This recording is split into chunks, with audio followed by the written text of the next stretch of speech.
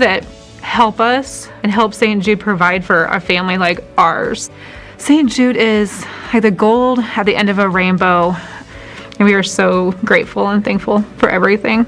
Finding cures, saving children. Learn more at stjude.org. It's pouring rain. It's real dark outside. Your heart starts beating really, really fast. You've never done anything so hard in your life. This is boot camp. This is the real thing now. It's such extreme pain, you don't understand how you can finish. I began to feel that there was no way I was ever going to have my title, U.S. Marine. It takes special inner strength, courage, and desire to do this. I was just thinking, I'm so close, I'm so close.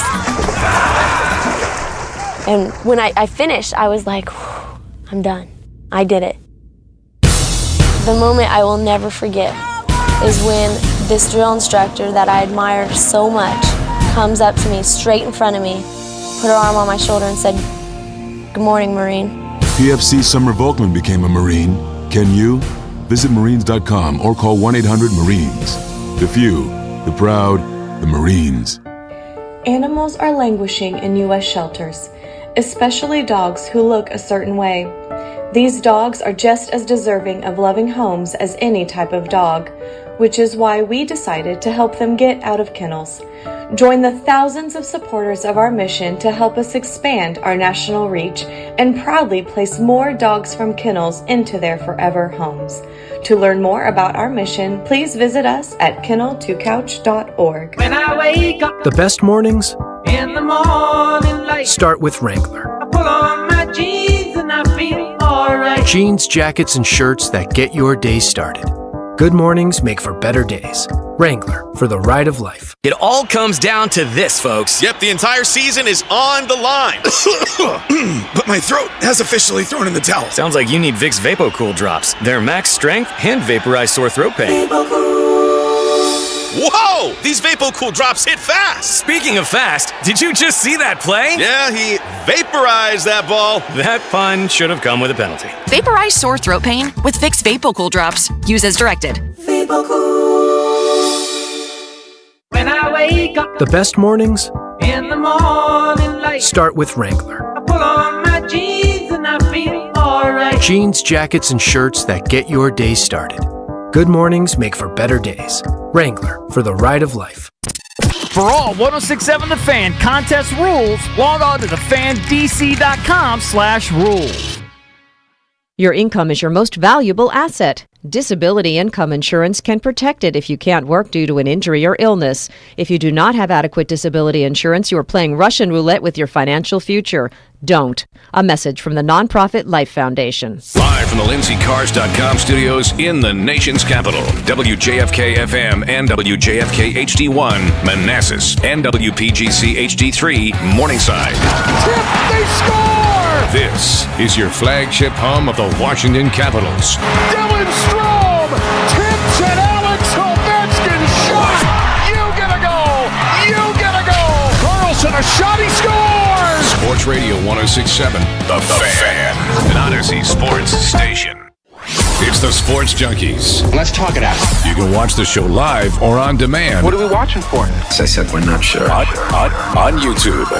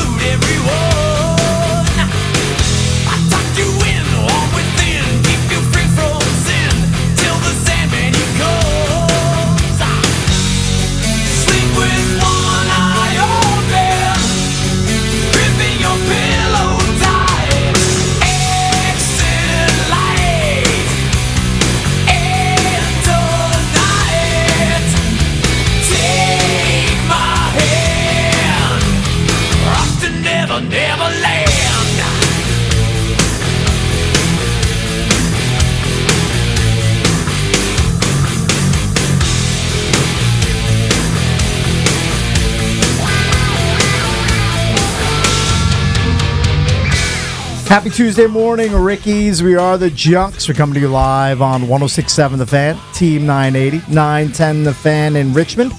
You can watch us on the Monumental Sports Network, celebrating 30 years of the Junkies, brought to you by Main Street Bank. Cheer local, bank local.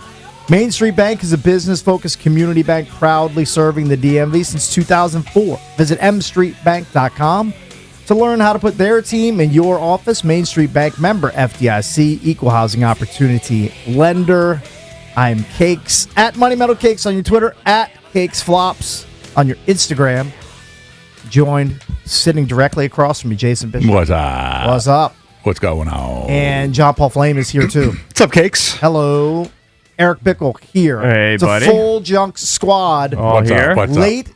I guess this is late in February. Yeah, This is only 28 days for 17 days in. Yeah. Late February. I was surprised. I was traveling, but I wasn't really traveling. I traveled 9 miles down the road, and I That's stayed not bad. in the Marriott there at the convention center. And I got home, and a lot of my neighbors have no snow. Yeah. Or not, I shouldn't say no snow. A lot less snow in their front yard, but because we get very, very little sunlight, I still have quite a bit of snow. Yes. It is disappearing, though. But it is slowly but surely going away. Right. Yep. I was happy to finally clear out the entrance to my house because that was what I neglected to the front door. I had done the driveway, but the little walkway, the flagstone walkway to the entrance was ice. Mm-hmm. Yeah, and I finally broke through. I still have ice, like to take out my trash on the side of the house where we leave our trash cans. JP just perilous. Keeping himself open for a lawsuit. Amazon drivers are coming up that walk every single day. Yeah. Mail carriers. Thankfully, not every day, Cakes, but far too often. But they're coming up there. They were actually just leaving it by the garage. Oh, it's smart. It'll be gone by end of this week, I think. I hope so. Mostly. I hope so. Because we're gonna get 60 a couple days this week. Nice. I know. My buddy actually aggressively last week put a tea time in for Wednesday. What's the course look like? That is. Well, it's covered in snow. But he's just hoping. He's just hoping it's going to be gone. Yeah. I mean, that is aggressive. It's I'm not impressed. going to happen, but you try. Jason, did you shave last night? This is about the best shave I've seen of you. Did you go to the grooming lounge yesterday? No. I went to my the grooming. Yeah, my grooming lounge in my bathroom. This morning or no? Yesterday, I took a shower and shaved it up. Yeah, needed it. I don't even know. What do you normally do? In terms of what? Like, I don't even know your facial hair. It doesn't register with me. I mean, what do you... He's probably a twice-a-week guy, I would guess. Probably twice a week. So sometimes you just have a little stubble. Yeah, I don't like to put just too looks much. super clean. I can't do cakes. It might be, he had a 4-day weekend. We had a 3-day weekend. Yeah. He had a 4-day weekend. He looks refreshed. Right, sure, well, why wouldn't you? I didn't shave at all on the 4-day weekend. Besides so maybe that's why you did it. Because like when I needed it. When he came in and all of a sudden he had decided to grow, which I think he's out on, that was jarring because we don't see JP like that, all unkempt. It doesn't register with me. Because I usually don't let it grow too much. It's probably not that prominent. No. Yeah. I just don't like it when I couldn't get it to that level because it just itches too much for me. I feel like I'm a real outlier. I'm the only person I think you are. of the four of us and behind the glass that has any sort of facial hair. I couldn't. I took it to 2 weeks. I'm the guy. I think I've never gone beyond 2 weeks. 2 weeks, I actually was getting a decent amount of compliments. Nobody ever compliments me, but some people would see me and go, "Oh, you're growing a beard. Looks good." I wouldn't have complimented you. I didn't say that you did. Yeah. Just saying randos. That didn't last. See at the beard. Yours didn't last too long. It was 2 weeks. Yeah, I'm It's just an saying. It wasn't that long. I just took it to 2 weeks. Yeah. Well, but I don't think I have the good stubble. Some people have really the stubble's all next to each other, and then other people have and I think Cakes has kind of that. It's kind of more like a long hair. Mm-hmm. Yeah, mine works. So I don't think I've told you this. Maybe I did. Did I tell you that my father-in-law was drinking this water that was alkalinized or whatever by sitting on a magnet? Water. Did I tell you guys this? No. And of course you haven't told us Never this. heard that. Okay. Well, he had a friend who's into these different kinds of things you can do.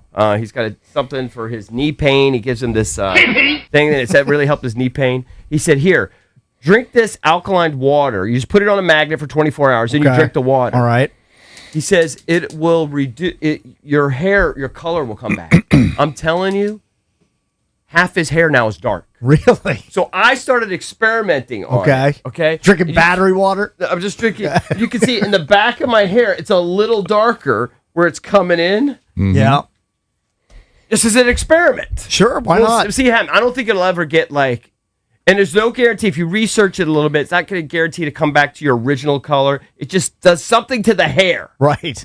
And so I've been drinking it since Christmas. Every morning I have a little glass of this alkalinized water that I just keep on a magnet. Okay. And I'm just doing an experiment on myself. And you can see, we've taken pictures before and after. Okay. And you can see my hair is coming in darker in the back. All right. Here's what I have a little problem with. Now, I talked to my barber about it. He says, why don't you just color it? I go, that's a great question. Yeah. Here's what I have a little problem with. For years, when I've lamented my gray hair, you have chastised me. Correct. And now you're going the other direction saying you want your dark hair back. Seems a little hypocritical. Well, yeah.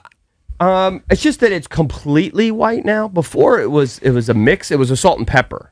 So it's at the completely white part, it's a little tilty. That's my favorite, all salt. I didn't mind. How many times have you said, girls don't care? What do you care about your hair, JP? True. I maintain that. Now you're doing... No, I maintain that women think... I maintain that. Do you find a little problem with it, Jason? I usually don't listen to what he says about hair color. Well, you're not allowed to... Hold on, I'm not allowed to have different opinions at different times. You can change. First of all, you can change your opinion. First of all, I don't change that opinion. And you take a poll. Women find gray hair attractive. I didn't mind my gray hair when it was salt and pepper, but when it's 100% white, it's a little tilt. It just makes you feel that much older. Okay. All I'm saying is you've made fun of me for caring about gray hair. The poll of the day? Maybe that's the poll of the day. Get it out there. Is gray hair attractive? Yay or nay? Well, it's it's very gotta easy. be- We're gonna, you know what? We're gonna do that. No, do it only for women though. For women, I can't have guys. How can we keep the animal guys from voting? JP brings up a good point about dyeing it, though. What's your aversion? I'm not to really into dyeing. You would rather the hair turn naturally than dye it. Yeah. I'm not into dyeing. I don't think you'll ever see a world where I dye it.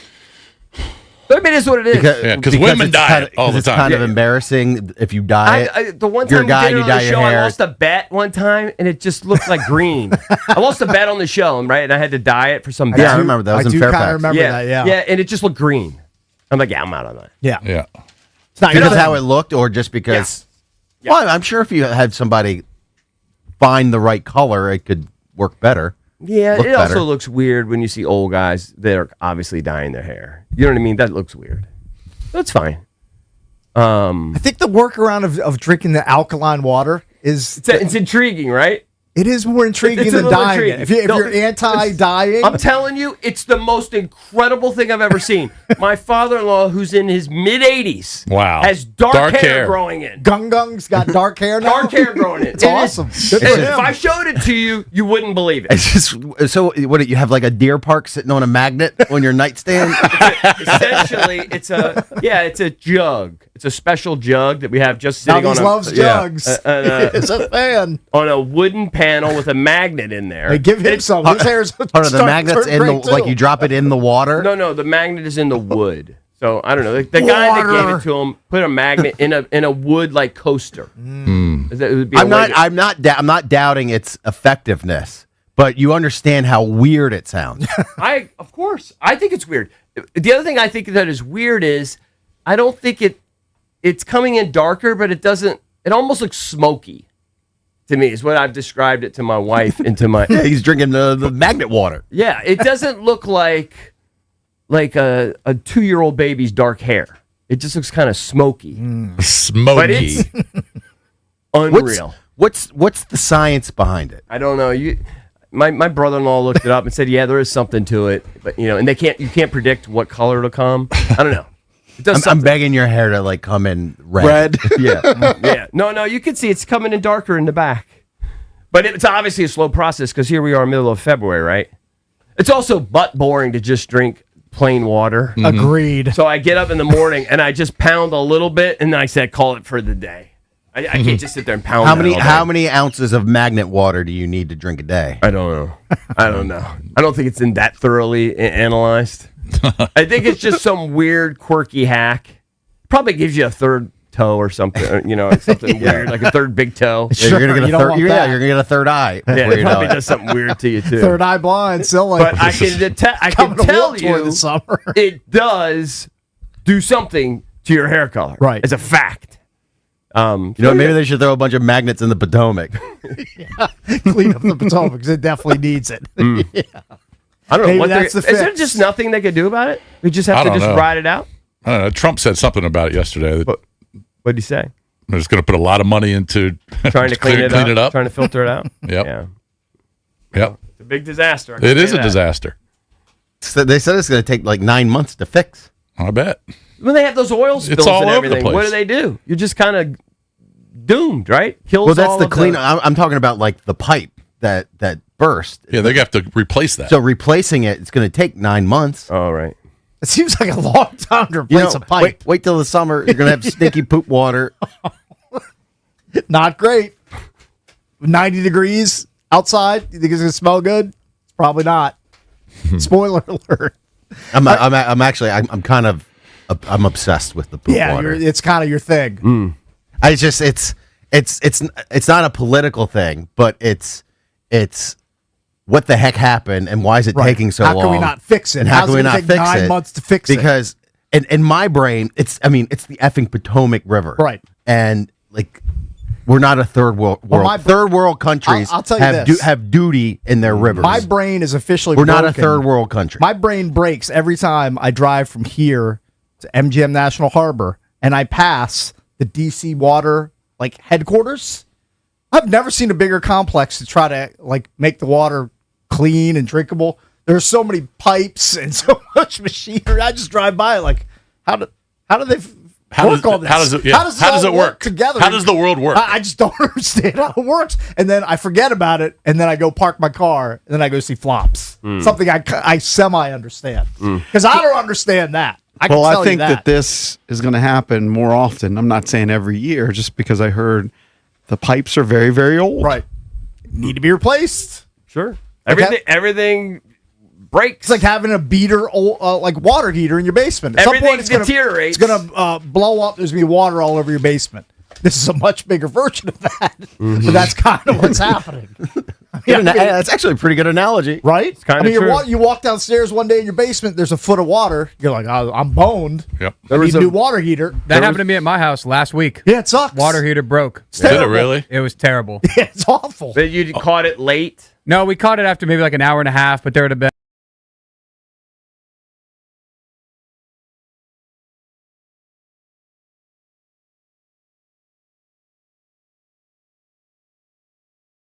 Right. Yeah.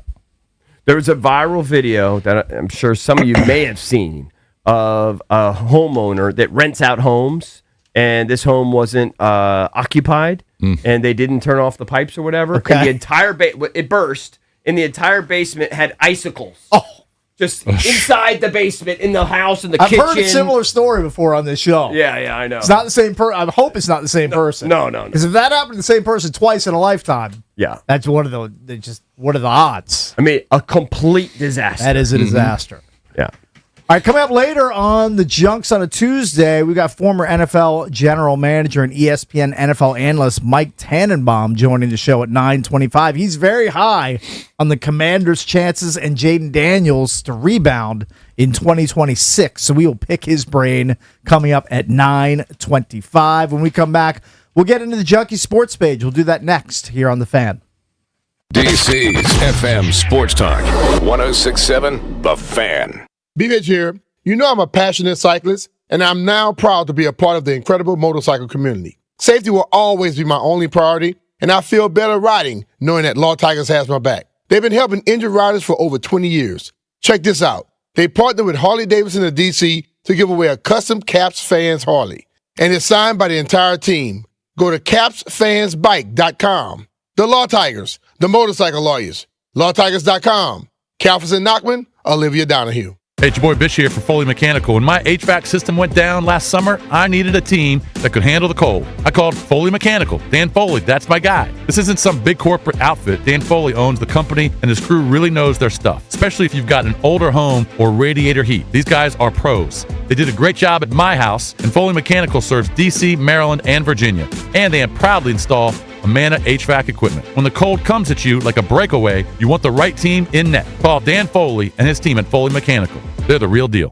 You want to feel important. You want to be a part of something bigger, something that matters and can help change things. You want to feel like you belong. We know. We felt that way too. And that's why we did something about it. We aren't just Army National Guard soldiers. We are normal people just like you. And together, we can make a difference. Take on your legacy. Visit NationalGuard.com to find out more. Sponsored by the D.C. Army National Guard. Aired by the Maryland, D.C., Delaware Broadcasters Association and this station. Hey, what's up? It's Danny Rouillet from my guys over at Ted Burtford. Oh, now is such a great time to go see President's Day deals. Not just on President's Day, all month long. How about a 2026 Explorer from Ted Burtford? $6,500 off, plus now no payments for 90 days. Or how about $7,500 off a new in-demand 2025 Ford Bronco? Or how about $6,000 off the Bronco Sport? Both Outer Banks editions, and both with no payments for 90 days. Freedom to roam, price to move. Go see my guys at Ted Ford and tell them Danny sent you. Hey, it's Cliff Kingsbury. Look, my life on the field is nonstop. Game prep, film study, long days. So when I want to shut the world out for a bit, I head to Hammer and Nails. From the grooming services to include men's, manis, petties, it's luxury from the moment you walk in. They hand you a drink, you slip on noise-canceling headphones, and everything slows down. I'm not thinking plays, I'm just relaxing. If you're a guy who needs a real reset, trust me, Hammer and Nails is it. Treat yourself. You'll thank me later. Hey, what's up? It's Danny Rouillet here for my friends and trusted realtors, Debbie, Sarah, and Reynolds of Power Home Team with Keller Williams. If you're planning to sell your home, I personally recommend you work with the best. They sold my place. Call the Reynolds of Power Home Team. For over 35 years, Debbie and Sarah have been helping thousands of families sell and buy homes in our area. If you want to maximize the sale of your home, here's why you need to call Debbie and Sarah Reynolds. They already have the buyers. Over 16,300 buyers in waiting. These buyers are screened and looking to buy right now. As a result, they sell their homes 3 times faster and net their sellers 4.27% more money on average. It's over $30,000 more dollars right in your pocket. It's the difference between settling and selling smart. They simply get results. And the best part, if your home doesn't sell, Debbie and Sarah will buy it at a price agreeable to you. Guaranteed in writing. Call now at 844-654-SOLD. That's 844-654-SOLD. Or visit DebbieHasTheBuyers.com. That's DebbieHasTheBuyers.com. This isn't just a game, it's a once-in-a-generation event. The Harlem Globetrotters 100-year tour. Be there at Capital One Arena on March 7th. Go to HarlemGlobetrotters.com for your tickets to the 100-year tour. My name is Whitney Allen, and I'm a widow. My husband, Ryan, died. We never thought we'd ever have to use life insurance, but the unexpected happened. With Ethos, signing up was fast and 100% online. You can get a quote in seconds, apply in minutes, and get same-day coverage. No medical exams, and you can get up to $3 million worth of coverage. I'm grateful we were prepared. Get your free quote at ethos.com/radio. That's ethos.com/radio. Paid spokesperson. Time spent on application may vary. Online health questions required. Honey, that flu keeping you up? Did you take NyQuil Intense Flu? Nah, I got this. Okay, I don't got this. Yeah, you need NyQuil Intense Flu. Undo your flu with NyQuil Intense Flu. NyQuil Intense Flu provides powerful relief of your flu symptoms so you can sleep. You do got this. NyQuil Intense Flu. The nighttime sniffling, aching fever. Best sleep with the flu medicine. Use as directed. Keep out of reach of children. Think switching to T-Mobile's a whole complicated thing? Nah, it's easy. You can do it almost anywhere in just 15 minutes. Even poolside like Drewski, you can switch to T-Mobile and unlock savings that are built to last. With T-Mobile's Better Value Plan, you can save over $1,000 a year versus Verizon and AT&T. Save on streaming, satellite, and more benefits that they leave out. Now I get all the VIP perks. Start saving from day one, and for a limited time, get T-Mobile's Better Value Plan. I know you love deals. Plus, switch right now, and we'll even pay off your old phone up to $800. What do you think of all that, Drewski? Stay chillin', just switching. It's better over here. Check the math at T-Mobile.com/better value. Savings versus comparable plans at AT&T and Verizon, plus the cost of optional benefits. Plan features and taxes and fees vary. With 3+ lines of Better Value Plan. 3+ new lines and 2 eligible ports, or 3+ lines and 5+ years on T-Mobile postpaid plan required. Qualifying credit required. Check out in 15 minutes or less per line. Get up to $800 per line via virtual prepaid card. Typically takes 15 days after rebate submission. Qualifying unlocked device credit service ported 90+ days with device and eligible carrier, and timely redemption required. No cash access and card expires in 6 months. Card issued by Sunrise Banks N.A. member FDIC. Partly cloudy, temperature in the mid-30s. Weather brought to you by Staples. Staples has hot deals and low prices on everything for your your business, like up to $125 off your print order. Ends 4/18. Exclusions apply. Visit staples.com/print for details. After a magical 2024 season turned into a nightmare 2025. Jaden Daniels is going to be shut down. The future of the Adam Peters and Dan Quinn regime comes down to the moves they make this offseason. From free agency to the NFL draft. Washington Commanders. This is your station for breaking Commanders news, expert analysis, and debate. Every move. Rework this deal. I think it's going to be tough. Every day. I'm definitely excited about We it. are football. Sports Radio 1067 The Fan.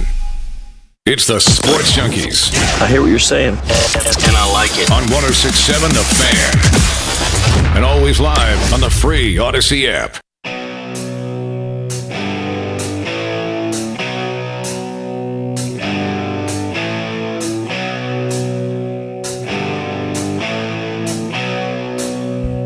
Time to get into the Junkie Sports page, catch up on what happened over the weekend, the long weekend. Brought to you by Open Road Distilling. Elevate your home bar with Open Road Distilling. Spirits locally crafted right over there in Reston, Virginia. You can find Eagle Eye Rye, Maple Old Fashioned, Independence Bourbon, all available at ABC stores in Northern Virginia. Of course, if you head over there, make sure you mention that the Junks referred you. Cakes, quit doing your bit. What's that? Anytime he did the read, he used to do this. Hands. Oh yeah, I've given up that. I've given up that ghost. I just figure that the only way I'm going to get said bottles is by heading out there. to. Yeah, I got an ABC store. Yeah, yeah. That's the move. Yeah, he wants you to go out there. At some point, you just stop trying. Open JP. invitation. Understood. All right, so a lot went on over the weekend. What was prominent in your viewing over the weekend? I didn't watch much of the All-Star games or the dunk contest. I watched a little bit of the dunk contest, a little bit of the three-point contest, but I didn't watch much of the games. I was more into the golf over the weekend and the Olympics. I think the All-Star game was the least I've ever watched, Really? which is because I didn't really watch any of it other than highlights. I mean, Yeah. And the highlights of the dunk Well, it's contest just- were embarrassing. All I saw was They're empty bad. arena for the Rising Stars. Yeah. That's all they kept highlighting. And then the worst dunks I've ever seen. I just saw one guy dunking and then TikTok dancing afterwards, and I said, You're right. I've been out. Now I'm Is that the officially kid? out. Is that the kid who From won the it? Heat? I don't know. Yeah, If Heat. Johnson. Yeah, he won. I didn't know who he was. They can't Because he I just saw actually him doing bad dunks and then he finished strutting- the dunk. then strutting around, and I was like, "This is terrible." I saw one guy on the I floor. grew up watching sillies in the dunk contest. I grew up watching legends in the dunk contest. Was that one was guy that on the- Jason Richardson's son? That Yeah, was in the contest? Jason- That's how Jace old we are. Richardson. Because Jason Richardson was a good dunker. Yeah. His son, I believe, smacked into the backboard and was lying flat on his back. Yeah, his head bounced off the hardwood. Like horrible. I grew up His watching tailbone Legends hit. dunk. Look. I grew up watching Spud Webb dunk. Right. I grew up watching Jordan dunk. We know we grew up same time. I grew up at the tail end of my interest in the dunk contest. I saw Vince Carter. I saw the greatest dunker of all time. And now I'm subjected to TikTok dancery. And I just can't. I can't do it. We Sorry, saw I just Jordan can't. against Dominique Wilkins. I know. Right. We experienced the pinnacle. We were there for the height of it. But I can't get into the All-Star game either because there's 3 games and then the There's championship. 3 teams, a round robin. It's round robin, Team Stars against Team Stripes, the world versus Team Stripes, Right. the Stars versus the world. I mean, it's just freaking confusing. Most people said that it was far better than the All-Star games of the past, and they credited Victor Wembanyama. Oh, yeah? That Wembanyama played hard, and they made it a competitive game. Well, the championship game wasn't competitive. I was going to say, didn't Luka and Jokic, they didn't play like the last round robin or whatever? Correct. Right. They completely didn't play. Well, a bunch of guys. There was other guys who didn't play. Steph Curry didn't play. There was a bunch of guys who didn't play, or they only played 5 minutes. I like that they tried something. Supposedly they played harder. My question would be, right now the world has enough really good players. What if they didn't have enough players, or the Americans didn't have enough players? I don't mind the format, and apparently, if you see more effort, that's good. Because I happened to see a clip of maybe it was the 1986 All-Star game, and it looked like a regular basketball game. Maybe slightly less intense, but it generally looked like a regular game. No, it's gone the way of the dodo bird. Can't do it. So I think this one looked more like a regular game.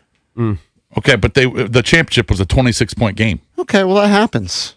It was, one team gets hot. That's one boring. One team misses. Yeah, I mean Curry didn't play. He had an illness. What happened? Curry said before the All-Star game he wasn't going to participate. He wasn't going to play. All right. Well, anyway, I didn't watch much of it. If you tell me it was competitive, I'll go with you.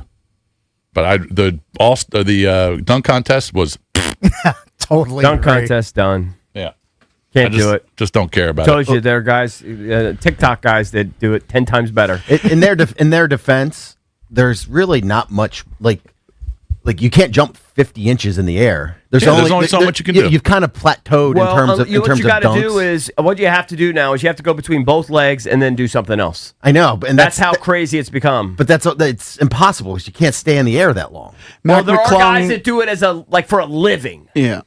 And those guys do figure out new things. You saw what McClung was going to do. Yeah, McClung, who won 2 of these. But these guys that are regular, just ballers, they can't he's keep videoed up. them. Yeah.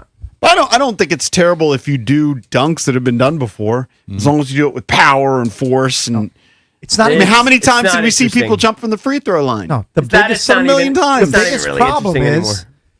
there are nobodies in the dunk contest. That's That is the the big biggest problem. problem. Yeah. Adam Silver has to force the superstars to get back into the mix. I don't know how because he's the gonna do superstars it. don't have it. Yeah. The superstars will do the same dumb the dunks. dunks are going to look. Yeah, the They're superstars smart. are going to look lame. Okay. The superstars are smart. That's why they have to not have it, Cakes. It's over. Well, I agree with that. They're afraid. LeBron's the one who broke it.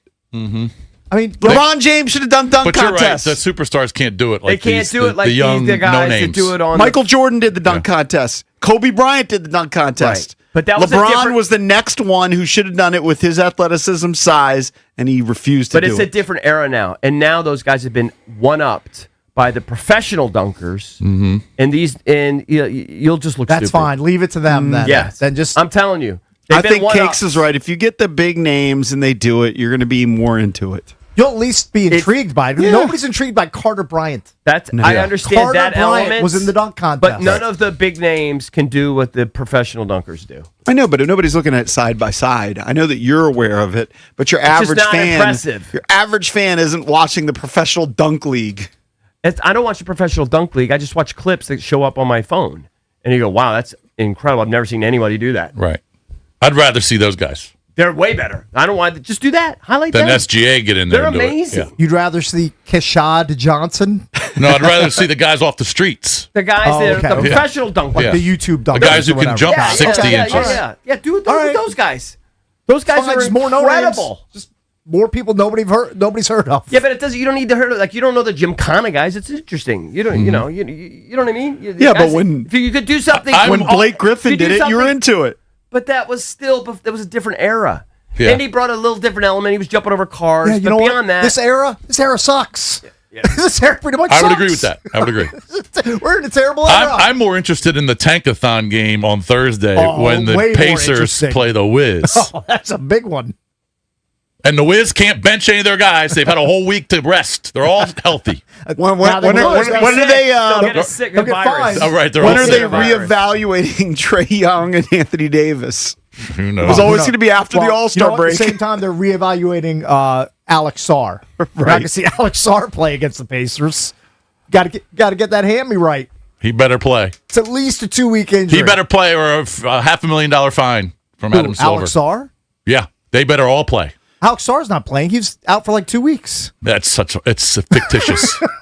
It is a joke. It's such a He lie. was listed out for 2 weeks. Like That's fine. It's a less lie. than a week ago. It's a lie. Hey, I know. okay. Okay, if he probably won't play. It's still a lie. How bitter would you be? I know this isn't going to We're happen. living a lie, and I'm cool with it. Yeah. How okay. bitter would you be? And I know this isn't going to happen, but Yeah. they've at least tossed it out there as a possibility. Yes. Adam Silver, addressing tanking, said they might just do away with the draft. What if that happened I would be this shocked. year? This can't happen this year.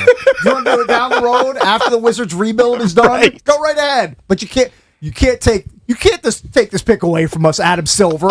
I won't allow it. I will not allow this to happen. I don't know how I'm going to stop him, but I will not allow it. Ben's going to be my lieutenant. You'll be my right-hand man. All right, a couple things with the Olympics. Got men's hockey going on right now. It's just the quarterfinals. So Can we just get to Canada and U.S. already? Yeah. Can we get to the inevitable Hey, props to collision Tom course? Wilson. He had the Gordie Howe hat Yeah, he trick. beat some Yeah. Frenchman's ass who was And then they- agitating him. then That's they a banned goal him. and assist in a fight. They banned the French dude. He's out. Yeah, good. Back back to Paris with you, my friend. Because they don't fight in the Olympics. You take your beat down and go back But Tom home. Wilson was so Okay? Willie was so pissed at what the Frenchman did to his teammate. He had to fight him. So I give it up. Tom Wilson. I give it up to Willie for that. So that's men's hockey on the female but side? see, here's the rule in men's hockey. If you fight, you're ejected. So you can't fight and just go to the box like in NHL. If you fight, you're out. You're out of the game. And on the female side, I heard this morning, and I know the U.S. dominates. Why do they even have it? They've outscored teams 31-1. Right. They killed Sweden yesterday. 31-1. I mean, how does Sweden have a nubs? Because they female don't hockey play team? over there. Women's sports is not as big in It's other not. countries. It's not. I mean, some of those girls are college players that play here, but they're not on the level of the Americans. But you're right. It's going to be the Americans against Canada in women's hockey. That's set. And then the men's hockey, we have to see how these other quarterfinal matches roll out, and then they reseed. So, but it's probably going to be the Americans against Canada again. And that's must-watch. That is must-watch. That is must-watch hockey. I don't need to see the U.S. just pummel Germany. By the way, our and teams boy like Troy that. Podmilsack, who is in the Big Air Finals, that's today at 1:30 our time. So he's qualified for the finals. Yep, he's one of 12 qualifiers. How did he do? He did all right. He was just putting regular So he jumps out there did just the to minimum. qualify. Did the minimum. He's saving his good stuff. He's got to. I mean, now it's for real. I've watched. This is embarrassing because I feel like I should watch more as an American. I've only watched Lindsey Vonn crash. That's all you watch? That's Yeah. all I've seen. And I would like to watch a little more. I did see that the quad god had a tough time. I feel bad. Yeah. I think that sport's impossible. Pressure got to him. I feel bad for them. We have the margin of error of 0. I know. So I feel bad for the quad god. And you could see it. I mean, I feel bad. I feel terrible. I feel horrible for him. I mean, this is your one. At least he won a gold in the team competition, but he was did? the over. Oh, that's good. Now these wants to call it the quad fraud. Quad Well, fraud. I mean, I feel he was bad. attacking the guy. I was sitting. He didn't land one quad. He fell twice. Trying the quad. Yeah. I was sitting down at a swim meet just by myself, and somebody must have been a listener because this wife, and she was right next to her husband. They obviously were listening. She just randomly goes, "Hey, do you know the rules of curling?" I was like, "I do not." I did see the clips of the guy cheating. The guy with the pinky or the index finger. What it. team was that? Canada. I think it was Canada. That was Canada. And he was adamant. He was dropping F-bombs and everything that he didn't. It was clearly like, dude, you busted. Yeah. Apparently he's a known cheater. Yeah. Wow. And from what I've learned, curling is it's kind of like golf. It's a gentleman's Etiquette, game. yeah. There's no referee where you're calling your own fouls, your own So penalties. they can't go to the replay and Well, they cross had them? so since he's a known cheater throughout the community, they've had video set up past that line where you're not supposed to touch it and everything. Right, but there's no official that can come in and penalize him? No. Wow. I just can't take a sport seriously that they're using brooms. I mean, come on. Yeah. Right. And both sides can use the broom on the same. Yeah, I mean, it actually looks like whatever you call it, the roll. Looks what like do you call it, it the looks like a push? drinking game. I mean, it's what it looks like on TV. It looks like shuffleboard. It's hard to call it a sport, but I wouldn't mind trying it. I wouldn't mind trying it, but I'm definitely gonna have a beer in hand while I'm doing it, not taking it that seriously. Yeah, like darts. Yeah. Like darts. So the medal tracker, Norway leads overall over Italy by 5. The United States is third with 19. So we have 9 less than Norway. We've got 6 golds. We won gold and bronze in the women's bobsled yesterday. The woman who won the gold, Myers-Taylor, Alana Myers-Taylor, I think her name's 41 years old. Her first Olympic gold. Which is pretty incredible because you got to get that start. Yeah, she's been in the Olympics forever. So they do 1-man bobsled. Do they do 2-man bobsled? Yeah, they do. I think they do 2. They do 4. Solo, right? I think I They can do only, solo I think I bobsled. can only do solo. And then They're too close to the quarter. I was telling Isabella, I was like, yeah, that's kind of like sledding. I was like, but they also have skeleton and they have luge. Yes. They basically have 3 versions of sledding. They got all kinds of. I actually have to say that I do find that intriguing. I haven't Well, watched luge any and of it. skeleton look butt dangerous. Like you could definitely die You're going doing that. really fast. What's Yeah. the tandem one? I'm intrigued by the tandem one. Is it tandem luge? I don't know. Yeah, they got tandem luge. Are they like on top of each Yeah, other? they're laying on top of each other. I'm too phobic for that one. I probably wouldn't. I be will comfortable say with I that got one. into the women's, I think they call it the short track speed skating, because the 2 girls who won the gold and silver, the Dutch girls, smoke shows. Yeah, that's what I told you. One of them is smoke one of the shows. Paul's fiancés. I think Jake Paul's she's fiance. a smoky smoke. That's what she is. She's absurd. She's like a 9-alarm fire smoke. What else we got? Oh, so in And golf. I saw in the little speed skating thing. Mm-hmm. Now, I glanced at it. Yeah. However, I believe there was one guy, I think 4 people skate against each other in a heat. Okay. And there was one guy who was supposed to be nubs, Mm-hmm. slow. But the other 3 just crashed in front of him. He just laid back, let him crash, Nice. and he won. Oh, wow. It's a war I of didn't see that. attrition. All right, so golf was pretty big this past weekend. You had the Pebble Beach Pro-Am, which is a signature event. There was no cut, huge purse. Colin Morikawa wins it, $3.6 million. Millie. You got another signature event this week, the Genesis out in L.A. I assume that's a no cut as well. But and then Anthony Kim wins the live event in Australia. Huge. Did you see the crowds? The crowds were going nuts. The crowds were pretty crazy. Of course, I didn't watch it. I saw the crowds on my phone on Twitter. But yeah, I mean that's it's got to be the biggest moment. I didn't watch any of it. I just saw the highlights. But that's a big deal that Anthony Kim wins the live event with that field, with the the Brysons and the John Rahms in that field. That's a huge story. I mean, I obviously don't follow the Anthony Kim news as closely as you golf nerds do. But was the fact that incredible. he was basically like drug addled and addicted and near death at like he was doing drugs between holes at Augusta at one point, and for him to come back and win a tournament. He went 12 years. years. Crazy. Just think about it. I know people don't care. Just do the human interest part. We care. He did 12 years without picking up a club. Right. Try to do that in any professional sport. Mm-hmm. Throw in the drug issues that he had for dating back 15, 16 years. Mm-hmm. And then Liv thought, oh, you know what? He's intriguing, just out of rehab. Mm-hmm. We'll throw him in the mix. Yeah. And it'll bring all these viewers. And nobody really cared. They watched the first round. He finished dead freaking last for pretty much every time. Right. Got relegated. Still was grinding though, showing some signs.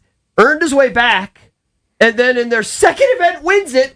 And he outdueled Bryson and John Rahm. It's incredible. He was down 5 shots. It just so happened I was up late because I was at this tournament thing and I couldn't sleep. I watched it till 2 a.m.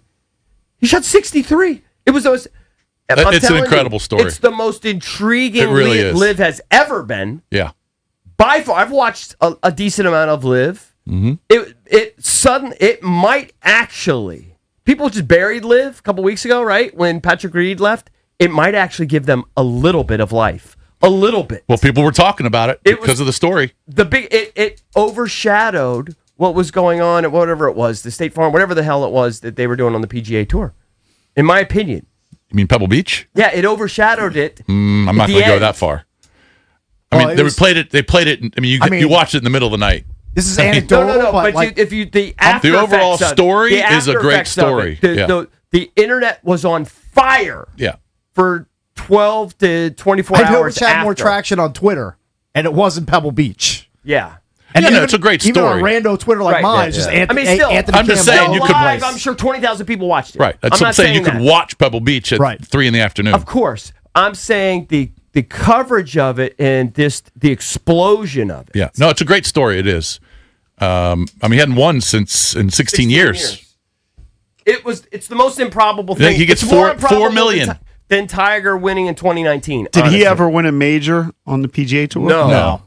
No, but he was super hyped up. He's been on the Ryder Cup. He was number 6 in the world at one point. Yeah. And remember, he was a prodigy. He was supposed to be the next guy. He's I one of remember the, him being hyped up. He's one of the golfers that has like aura to them, kind of like Spieth does, kind of like Tiger does. Isn't just like a robot. He was also golfer. known for his swagger. Yeah.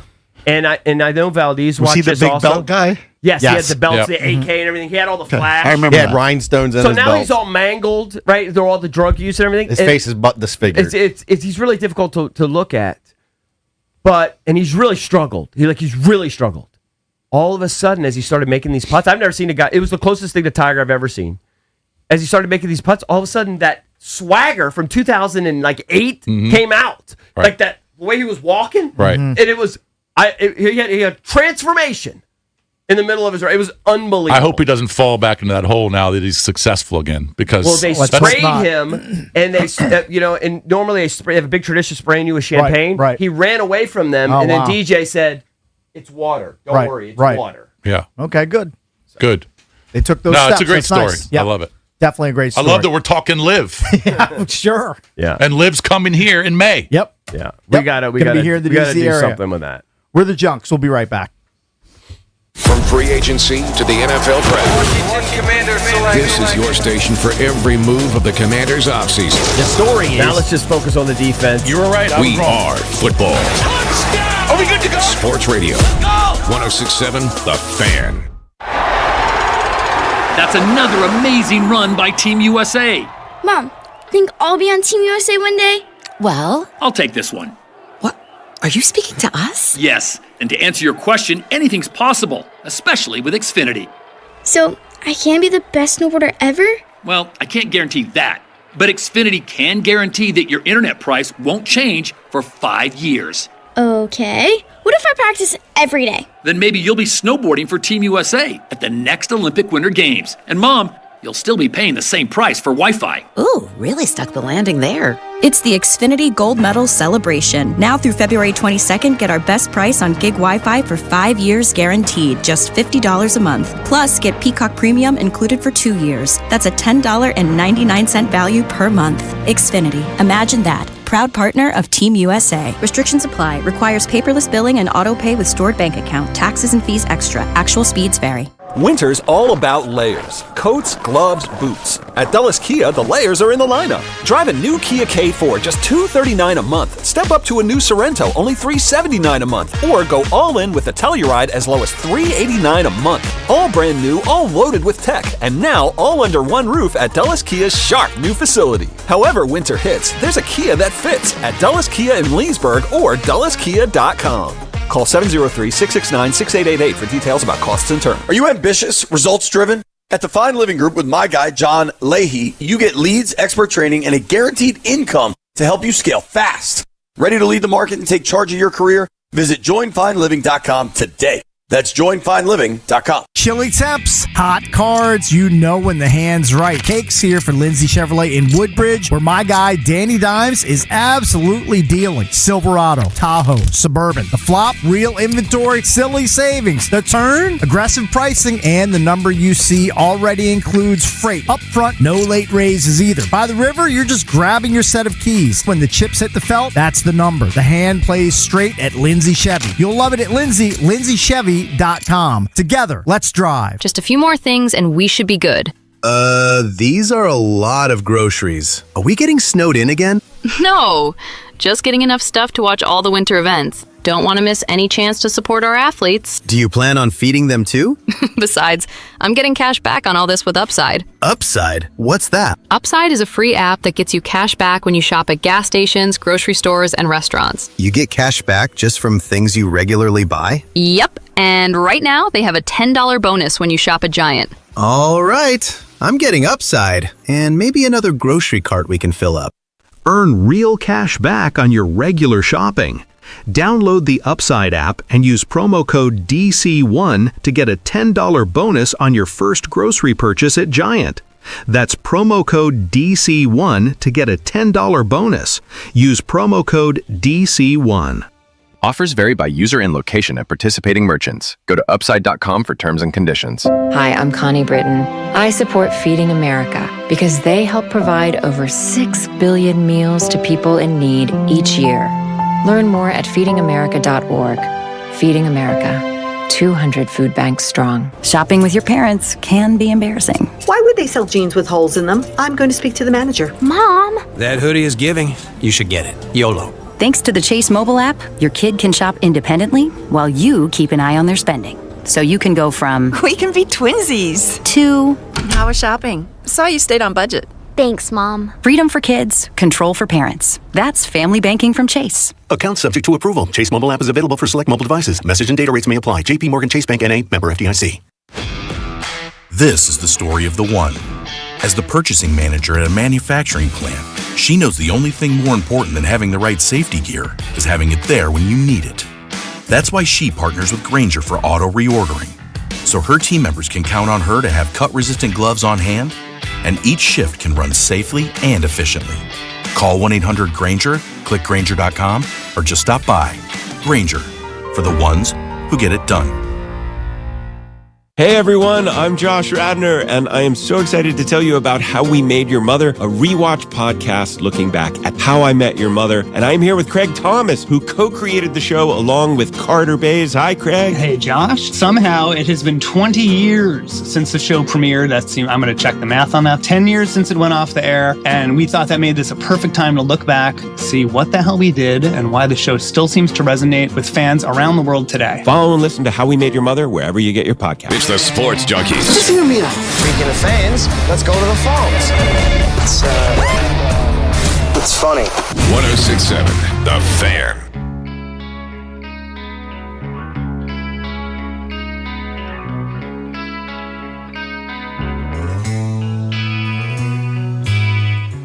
Coming up at 7, we will hit the Skins, touch on a tragic story that hit the Redskins/Commanders community over the weekend. So we'll do that at 7. Yeah. But we've got a high-profile voice chiming in that aliens are real. Pretty high-profile voice claiming I believe him. Aliens exist. I am with him. It's common sense. Do we have the audio? Because what I'd say is we do have the audio. It's a 10-second little okay thing where basically saying we don't know. Well, here's former President Barack Obama talking about aliens being real. Are aliens real?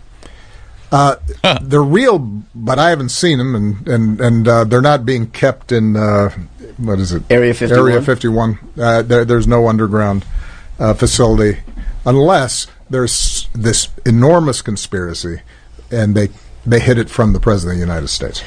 What was the first question you wanted answered when you became president? Where are the aliens? Where are the aliens? Do we I think he was joking around. Do we have a Junks listener who has access to Area 51? Because I would like to go. Do we have? I told you that sort of pull. I told you that a couple years ago. It was at a Virginia Tech tailgate for a football game, and there were some alums that worked at. Well, there was one guy in particular that worked at Area 51. Okay. And I pretty much straight up asked him. Right. And he said, I can't talk about it. He says, but the people who believe there's nothing else out there are wrong. That's basically what he said. Right. Well, the movie Age Disclosure, which I didn't see, supposedly has a lot of video, which, we've seen clips, which is just unexplained phenomenon. I'm not even talking about video of things that we've seen, the scientists have seen. Just use your head. The universe never ends. There are probably millions of solar systems. Millions. There's no way we are the only one that has life. I tend to agree with you. There's no chance. There's zero chance. You know what? We're a united front on this. Yeah. All right, we grew up watching Super Friends. There are a billion other suns out there. Right, Super Friends, is it the League of Justice? Yes. Yep. Hall of Justice, League of Justice. It's one of those I can't remember exactly what it was, but that was Superman and all the superheroes. Aquaman. But then for a while there was like Bizarro. Right? Yes, you're correct. It was like the Bizarro Bizarro world. Do you think in one of these other planets or universes there's a junkies out there? Bizarro Could be. Junks? Bizarro junkies. No. It's another morning This show? is where I'll disagree. I think there might be a bug, or there might be. I disagree. There might be some sort of single-celled organism. There's not silly, intelligent life. I believe. But how do you explain all of the? I mean, you could just say military. But how do you explain all of the military who have seen unexplained phenomenon where it's not like a flying saucer, but they see something and then all of a sudden it defies the law of physics the way it moves. I don't have the answers. I don't know. I think that's really what they're addressing is that there's been many incidents. There are advances that we don't know about. Many incidents over time where people just can't explain the phenomenon. Right, but I think some of those, and sometimes you have it on video, like you say, the military exercises are things that we just don't have. I mean, I've seen E.T. We don't have knowledge about. E.T. came crashing to Earth. He was surrounded by humans. He was the only alien. Until E.T. shows up at one of your houses and you actually got him on video, Well, and I'll I believe think that's going to be tough for that to happen. For me to open the door. I'm going to need. There's an alien from outer space. I'm going to need more than some grainy video of something happening weird. Yeah. You're not going to see it because it's too far away. Right. Whatever is out there could be millions of years away. What happened to that asteroid that was supposedly behind the sun, where somebody was positing it was an alien ship. Oh, because it wasn't a ship. It was slowing down as it was approaching. It was doing something different. I don't know. And there was some crazy professor who swore that it was some sort of alien aircraft. Well, he's probably wrong. But again, it doesn't take that out of the conversation. Things that we've seen. Just think about how big the universe is. It doesn't end. Why would we be the only planet in the universe with water, with life, with gases? I mean, it doesn't make sense. God. I don't know. God? All right, there's other gods out there. Right? Maybe. There's another Jesus Christ in another universe. Maybe. Okay, there you go. Maybe. I'm open to it. I'm with Obama on this. Yeah. And by But the I way, do think he's there's mostly no joking chance around. Obama is going to say, "Yeah, we saw this in 2009." I mean, come on. He was being. I think he was being He's a not- little bit just fun. He was having Yeah, fun with the guy. he was having there. fun. I wouldn't take but that too seriously. But the last thing he's going to say is that we've seen it. Do you remember how big the Cause a alien controversy. autopsy was? I don't know if it was Kinda. Geraldo. Yeah. Geraldo did a couple things back in the day during his prime when he did whose vault he supposedly Oh, did. was it Al Capone's vault? Al maybe? Capone's vault. I think that was such a dud. It was big Big nothing. giant dud. But Big they did an letdown. alien autopsy. That one was completely fake. I just Googled. I'm intrigued though by sci-fi. So Steven Spielberg's next movie, I believe, is called Disclosure Day. They Yes. ran the trailer. Probably gonna be a dud. He hadn't had you're a hit into in like that. 20 Might years. be. We went through. They all ran this the stuff. trailer He needs a big one. during the Super Bowl. I am intrigued by those movies, but could you imagine if? I mean, how many movies have there been like that? Independence Day. Oh, Thousands. hundreds, thousands. Yeah. If at some point there was confirmation, I mean, you're never going to get it it. would rock people's. You're not going to worlds. get confirmation. But the fact that anybody thinks that this solar system in a universe that is never ending is the only life is, I think you're just I'm wrong. just amazed that more asteroids don't hit Earth. And I'm guessing Right. a lot do, but they're small and don't cause a lot Right. of damage. Right. I mean, I just Googled asteroids slowing down towards Earth, just seeing what would come up. Apparently, there's a car-sized asteroid that's going to zip past Earth today at 12,000 miles per hour. What? How big? It's the size of a car. Oh, size of a car. Okay. Is it like your car, or because I wouldn't be too worried? It says it's 9.7 feet across. That sounds bigger than your But car. here's where my worry about it fades. It's approaching at a distance of 84,800 miles. Right. So that's categorized as zipping past Earth within 84,000 miles. Relatively close. It's Well, all as Jason relative. said, when you have a million. No, you know what I think is a close? universe. 500 feet. Let me know when the asteroid is zooming That you by can Earth see it. at 500 feet. Well, there have been videos of asteroids that zooming close by. of a You call. could see them. That's happened a bunch of times. I mean, there's a stadium-sized asteroid that's going to make its closest approach later this week. Now, it's going to be within 1.83 million miles of Earth. Mm-hmm. Now, We should be good to go. If a stadium-sized asteroid slammed into Earth, we're all done. It's So sayonara, 1.83 everybody. million miles. That's way further away than the moon. Yeah, the moon is. That's way further away than probably Mars. I used to know the exact distance of the moon. Is it like 93,000 miles, or is it further than that? 193,000?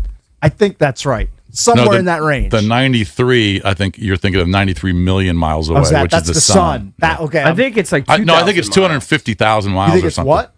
No, The 2,000? moon Is what? You said 2,000? 2,000 miles. No, Oh, my God. 2,000 miles. I have no idea. No, it's like 2,000 miles it's from Earth? 250,000 miles. Is it 250? It's about 250, I believe. Okay.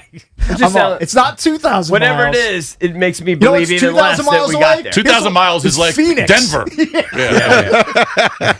There's no chance it's that Well, I close. mean, yeah. No, Actually, it's 200, maybe 300,000 miles away. Yeah, like I that. I'm be seeing off. a lunar distance of 238,000. Okay, that sounds right. I was off by There you go. about 200,000 miles or 180,000 miles. Yeah. I know it's more than 2,000 miles away, though. That I'm aware of. Well, it just convinces me even more. There's no chance we went there. It's $250,000. Oh, God, not with this again. I think you'll find out ultimately that I'm right. All right, can we stop talking about aliens and how far the moon is? Yes, we can do that. We're talking about Wemby. Let's talk some sports. All right, we will. When we come back, we will hit the Skins, give you the latest on the Commanders. We'll do that next here on The Fan. DC's FM Sports Talk 106.7 The Fan. This is an Odyssey Sports Minute. A new era of football has begun in Miami, except for this time they're going to play the game without any players.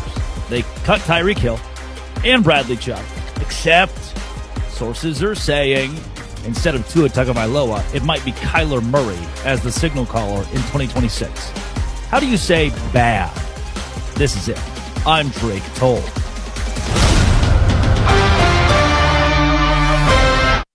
It's your boy Bish for Foley Mechanical. When my HVAC went out last summer, who did I call? Dan Foley at Foley Mechanical. Because it's not just some franchise or giant corp. Dan Foley owns the company. 100%, no private equity, no call center, no nonsense. Dan runs a tight ship, and it shows in the work they do. His team replaced my HVAC, my water heater, and my sump pump all in the same day.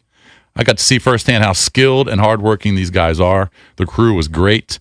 They know what they're doing. They actually care about doing it right. Foley Mechanical is full service, heating, air conditioning, hot water, boilers. They specialize in older homes with radiator heat. A lot of companies struggle with that. They serve D.C., Maryland, and Virginia, and they proudly install Amana HVAC equipment, which is top-notch. So if you want quality work from a company you can trust, call Foley Mechanical and ask for Dan Foley. Tell him that Bish referred you. Hey, what's up? It's Danny Rouillet. Celebrate red, white, and huge President's Day deals all month long at Ted Britt Ford. They're not giving speeches. They're chopping prices. How about $8,750 off a new 2025 F-150 from Ted Britt Ford, your F-150 HQ in Fairfax and Chantilly, plus no payments for 90 days. Or how about a ride just like mine? A new 2025 Mustang Mach-E, close to $12,000 off the MSRP and no payments for 90 days.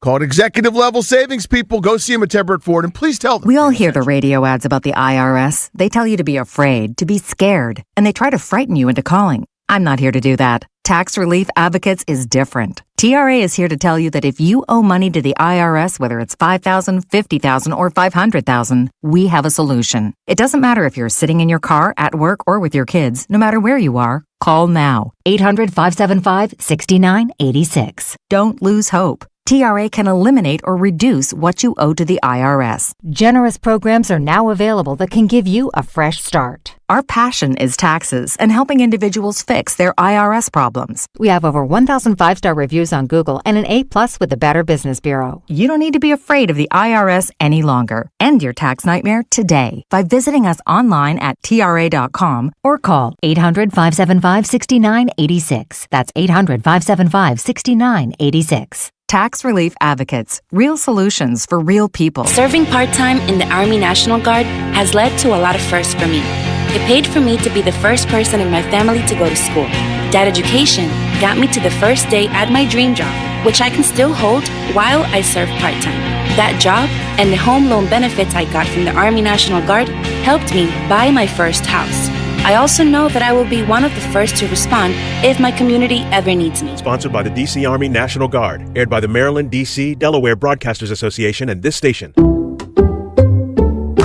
I checked Allstate first and saved hundreds on my car insurance. Really smart. Unfortunately, I didn't check if I took the gas hose out of my car's tank. Ooh, not smart.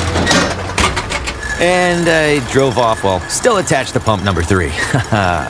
Yeah, checking first is smart. So check Allstate first for a quote that could save you hundreds. Potential savings vary, subject to terms, conditions, and availability. Allstate North American Insurance Company and affiliates, Northbrook, Illinois. This is the story of the one. As an HVAC technician, he and his digital multimeter are in high demand. So when a noisy office HVAC turns out to be a failing blower motor, he doesn't break a sweat. With Grainger's easy-to-use website and product information, he selects the product he needs to keep everything humming right along. Call 1-800-GRAINGER, click Grainger.com, or just stop by. Grainger, for the ones who get it done. Live from the LindsayCars.com studios in the nation's capital. The ball slam to Edge. WJFK-FM and WJFK-HD1 Manassas, and WPGC-HD3 Morningside. This is your flagship home of the Washington Wizards. Carrington drives, left elbow, flips up the shot. Scores at the buzzer. Goal, baby! The Wizards' biggest lead of the night. Sports Radio 106.7, The Fan. An Odyssey sports station. 106.7 The Fan. Sports Flash. We're brought to you by Reynolds and Power Home Team, Keller Williams Realty. Start with the Winter Olympics in Milan. One of the headliners Monday, a former GW softball player, 41-year-old Ilana Myers-Taylor, in her 5th career Olympics, finally won a gold medal. Yesterday in women's bobsled, her American teammate, defending champ Kaylee Humphreys, took the bronze. Meanwhile, the U.S. women's hockey team still unbeaten after a semifinal win Monday over Sweden. The U.S. women will face Canada for the gold medal on Thursday. The U.S. men's hockey team plays its quarterfinal tomorrow afternoon. NBA, the Wizards return from the All-Star break Thursday night, home against Indiana, 7 p.m. here on The Fan. And the offseason in the NFL is starting to crank up. Miami Dolphins on Monday released 8-time Pro Bowl wide receiver Tyreek Hill, and the franchise tag window for NFL teams opens up today at 4 p.m. From the Crop Metcalf 5-Star Sports Desk, I'm Roel Forsey on The Fan. It's the Sports Junkies. All right, I'm going to give you real quick. A good reason to listen. On 106.7 The Fan, and always live on the free Odyssey app.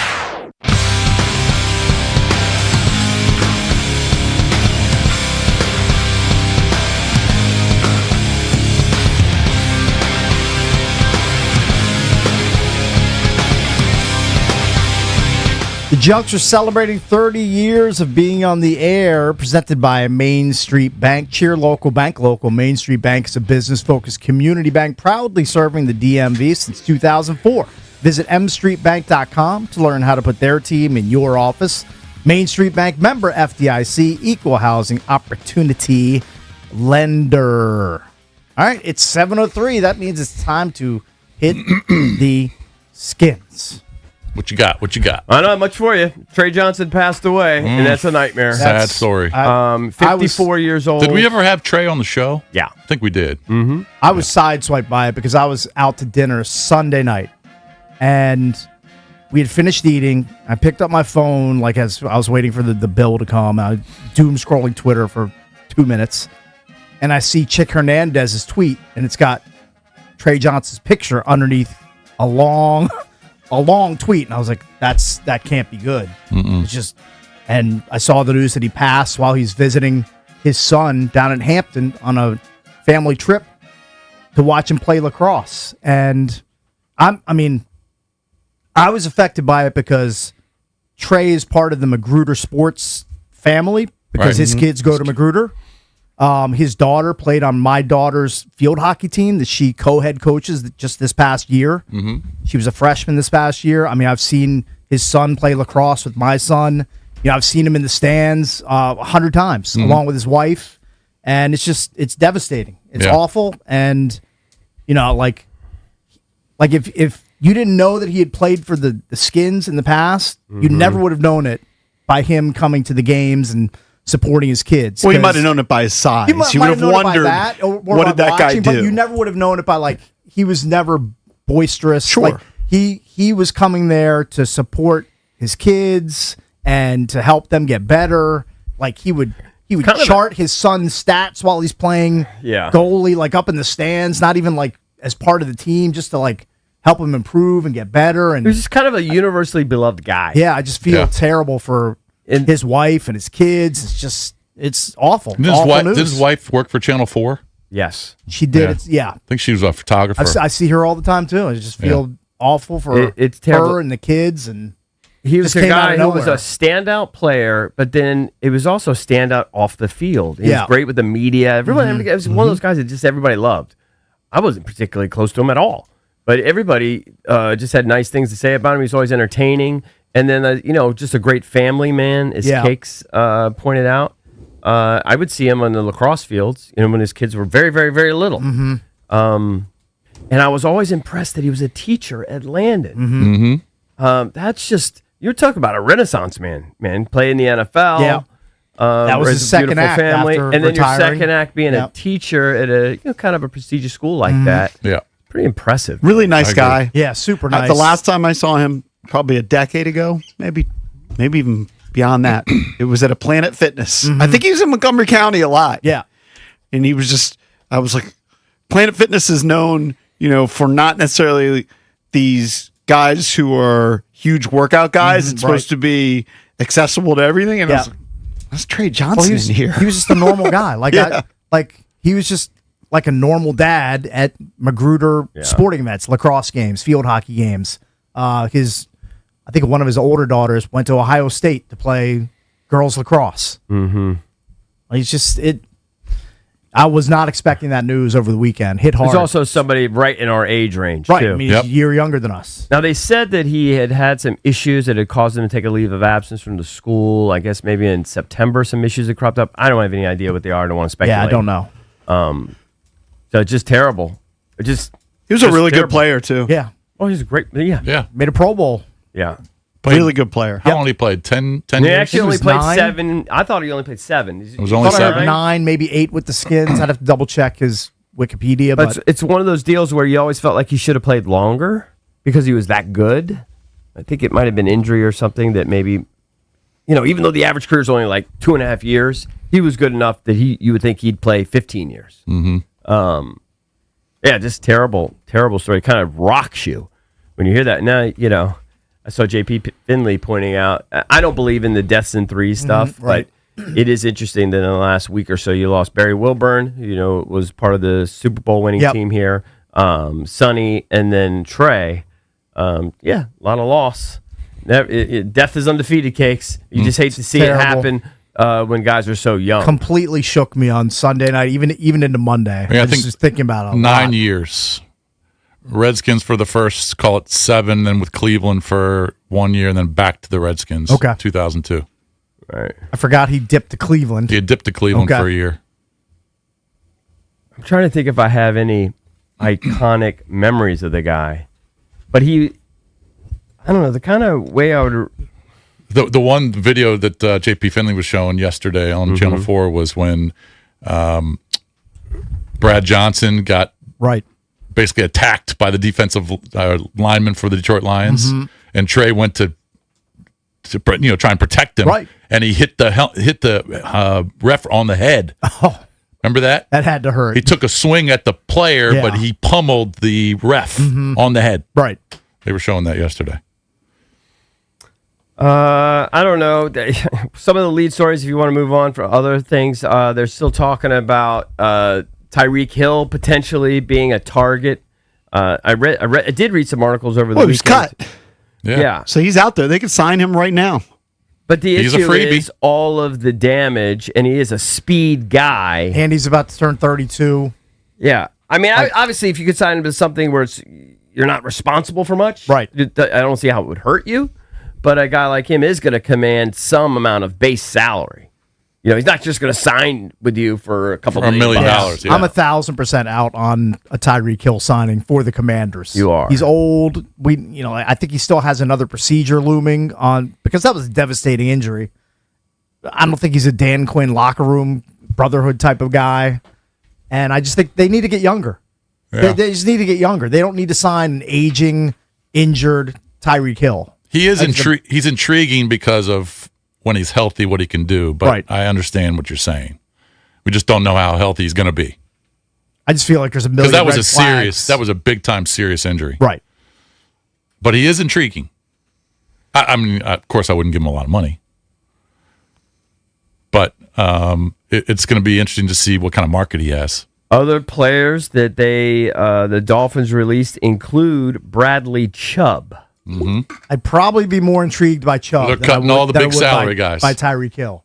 But again, you can't pay him like $20 million, even though he has been an elite pass rusher when he's not injured. Like he's a difference maker on defense. And he's not that old. See how old Bradley Chubb is. Hold on, I got it right here. He's 29. 29. Okay, so here are some dates to kind of keep track of here. So we are, today is February 17th. Beginning today, clubs may designate franchise or transition players starting today. NFL Combine, the Underwear Olympics cakes is a week away. February 23rd through March 2nd. March 3rd, before 4 p.m., is the actual deadline for clubs to designate you franchise or transition. So you could start to designate them today. You have to be done by March 3rd. So if you still want to hem and haw, you don't know exactly what you want to do. The legal tampering period, which is always weird, which occurs right before free agency, is March 9th through 11th. And then March 11th is when the new year starts. The 2026 league year and free agency signing period begins. Right. That's fun. That's the big time. That's actually fun, and we're not that far away from that. Yep. Basically 3 weeks. NFL draft is April 23rd. The deadline for clubs to exercise their fifth-year option for players is May 1st. So those are kind of like some big dates that are on the horizon.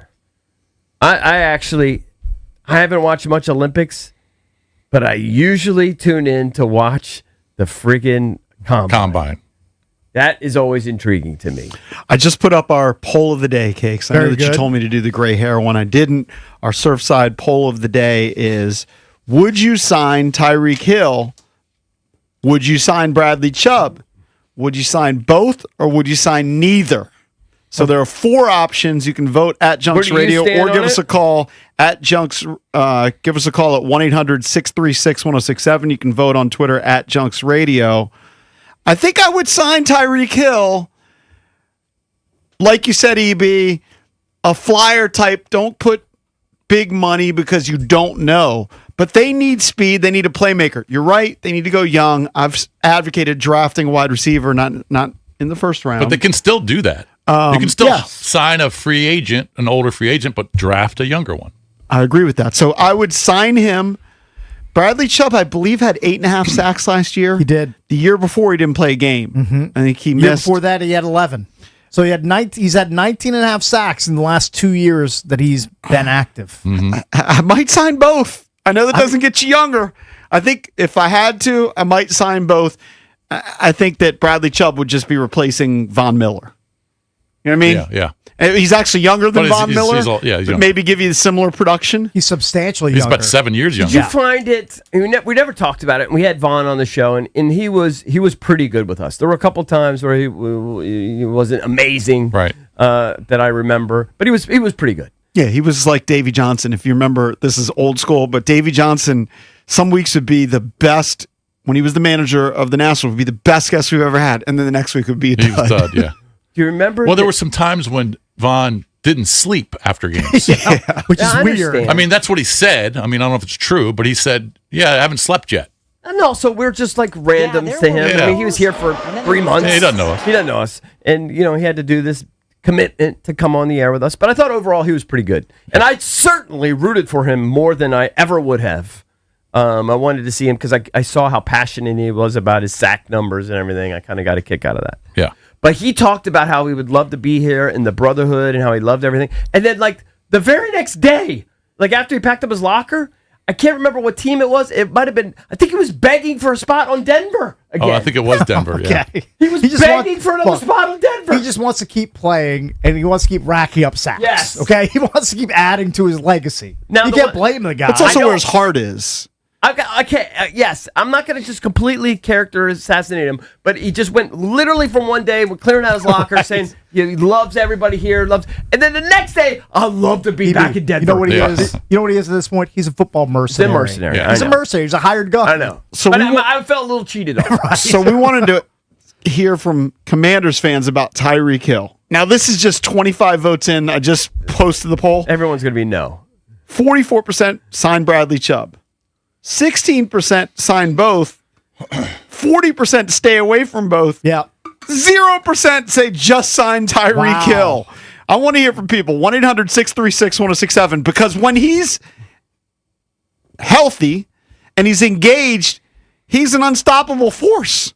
Yeah, but he's got a lot working against him after that injury. And but if you roll the dice and you give him some sort of incentive-laden contract, why not take a flyer on him? Right. I mean, if it's, they need a playmaker like a Tyreek Hill. If it's low money and it's not going to blow up in your face by giving him a huge signing bonus, then okay, I might consider it. The year before the injury, he still had 81 catches and 6 touchdowns. Right. And what are the yards per catch? They're okay. Not what it was. I mean, the production. Not what it was. Yeah. But some of that has to do with Tua. Some of that has to do with the offense that they were running. Yeah. All right, we'll take your calls next. 800-636-1067. He did have an 80-yarder. Are you intrigued by the prospect of the Commanders signing Tyreek Hill, the Dolphins cast-off? Would you like to see him here in burgundy and gold? 800-636-1067. We'll take your calls on that next on The Fan. DC's FM Sports Talk. 1067 The Fan. Shop best of season fruit at Whole Foods Market. Get Sumo Citrus for $3.49 per pound with Prime through February 17th. Savor the best of citrus season with this sweet and tart favorite. While supplies last, shop in-store or online. Terms apply. B-Mitch here. You know I'm a passionate cyclist, and I'm now proud to be a part of the incredible motorcycle community. Safety will always be my only priority, and I feel better riding knowing that Law Tigers has my back. They've been helping injured riders for over 20 years. Check this out. They partnered with Harley-Davidson of D.C. to give away a custom Caps Fans Harley. And it's signed by the entire team. Go to capsfansbike.com. The Law Tigers, the motorcycle lawyers. LawTigers.com. Calfus and Knockman, Olivia Donahue. Tune in weekdays in the 6 o'clock hour before the puck drops that night for Grant and Danny's Power Play. They'll give a preview and analysis of that night's Washington hockey game. Presented by American Standard Heating and Cooling and MidAtlanticComfort.com.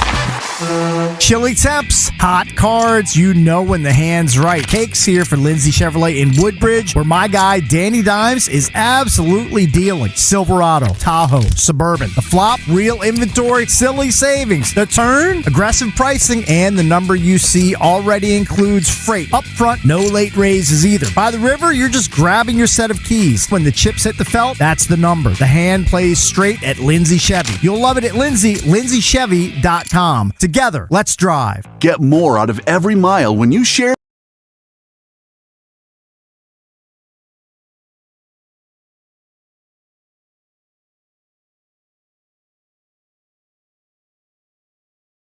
Week. It's a free service. Carpooling. Every dollar saved, every friend made. Register for free carpool partner ride matching at commuterconnections.org or call 800-745-RIDE. That's commuterconnections.org. Comcast Business helps turn today's small businesses into engines of modern business. It's how restaurants become reliably up and running neighborhood favorites. How retailers become seamlessly restocking, cyber-securing, must-visit shops. And how healthcare offices become the data managing caregivers that we all depend on. With reliable connectivity, enhanced cybersecurity, advanced fiber solutions, and Wi-Fi backup, Comcast Business is powering the engine of modern business. Powering possibilities. Now through March 22nd, switch to Comcast Business and get started with 150 megabit internet for $59.99 a month for 12 months with a 2-year agreement. Or ask how to lock in your rate for 5 years on a qualifying internet bundle and get a $500 prepaid card when you add 2 lines of mobile for a limited time only. Call today. Restrictions apply. New customers only. Requires paperless billing and automatic payments with bank account. Early termination fee applies. Equipment, taxes, and other fees extra. After promo, regular rates apply. This isn't just a game, it's a once-in-a-generation event. The Harlem Globetrotters 100-year tour. Celebrate 100 years of high-flying dunks, 100 years of show-stopping moves, and 100 years of changing the game. Bring the whole family and be part of the legacy. This game is once in a century. Be there at Capital One Arena on March 7th. Go to HarlemGlobetrotters.com for your tickets to the 100-year tour. As you go about your daily life, look closer. Every year across America, a staggering 4.2 million youth are homeless or trafficked. Covenant House is the national leader providing safe housing for youth, 50 years strong. Every youth who walks into Covenant House gets clean clothes, hot meals, medical care, and a safe place to sleep. So, look closer at Covenant House and help us fight youth homelessness. To help or get help, go to covenanthouse.org. Celebrating 30 years of the Sports Junkies. That's got to be a record. Listen for details on events, exclusive merch, You'll like this. and follow or subscribe to the Junkies podcast feed for Throwback 30 segments every Thursday. Oh, wow. Presented by Main Street Bank. Cheer local, bank local. Main Street Bank is a business-focused community bank proudly serving the DMV since 2004. Visit mstreetbank.com to learn how to put their team in your office. Main Street Bank. Member FDIC. Equal housing opportunity lender. I'm Bob Burke, founder and chairman of Burke America Parts Group, a family of brands that includes RepairClinic.com, an appliance and HVAC parts solution company that's grown into an international brand. Before AmericanEagle.com, we partially launched a new technology platform developed by another firm. American Eagle helped take our technology to a whole new level with digital marketing, software development, and business insights into our key markets, appliances, HVAC, and outdoor power equipment, and did so both on time and on budget. AmericanEagle.com has the resources, experience, and talent needed to produce solutions. Our new technology platform, developed by AmericanEagle.com, has produced tremendous results with higher traffic, conversion, engagement, and online revenue. If you have any home repairs you need to take care of, check us out at RepairClinic.com. If you need a world-class website or technology project, then I would highly recommend AmericanEagle.com. Call AmericanEagle.com at 773-NETWORK. That's AmericanEagle.com, 773-NETWORK. Shopping with your parents can be embarrassing. Why would they sell jeans with holes in them? I'm going to speak to the manager. Mom! That hoodie is giving. You should get it. YOLO. Thanks to the Chase mobile app, your kid can shop independently while you keep an eye on their spending. So you can go from... We can be twinsies. ...to... How was shopping? Saw you stayed on budget. Thanks, Mom. Freedom for kids, control for parents. That's family banking from Chase. Account subject to approval. Chase mobile app is available for select mobile devices. Message and data rates may apply. JP Morgan Chase Bank N.A. Member FDIC. It's the Sports Junkies. You're on the air. Listen anytime, anywhere on the Odyssey, iHeartRadio, or TuneIn apps.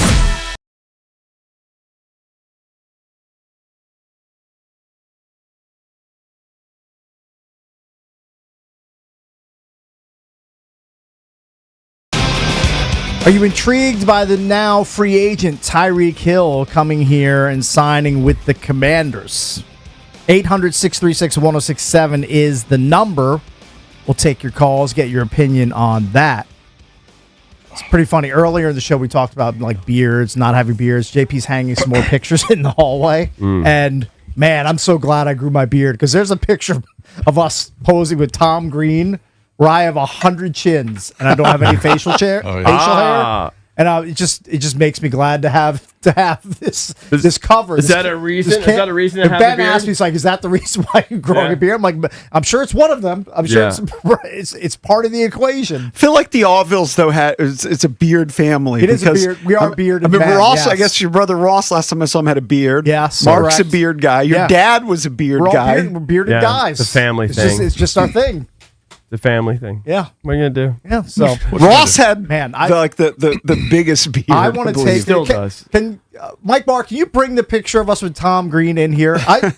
I want to take this picture. Does he know who Tom Green is? Probably does. I want to take this picture and You don't know fire Tom it. I mean, Jason didn't know. Directly Jason was into looking the at the sun. pictures because didn't Jason know. has a speech. Jason has a speech at Salisbury University coming up in a couple months, and he plans to do a slideshow. Yeah, I'm going to do a slideshow. And All so the I've pictures. sent him pictures, and he's like, "You didn't send me this one. You didn't send me this one." But he was asking me, "Who's this?" I gotta wait for EB to come back. Okay. I think he didn't recognize the Big Show. Okay, that's fine. I have no idea. WWE guy, Right, just some big monster guy, right? Yeah. I didn't recognize Tom Green. I don't think he recognized Tom Green. The one where EB will find blasphemous, he didn't recognize Paige Spiranack. He said, "Who's this?" The thing I find most troubling about this is the boobs more than I find the.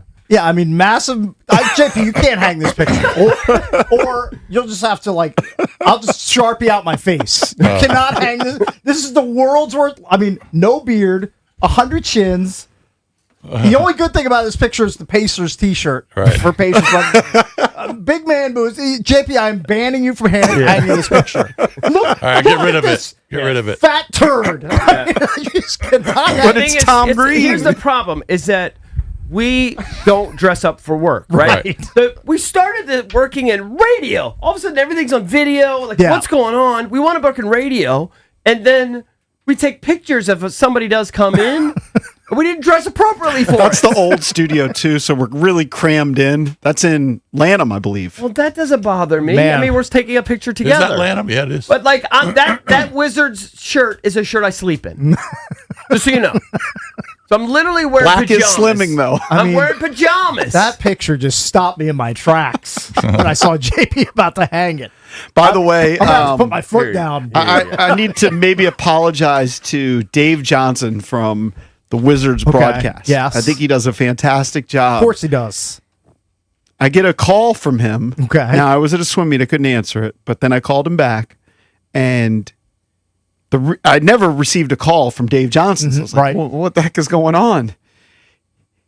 He also is a brand ambassador now and got a free car like I did. He got hacked because he clicked on my link that I was an ambassador.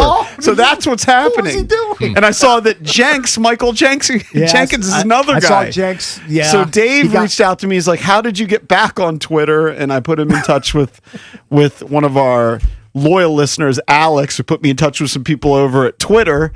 But Dave Johnson, I feel bad. He's like, you don't need to apologize. I was like, look, I got hacked, and then it just keeps going and just spreading and spreading Dave, and spreading. You can't click on poisonous, toxic links. You can't do it. He thought I was an ambassador He's trying to be a of helper. something. He was trying to be a helper.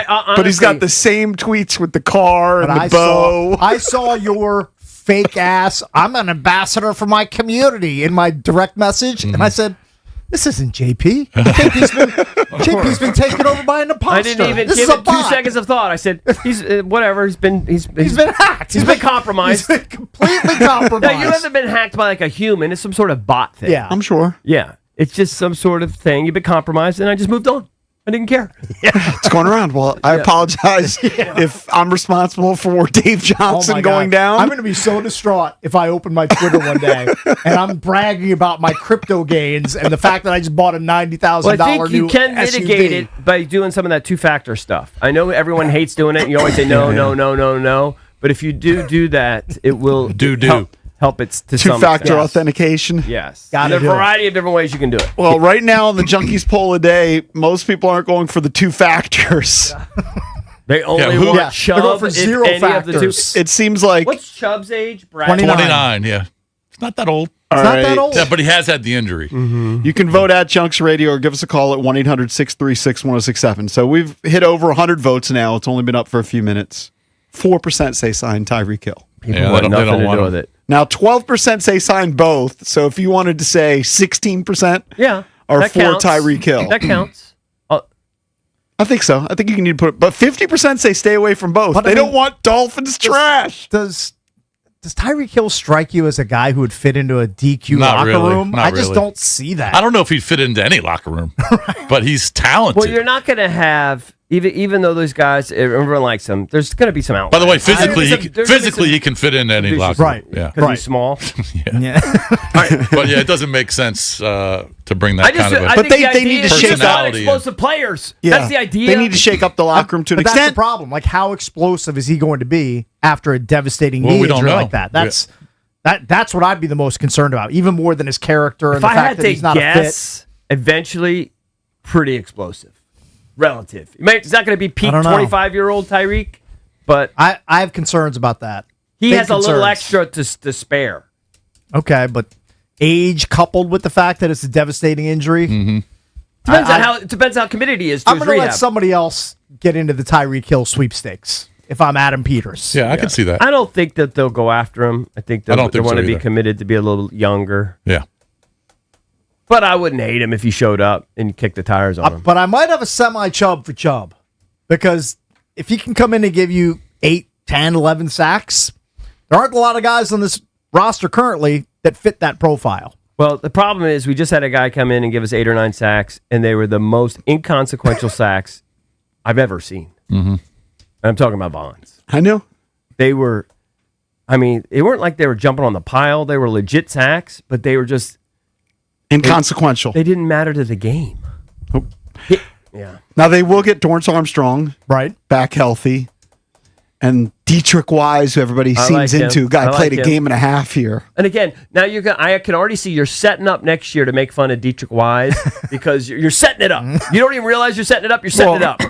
He's not going to put up some incredible numbers, but I think he helps the defense. I think he helps the defense. He's not going to be a guy who's going to give sacks. you 12 sacks. Yeah, I just That's think he never helps. been in his He sets the range edge of outcomes. What I think was what his job is, and that doesn't really show up. All right, let's go to Juan in Fairfax. Juan, what's up? What's going on, John? Hey, Juan. What's up? Hey, bud. But yeah, how many times have we been on this carousel? I mean, do you Several need me, times. Do you need me to go down the line? Deion Sanders, Albert Hainsworth.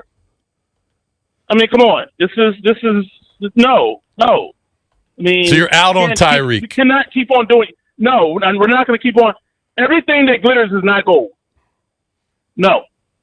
All right, you're out. So what is the number one thing? I'm just going to ask you a question. What is the number one thing that you're out on? Is it like just the person? And don't say all of it. I want you to pick one. Is it the personality? Is it the age? Is it the injury? Pick one thing. It's the injury. Okay. This is the big. It was a nasty injury, very nasty. Yeah, it He was. on TV, Mm-hmm. and I don't know how he's going to recover. We don't know how he's going to recover. Right. Okay. So, all right, you're in. Thank you, Juan. Look, Appreciate it. if he recovers fully and he's running a 4.340, then you might be interested. But I don't know if he's going to bounce back into that sort of speed profile. What the injury is ACL, meniscus, MCL, all of that. Yeah, right? it's multiple. Did he have any fractures inside with that? I don't know if too? he had fractures, but he's due for another procedure. I don't know what that means or how serious that's going to be, but I think he's going to have another one. Yeah. So he's not going to be that too. He's certainly not going to be 100%. I don't think when camp starts. All right, let's go to Jay in Mitchellville. Jay, what's up, man? You're on with the Junkies. What's up, fellas? I don't have a problem with kicking the tires on Tyreek Hill. We don't need him to run 70 yards down the field anymore. He's not even going to be a 1 or a 2. He's going to be a slot receiver. He's only going to be on the field when if we have 3 receivers on the field, and we just need him to basically assume like a Cooper Kupp, Wes Welker type of role, 3rd and 5, 3rd and 6. He's still going to have the ability to make that first man miss and get you first downs. So we just need him to be a possession receiver at this point, and that's kind of what he was doing with Tua. Because I mean, Tua is Tua, man. Come on, he would hit him occasionally down the field, but Tyreek was changing his game. He was running a lot of slants, and that's all we need him to do: make the first man miss. Give him, if we could sign him for $10 million a year with some incentives, that's fine, because we're going to draft a young receiver, like one of those young guys like Puka or Njigma or the other guy. Draft a receiver from Ohio State whose name you can't pronounce and you can't go wrong. So I'm telling you, man, that's it. Kick the tires on Tyreek and we good. Right. All right. Thank you, Jay. I appreciate so that. he's pro Tyreek. There's something to be said for it. I mean, can you not sign a veteran and say, okay, he's not the 80 catch guy anymore, but he could. Remember when we brought in Jamison Crowder? Mm-hmm. At the very end of his career? Mm-hmm. He made some plays that actually helped. I'd say Jamison Crowder made more plays 2 years ago to help us than Von Miller did all of last year. Yeah, I mean, I don't have a problem with it. It's a big question mark on whether he's going to get back to where he was before the injury. So maybe he's not, but if you're if you're not going to give him a lot of money, he can still be a contributor, not the contributor he was 5 years ago. Yeah. But he can still contribute.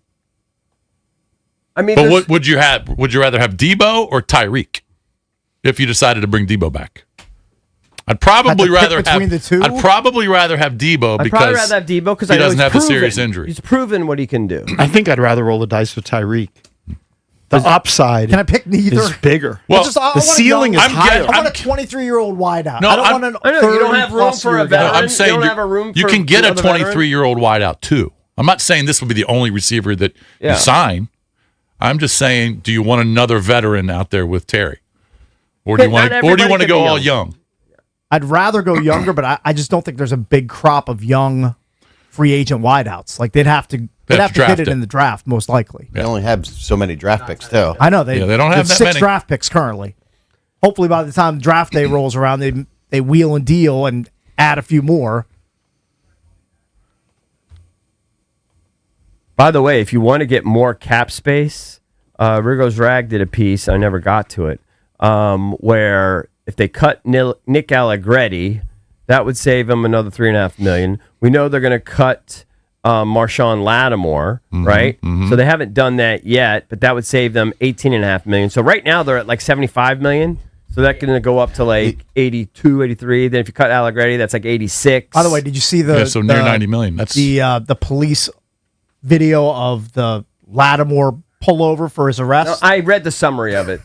The cop asked him, "Is there a gun in the car?" He says, "No." Yeah. There's a gun in the glove compartment. Right. And what the cop said? Can you open up the glove I compartment? didn't see the whole thing. No, but it's they just just like, search the vehicle. Hey, you know what we should have you guys do? That's not smart. Yeah. Maybe he didn't know. Is that possible?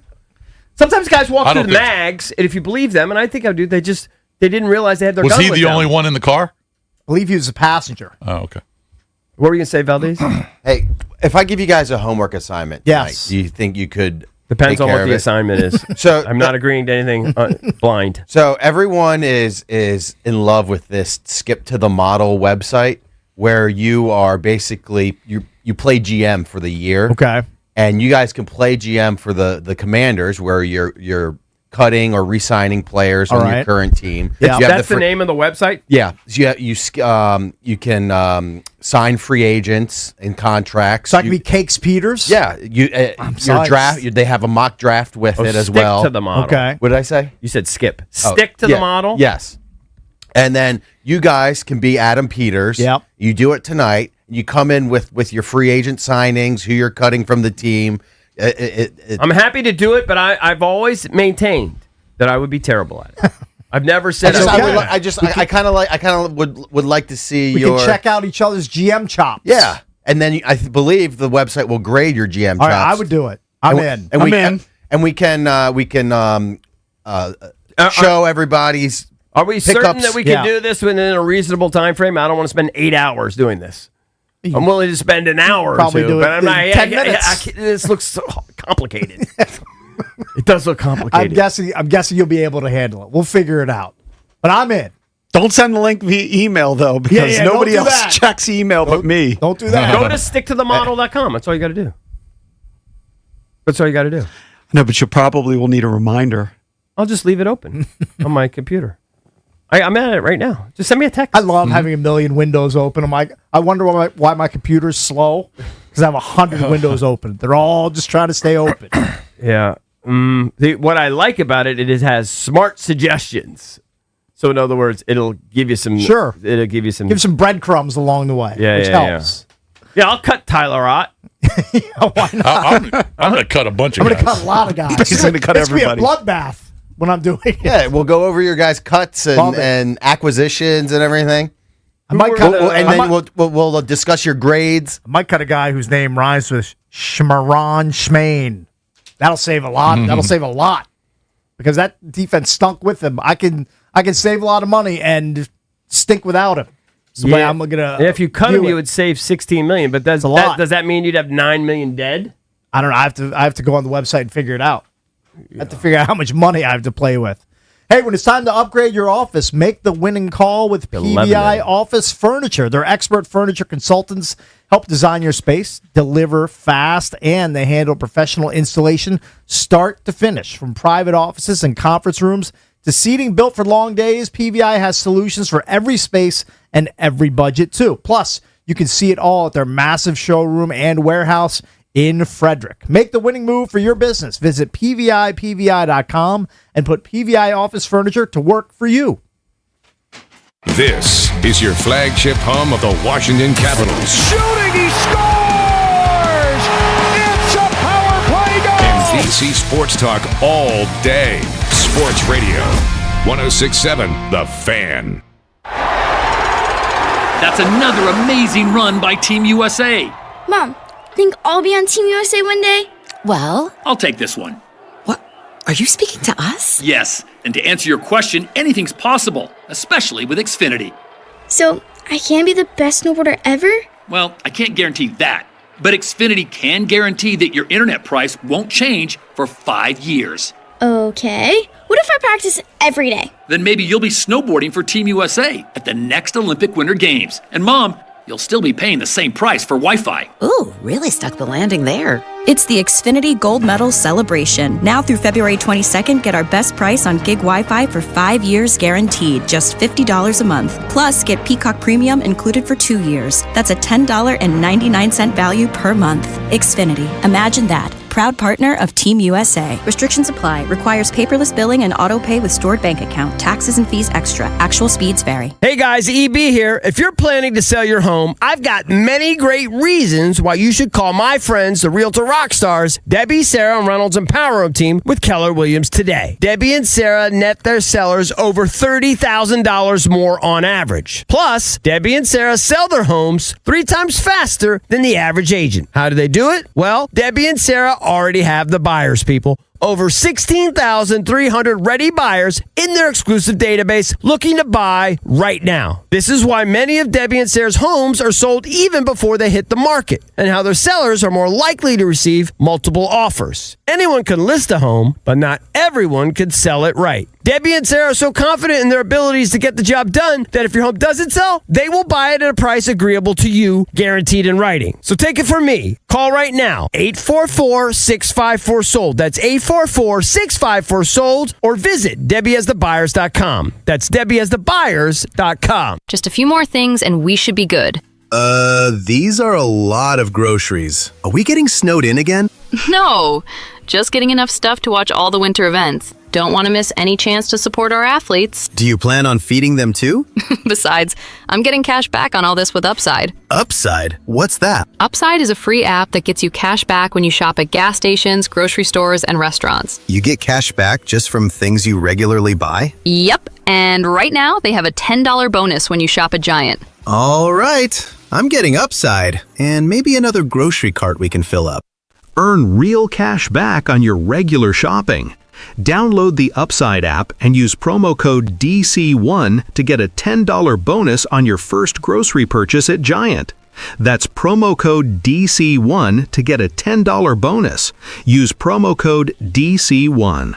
Offers vary by user and location at participating merchants. Go to upside.com for terms and conditions. Cold temps, long season. This is when you lean on the thing or that someone who can handle real ice time. The Chill Deals Winter Sales event is on at Lindsay Chevy in Woodbridge. And my guy, GM Danny Dimes, has the lineup locked in. Silverado, Tahoe, Suburban, big minutes, steady shifts, no scrambling on the bench, real inventory, smart pricing that holds up under pressure. And by the final horn, you're just grabbing the key. Take it from me, GP. You will love it at Lindsay. LindsayChevy.com. Together, let's drive. Attention home builders. Are you searching for a reliable trim carpentry partner? Look no further than Ace Trim Carpentry. With over 20 years of unparalleled reputation, Ace Trim has been the trusted choice for many of the nation's leading residential production home builders. From start to finish, we offer a full spectrum of supply and install interior trim carpentry services with precision and expertise. At Ace Trim, we pride ourselves on ensuring cost effectiveness without compromising quality. Visit acetrim.com for more information. Ace Trim Carpentry, the home builder's trade partner. At Uline,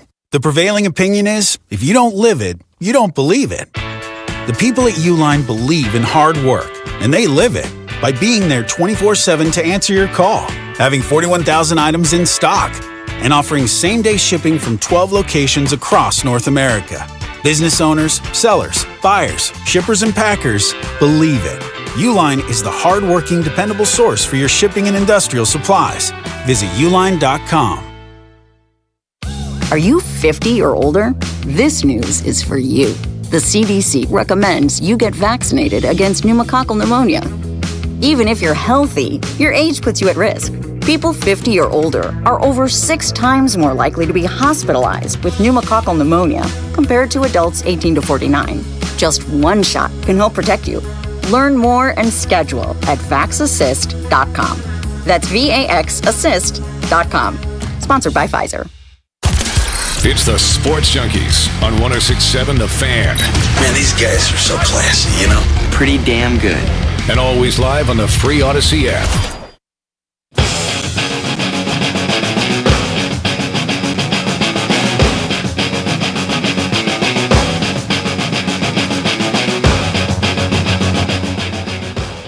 Remember, you can always listen to the show on Apple Podcasts, Spotify, or wherever you listen to podcasts. Also streaming live on the Odyssey app, iHeartRadio, and TuneIn as well.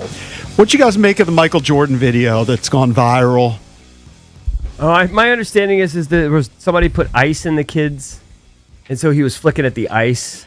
I don't think it looked weird. Yeah, it looked weird. Whatever the explanation is, I don't think it was a good look for Michael Jordan. My understanding so he's kind of patting the kid on the butt. It appeared, like flicking him and then his legs. Right, but if you listen to the explanation that I've given you, it makes sense. I heard that. I also heard champagne. Yeah, that maybe he was itchy because of champagne. I think he was flicking the kid, but some people don't believe it. I understand. I respect it, but I'm telling you, the explanation I heard makes sense to me. That someone poured ice down his shirt or something, and he was flicking at the ice to kind of get to him. Makes sense to me. How about you just let the ice? But where's the ice on his legs? Like he was fondling his legs. I didn't think he was fondling him. How about you don't touch little kids? Yeah, it's just like near their. Especially if you're Michael Jordan, when you know all cameras are on you after the Daytona. We all agree, but I actually think in that instance it was harmless. You know what? A little kid, he can live with some ice in his pants or in his shorts. I think he was. It's a time-honored tradition. He was having fun with the kid. I don't think he was doing anything nefarious. I tend to agree. It just looked very weird. Yeah, I agree. I don't think he's a pedophile. Right. I don't think so either, but it's not a great video. Yeah. It's not a great look. Right. It's a terrible in this current climate. It's a bad just look. not. Yeah. It's not a good look. But hey, congrats. He finally won something other than basketball because his ownership, I think he sold his ownership stake in the Hornets. That never went well. It went well for his pockets. Look at how much money he made on that sale. It's not going to affect him. It doesn't. Okay, but he's worth so much money, it doesn't matter. It adds hundreds of millions, if not $1 billion to his bottom line. But he doesn't care. He wants to win. Yeah, he's about prestige. And so he won his team won the Daytona 500. I mean, he puts him up there to Joe Gibbs, like you do multiple sports. Yeah. Right? He's successful. And hasn't he won that fishing tournament? Yes. Early season. Not sure he's won it. No, he's at least been really close. I thought he won it I think a couple years ago. Second. Is it the White Marlin Open or Blue Marlin? I always get it confused. I think it's white. The White Marlin Open in Ocean City. I think he's It's the only thing that would bring Michael Jordan to Ocean City. in the top 2 or 3. He's been there, and he's been there a bunch of years. He loves him to OC Maryland. Yeah, he does. He's a big fan. He's actually him and Valdez. He's a secrets guy. I mean, who isn't when you're there? Sure, of course. When in Rome. You never ran into, in all your trips to the Atlantis, you never ran into Michael Jordan? He was never at the tables? No, Tiger was. Yeah. Ran into Tiger. That's a good one. Give us 2 or 3 other big name Atlantis run-ins over the years. I know you haven't been in a while. We ran into Jason Worth when we were in the Heard he was friendly. He was not friendly. Yeah, overly friendly. Yeah. Let's Said, see. no pictures, Grandma. Yeah. He said that to you? No, he said that to my mother-in-law. Yeah. She just wanted. Oh, a picture I'll tell of you. it. kinda rude. I'll tell you who we saw. Andre Agassi and Steffi Graf. That's a good one. Oh, you love Steffi's body. I At know the that. pool. Oh, They weren't in a private area. Were They you were in raving the. to Andre Agassi about his wife? I didn't. You weren't? But they were there. They were in the center pool by the slide. They were right there with all the other kids. Side note on Andre Agassi. Yeah. Junkies related. Yeah.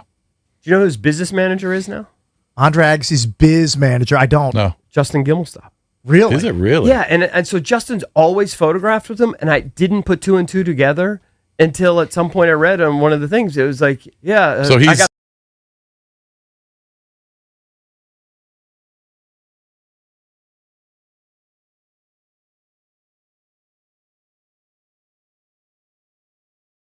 He's always been really tight with him, so Right. I guess that doesn't surprise me. Yeah. I mean, I haven't talked to Justin. Remember, Gimelstob Justin forever. was like head of the ATP Tour and Players Union and all that stuff. Right. Was doing broadcasting, and then now he's on a different curve. He had a weird thing going on with like his relationship with his ex-wife, some stalking. There was some weird thing. Yeah. I don't know. That didn't turn out well. I wonder if he's still. I think that kind of nuked Didn't have a storybook ending. I think that nuked his TV career. Oh, okay. To be honest. I thought we kind of nuked it. Well, No, I no, would say no. He did it on our show. Yeah. He survived that, Yeah. but then he had some weird incident with his wife Oh, you know who else I saw? or ex-wife. In Or Atlantis? Mark Wahlberg. Okay, good one. How That's a tall big- is he? Hey, man, How it's tall Mark is Cakes? Wahlberg. What's up, Jason? Hey. Yeah, I mean, he's pretty short. I mean, I think he's taller than Cakes. I'm going to but- double down. I'm going to split these 8s. So I I don't would, think he is. I would say Tiger, Wahlberg, Agassi, Groff. Some pretty big ones. I'm sure I'm missing some big ass names. I'll think about it. I'm sure I'm missing some bigger names. Those are as big as you get. Those are big ones. Who's the celebrity that thought that the stingray was a sea turtle? Oh, he was a former NFL player, and I can't remember. He was kind of a no-namer. Let's bang out a couple of these calls. Some people still want to chime in. Let's go to Anthony in Olney, in your hood, Cakes. Very good. I believe I ran into Anthony grocery shopping this weekend. Does she know Anthony by first name? I just met him this weekend, Rick. You think there's only one Anthony in Olney? Yes, the guy I just met this weekend, because he said when he was walking out of the vestibule, he said, when I call in, I'm going to be Anthony from Olney. And I said, I'll remember you. Right, and this is my feeble brain remembering it. He did remember. Oh. Anthony, I just what's up? remembered the biggest name. Okay. Hey, what's up, guys? Yes, I am the one. I met the infamous Johnny Cakes Allville this weekend. It was a pleasure. Yes, were you blown away by the size of his hands? No, not really. But what happened was when I was walking out, I spotted him immediately. I said, "That's him." That's Cakesy. But yeah, it was a pleasure meeting you. I'm out on both of those guys, man. Yeah. I don't want neither one of them. Okay. Neither one. They're both they're injured, and we've been doing this for how many years? We've been doing this. Well, Chubb played every game last year. Chubb, yeah, he wasn't injured last year. He It was the did? year before he was. Yeah, but my thing is when I look at these other teams, all I see is speed and people running through the ball. We just don't have it. We just don't have it. Well, I mean, we've got a bunch of old people. Yeah. And not yet. Yeah, they're going to get younger. But no, I'm down on. I don't want either one. Either one. Okay. All right. All right. It's Thank nice you, meeting Anthony. A lot of people agree Thanks with for you. listening, man. Appreciate it, buddy. Cakes. All right, guys. Yep. The biggest name I just remembered. From the Atlantis, we were in one of the restaurants, right? And in came this guy and his wife, and I don't know, a couple kids. Okay. John Bon Jovi. Well, that's a big one. He sat right next to me. Pretty damn big one. Now he's tiny. Is he a tiny guy too? He is tiny. Everyone's tiny. I don't think he's that tiny. I mean, he's probably 5'8", 5'9". Okay, I'm sorry. He's listed at 5'9". Okay. That's tiny to Bon me. Jovi. Okay. But Bon Jovi If he's sat. listed 5'9", that means he's like 5'7". 5'7". I couldn't believe he came into this restaurant because people were coming up to him. I didn't. Sure. I didn't go up to him, but people were they wanted pictures. You actually kept it in your pants for John Bon Jovi? I did I'm because impressed. I figured I didn't want to bother him. He's eating Normally dinner. you bother people and you get pictures and everything. I You're usually like do. most annoying. I usually do, but not with John. Yeah. Wahlberg listed at 5'8". Yeah, they're tiny dudes. Yeah. I mean, they just are. Short kings. average. Short kings. All right, That's short all. kings. We can go with short kings. Yeah, short kings. We'll go with that. Give us a proper due. Let's go to. I mean, it's like a bunch of Benjes walking around Atlantis. Let's go to Toothpick. 5'5". Toothpick, what's up, buddy? Hey, what's good? Thanks for taking my call. Yep. Hey, listen, signing Tyreek Hill, I swear that guy, he tore every L in his knee, right? Hey. That's like signing a junkie with no voice. You can't do that one, but I'll kick the tires on Chubb. I'll kick the tires on him for sure. Thanks for taking my call, man. What would Thanks, hurt you to Toothpick. kick the tires? If you can get a kick the tires deal Right. on Hill, well, why would that even hurt you to do it? Because he's a speed guy, and he tore every L in his knee. Yeah. MCL, PCL, TCL, He did. all of the L's. They're all gone. So, no, I'm not taking a guy with no L's. All right. So I can collect L's. I'm not doing it. All right. Right. Okay. All right. Fair enough. He seems to be in the majority. I'm just already cutting so many players on sticktothemodel.com. I'm taking Valdez's homework assignment very seriously. Thank you, Cakes. Yeah, I just cut Sam Hartman. I mean, that's not saving a lot of money, but I mean, why would I keep Sam Hartman on my team in 2026? Let Marcus walk. That's I haven't gotten to him yet, but he might be feeling the axe swing around his head too. I'm cutting guys too, but I'm a little more loyal than Cakes. Just cut Josh Johnson. Well, please, you're not going to cut Sam Hartman? Yes. I didn't see him. Okay, well, I didn't see him. That's because I already cut him. That's why you didn't see him. He didn't show up on my list yet. I didn't go by position. Well, I guess you're going to find him. I guess and then, I don't know what the order is. Then you're going to cut him. It's exactly what you're going to do. That's going to be your move. Yeah, I guess. Yeah, I don't see any use for him. None. I certainly don't see any use for him holding a roster spot. No, of practice course not. squad. I mean, I guess it's fine, whatever. But yeah.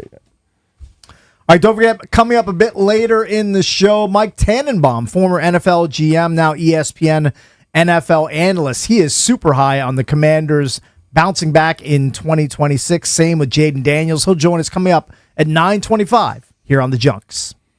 DC's FM Sports Talk. 106.7 The Fan. This is an Odyssey Sports Minute. Sponsored by TaxSlayer. Start filing for free today at TaxSlayer.com. It's an Olympic update. The United States, 19 total medals, trailing Italy and Norway, and currently standing in third place this winter in Milan. But Alana Myers-Taylor made history. The 41-year-old bobsledder had won 5 Olympic medals in her career, but never gold until Monday. I'm Blake Toll. A family office is a team built to handle the 3 biggest financial responsibilities a family faces: wealth management, tax strategy, and estate planning. Most firms only manage your investments and refer the rest out, hoping everyone stays aligned. At Trajan, we built something different. Your wealth, tax planning, and estate planning are handled together inside one firm under one roof. There's no guessing whether your CPA, advisor, and estate attorney are truly in sync, because our team works together every day on your behalf. When your financial life becomes more complex, your advice should become more coordinated, not more fragmented. One plan, one trusted team. Call Trajan today, 202-929-6600. That's 202-929-6600. Trajan Wealth, an SEC-registered investment advisor. Additional services through Trajan Estate and Trajan Tax. Additional disclosures and accreditation at TrajanWealth.com. This is the story of the one. As an HVAC technician, he and his digital multimeter are in high demand. So when a noisy office HVAC turns out to be a failing blower motor, he doesn't break a sweat. With Grainger's easy-to-use website and product information, he selects the product he needs to keep everything humming right along. Call 1-800-GRAINGER, click Grainger.com, or just stop by. Grainger, for the ones who get it done. Save on seasonal produce at Whole Foods Market. Get red and green seedless grapes for $2.99 per pound with Prime through February 17th. Perfect to add to chicken salad or a charcuterie board. While supplies last, shop in-store or online. Terms apply. Hey, what's up? It's Danny Rouillet from my guys over at Ted Bird Ford. Oh, now is such a great time to go see President's Day deals. Not just on President's Day, all month long. How about a 2026 Explorer from Ted Bird Ford? $6,500 off, plus now no payments for 90 days. Or how about $7,500 off a new in-demand 2025 Ford Bronco? Or how about $6,000 off the Bronco Sport? Both Outer Banks editions, and both with no payments for 90 days. Freedom to roam, price to move. Go see my guys at Ted Bird Ford and tell them Danny sent you. Hey, it's Cliff Kingsbury. Look, my life on the field is nonstop. Game prep, film study, long days. So when I want to shut the world out for a bit, I head to Hammer and Nails. From the grooming services to include men's, manis, petties, it's luxury from the moment you walk in. They hand you a drink, you slip on noise-canceling headphones, and everything slows down. I'm not thinking plays, I'm just relaxing. If you're a guy who needs a real reset, trust me, Hammer and Nails is it. Treat yourself. You'll thank me later. Hi, I'm Connie Britton. I support Feeding America because they help provide over 6 billion meals to people in need each year. Learn more at feedingamerica.org. Feeding America, 200 food banks strong. Ah, the most beautiful time of year is upon us. Tax season. And TaxSlayer is here to help you file. We guarantee 100% accuracy and your maximum refund. Those are some good numbers. And you can trust me, because I'm a talking calculator. Did I mention TaxSlayer even has support from real US-based humans? If you have any questions along the way, beat the rush and start for free today. TaxSlayer. File fearlessly. When it's time to replace your appliances, Lowe's has you covered. Get up to 40% off select major appliances. And members get more like free delivery, haul-away, basic installation and parts, and a 2-year Lowe's protection plan when you spend $2,500 or more on select major appliances. Our best lineup is here at Lowe's. Valid through 2/25 while supplies last. Selection varies by location. Excludes Massachusetts, Maryland, Wisconsin, New Jersey, Florida. Loyalty program subject to terms and conditions. Visit Lowes.com/terms for details. Subject to change. Live from the LindsayCars.com studios in the nation's capital, WJFK FM and WJFK HD1, Manassas, and WPGC HD3, Morningside. Tip, they score! This is your flagship home of the Washington Capitals. Dylan Strome tips and Alex Ovechkin shot! shoots and a shot. He scores! Sports Radio 106.7, The Fan. An Odyssey Sports Station. 106.7 The Fan. Sports Flash. Offseason moves have begun in the NFL. The Miami Dolphins on Monday released 8-time Pro Bowl wide receiver Tyreek Hill, who's still recovering from a major knee injury, so he's now a free agent. Dolphins also plan to release former Pro Bowl linebacker pass rusher Bradley Chubb.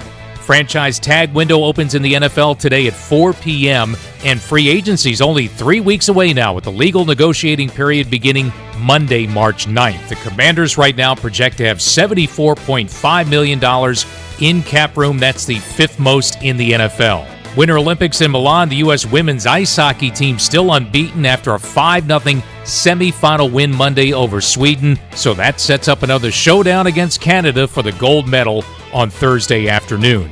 And former GW softball player Alana Myers-Taylor in her 5th Olympics won gold Monday in women's bobsled. From the Crop Metcalf 5-Star Sports Desk, I'm Earl Forsey on The Fan. It's the Sports Junkies. Let's talk it out. You can watch the show live or on demand. What are we watching for? As I said, we're not sure. On YouTube.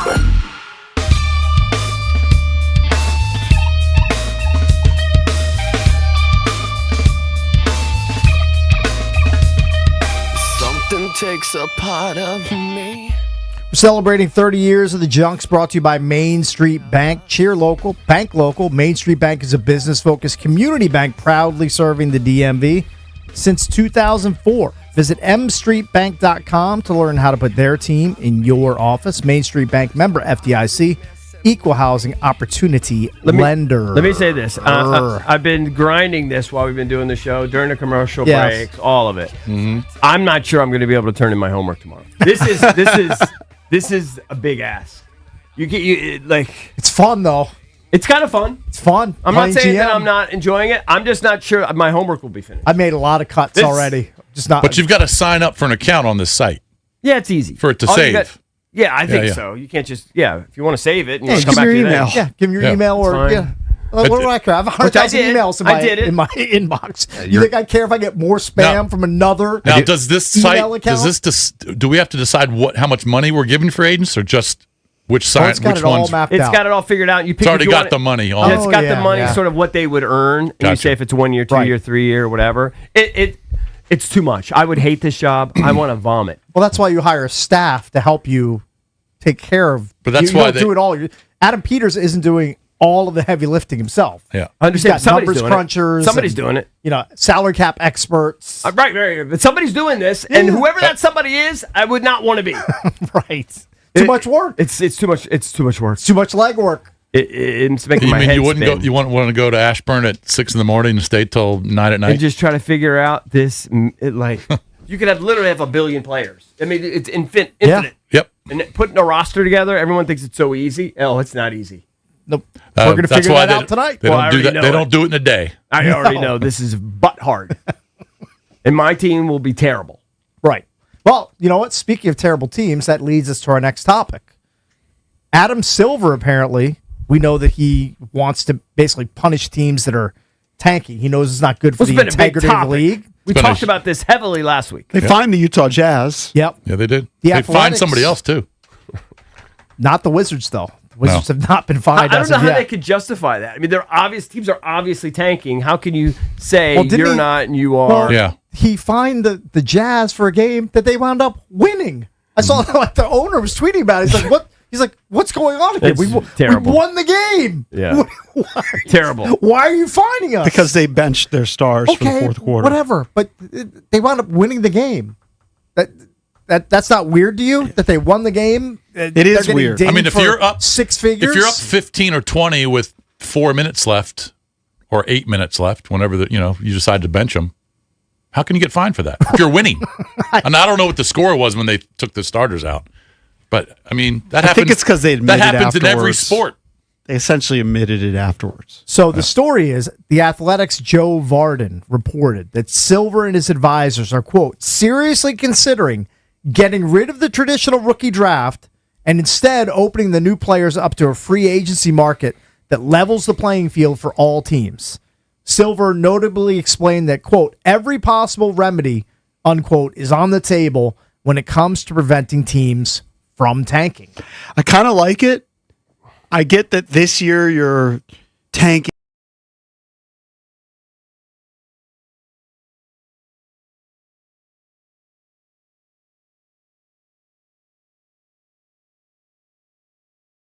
He's bidding on Cam Boozer, or they're bidding on the kid from Kansas. So by this plan, Darren Peterson.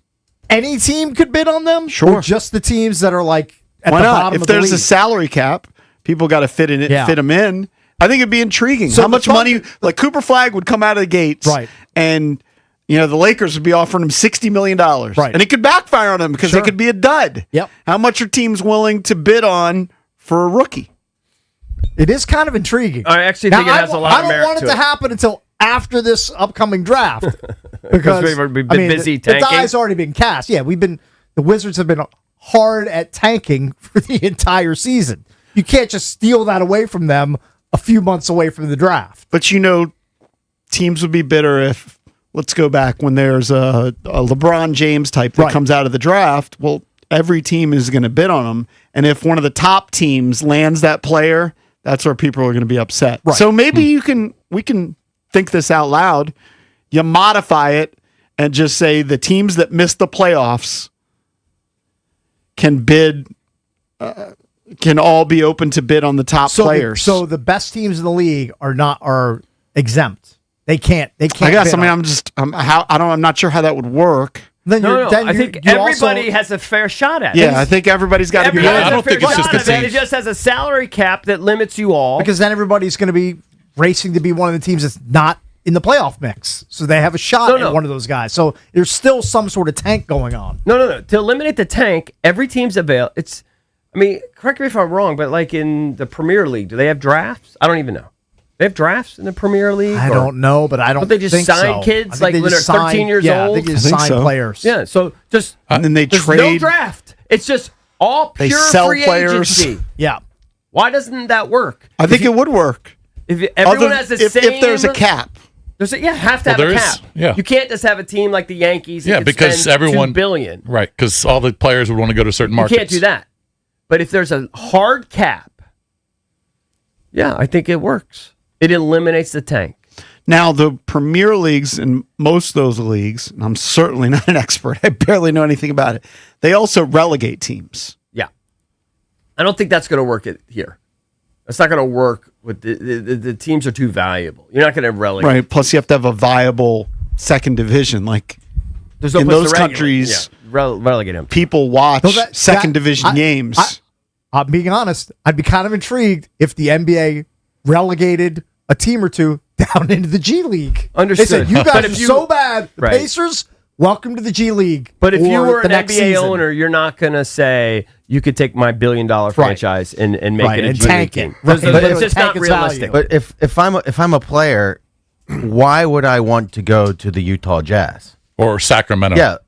What do you mean? Just You mean because why would you offer because you of the those market. money? Well, just because of the market, because of the franchise itself. Well, the only way you would go is if they offered you the most money. Not necessarily. If an offer is similar or a little bit less than another team, I probably would choose a different market. Are the players bound? Some guys would do that. Free agents don't just pick or go to a team because they offer them the most All right, money. let me ask I know, but I would say that the majority do. Are they bound Not to the all. team that bids the highest? Or No. do they have a choice? No, They No, can go it's wherever free they want. agency. It's free agency. Okay. Free agency. But, if you think of college basketball, you would think that the players would all go to the same schools over and over again, and they tend to. But then one of the best kids is playing at BYU right now. Well, it's because of money. Right. Right. And I think So it's on also- them to I think recruit. This is a Pandora's box. It's also a Pandora's box to figure out. So let's say I'm a rookie and I can choose between the Knicks and the Jazz. Right? They're gonna both try and sign me, and the Jazz are offering me the $10 million or $15 million more a year to sign with them. I can go to an endorsement deal and say, hey, would you rather me play in New York for Nike or in Utah for Nike? Why don't you put another $10 million on my deal, on my endorsement deal, and I can go sign with the Knicks? Yeah, but ultimately you're trying to help the fans, so fans aren't going to care about that situation. Fans, to some extent, want all the teams to have a chance to win. Now, in your market, you care about your team, but you want some equity in the league. So if you have a salary cap, a hard salary cap, not many teams would be able to compete. Like teams that already have stars, that already have big salaries. Let's say you're the Lakers. Right. You're already paying Luka a ton. You're playing LeBron James. You've got other stars. You wouldn't be able to get in the mix for Cam Boozer. But I could also circumvent that by having endorsements. It's possible. But guys, as EB said, guys are going to want that salary. You can make more in endorsements if you're in New York or LA, sure. But good players nowadays, Anthony Edwards is one of the most popular players in the NBA. Plays in Minnesota. It's not a big market. He makes a ton of money outside. Let's say this. I don't think none of the solutions are perfect. Yeah. They all have flaws. I think I might like the flaws of this better than having 7 teams tanking every year. I think it'd be worth the shot. I just think it's a possible option. I don't think it's high on the list. I think it's kind of a threat from Silver. Who cares? Who cares if it's viable or not? Yeah, I just think there are other remedies that they're looking at before this. I mean, because they like the draft, in terms of production, they liked having a lottery on TV. They liked having the draft. Okay, we have big free agency, and I mean, ESPN does a big deal about free agency in football. We have the legal tampering period it's become a holiday. True, but it's not one night. What do you mean? Free agency lasts days. Yeah, but the impending free agency, all the big guys are signed. Yeah, I know, but it kind of lasts for. I think it'd be cool because if you're the Wizards, if you're the Wizards right now, let's just use the Wizards. Yeah, and we can go the last several years. You're hoping you get lucky in a stupid lottery, and then once that lottery happens, and you know that you missed out on Cooper Flagg, there's very little zeal. Okay, Trey Johnson, nice player, fine, but if you had this every year, you got a shot at the top guy. Well, yeah, you got a shot at Shohei. Yeah, every year you had a shot for Cooper Flagg. You had a shot at Wemby. Every year you got a shot. Yeah, and Wemby. I don't know. It just Cooper seems like Darren Peterson, whoever it is. Like, had this been around the last 3 or 4 years, you know what? It would have been a more exciting offseason in Washington. And if you whiff, you whiff. But then next year you can go for the top guy again. It doesn't come down to a ping pong ball. It just seems like on the surface, the rich would get richer and the poor would get poorer. No, but how would the rich be able to? They can fit something in. They'll figure it out. They'd have to dump one of their stars to be able to get Wemby. Not necessarily. I think the cap rules are critical. Yeah, yes. The cap rules are critical. You have to have basically a hard cap. Also, this is. I think JP's operating under the assumption that a Wemby comes out in every draft. No, but if you just think of the last several drafts, there have been big-time difference makers, right? Wemby goes number 1. Cooper Flagg goes number 1. Those are studs. Studs. Yeah, but not every draft has that. This year they're saying they're a bunch of studs. Yeah. Deep draft. That's a deep draft. And it goes beyond the top 3. It's a deep draft. There's a bunch of freshmen. I like the idea. I'd certainly be willing to try it. I like the idea. You'd have to. It would be interesting. You have to articulate to me more than just, maybe our team wouldn't want to go to Utah. I think it's a last-ditch effort. I just think that they're going to try other things first. Well, what do you think would work? Give me an alternative. I hate the ping. I told you I hate the ping pong system. So I don't think teams like the Mavericks should ever have the top pick. But any system that has a draft is going to have people fighting for the bottom. Correct. But that's been happening for years. I know, but it's getting worse. Maybe they have to have a certain amount of minutes that the players play. Their starting 5 plays, or a certain amount of games that they play. I don't like that. I don't know. Teams have been tanking forever, and they've always had drafts. I know, but it's gotten out of hand. Things get out of hand, so then you make changes. All right, find the teams. I don't know. They're already starting to do that. I think going away from the draft is just... Why is it bad? I think it's desperation. But why is it bad? Because the NBA draft, league should have drafts. I think that's not a good answer. They should. They should have drafts because the bottom team should have an opportunity to get better. You give me like the argument that the draft is almost borderline immoral. I don't see. I think it's immoral when the Dallas Mavericks, who win 39 games, get the top pick. I tend to believe side with you there. But I think the worst team, the worst record, should have the top pick. It's a shame that a kid who's a star has to go to some terrible team, some terrible friend. He's forced. If he wants to play in the NBA, he has to go to that. Well, he doesn't have any choices. Those are the rules of the game. No rights. Those are the rules of the game. Basically, has no rights. It's like that they in don't every have league. to play the game. They can get another job. He could. Why should Mendoza have to go to the Raiders? Should be free agency in NFL. Yeah, I'm okay with it. Well, the NFL doesn't seem to have this tanking issue. I know, but that's his point. His point is, if teams have the worst teams, why should the best players have to go to the worst teams? He should be able to go to whatever team he wants. It's got a Fernando Mendoza should be able to go to the Dolphins if he wants. Should be when I graduate college, I get to go work for whoever I want. Whoever hires the NFL. Yeah, no, but it's part of the league rules. No, but you get drafted, you have to go. The NFL doesn't have a tanking problem. When you're a with the free NBA. agency, when you're a free agent, all right, that's when you get to pick. Got to wait for that though. But for 4 years, you got to play with. If you want to be part of the league, you have to deal with their rules. I understand. That's much like if you go to a different company, it might have different rules. But Adam Silver saying you abused the rules, so we're taking this away from you for abusing it and making a mockery out of the season. Yeah, right. I understand what he's saying. I just think it's an empty threat. I don't think they're going to go away from But I don't see what the the big downside is. Just make everybody a free agent, and then everybody has a hard cap, and then you got to make hard decisions on your roster. I don't think there's downside. What's the downside? We'll take your calls next. 800-636-1067. Can abolishing the draft get rid of tanking in the NBA? 800-636-1067. We'll take your calls on that next. Sports Radio 106.7 The Fan. Hey, it's B-Mitch here. Don't get caught in the cold with an outdated furnace or heat pump. Rude Pro Partners have access to 60 months of same-as-cash promotions on qualified equipment from February 1st to April 30th. Rude also offers other aggressive financing options. As temperatures continue to stay cold across the DMV, make sure you're saving money with the most efficient HVAC equipment. Rude makes it easy to upgrade your home's comfort without breaking the bank. Find a Rude Pro Partner near you at rude.com.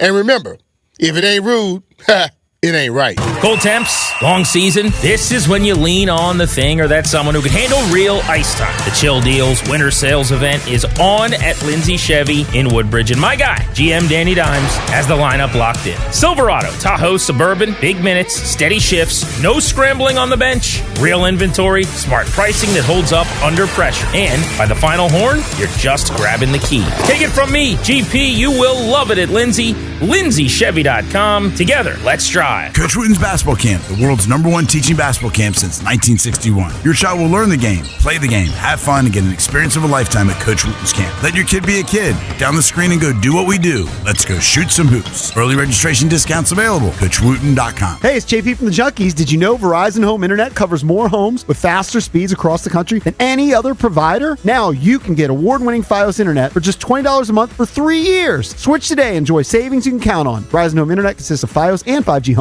Availability varies. Comparison based on FCC BDS data of home internet providers. Download speeds over 50 Mbps. June 2025. Limited time offer for eligible new customers. Fios $20 per month plan with auto pay, mobile phone plan, mobile plus home, and bonus discount. Enrollment required. 3-year price guarantee. Applies only to then current base monthly rate for Fios. Additional terms apply. Hi, I'm Kamiko, the founder of Miko's Hot Chicken. When we started our family restaurant, we were also raising a family. But let me tell you, it wasn't easy. Our Chase Inc. card was there to reward us on all of our business needs. Now we have a thriving location, and we're hungry for more. With the Chase Inc. Business Unlimited card, you can earn unlimited 1.5% cash back on every purchase, so your business can go from here to possible. Chase for business. Make more with yours. Real business owners compensated for their participation. Cards issued by JPMorgan Chase Bank and a member FDIC. Subject to credit approval. Terms apply. Just a few more things and we should be good. These are a lot of groceries. Are we getting snowed in again? No, just getting enough stuff to watch all the winter events. Don't want to miss any chance to support our athletes. Do you plan on feeding them too? Besides, I'm getting cash back on all this with Upside. Upside? What's that? Upside is a free app that gets you cash back when you shop at gas stations, grocery stores, and restaurants. You get cash back just from things you regularly buy? Yep, and right now they have a $10 bonus when you shop at Giant. All right, I'm getting Upside, and maybe another grocery cart we can fill up. Earn real cash back on your regular shopping. Download the Upside app and use promo code DC1 to get a $10 bonus on your first grocery purchase at Giant. That's promo code DC1 to get a $10 bonus. Use promo code DC1. Offers vary by user and location at participating merchants. Go to upside.com for terms and conditions. Partly cloudy, temperature in the mid-30s. Weather brought to you by Duke's Mayo. Welcome to Duke's Mayo Country, where the mayo is so smooth and creamy, it makes every bite better. Duke's Mayo. Look for the yellow lid. The next phase of the Wizards rebuild is here. Trey Young to DC. I'm just super excited. People love it. So being able to be a vet, I feel like I have more things that I can give these young guys. You still want to come here, so I love the trade. On your flagship home of the Washington Wizards. Anthony Davis coming to the Wizards. I like the trade. You like the trade. They're not trying to win games this year. This is about a next year thing. I'm for it because you didn't give up anything. They found star player. They're trying to win games. Yes. Anthony Davis is a go-to guy. He can score. 106.7 The Fan. Never have I ever called my sister from the finish line of my first marathon. Hello? You won't believe where I am. Are you running? Mile 26. I'm gonna make it. Switch to T-Mobile's 55 Plus plan and get iPhone 16e with its advanced camera system on us. Plus 2 lines for just $30 a line. Guys, I can't believe it. I knew you could do it, babe. That was amazing. Mom, how do you feel? I feel great. I can't feel my feet. Let's take a picture. And then you may carry me to the car. Share every stride, every mile, every memory on America's best network. Switch to T-Mobile's 55 Plus plan and get iPhone 16e on us and 2 lines for just $30 a line. With 24 monthly bill credits and 2 eligible port-ins on Essentials 55 Plus for well-qualified customers with autopay plus taxes, fees, and $35 device connection charge. Credits end and balance due if you pay off early or cancel. Contact us. Finance agreement 128 gigabytes, $599.99 required. Best mobile network in the U.S. based on analysis by Ookla of Speed Test Intelligence data 1H 2025. Visit T-Mobile.com. Did you know about 1 in 3 people with plaque psoriasis may also develop psoriatic arthritis, which causes joint pain, stiffness, and swelling? Does this sound like you? Listen to what it sounds like to be a million miles away. Tremfya guselkumab, taken by injection, is a prescription medicine for adults with moderate to severe plaque psoriasis who may benefit from taking injections or pills or phototherapy, and for adults with active psoriatic arthritis. Serious allergic reactions and increased risk of infections and liver problems may occur. Before treatment, your doctor should check you for infections and tuberculosis. Tell your doctor if you have an infection, flu-like symptoms, or if you need a vaccine. Imagine being a million miles away. Explore what's possible. Ask your doctor about Tremfya. Visit Tremfya.com or call 1-800-526-7736. It's the Sports Junkies. I hear what you're saying. And I like it. On 106.7 The Fan. And always live on the free Odyssey app.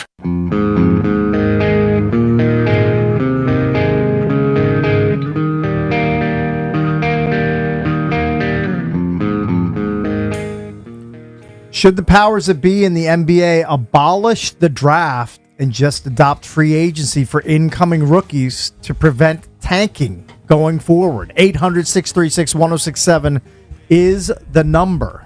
Remember the disappointment after the lottery that the Wizards weren't going to be able to get Cooper Flagg? I remember it, yes. And remember the discussion that they just missed out on Wemby? Mm-hmm. If you had this, everybody's in the mix. Right, of course.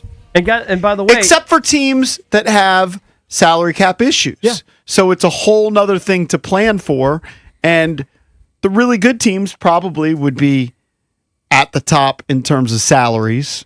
Generally, they would have the better players. Right, great players. So studs, it would kind of work out that the only teams that would be able to bid are the nubs teams. Right. Now, here's one downside that I was thinking about.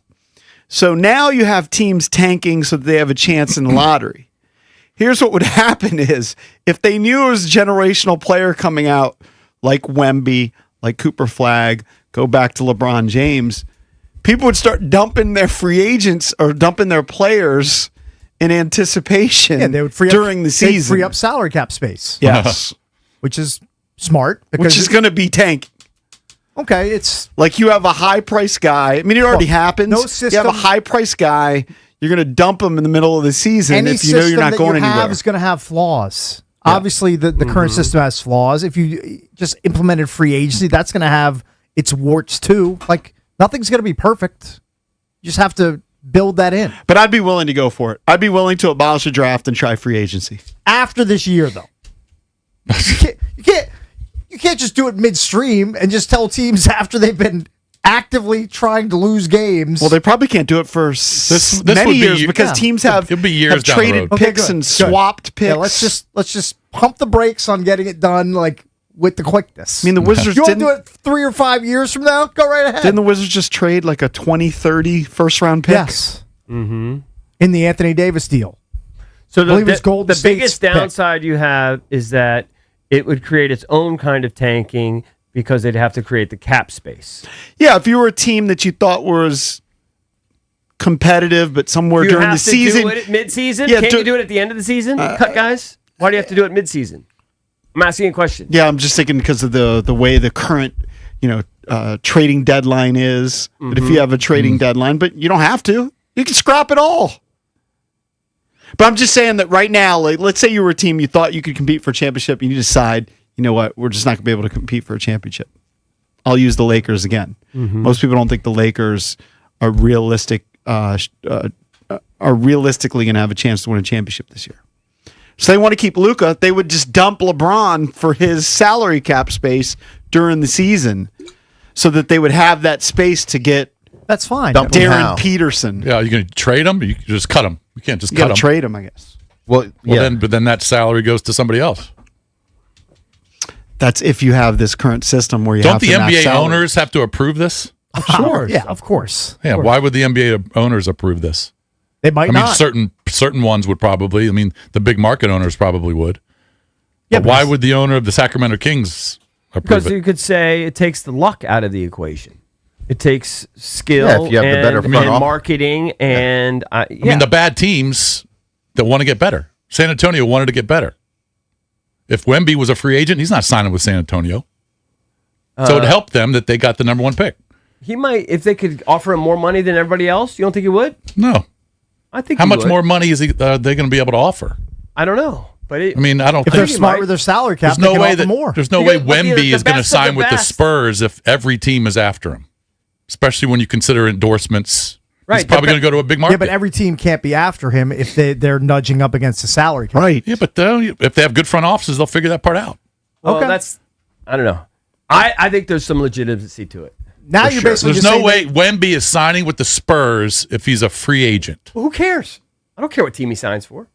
I'm just saying it would go against your theory of improving the rest of the league, anti-tanking. But only certain teams are going to be able to sign players. But if they're bad and they get a top pick, okay, they can get better. Now they're numbers 2 in the West. He might sign with them if they you think I'm going to lose any sleep if the Spurs struggle for a few years? Oh, God forbid the Spurs are bad for 5 years. But people in San Antonio don't care about the Wizards either. I understand. Here's the true story. Jason loves the draft.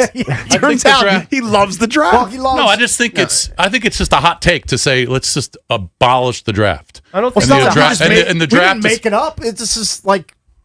These are discussions that are being had. Yeah, I think it's a hot take because I don't think Silver will do it.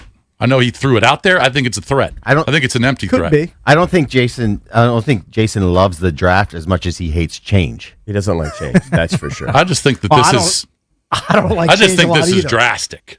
It is pretty drastic. It's drastic. I mean, the league they've got a problem on their hands. Teams love to tank. I know, and that's what I'm saying. They've been doing it for 50 years. Understood, but I guess it's just ramping up in the last. All right, I think more people are just paying attention. So, all right, I just typed in what professional sports don't have a draft. Mm-hmm. All right, we're not going to worry we're not going to worry about the National Women's Soccer League. They don't have a draft, but the English Premier League, La Liga, Bundesliga, none of them have a draft system. They're pretty successful leagues.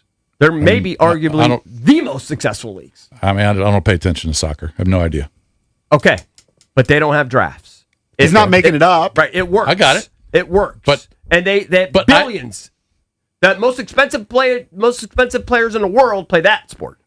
Yeah, there's got to be other factors that we're not considering. Well, now, the downside, and again, I don't know it very well, is that is a haves and have-not league generally, right? Like Barcelona, the traditional powers that are kind of the Yankees. I don't think they have a cap. Yeah, there's no cap. I don't think they have a cap.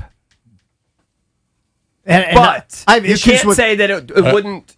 It doesn't work, or it's not. No, it definitely could work. It's definitely plausible. Yeah. Let's go to the phones. Now, I think you could make the argument that maybe that some owners here don't want to do that. Sure. I can't. I think also if you did this without a draft and you had this free agency too, I think it would really show owners, teams, front offices that are willing to spend versus owners who just want the team as a cash cow. Totally. And then hopefully we expose them and get rid of them. Well, you'd have to have a cap and a minimum cap, which is what they try to do in the NFL. Yeah. Because otherwise, Valdez's situation, you could end up, teams like the Oakland A's. Right. Well, frankly, though, like in baseball, they have both. Yeah. They have the draft, and then they have weird, like, foreign players that are eligible, Right. like Shohei. Now, what you they can have don't a sweepstakes. What they don't have, what they need, in my rules. opinion, they need a salary cap because you've got teams that are going to spend $350 million on a payroll like the Dodgers, and then you're going to have teams like the Nats who are spending way less. I would not lobby for it if there was no cap. There has to be a cap. Yeah. That's what makes this work. Yeah, it has to be a cap to make everything more competitive. Yeah. But even if you have a cap, the small market teams aren't going to spend up to what the big market teams are going to, even if they're just under the cap.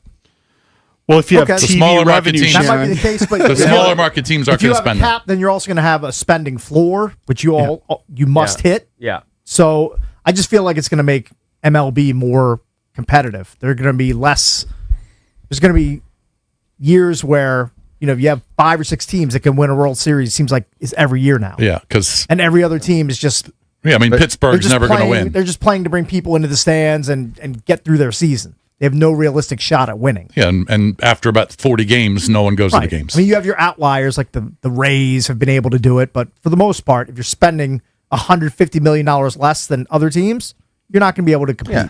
1-800-636-1067. Lines are locked and loaded. Let's go to the phones. Would you be for abolishing the NBA draft to try and prevent tanking? Or come up with your alternative solution. Because maybe this is a horrible idea. Then come up with something better.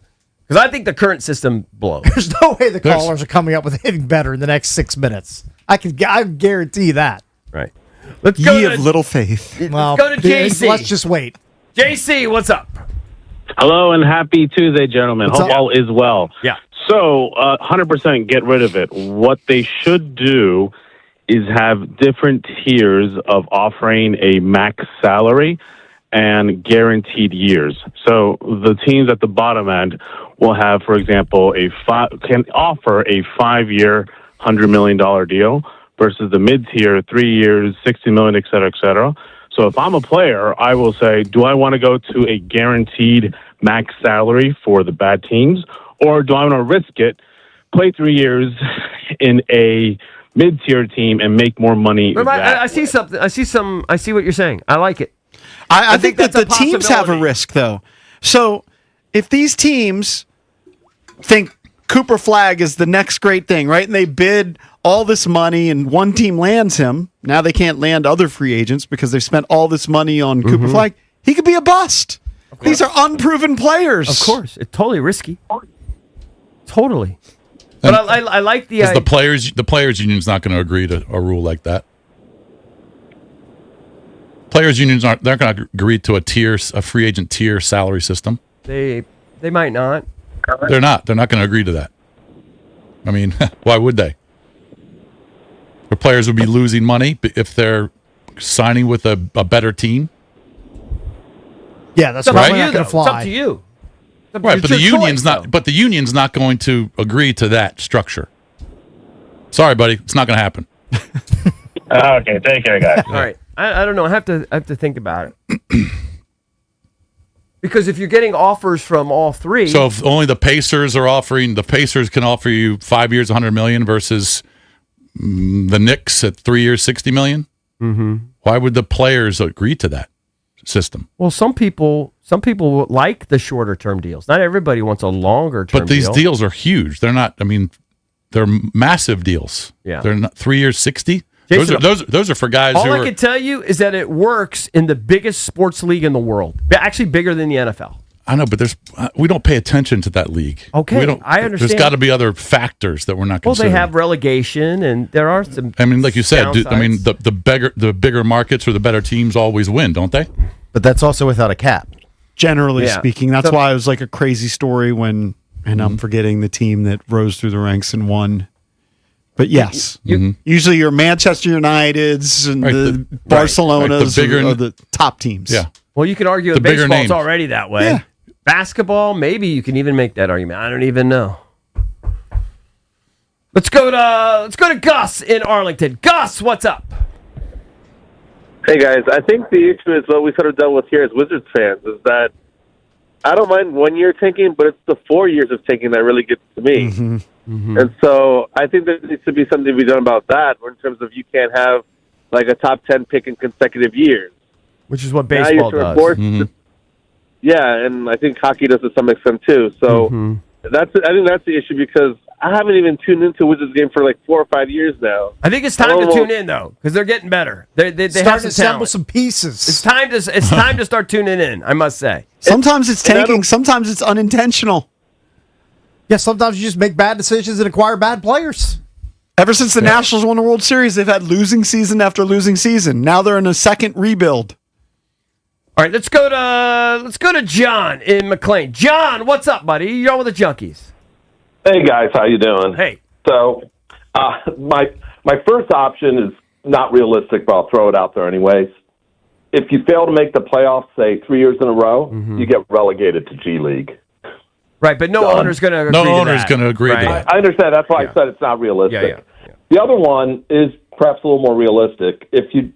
When you set a date, and if you don't qualify for the playoffs by that date, then you go into a pool, and whichever team in the pool has the best record from that point on gets the first pick and so forth. Yeah, I mean, people have talked about that scenario. I don't think And then it would play out great. the last option is you do it as the NFL, and it seems to work for the NFL. Which is just let them be bad. Old school. That's what's happening now. That's what's happening now. Well, that's not quite happening. I mean, it's No, it's not everybody's what's happening now because Dallas Mavericks got the first pick last year. Exactly. It's not what's happening now.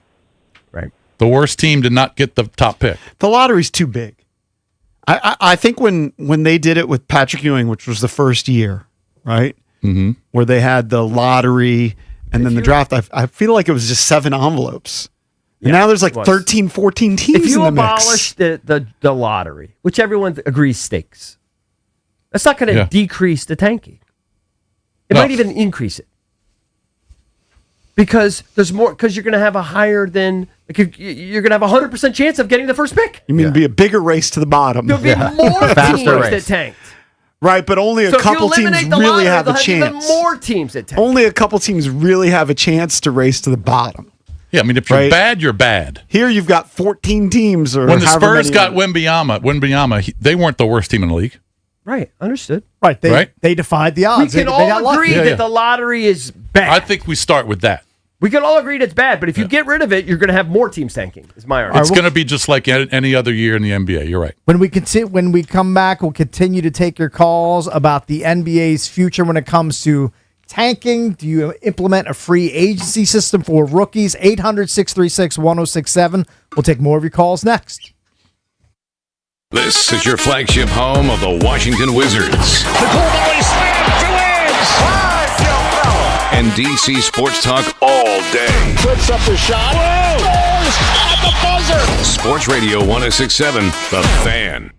When it comes to your money, what's more valuable than peace of mind? At Trajan Wealth, that's TRAJAN Wealth.com. Their fiduciary advisors know that your financial journey is personal. Whether you're looking for a second opinion on your portfolio or want to build a plan for steady income in your retirement, Trajan Wealth has got you covered.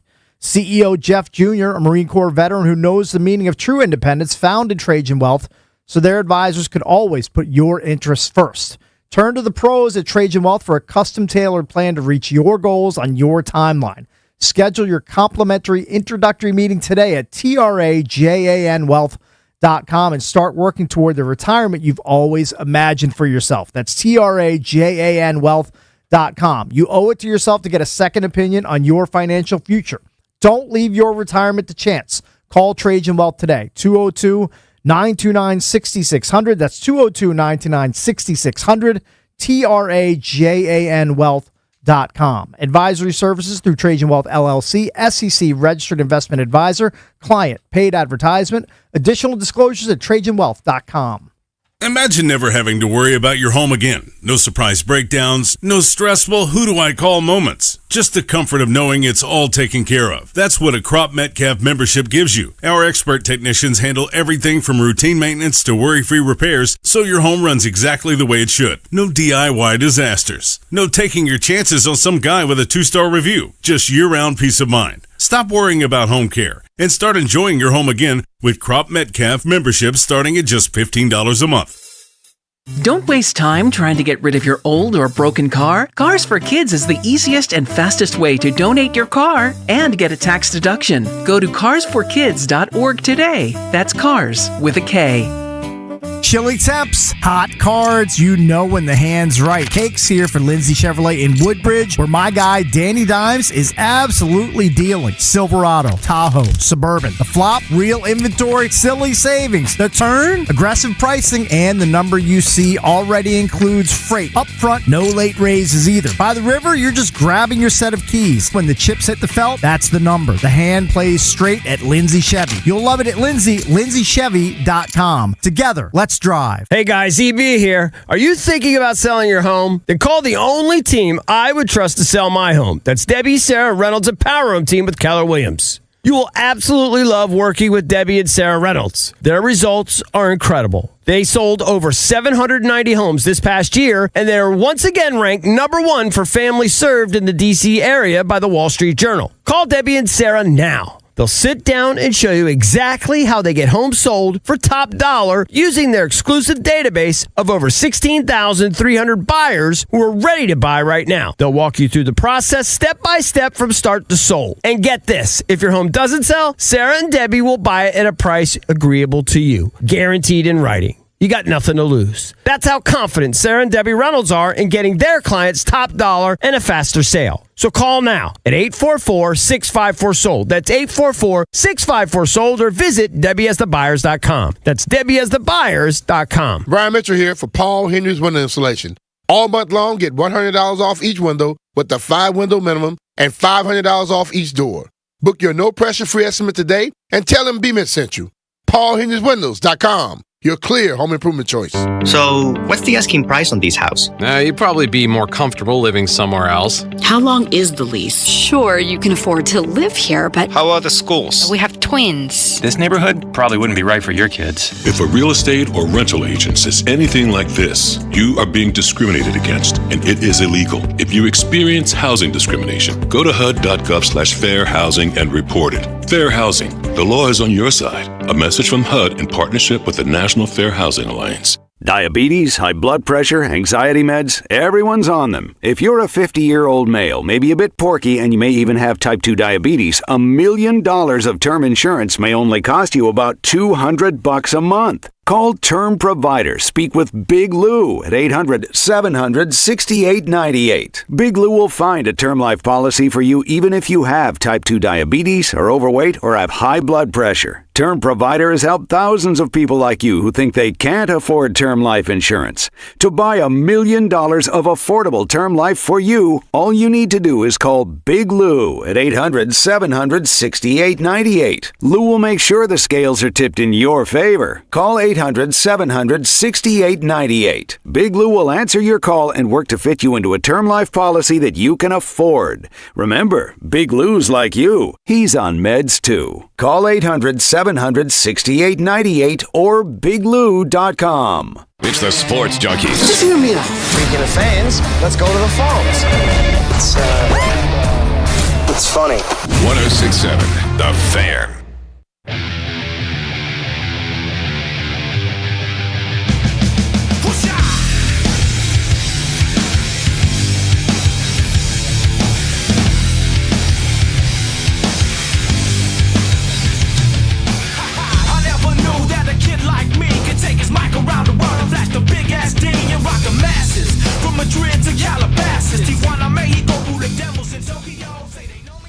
So a lot of people want to weigh in on the topic du jour. Should the NBA get rid of the lottery system and just implement free agency for incoming rookies? And the prevent draft. tanking? Not just the lottery, the draft. The draft, too. Jason's very distraught at the idea of the draft going away. No, I don't care, but I just don't think it will. I think that goes back to Jason just loves doing drafts of all sorts. He's offended that you would get rid of the draft. Hey, in some of your fantasy leagues, they got rid of the draft. They just have auctions. That's true, but they can be fun. But for the most part, I think most people just do regular, standard, I understand. snake drafts. But you don't have tanking generally in fantasy leagues. No. Not intentional. No, it's not. Generally, is not a thing. All right, let's rip through some of these phone calls. All 8 lines locked and loaded. Ram has an idea. It's similar to the idea that I threw out there last week about having a sort of system so that as soon as you're eliminated from the playoffs, then you get rewarded for wins. That's what the one caller was saying. Yeah, so that way, Ram says take the bottom half of the teams, order the top of the draft, and order the best of the worst to give incentive to win. This is classic Rom engagement. It's a topic he doesn't care about. Yeah, he just wants to have his name thrown out. He keeps throwing this. I think this is so transparent. I know, but he keeps suggesting this every time this topic comes up. Yeah. So he thinks he's an expert. Very persistent. All right, let's go. Him and his tiny hands. And this is kind of what Ray's saying. It's kind of the same thing Ram is saying. Ray, what's up? Hey, Ray. Hey guys, good morning. First time, long time. Thanks, man. What's up? Appreciate it. Hey, yeah, I think why don't you invert the lottery balls? You know, the team that comes in not in the playoffs but still with the best record gets the most lottery balls. Team that comes in last of the last gets the least amount of lottery balls. So at the end of the year, the teams are still fighting to increase their chance of the number one pick. That's what so he's now saying. everybody's trying because you want more lottery balls. Yeah, that seems like it could work. Has potential. All right. Do you see a downside, Valdez? Downside is here's my downside. If you're the sixth, well, they've changed it now. There's 20 teams that make the playoffs because of play-in tournament. Mm-hmm. The downside would be that if you are, okay, those bottom teams are fighting to get more lottery balls, but the team that could really get the most lottery balls is that 20th team that's in the playoffs that could tank. Now you're going to have those teams that could make the playoffs that are going to tank just to get in the lottery. Now, because they have a better chance. I guess you're kind of rewarding these mid teams. Hey, Cakes, that's our specialty. Yes, that's our specialty. It used to be the Wizards' specialty. And the bottom teams, in the mid business. The bottom teams would really get screwed because they suck and they can't win. They can't even move up to get more lottery balls. They're just stuck with the worst. All right, let's go to, let me see here. Let's go to L in D.C. L, what's up? What's up, boys? How y'all doing? What's up? Good.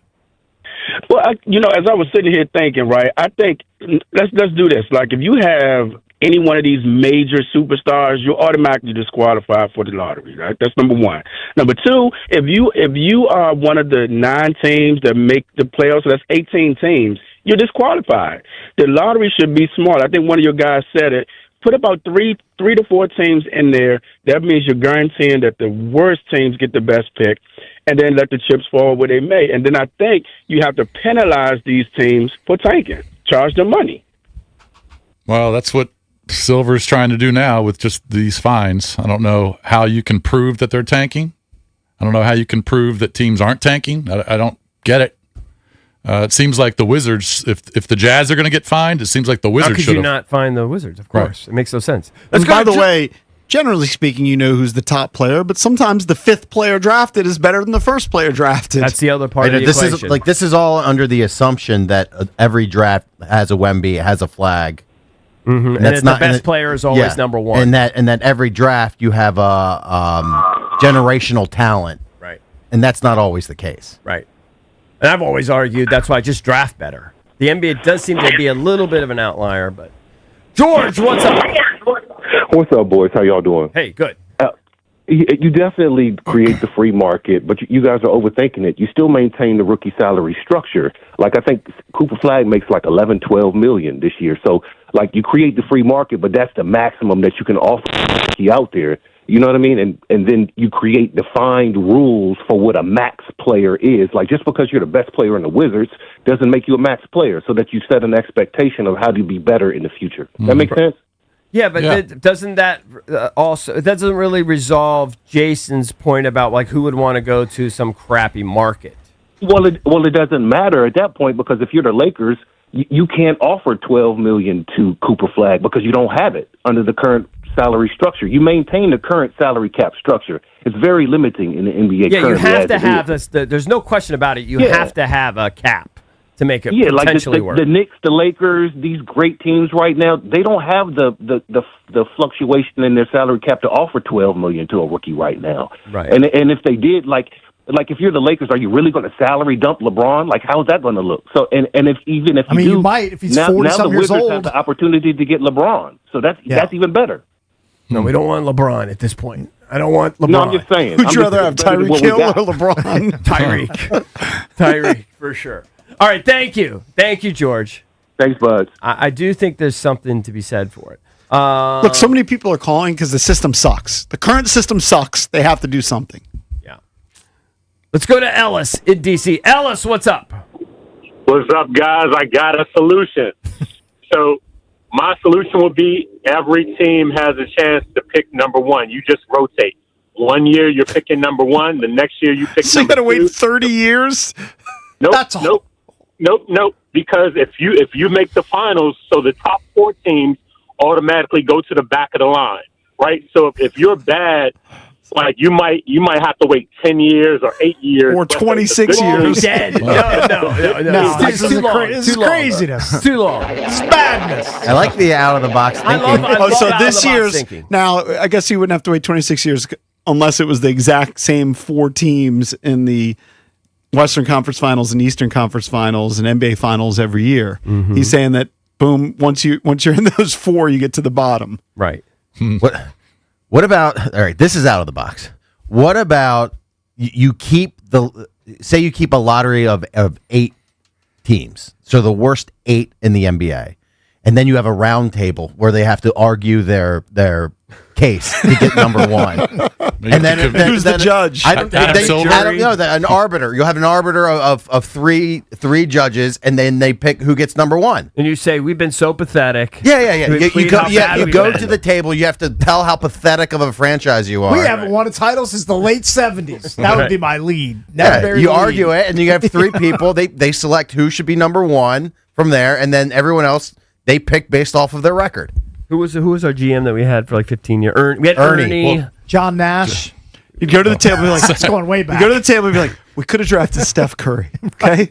Instead, this is what we did. We got Mike Miller and Randy Foy. Right. Who had you got internal organs. And when we did have number one, we drafted Kwame. Right. We drafted Johnny Davis. Who else came out in the Kwame year? Did any obviously better players? Was there anybody generational? Tyson Chandler was like probably the next best player. It was not a great class. All right, it's not that bad. Let's go. Well, Sacramento would win the top pick every year because their owner would say, or their GM would say, no one wants to live in this awful city and get taxed 60% on their money. They would get the top pick every single year. Mm-hmm. They might have to abolish that team. They have to move. Is it Rawi? Yeah. Hey, how what's you up? doing? Hey, so I have a system that is going to combine a tier system with the lottery system. So there would be, for the top 15, lowest 15 teams, there would be 3 tiers, each composed of 5 teams each. And the chances of having that top pick or the next pick would be shared equally within every team within that tier. Okay. But it would be different amongst between the tiers. So the lowest 5 teams would be one tier, and they would have like 60 overall, like a 60% chance to have the top pick between all of them that they have to share. So it comes down to like 12% chance for all of them, and so on. And the second tiers of teams is like 30% chance. So each one of them has. So hold on, are you rewarding the bottom of the... Essentially, they do that now. The bottom 3 teams have a 14% chance. So you're saying that the better of the bad teams can still get the number 1 pick. That's what you're saying. But it's more randomized to so it's like 5 teams that all equally share. Right. It's kind of like that. They do that now. It's kind of like that. It's marginal, the difference between one and a team that's like as ranked as low as ranked as like a number 15 team. Right, but what you're has, saying, I know, but what you're saying is the 15 worst teams. You're putting them in 3 different tiers, right? Mm-hmm. Well, the better of those 15 teams can still get the number 1 pick based on your theory, on your plan, because they still have a percentage of getting the number 1 pick. It's low, but it was low for the Mavericks. And they still got it. Terrible system, terrible idea. I like how we did an hour on this. We took some good calls and Came everything. up with And nothing. No, not just that. We actually went in a circle and we came back to the draft lottery. Somehow. It all comes full circle. You basically described what they're doing That's now. what he's doing. Yeah. All right, when we come back, we'll get into EB's entertainment page. We'll do that next on The Fan. DC's FM Sports Talk 106.7 The Fan. This is an Odyssey Sports Minute. Sponsored by TaxSlayer. Start filing for free today at TaxSlayer.com. Jerome Tang has been fired as the head coach of Kansas State basketball, except for cause. That cause, according to the upper-level management, is that he didn't win a lot of games and embarrassed the university. I'm not sure if you can dodge an $18 million buyout. I'm Drake Toll. Get in the zone, AutoZone. Jeff's day is off to a slow start. So he heads to AutoZone, America's #1 battery destination, where Sammy, a local AutoZoner, tests his battery for free. Looks like he just needs a charge. And Sammy does that for free too. In no time at all, Jeff is back on the road, ready to finish the day strong. Free battery testing and charging at every store. No hassles, just help. Get in the zone, AutoZone. Restrictions apply. Why choose a Sleep Number smart bed? Can I make my site softer? Can I make my site firmer? Can we sleep cooler? Sleep Number does that. Cools up to 8 times faster and lets you choose your ideal comfort on either side. Your Sleep Number setting. Enjoy personalized comfort for better sleep night after night. And now, during our President's Day sale, take 50% off our limited edition bed. Plus, free home delivery with any bed and base. Ends Monday. Only at a Sleep Number store or sleepnumber.com. Get more out of every mile when you share the ride to work. With carpooling, you'll have time to relax, save money, and pick up new friends.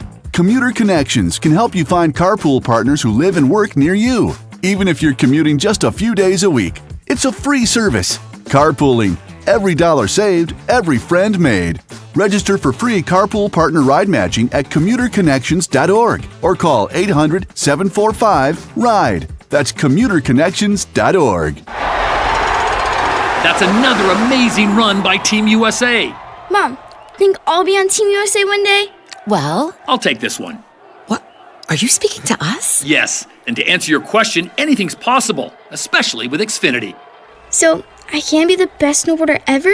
Well, I can't guarantee that, but Xfinity can guarantee that your internet price won't change for 5 years. Okay. What if I practice every day? Then maybe you'll be snowboarding for Team USA at the next Olympic Winter Games. And Mom, you'll still be paying the same price for Wi-Fi. Ooh, really stuck the landing there. It's the Xfinity Gold Medal Celebration. Now through February 22nd, get our best price on gig Wi-Fi for 5 years guaranteed, just $50 a month. Plus, get Peacock Premium included for 2 years. That's a $10.99 value per month. Xfinity. Imagine that. Proud partner of Team USA. Restrictions apply. Requires paperless billing and auto pay with stored bank account. Taxes and fees extra. Actual speeds vary.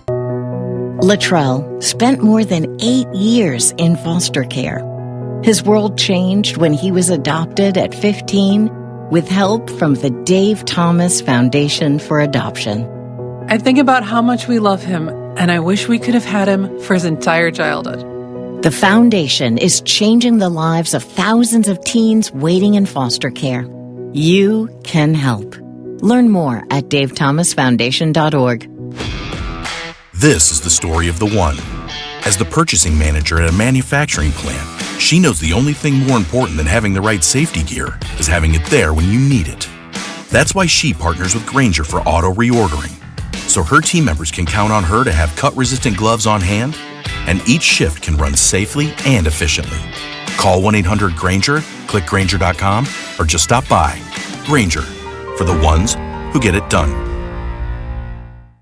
Oh, hello, it's me, the calculator that lives inside of TaxSlayer. I love numbers. Like 100, as in 100%, as in TaxSlayer's 100% accuracy, guaranteed. And 0, as in $0, as in it costs $0 to file and get the refund you deserve with TaxSlayer Simply Free, if you qualify. Simply Free is available to a limited number of taxpayers with age, income, credit, and deduction restrictions. See TaxSlayer.com for eligibility requirements. TaxSlayer. File fearlessly. Live from the LindsayCars.com studios in the nation's capital. WJFK FM and WJFK HD1 Manassas and WPGC HD3 Morningside. This is your flagship home of the Washington Wizards. Carrington drives, left double, flips up the shot. Scores at the buzzer. Goal, baby! The Wizards' biggest lead of the night. Sports Radio 106.7 The Fan. An Odyssey Sports Station. 106.7 The Fan. Sports Flash.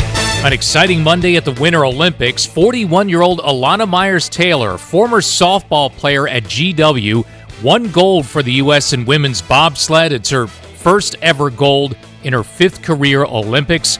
Meanwhile, the women's ice hockey team remained unbeaten with a 5-0 semifinal win over Sweden. So the U.S. women have another showdown with Canada for the gold medal on Thursday. And the French hockey player Pierre Crunon, who fought the Caps' Tom Wilson in their game against Canada last weekend, has been suspended now for the rest of the Olympics by the French Ice Hockey Federation.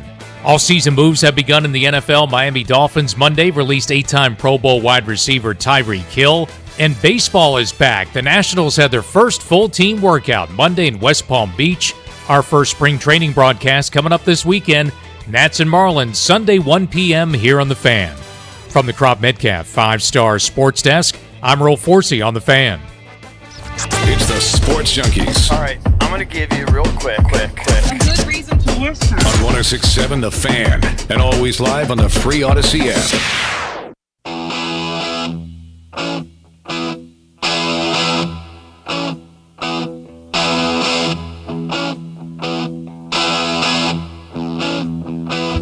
We're celebrating 30 years of the Junks, presented by Main Street Bank. Cheer local, bank local. Main Street Bank is a business-focused community bank proudly serving the DMV since 2004. Visit mstreetbank.com to learn how to put their team in your office. Main Street Bank, member FDIC, equal housing opportunity lender. Valdez, I know everyone gets mad when we mention anything regarding the 30th anniversary, but I know we were kicking around a potential something to do maybe in the next few weeks. Is that... We're working on it. Still working on it? It's not cemented yet? Working on it. All right. It's in progress. Like to have an announcement on that one, too. All right, now here's an announcement. It's time for the entertainment page. There's your announcement. All right, Gage. The entertainment page, of course, driven by BMW Fairfax, DC's only BMW Center of Excellence Award winner for the ultimate buying experience on your ultimate driving machine. Get over to BMW Fairfax. Ask for my girl Miriam. She's a rock star over there. She's the general manager. You can check out their entire selection of certified pre-owned and brand new vehicles right there on their website, bmwfairfax.com. You know, I was in D.C. this weekend. We just stayed down there because of the traveling back and forth. It's a nightmare. I was embarrassed that my car wasn't washed, but I went to the car wash. I don't know if you guys have done this in the last couple days, and there were 75 cars in line, and I don't do lines. Yeah. So I'll drive a dirty car, and that's what I do. I've been to the car wash that I'm a member of, and it's been complete disaster.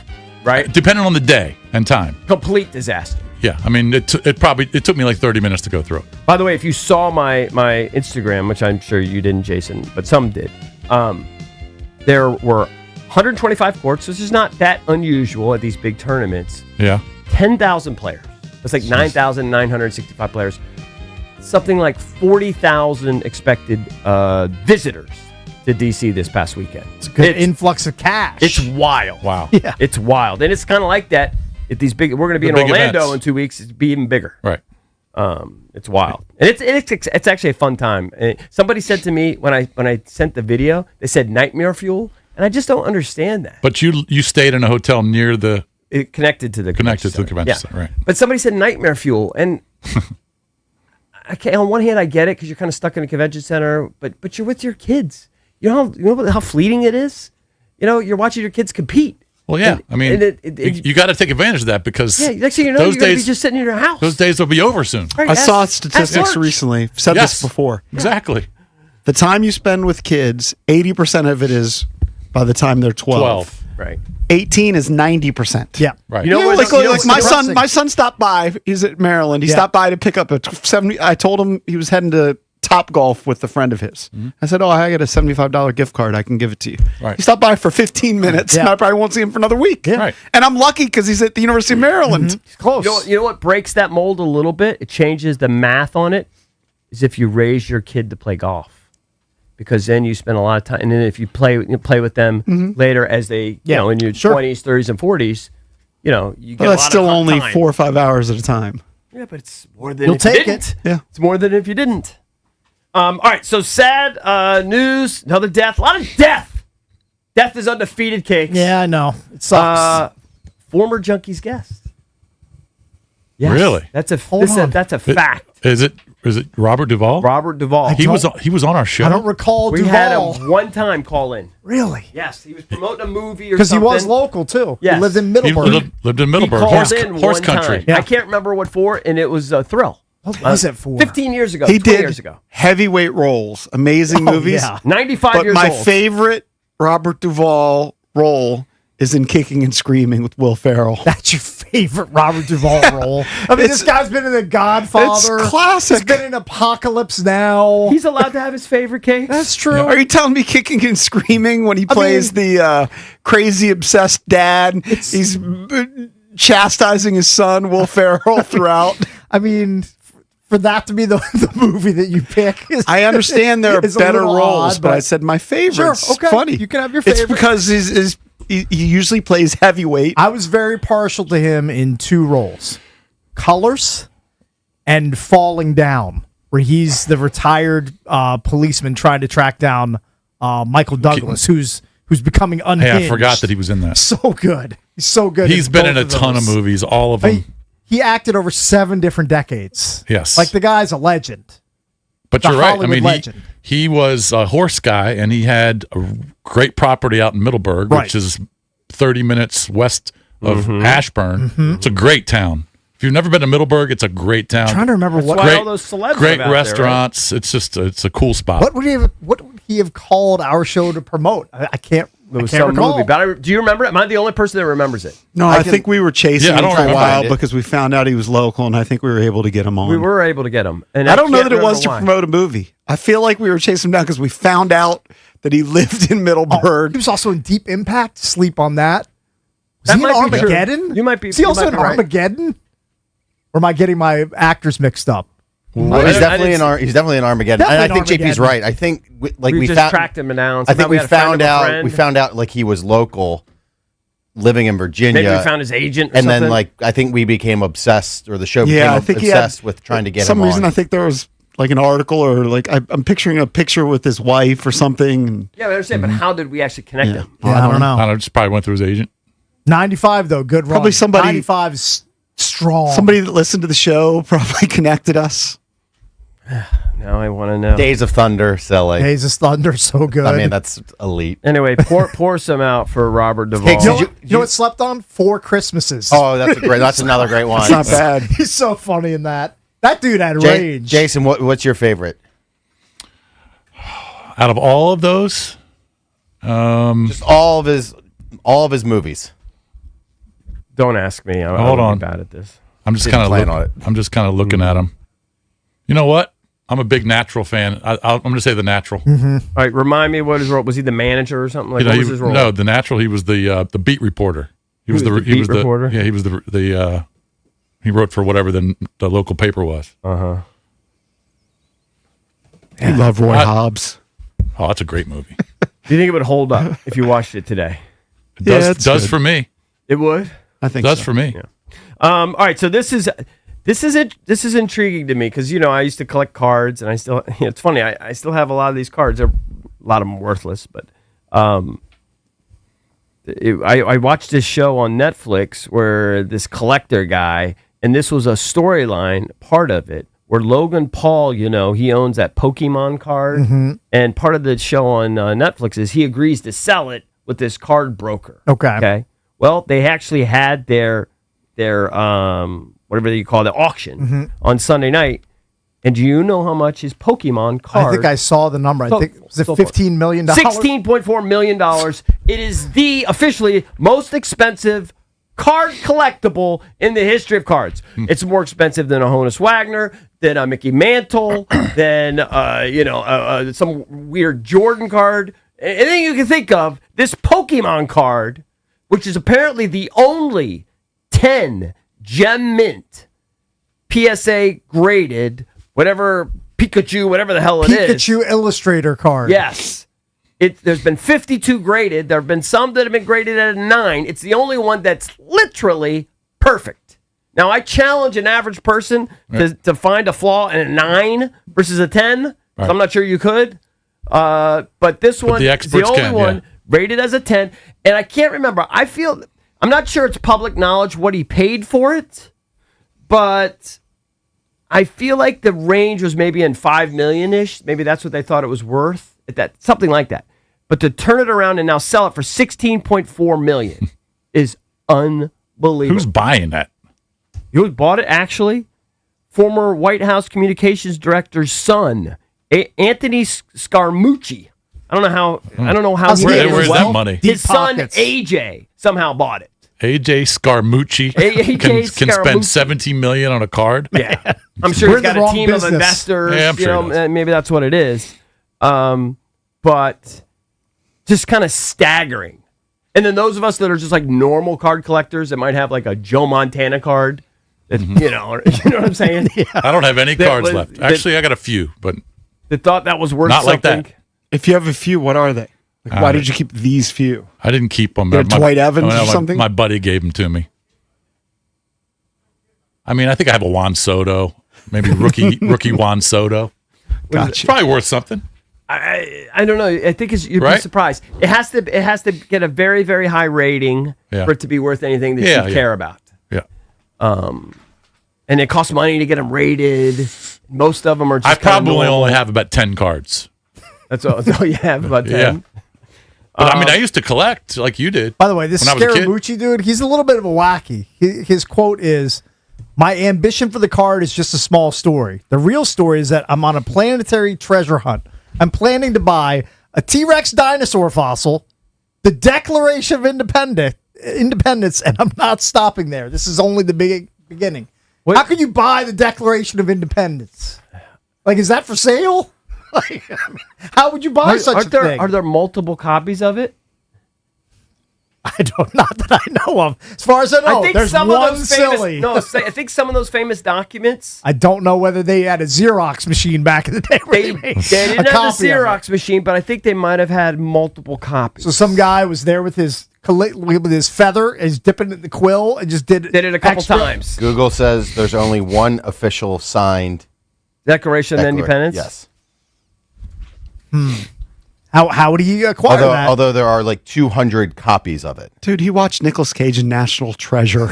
His dad's super rich. It's a blind. And he's deciding to buy stuff. Nick Cage in National Treasure, big blind spot for me. Haven't seen 1 second of Pretty any entertaining. Of them. So apparently there's 26 copies of it, but there's only one signed Big Silly. Okay. So they printed 200 more, and of those 200, there's only 26 still surviving. Yeah, I guess they're called duplicate originals. Multiple copies made at the time of creation. I don't know. You know how long that had to take? I know, by hand. Yeah, it's bizarre. Did you mention the part which I didn't really understand, but maybe, look, I spent a minute thinking about it. Yeah. Was that Logan Paul had sold off pieces of the card? Okay, so. Oh, I didn't know that. He had sold off pieces of the card. But then when he did this sale, they got no part of the cut. No, so they got he sold NFTs of the card. Okay. NFTs. Can you find something more worthless than NFTs? Yeah. So like that's a big scam, honestly. So he sold he sold digital rights NFTs of the card. But then when he actually sold the physical card, he got the total price. Got 100%. Correct. But the other donks got They still have their digital rights. Right. Yes. Actually, just add it to the list of scams, but that's up there. NFTs, it's in the top 100. Non-fungible tokens. That's in the top 100. Wow. By the way, Logan Paul. You don't have any bored apes? Well, Logan Paul, seems like everything's going right for him, right? Like he just can't lose. Well, he did lose because he bought an NFT in 2021 at the height of the NFT markets for between $620,000 and $635,000. And people are now saying that is worth between $155 and $200. $200? Yeah, $200. Like he spent $600K on it, and it depreciated. That's like our TLCP ride. It's all the way down. That's a stock tip that we rode. But listen, it's our fault. I think it went up and then it went straight down. Look, we all have stock winners and losers. Some more than others. Yeah. I mean, thank God for those losses because I turned over my account 30 years ago. It was like a friend of a friend. He's like, this is can't miss. Yeah. Well, no, he gave me a tip, and then we all got in on that. I didn't say can't miss. I had another company. I won't name the company where I was getting 15% on top of whatever I was buying, and I was like, "This is a great deal." It is. I took it to my account. And I said, "Look, this is a great deal, right?" He's like, "I've never seen anything like it. You should take advantage of it." I did, and it went to 0.0. I kept telling him that company was terrible. Zeros. I won't name the company. Yeah. But it went to all zeros. I was at a 70th birthday party over the weekend. Mm-hmm. Yeah. And he told the story back in the 90s. He bought $10,000 worth of Apple stock. Okay. Oh man. And so he ended up doing the math. He sold it off too soon. He made 30% on his money, sold it immediately. Okay. Mm-hmm. And then he did the math about billionaire. I think it came out to $56 million. Yeah. Jeez. Yeah. You know what? I feel better now. Thank you, Valdez. You made me feel better. I told you a that. story about a guy that I know that had. And by the way, that's without splits and everything. That's a conservative estimate. There's a guy that I know that I met that had a bunch of Bitcoin 10 years ago. They'd got in trouble, okay, and his computer got confiscated. And he did the math on it, and it's like $1 billion. Gone. Nothing you can do. Gone. Yeah, gone. Can you imagine? You flushed the probably off myself. I mean, how could you even survive? $1 billion stolen from you. Function in society. Yeah. At that point. Yeah. That'd be tough. I'd be catatonic. Yeah, you'd be got in trouble somewhere. with the law and confiscated by the feds. Is he breaking the law?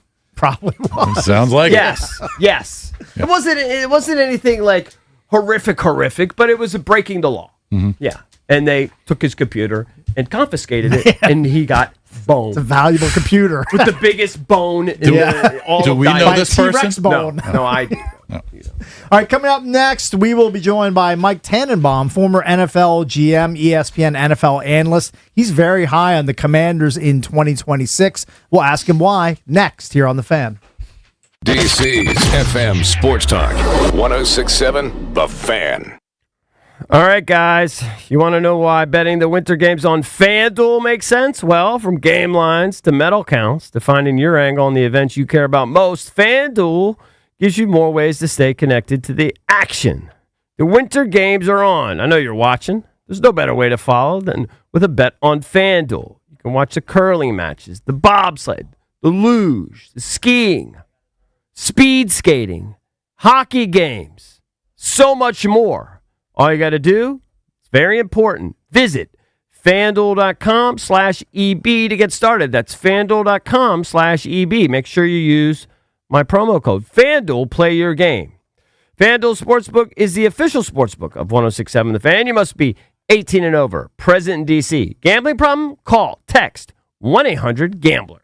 Hey, what's up? It's Danny Rouillet here. Selecting the right real estate agent is crucial. In fact, choosing the wrong agent could cost you thousands. Just ask Grant, who said Debbie and Sarah Reynolds are the best I've ever worked with. They came in with a clear strategy, professional staging advice, and top-notch marketing that made my home stand out immediately. Within days, we had multiple offers, all over asking price. Selling a home can be stressful, but Debbie and Sarah made it feel effortless. This is common when you call the Reynolds of Power Home team with Keller Williams. They sell a home every 5 hours, and they net their sellers $30,000 more on average. That's because of their exclusive database of over 16,300 pre-screened buyers that are ready to buy a home today. They're so confident in their abilities that if your home doesn't sell, Debbie and Sarah will buy it at a price agreeable to you. That's their guarantee. Take it from me. Call now at 844-654-SOLD. That's 844-654-SOLD, or visit DebbieHasTheBuyers.com. That's DebbieHasTheBuyers.com. Chili temps, hot cards, you know when the hand's right. Cake's here for Lindsay Chevrolet in Woodbridge, where my guy Danny Dimes is absolutely dealing. Silverado, Tahoe, Suburban. The flop, real inventory, silly savings. The turn, aggressive pricing, and the number you see already includes freight. Up front, no late raises either. By the river, you're just grabbing your set of keys. When the chips hit the felt, that's the number. The hand plays straight at Lindsay Chevy. You'll love it at LindsayChevy.com. Together, let's drive. Save on quality protein at Whole Foods Market. Get 20% off Whole Foods Market pasture-raised whole chicken with Prime through February 17th. Serve the whole family with this no antibiotics ever Maine. While supplies last, shop in-store or online. Terms apply. Home means everything to you. So when rates drop, you don't just sit back. Rocket Mortgage watches the market to help you save money when the time is right. We make refinancing simple and savings even simpler. Never miss a new lower monthly payment with Rocket Mortgage. Learn more at rocketmortgage.com or call 1-800-4ROCKET for cost information and conditions. Conditions apply. Not a commitment to lend. Rocket Mortgage, LLC, licensed in all 50 states. NMLS ConsumerAccess.org number 3030. Hey guys, it's Grant and Danny. Your heat seems to be running a lot more than it should. Why? You might be surprised to learn it's because the insulation in your windows has failed. When that happens, your heat leaks out and the cold gets in. Talk to the pros at Window Nation and get new windows with big savings during Window Nation's Buy 4 windows, get 4 free sale. Plus, you can get them with 0 down, 0 monthly payments, and 0 interest for 2 years. Act now and you'll get an extra 10% off. Don't wait to put an end to your window problem. Schedule a quote now at windownation.com. Vision loss is not something that you feel until it happens. Most people lose their vision from diseases like macular degeneration and glaucoma, not at birth. 3 million Americans have glaucoma, and half don't even know it. 11 million people in the United States have macular degeneration. So many eye disorders can be treated if caught early. Make a plan today to get your eyes checked. Visit brightfocus.org to learn more.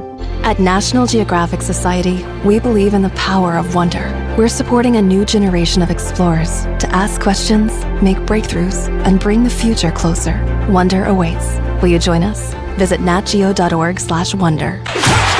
After a magical 2024 season turned into a nightmare 2025. Jaden Daniels is going to be shut down. The future of the Adam Peters and Dan Quinn regime comes down to the moves they make this offseason. From free agency to the NFL draft. The Washington Commanders. This is your station for breaking Commanders news, expert analysis, and debate. Every move. Rework this deal. I think it's going to be tough. Every day. I'm definitely excited about it. We are football. Sports Radio 106.7 The Fan. This is the story of the one. As an HVAC technician, he and his digital multimeter are in high demand. So when a noisy office HVAC turns out to be a failing blower motor, he doesn't break a sweat. With Grainger's easy-to-use website and product information, he selects the product he needs to keep everything humming right along. Call 1-800-GRAINGER, click Grainger.com, or just stop by. Grainger, for the ones who get it done. Wesley Financial Group is not a law firm, and Chuck McDowell, definitely not an attorney. This is Chuck. Do you feel stupid for buying a timeshare? Don't. It's not your fault. You were most likely told you could rent it, and it was a great financial investment. And the deal was available today only. If this happened to you, contact your resort or Wesley Financial Group for help today. Call Wesley now for your free exit information kit. 800-939-1441. 800-939-1441. Well, good morning, kiddo. I love that you're home from college. I've missed you. Still taking your Nature-Made vitamins? Every day. A multivitamin and a probiotic. You better be taking yours. Still looking out for me, Mom. I'll never stop. Made to care for you every day. Nature-Made, the #1 pharmacist-recommended vitamin and supplement brand. Find us in the vitamin aisle, based on a survey of pharmacists who recommend branded vitamins and supplements. It's the Sports Junkies. You're on the air. Listen anytime, anywhere on the Odyssey, iHeartRadio, or TuneIn apps.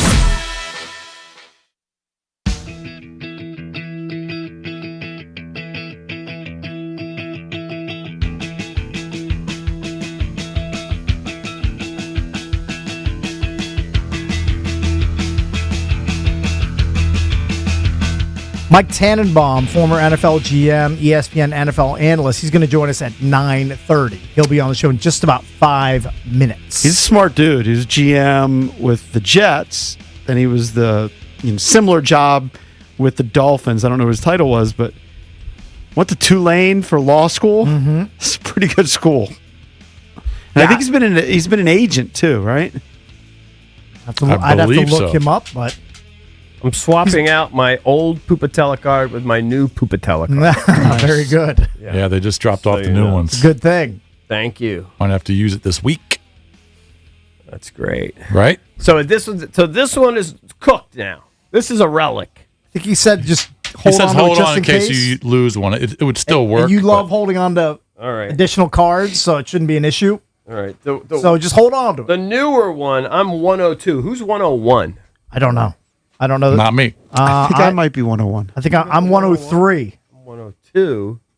101. You're 101. You have the first one. Yeah, that's right. You're the first card. Look at Valdez got a big grin. We're holding Mars until he I have Mars in my race. pocket. Friday is boots on the ground. Right. Yes. We'll talk about it more later this week. Can't forget just that. a few days away, Mike Marr has to run/walk into work with his boots in, and they're sponsored by Pupatella. They're going to be custom made jobbers. They look nice. Yep. So they're not going to be the Hoka boots. Nope. He doesn't get to run in that sort of comfort. I ordered a finish line checkered flag thing. Oh, you did? For people to hold like he's in the marathon. That's perfect. That's fantastic. Hey, did you see that Jalen Hurts was voted the most hated player in the NFL? I did see that. Did that surprise you? Is that just by who was polled? Players or fans? A.J. Brown? Yeah. Was it one person? Was it A.J. Brown and Devontae Smith? Just those two guys? I'm forgetting who voted on it. Let me see who voted on that. He wouldn't have jumped to mind for me. I know he gets a lot of criticism. I guess it was just a Reddit NFL discussion boards. Oh, Reddit. Oh. I mean, Reddit is just the... They looked at Reddit. He find ranked the worst place on earth and then go down 1,000 spots. Now it does and make there's a sense. Reddit board. It does make sense, though, because I lived in Philadelphia. Yeah. Philadelphia sports fans are as passionate as any sports fan base out there. Yeah. They hate on their guys. I'm sure it's very Philadelphia skewed. They hate Jalen Hurts. Well, you know what? They loved him when he was tush pushing his way in for like 15 touchdowns 2 seasons ago and getting to the Super Bowl. Like they didn't hate him then. But you have a bad year and you have a lot of defections. You don't win as many games. Don't go as deep in the playoffs.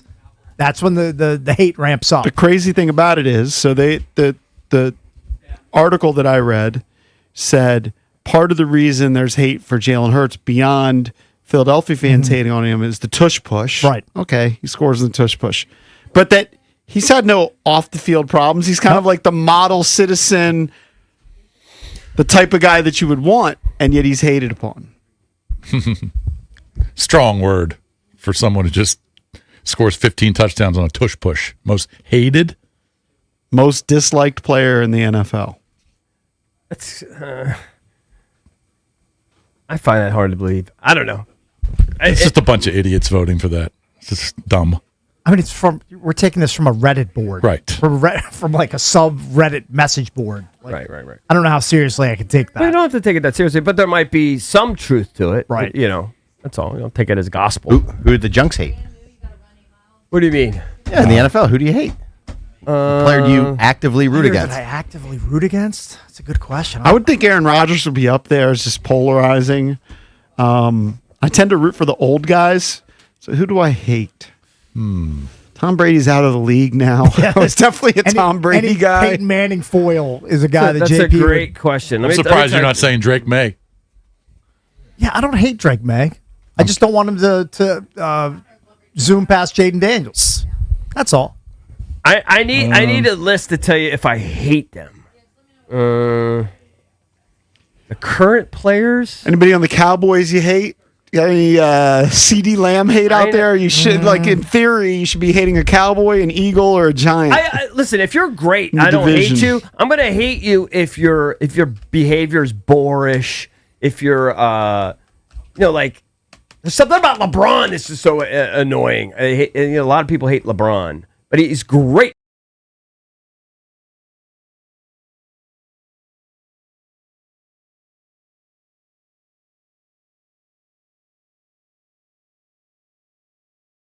I hate Kyler Murray. Kyler Murray always lets you down. Like he's hyped up as being, like a guy who should be amongst close to the elite quarterbacks. He's not.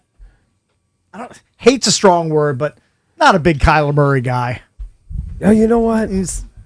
I turned on Travis Kelce. Okay. I turned on him. Turned which way? I don't like him. Oh.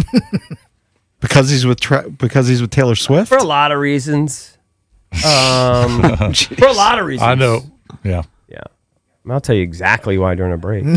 I'm just looking at RBs. I don't really hate any of these guys. Yeah. All right, let's go to the Rude guest hotline. Rude, the most reliable heating and air conditioning products in the DMV. I believe our guest is going to join us shortly. He's talking to him. Valdez is wrapping things up with him. We're going to have like 5 minutes with him. Kind of connecting with him, making sure all is well. Is he good? All right. I believe he's good now. Mike Tannenbaum, former NFL GM, now ESPN NFL analyst. Mike, thanks for the time, man. We appreciate it. Good morning, guys. Good to be with you. Good morning. Mike, what you don't know is that we're all playing pseudo GM today. What is the name of the site? Sticktothemodel.com. I'm sure Sticktothemodel.com allows us to cut players, pick up players, and kind of figure out what the Commanders might look like I'm in the middle of this draft right now. It's awesome. Yeah.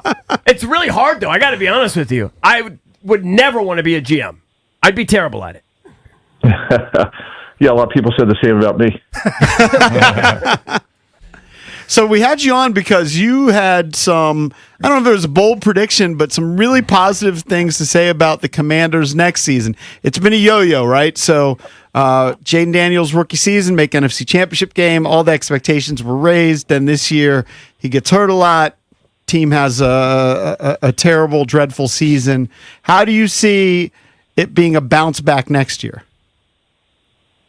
So I think when we're in this time of year and everyone's doing the analysis of, who's on the rise, who's, on the decline, I think the most underrated aspect of those discussions are the players that are coming back from the respective teams. So, for example, if we were talking about the 49ers, I said, hey, they're going to add, an incredible difference-making pass rusher in Nick Bosa, first-round pick in Mikael Williams, and arguably, the best middle linebacker in the game in Fred Warner. Like, they've already had an incredible 2026 offseason. So that's sort of like the context of my point. So, the Commanders are getting arguably one of the best young quarterbacks in the game in Jaden Daniels. And I think we forget, like, in our sort of the national media, like how good he was, how much he impacted the team. Look, like any team, they'll have holes that they're going to want to fill and make changes. And I'm confident that, Adam Peters and Dan Quinn will execute, a thoughtful game plan and attack their weaknesses. But I think more fundamentally than that, like, they're getting one of the great young players in our game, and I think that's a huge difference. Were you surprised they moved on from Cliff Kingsbury at offensive coordinator? You never know, in this business, like sometimes, things run their course for whatever reason. But look, obviously, they promoted from within, and I think when you do that, you get the best of both worlds. Like, you get the continuity of, some of the success that obviously they had. Getting to the Final Four with a rookie quarterback is really, really hard to do. And then you get, some fresh ideas as well. So, obviously Cliff Kingsbury did some really good things, and obviously they felt, very good about what they had in David Blau. How realistic is it, though, to expect the defense to turn around like it had? I mean, we were so exposed this year, and I know that teams make turnarounds, and they can do a 10-win turnaround. But we're literally the worst. I like to say we're the worst professional defense in the universe. Nobody's worse than us. How can we reasonably get better to a point where our offense, by the way, obviously regressed without Jaden. I mean, how can we get to a point where we can actually win games and get to that point where you're talking about? Yep. Let me tell you a story. Early in my career, I charted plays in the coaching booth, and I got to chart plays for Hall of Famers, Coach Belichick, Coach Parcells, Charlie Weiss was on the staff. Right. And I remember there was one game in particular, and Belichick gets on the headset to Parcells, and we're playing the Dolphins, and this is when, Dan Marino was Dan Marino, and he's like, hey, just so you know, like, our only and best chance to win this game is we got to score or we got to play keep away. Like, we can't cover him today. Like, he's playing too good. We just don't have the right matchups. And there's no doubt they'll make changes defensively, guys, but oftentimes the best way to help your defense is to possess the ball. And when you possess the ball, it makes playing defense a lot easier. So not saying the defense was perfect by any stretch, but you'd be surprised what a productive offense can do to help a defense. And that's where I think sometimes, like, when you look at a team who's lost a quarterback, like how much it permeates the overall performance of the team. Speaking on that, should the Commanders be interested in Tyreek Hill, who's just let go by the Miami Dolphins? And as a side note, Bradley Chubb, who could help the defense. He's a guy that should be able to give you 8, 9, or 10 sacks if he's healthy. Should the Commanders be in on either of those players? Yeah, so like one of the things you were just talking about the site you were playing around with, that when you play like real GM that you got to be really careful of, and I've made this mistake as a lot of my peers have, is you want to make sure you're paying a player for what they're going to do, not what they've done. And sometimes that's really, really hard because, you know, Tyreek Hill is, you know, a once-in-a-generation talent, obviously transcendent ability, and obviously he's coming off a very, very, you know, significant injury. So to me, context would be everything. Can you pay as you go? Can you hedge your risk? Those are things I would, you know, want to know. I just wouldn't indiscriminately say, like, hey, you're going to the top of the market. And candidly, I'd be surprised if he got that based on the significance of the injury and his age. But, you know, would I look at it? Would I kick the tires? Absolutely. Really? Well, I've always advocated that. The kick the tires idea, I mean, there's no downside to. What's I mean, if you're not going to give him a bunch of money up front, and it's kind of based on how he performs on the field, right? And again, like, that's like the interesting part of the job is, like, you sit there and say, like, okay, like in your example, guys, like, if we pay Tyreek Hill, like, could we draft the pass rusher? Or, hey, if we sign Bradley Chubb, what does the receiver look like in the draft? And sometimes that's a helpful tiebreaker when you're, you know, talking to agents and figuring out, you know, what works in the budget. You know, I always say, like, offseason is a continuum, and you have to really be strategic to think about, okay, here are the 4 or 5 things we got to get done: pass rusher, receiver, whatever it may be. And here's the strengths of the draft. Here's what's in free agency. What's the highest and best use of our, you know, resources?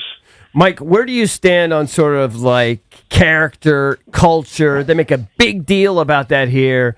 Meanwhile, I remember the Cowboys and the White House and the Raiders. I'm old enough, right? Back in the day, some rabble-rousers that were pretty darn successful. And can one guy, like a Tyreek with a spotted history, I'm not saying he's a terrible person, but he's had some moments, can one guy ruin that if that's something that you value? Yeah, again, you know, context is everything, guys. Like, there's a difference between personal character and football character. Personal character is obviously very important, and every situation is slightly different. So I think it's good. It's really important to be, you know, a great listener. Two sides to every story. Early in my career, there was a person, Lavernius Coles, who, you know, was accused of doing some things in college. Yeah. He was a first rounder. We got him in a third rounder. And I got to tell you, like, to this day in 2026, he's still one of my. He's a good friend of mine. He's an I think he's a cop person. now, right? Yeah, in Jacksonville, I think. Yep, that's exactly right. I was very much aware of what he was doing and how he was doing it. I talked to him frequently. He's one of the best people I've met in, you know, a couple of decades being around the NFL ecosystem. And that's just one example of, hey, you know, like, here's what was said about him. We did a lot of work on him, and, you know, he's a tremendous person. So I would just say, like, you got to do your homework. You got to, you know, what's the truth? And then, you know, your locker room matters. You know, I think culture does matter, because you're going to have bumps in the road, and it's the teams that could, you know, absorb it, handle it, deal with it, you know, that ultimately have, you know, success. Mike, last question. At number 7 in the draft for Washington, would you go offense or defense there? Yes. So I would, the thing that's really, you want to have the most optionality, guys. So you want to be able to say, like, hey, could we trade up to get like a blue chip difference maker? Or, hey, could we slide back 3 spots and still get a really good defensive end? Like, you want to put yourself in the best position possible. So I'm sure one of the things that Adam Peters and Dan Quinn are going to be looking at is, like, hey, like, what can we shore up before the draft so when we get there, we can make the best decision? And I think for them, you know, on paper, it looks like they need, you know, some front 7 help. Like, this is a very deep draft for that. So hopefully for them, that gives them some really good optionality. But between now and the draft, you're working very hard, so you don't have to take a player you know, at any spot, especially in the top 10, because you just don't know how the phone's going to ring, either to go up or go back.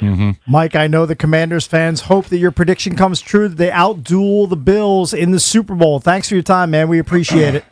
All right. Thanks so much, guys. Yep, All right, that's thank Mike you, buddy. Tannenbaum, former NFL GM, now ESPN NFL analyst. When we come back, we'll give you a chance to win 2 tickets to go see Kid Cudi when he comes to town in late May. So keep listening for your chance to win. 106.7 The Fan. Brad Evans here to help you beat the Bulls with the Westwood One Sports. Madness inside Mackey. Purdue hosts Big Ten frontrunner Michigan in a game with league title implications on the line. Both squads ranked top 10 in Bartoric's efficiency metrics over the last month. If Painter's D rises to the occasion, it could spring the upset against a turnover-prone Wolverines team. Give me Boiler up on the money line at plus 105. Bet smarter, beat the books. Download the BetMGM app today. My name is Whitney Allen, and I'm a widow. My husband, Ryan, died. We never thought we'd ever have to use life insurance, but the unexpected happened. With Ethos, signing up was fast and 100% online. You can get a quote in seconds, apply in minutes, and get same-day coverage. No medical exams, and you can get up to $3 million worth of coverage. I'm grateful we were prepared. Get your free quote at ethos.com/game. That's ethos.com/game. Paid spokesperson. Time spent on application may vary. Online health questions required. This isn't just a game, it's a once-in-a-generation event. The Harlem Globetrotters 100-year tour. Celebrate 100 years of high-flying dunks, 100 years of show-stopping moves, and 100 years of changing the game. Bring the whole family and be part of the legacy. This game is once in a century. Be there at Capital One Arena on March 7th. Go to HarlemGlobetrotters.com for your tickets to the 100-year tour. Hey, it's B-Mitch here. Don't get caught in the cold with an outdated furnace or heat pump. Rude Pro Partners have access to 60 months of same-as-cash promotions on qualified equipment from February 1st to April 30th. Rude also offers other aggressive financing options. As temperatures continue to stay cold across the DMV, make sure you're saving money with the most efficient HVAC equipment. Rude makes it easy to upgrade your home's comfort without breaking the bank. Find a Rude Pro Partner near you at rude.com. And remember, if it ain't rude, it ain't right. Do you owe $10,000 or more to the IRS like Mark? I've been doing home remodeling for 30 plus years, but the economy crashed. I wound up losing my home, losing my job, and on top of that, owing the IRS a ton of money. I owed the IRS $114,000. It really, truly was the worst part of my life. Then Mark found tax relief advocates. On news radio, I heard about TRA, and I thought, what's the worst that could happen? So I picked up the phone and I called them. When it was all said and done, TRA settled my $114,000 debt for $100, and I'm telling you, I was ecstatic. Could not believe it. Would recommend TRA to anyone. If you owe 10 or even hundreds of thousands of dollars to the IRS, don't lose hope. Do what Mark did and call TRA for a consultation. But TRA did. They gave me a second chance, and I'm forever grateful. Visit TRA.com or call 800-491-9914. 800-491-9914. That's 800-491-9914. JP Finley here for my team over at Oarsman Chevy Buick GMC of Alexandria, where they have a simple philosophy: keep the customer happy, like with great deals on the area's best selection of new Chevys, Buicks, and GMCs, each backed with the Oarsman Lifetime Edge, featuring up to $1,500 in extras. They've got a great selection of quality certified used vehicles, plus free Virginia state inspections on your vehicle. It's that simple. Keeping customers happy keeps them coming back. Go see my guy Bob Biaggi, and as they like to say, let's ride together. If you came across a child struggling with hunger, how would you recognize them? By their clothes, their age, the way they speak? Would you recognize a 13-year-old boy who gets into fights at school? Not because he's a boy, but because he's hungry? Or a 2-year-old girl who cries all night, not because she's sick, but because she went to bed without enough to eat. Or maybe a 9-year-old boy who hopes a friend invites him to a sleepover, not for fun, just so he can have dinner. Or a 15-year-old girl who goes for walks over lunch, so her friends won't know she doesn't have anything to eat. I am the 1 in 7 American children who struggle with hunger. Kids you pass by every day, but never knew were hungry. I am child hunger in America. Hunger can be hard to recognize. Learn why at IamHungerInAmerica.org. Brought to you by Feeding America, 200 food banks strong. I'm Piera Palazzolo, VP of Digital Marketing for the American Management Association, a company focused on the management training skills needed to enhance the careers of business professionals. We did our research when it came to the best companies for website development and chose AmericanEagle.com. And we couldn't be happier. AmericanEagle.com worked closely with us to understand the front and back end requirements needed to launch an e-commerce website that could handle the complexities of running thousands of seminars nationwide. Our robust new website and improved SEO saw immediate increases in site traffic and web revenue. If you're in need of managerial effectiveness and success, visit our website at amanet.org. If you're in need of a website that provides an unparalleled consumer experience, I highly recommend AmericanEagle.com. Transform your business today. Dial 877-WebNow1 for a free digital consultation with AmericanEagle.com. It's the Sports Junkies on 106.7 The Fan. Man, these guys are so classy, you know? Pretty damn good. And always live on the free Odyssey app.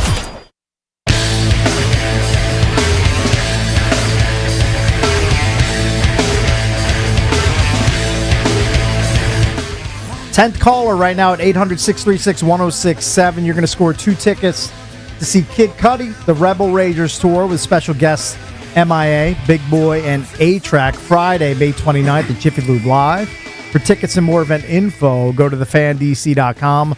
Those tickets are courtesy of Live Nation. 10th caller right now at 800-636-1067. You will win. Big winners. So with this stick to the model site, I'm currently just in trades. Okay. Yes. But if I turn this off, I mean, it'll all save, right? So when I log back on later today to make more moves, it'll save.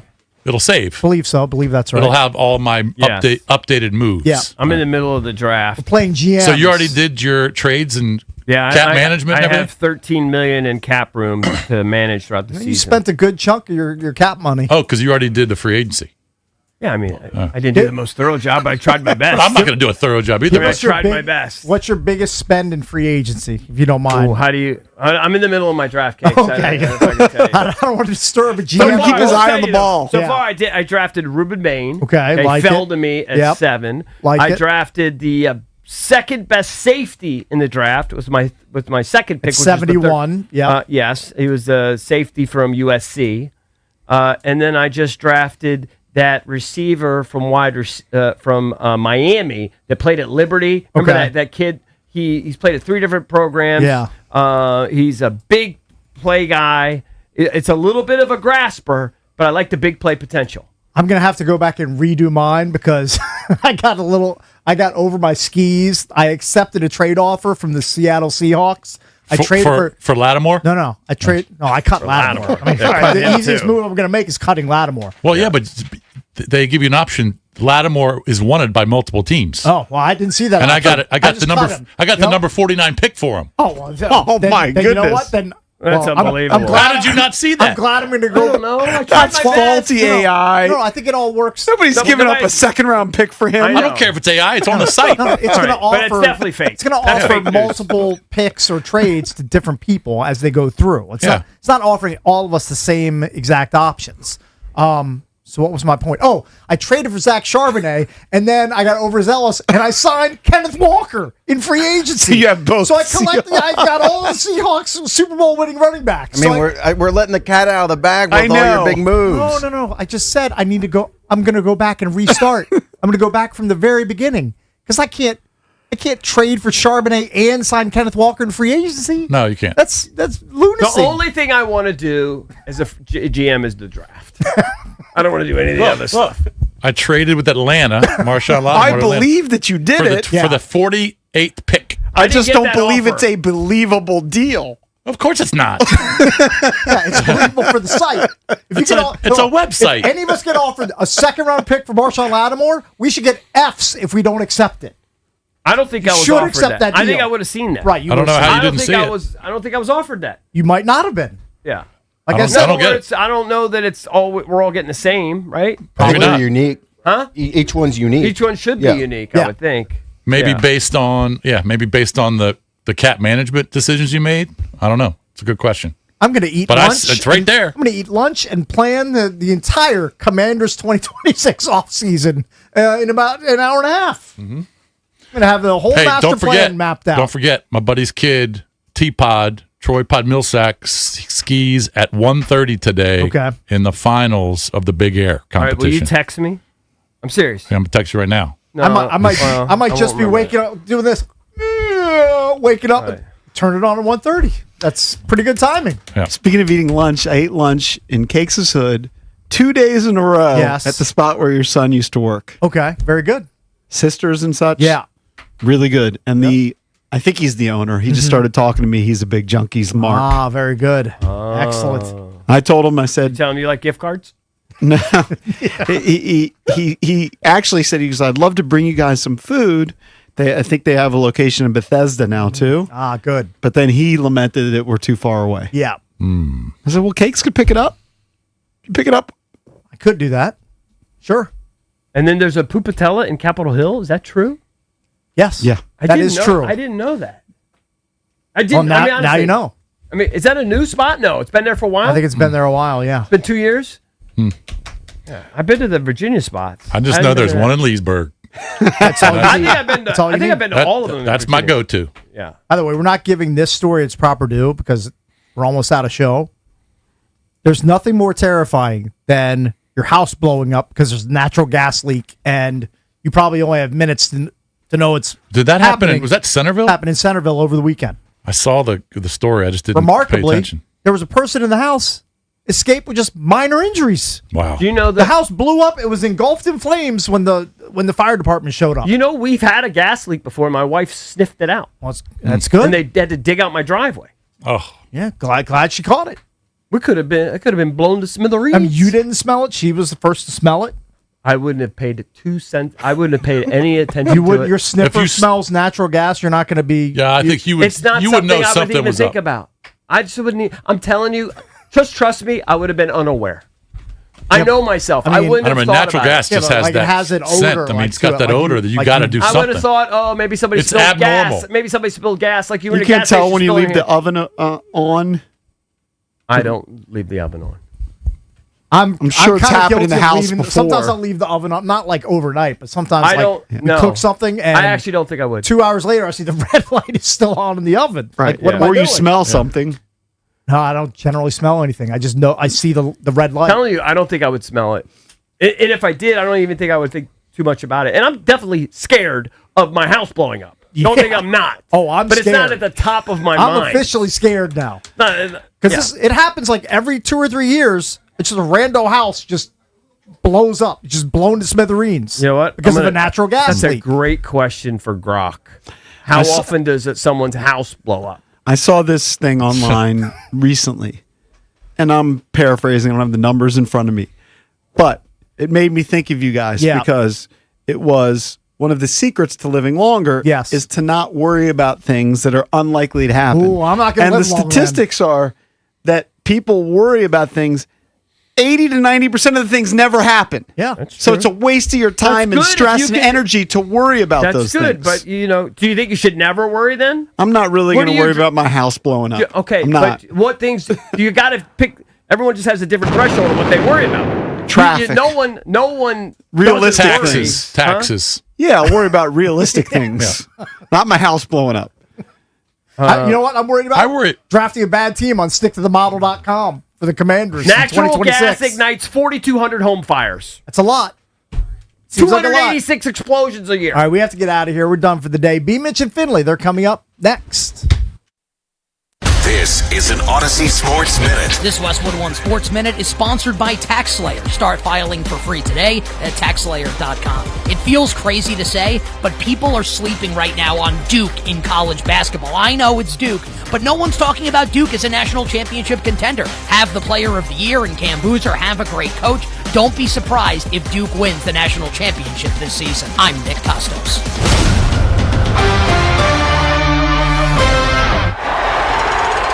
That's another amazing run by Team USA. Mom, think I'll be on Team USA one day? Well, I'll take this one. What? Are you speaking to us? Yes, and to answer your question, anything's possible, especially with Xfinity. So, I can't be the best snowboarder ever? Well, I can't guarantee that. But Xfinity can guarantee that your internet price won't change for 5 years. Okay. What if I practice every day? Then maybe you'll be snowboarding for Team USA at the next Olympic Winter Games. And Mom, you'll still be paying the same price for Wi-Fi. Ooh, really stuck the landing there. It's the Xfinity Gold Medal Celebration. Now through February 22nd, get our best price on gig Wi-Fi for 5 years guaranteed, just $50 a month. Plus, get Peacock Premium included for 2 years. That's a $10.99 value per month. Xfinity. Imagine that. Proud partner of Team USA. Restrictions apply. Requires paperless billing and auto pay with stored bank account. Taxes and fees extra. Actual speeds vary. This is the story of the one. As the purchasing manager at a manufacturing plant, she knows the only thing more important than having the right safety gear is having it there when you need it. That's why she partners with Grainger for auto reordering, so her team members can count on her to have cut-resistant gloves on hand, and each shift can run safely and efficiently. Call 1-800-GRAINGER, click Grainger.com, or just stop by. Grainger, for the ones who get it done.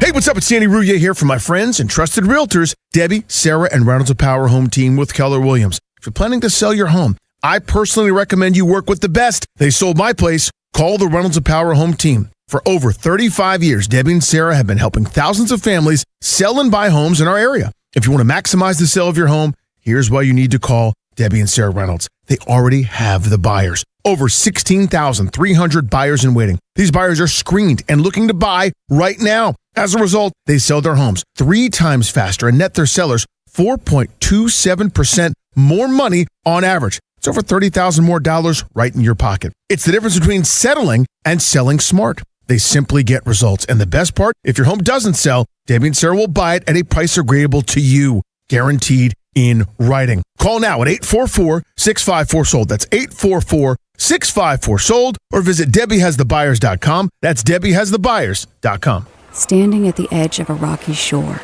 you breathe in the cool, salty air, watching the sun disappear on the horizon. Across the globe, someone begins their day along a sandy beach, listening to the rhythm of the crashing waves. You each envision a world beneath the water, vibrant life in every imaginable form. Now, imagine it's all gone. What was once a place of wonder and beauty is now a dull, lifeless wasteland. Food, jobs, medicine, all gifts from the ocean, all gone. Time is running out to protect our oceans, and without our love, everything the oceans provide can and will disappear. It's our choice. Love it or lose it. Help protect our oceans. Visit World Wildlife Fund at wwf.org/love. Just a few more things and we should be good. These are a lot of groceries. Are we getting snowed in again? No, just getting enough stuff to watch all the winter events. Don't want to miss any chance to support our athletes. Do you plan on feeding them too? Besides, I'm getting cash back on all this with Upside. Upside? What's that? Upside is a free app that gets you cash back when you shop at gas stations, grocery stores, and restaurants. You get cash back just from things you regularly buy? Yep, and right now they have a $10 bonus when you shop at Giant. All right, I'm getting Upside, and maybe another grocery cart we can fill up. Earn real cash back on your regular shopping. Download the Upside app and use promo code DC1 to get a $10 bonus on your first grocery purchase at Giant. That's promo code DC1 to get a $10 bonus. Use promo code DC1. Offers vary by user and location at participating merchants. Go to upside.com for terms and conditions. When I wake up, the best mornings in the morning light, start with Wrangler. I pull on my jeans and I feel alright. Jeans, jackets, and shirts that get your day started. Good mornings make for better days. Wrangler, for the ride of life. This is the story of the one. As an HVAC technician, he and his digital multimeter are in high demand. So when a noisy office HVAC turns out to be a failing blower motor, he doesn't break a sweat. With Grainger's easy-to-use website and product information, he selects the product he needs to keep everything humming right along. Call 1-800-GRAINGER, click Grainger.com, or just stop by. Grainger, for the ones who get it done. When I wake up, the best mornings in the the morning light. Start with Wrangler. I pull on my jeans and I feel alright. Jeans, jackets, and shirts that get your day started. Good mornings make for better days. Wrangler, for the ride of life. Brad Evans here to help you beat the rules with Westwood One Sports. Madness inside Mackey. Purdue hosts Big Ten frontrunner Michigan in a game with league title implications on the line. Both squads ranked top 10 in Bartoric's efficiency metrics over the last month. If Painter's D rises to the occasion, it could spring the upset against a turnover-prone Wolverines team. Give me Boiler up on the money line at plus 105. Bet smarter, beat the books. Download the BetMGM app today. WJFK FM and HD1 Manassas and WPGC HD2 Morningside. Sports Radio 106.7 The Fan, an Odyssey Sports station. 106.7 The Fan, Sports Flash. Business starts getting done in the NFL today. The franchise tag window will open up for NFL teams today. 4 p.m. is the time for that. Free agency is only 3 weeks away now, with the legal negotiating period beginning on Monday, March 9th. Commanders, at this point, project to have $74.5 million in cap room. That is the 5th most in the NFL. Some of the players that could get the franchise tag over the next couple of weeks: Cowboys wide receiver George Pickens. Report today the Seahawks don't plan to use their franchise tag on their running back from the Super Bowl, Kenneth Walker. Offseason moves started yesterday. Miami Dolphins released 8-time Pro Bowl wide receiver Tyreek Hill, and they also plan to release former Pro Bowl linebacker pass rusher Bradley Chubb. At the Winter Olympics, former GW softball player was center stage yesterday. 41-year-old Alana Myers-Taylor, 5th Olympics, won gold for the first time in women's bobsled. U.S. sits in 3rd place right now as day 11 starts in the overall medal count. 19 total, 6 gold, 8 silver, and 5 bronze. From the Crop Metcalf 5-Star Sports Desk, Scott Merle Forsey on The Fan. This is Quan Martin, and you listen to B. Mitch and Finley on 106.7 The Fan.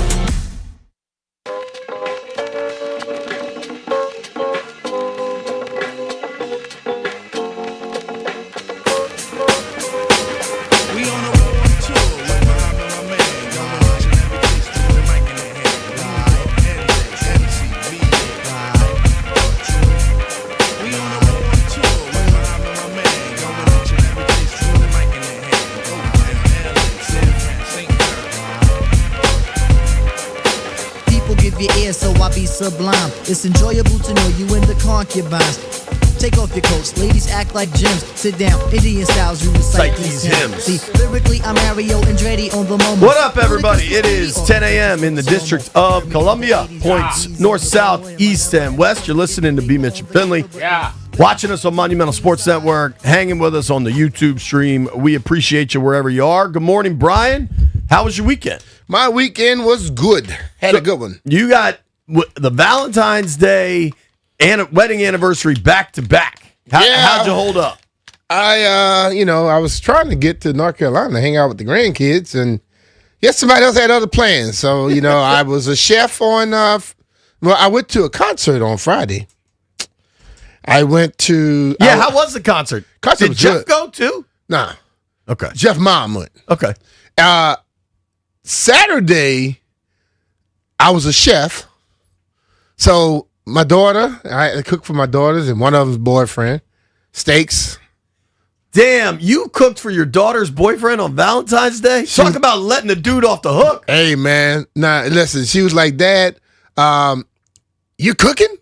Listen, my kids know I cook better than restaurants anyway. So she was like, just how she tried to hit it at first. You can get a steak and me and Sonny will share it. I'm like, I'm not buying that dude no damn...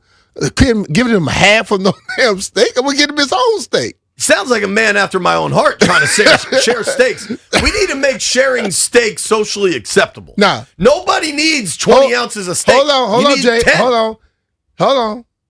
He was gonna be sharing with a lady, not with a dude. I think if you're, I think men should be able to share steaks with men. I did 3 8-ounce steaks. I'm not talking about beef. I'm talking about steaks. I am not going to be putting no damn 2 dudes eating no damn 8-ounce steak. That's not happening. But he finished up. He goes, "This is the best steak I ever had." Bang. Well, I had surf and surf. So I had Chilean sea bass with a lobster tail. That was cool. And then Sunday, I ended up at Ocean Air. That's a lot of fish. Hadn't been to Ocean Air in a while. Clearly, you're not worried about the Potomac. No, it's not from. There is no. Listen to me. The sea bass is from Chile. I don't know what Ocean Air is serving. Ain't no lobster in the Potomac. It's cold enough right now. And ain't no damn soul in there neither, I'm sure. So we got soul. A lot of discussion. Y'all got soul, S-O-U-L, not S-O-L. A lot of discussion about my Valentine's Day plans, and I thought I was very responsible. Did my shopping early. Please, go straight to the socks. So, I think the socks, a number of things happened. Okay? Before we get to yours, White Brian, I mean, FG. Oh, yeah. Yo, Forrest Joey, Gump. See if you can put White Brian on Monumental right now, because he got a haircut and looks like Forrest Gump now. Forrest Gump. Did your socks go over well? Rose appreciated the chocolate-covered strawberries and the flowers more than the socks. So she didn't like the socks. Don't say more than. She didn't like no damn socks. That's why you bought chocolate-covered strawberries and something else. Now, have to be safe. Now, JP, please tell us. So, a lot of things happened. I told Monica this story. She said, what the hell was he thinking? A number of things happened. It begins Friday. Honestly, like after work. I think she heard you talking about it. No. So, we're going back in time now. Last Friday night, I went and met up with Lee and his wife. Lauren and I met up with Lee and his wife, and then we went to a party. My buddy Clasper's birthday party. It was a big affair. A lot of people there. It was a Lunar New Year theme, which I was unaware of and just wore regular clothing. I'm not really sure what my Lunar New Year clothing would have been, but it was a really fun party. But Brian, I didn't eat much. Why not? I just, you know me, like I just kind of don't eat. And the night kind of got away from me, B. Oh, so you were feeling good. I was feeling very good. And then Saturday morning hit me like a freight train. And I was like, oh, hell, it's Valentine's Day. And I wasn't prepared. But I thought you had already bought the socks. But I didn't you were ready. I hadn't gotten the flowers. Okay? If the socks are so great, they were expensive socks, you don't need the flowers, Jay. Ends up, you need the flowers, too. Now, if I had my S together, when I buy flowers, I like to get them like that day because I think then they're fresh and they're going to last. Now, if I had my S together, I would have woken up early Saturday morning, went and got the flowers. Take the girls, get some bagels or something, whatever. Yeah. My S was not together. I was moving slow. And we had to get Ainsley to her basketball at 10 a.m. So I did get up and like kind of let Lauren sleep in, but it was kind of a joke. And I then presented her with the socks, and she said, thanks. And then later in the day, she said, all I told you I wanted was flowers. So I don't think the socks the socks did nothing wrong, right? I think they did. The socks performed like socks. All I told you I wanted was flowers. Yeah. And you came with some damn socks. I guarantee if you had bought a diamond, you'd have never heard all I told you was all I wanted was flowers. She was saying that if you go get something extra, don't buy me what I would buy you. Now, that's what we get, dog. Socks, tie that don't match nothing. So we went to basketball, come back. I was like doing stuff in the yard. I don't even know what I was doing. I was kind of like playing with the kids, I guess, and like cleaning stuff up from just all like the snow debris. Then the Cupid's arrow struck. Mm-hmm. Because I was craving Litos. I was super hungover and I needed some greasy food. Went to Litos. Litos was all in on romance. They were? Heart-shaped pizza. So you bought one of them? Oh, Ainsley thought it was amazing. Free champagne, B. What? Yo, they gave us a free glass of champagne and cupcakes. We don't cut corners, baby. Dog, I was like, and then I feel like I had a Dr. Pepper. I couldn't really handle the champagne at that moment, but the Dr. Pepper was slapping. Not Dr. Pepper Clear either. You drank that much? Regular Dr. Pepper. Brian, I was hurt, dog. You're starting to get a little weak in your old age, man. So next to Litos is Whole Foods. And I said, all right, girls, let's go get mommy some flowers. So then we walked to Whole Foods. Lauren got to pick out her own flowers. But at this point, the tide's kind of turning. I think I'm back. I don't know that she was thrilled with just how hammered I was Friday night to begin Valentine's Saturday. Then we get back to the house, and I just eaten a cheesesteak and pizza and a Dr. Pepper, and I told her I need a nap. She's like, are you freaking kidding me? Took a couple-hour nap. You got to rejuvenate yourself. That's what I said. I was like, I'll be locked But you and loaded. shouldn't do the stuff the night before like you did, Jay. Just saying. I blame Skip Class. I think Lauren was right. Saturday night, though, we locked in. Great little Valentine's Day dinner. I had a steak. I felt much more alive and awake. 4 ounces? I didn't finish it. It was whatever it was. I brought half of it home. And then, the night was okay. I did okay in the end. Okay. But, you can't just get socks, is what I've learned. I would just say this, okay? A friend of mine hit me. Remember the guy called in and was talking about his fiance, and we gave him I thought we gave him great advice. They told me that we set the guy up. I'm like, no, we did not. That's when you told him what the dessert was. Yeah, but still, he cooked and all that. He should be the damn dessert. So I don't think we set him up. I think we did a good job We for him. didn't set that dude up. But I would say this. Thank you, John. Any man out there, it's Valentine's Day, don't buy no damn socks, okay? If you want to I might be impress out her, on socks. you could write your own poem or something like that, but don't do socks. I'm not writing any poems. I don't care how much you spend on these damn socks. They ain't gonna work. All right? Unless your wife like very, very cold feet and you buy some electric socks so she can have them in the house. But buy those before Valentine's Day. Yeah. The last thing you want to do is buy anything on a day that they want some level of love shown. The socks were pink. Don't care. Socks not sexy enough for the Valentine's The socks, Day thing. Joe, so this store, ALO, yeah. Shout out to Metropolitan. Buy Moving that on like January 10th or like December 4th. I'm going to tell you something, Brian. Don't buy that anywhere in February. I've reached a conclusion. Yeah. 44 years old, my John Riggins year. I'm never getting my wife socks again. Well, the sock fairy is closed. Well, I socks are done. I thought I don't know what it's going to be going I told you that before, but socks are out. I tried to help you earlier, but you didn't listen. You know how you can like buy an acre of the rainforest? Maybe I'll do that next year for Valentine's Day. Like, look, sweetheart, we're saving the planet together. I ain't gonna lie to you, bro. Jeff, I didn't want to throw you under the bus. I'm gonna throw you under the bus. JP, this is the read. Look at that. Hold on.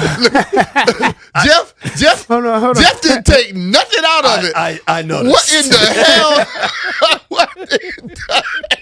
Jeff, because I was. I don't know what to skip, what to read. I'm gonna try this other one. I'm gonna try to figure something else out. Look, man.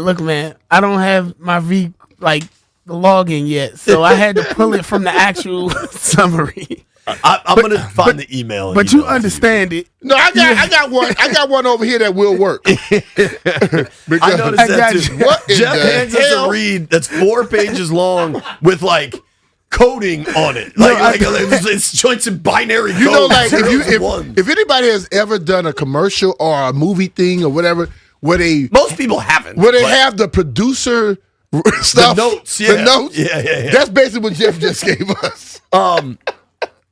I understood. Right here, put inflection. Now, I was encouraged. Woo. So Sunday was the first Sunday after the Super Bowl. Yeah, and that's a tough Sunday morning come down, to quote Johnny Cash, right? Like, there's nothing. I was encouraged though, dude. There was Olympic hockey, Daytona. Now listen, I will confess, Daytona never made the big TV, but I had Daytona on. I can get down with Daytona. We gotta get 23. Hell yeah! Gotta give him right. Gotta give him some kudos. I mean, how cool is that? Michael Jordan. Well, they won it. I was watching it, and it seemed like Bubba Wallace was winning the whole time. Yeah, and then he finished 10th. I don't know if he spun out or something. But they had an accident that was serious. I think J.J. Redick won. Nah, man. His name not J.J. Redick. Someone named Redick. His name is Redick, but not J.J. Redick. Man, look at the bottom of the show sheet. Redick Bowe. Redick Tyler, dude. Tyler Redick. Yeah. Shout out to Tyler Redick. Congratulations. You won Daytona. I mean, that's the Super Bowl in NASCAR, right? Like that's like you can retire after winning Daytona. Man, listen. So I had that on. I had the golf on. I had a lot of different stuff on, so I was encouraged. I watched. You and I ended up texting about some of the Olympics. I feel like I watched way more Olympics this weekend. Hey, bro, I like the Olympics. I saw the lady last night who had never won a gold. How finally cool won was a gold. that, dude? Bro, I think she went to college at GW. Everything was great with her two sons and her husband. All that stuff was electric, but they doing 80 miles per hour in that damn thing, dog. The monobob. I never knew that's what they called it. Bruh, coming down that hill, they get up to 80 miles per hour. Can you imagine that? No. So hell no. The dude went on a ride with the other guy. He took him on a ride, and bruh, they had to bleep him out. I'm sure. He said that was way more intense than I thought it was gonna be. I love the speed they get up to, dog. Dude, I watched a bunch of the bobsledding, and just that it was skeleton U.S. women. You know, the U.S. women I think went 1-2, and the woman in the bobsled, yeah, not able 1-3. 1-3. The German person, lady came up at the end. So the fact that the woman who I guess won the bronze had won gold before, but the woman that won the gold had never. She had like 2 silvers and 3 bronzes, but had never broken through. I just thought that was such a cool story. She's 41 years old. Yeah, and the other lady's 40. That's like me trying to be in the Olympics. Nah, it ain't going to happen. You're a little older and a lot slower.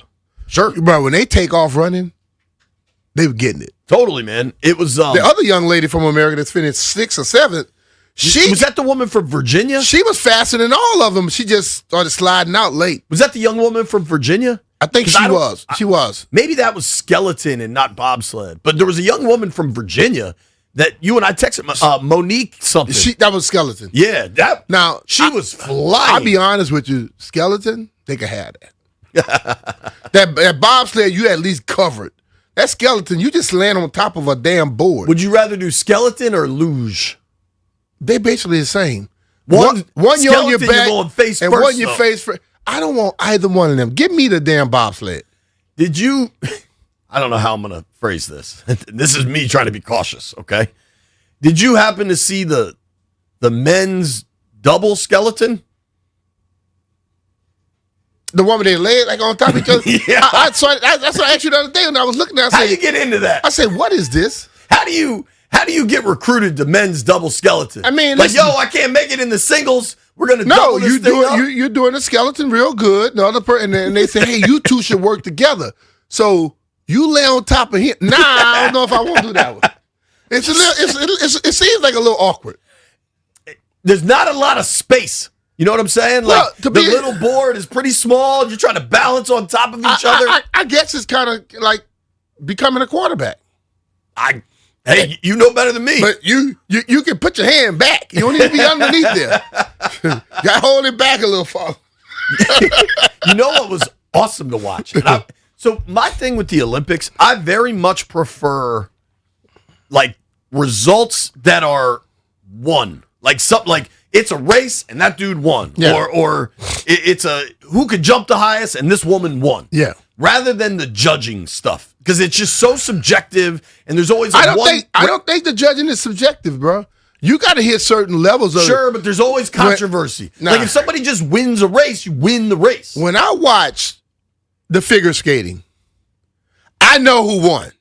And I know who the hell didn't. You know who was incredible? If you put your hand down and you fall on your ass in figure skating, you're not winning. Correct. So they could be controversial all they want. I hated that the young man from here, Ilya Malinin. Maybe? Yeah, he said he was dealing with some pressure, and that's a part of sports. Yeah, that people don't ever discuss. Now he's young, right? He'll get another crack at that. That's a part of sports that I think doesn't get discussed a lot.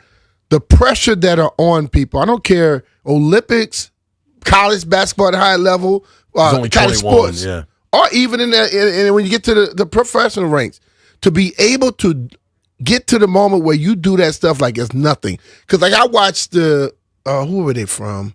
Japan, I think it was last night. Yeah. They hit every damn thing. They were at high risk and they act like it was nothing. But she hadn't done that earlier. But in that round last night, they did. And the people that was competing against them, who was supposed to be better, faulted on everything. I wanted to give credit, though. Jumiola Banji is over in Milan for Channel 4. And she obviously had a relationship with Ilya Malinin beforehand, right? Her coverage of his demise, for lack of his poor performance, was so good that she, having that personal touch, being able to tell that story at such a sad, critical moment for that young man was really, really well done. You know what I ended up watching, maybe Monday morning or Sunday morning, that I was not expecting to love, but it was awesome? What was that? They had this, snowboarding obstacle course race where they had 4 snowboarders out there. It was Italy, France, weirdly, Australia's good at snowboarding. Can you snowboard in Australia? It was Italy, you could travel anywhere. Italy, France, Australia, maybe even Great Britain. But what I loved about it is it's an obstacle course, so they get in each other's way and kind of knock each other over. It was snowboarding demolition derby kind of. I like that. It was awesome. Physicality, baby. Need more of that. Also, how about Tom Wilson? There is not fighting in the Olympics, and this French sucker tried to get at Willie. He handled his business, and then France threw the other nerd off the team. They're like, we know what you tried to do here. Get the hell out of here. Seriously, the French government has banned him from hockey. Well, how about... That has my full support. If I was... Willie, this is how you handle that. When we get back to the village, we can handle this. Yeah. We don't need to do it on this. I'll do it when we get back. Willie had a Gordie Howe hat trick, dude. How cool is that in the Olympics where there isn't fighting? The U.S.-Canada gold medal game track we're on will be pretty epic, and we get U.S.-Canada gold medal game in the women's too. All right, there's a lot for us to discuss. We got to talk about the All-Star game. Chase Hughes is going to join us at 11. He was out in L.A.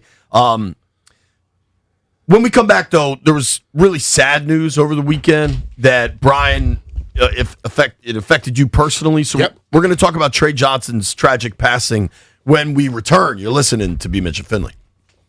B. Mitch and Finley are presented by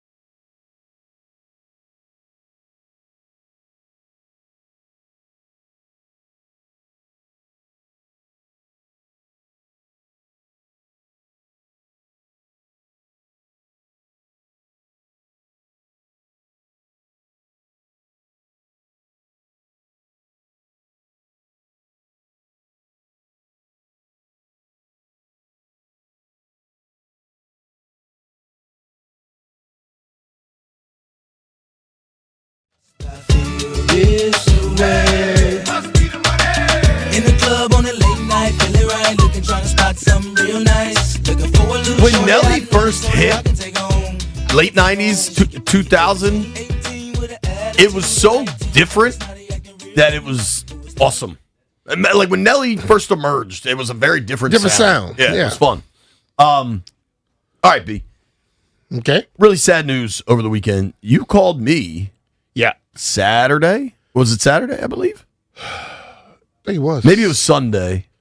Maybe it was Sunday. I can't remember. I think it was Sunday afternoon. Yeah. And you had heard from the family of Trey Johnson. And you know what really sucks right now is this like world we're in where there's so much fake stuff, particularly on Facebook, that like a lot of times you don't know what is happening. I saw something, Mike Evans, the Tampa Bay Bucks receiver, his agency put out a post that's like, listen, any of this fake stuff you're seeing on Facebook is not real. Unless something comes from Mike Evans, stop believing it. Yeah. And we've seen this terrible stuff. We've seen stuff around here with Art Monk, Doug, Riggins, right. And so when you called me, obviously I knew the Trey Johnson thing was very real, and then I thought it was responsibly put out, right? Like the team got involved and the families. You played with Trey. I don't know if you saw this last night. We kind of did a tribute to Trey Johnson on Channel 4, and we had 3 highlights. One was him opening, a hole that was larger than this studio for Stephen Davis. Yeah. Another was you scoring a touchdown coming right off a hole between Trey and John Jansen.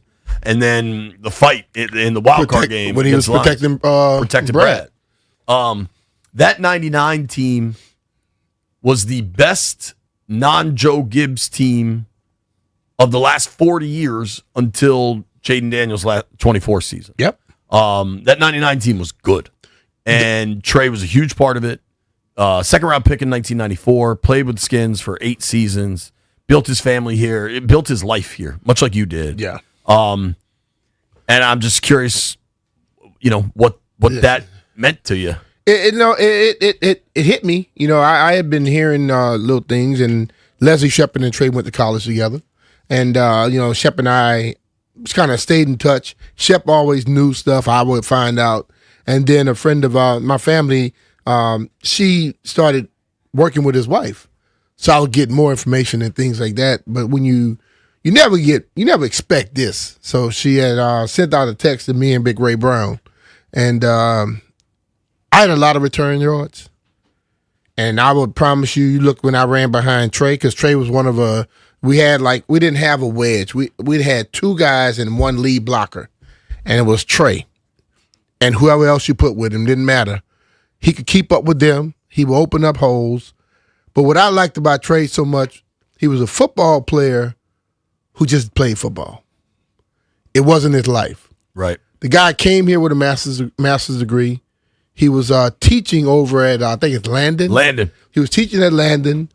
He was super, super smart, cool as hell, had more interest. Like, I found this out later, he had the interest in them little dogs. What's the dog called? The little... pugs? No, like the little bulldogs, the Frenchies. Frenchies, yeah. Yeah. And you look at Trey, you say, Frenchies? Right. But he was that type of dude But one thing about him, I thought he was a family-oriented dude. If you were his friend or you was in his family, you were always taken care of. And it was kind of strange with me, like Friday night, I had talked with his cousin, who I had met through Trey a long time ago. I was talking to his cousin, and then I remember seeing this young lady I know went to college with he and Leslie. And then I get that information the next, 2 days later. And it just threw me. I'm like, damn, because I was just like, people like when you just talk about somebody, because the exact word was, when I talk with his cousin, I have to reach out to him. And I think what we got to learn, I'm hitting the age now, and where I'm seeing people, boom, gone. Let's stop saying what we need to do and just damn do it. Don't say I need to reach out. Let's just start reaching out. Be done with it. For me, I think that's really well said. For me, what was so different is, I don't know if this is a religious thing or a cultural thing or what, but you often hear that death comes in threes. You know what I mean? Yeah. And so to have Sonny, then Barry Wilburn, then Trey, you feel like, oh my gosh, that saying or prophecy or whatever happened again, right? Mm-hmm. But with Sonny, I obviously never saw Sonny play. You never saw Sonny play. Mm-hmm. But we experienced Sonny as a broadcaster, part of this team. Larger than life type person. Larger than life, absolutely. I don't really remember watching Wilburn play, but I remember his importance, and I a little bit. I don't want to say never, but like a little bit. And then I actually got to hang out with him one night, which was a fun, wild night. And so I had like but Trey to pass is the first dude.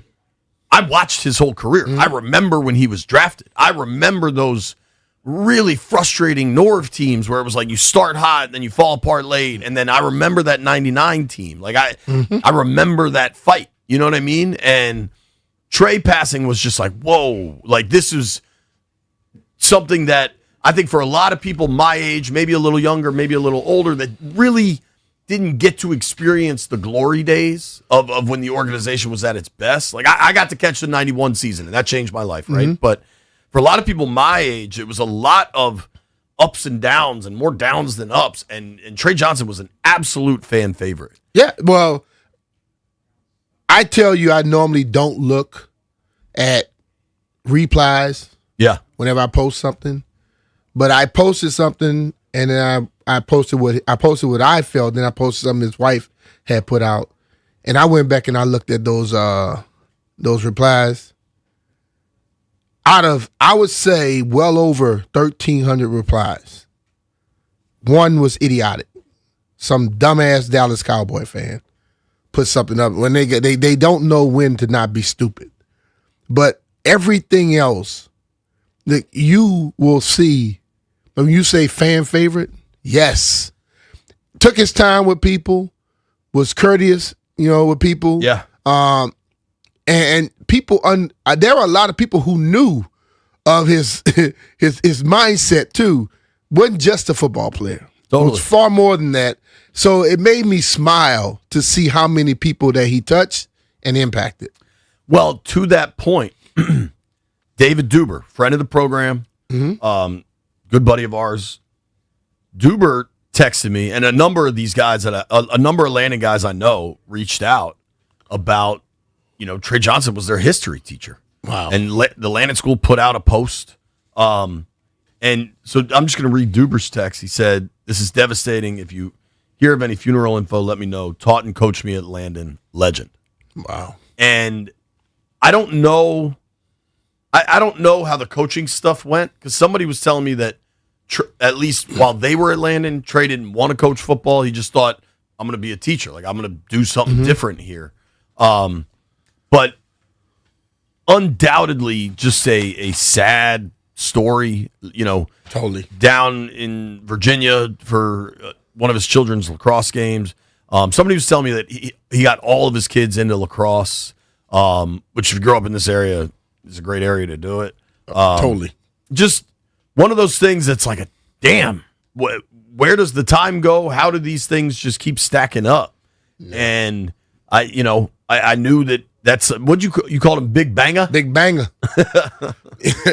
That's me and Shep called him, man, like Banger. We knew when he was on that football field, bro. Don't get in the way. Yeah, for sure. He was a unit, dude. Listed 6'2", 330 through 28. But second round. Athletic as hell. Yeah. Well, and shout out to Chris Kerwin. He dug up the video of the package of that Lions Skins wild card game. And how did the Lions dude that just took Brad Johnson to the ground, did he get ejected? Because he should have. I can't remember that one. In modern football, that dude would be banned for a year for going after a quarterback back then, like that. You were able to go after quarterbacks. But see, that's the thing about it. Players, offensive linemen were the police. You did something stupid to anybody on the offense, they took care of that. And Trey didn't wait. You saw it was instant. And that's the guys before him, they did the same thing. The Hogs. You did something to a quarterback or running back, whatever, you cheap shot at somebody, they were going to handle you. The referee, if the ref missed it, that was on him. Because it will be handled, it will be discussed or dealt with. Safe home to Trey Johnson. Thoughts, prayers, condolences with his family. Totally. When we return, an incredible story out of the golf world this weekend, and I ain't talking Pebble Beach. Nobody go anywhere. B. Mitch and Philly are presented by John Lay.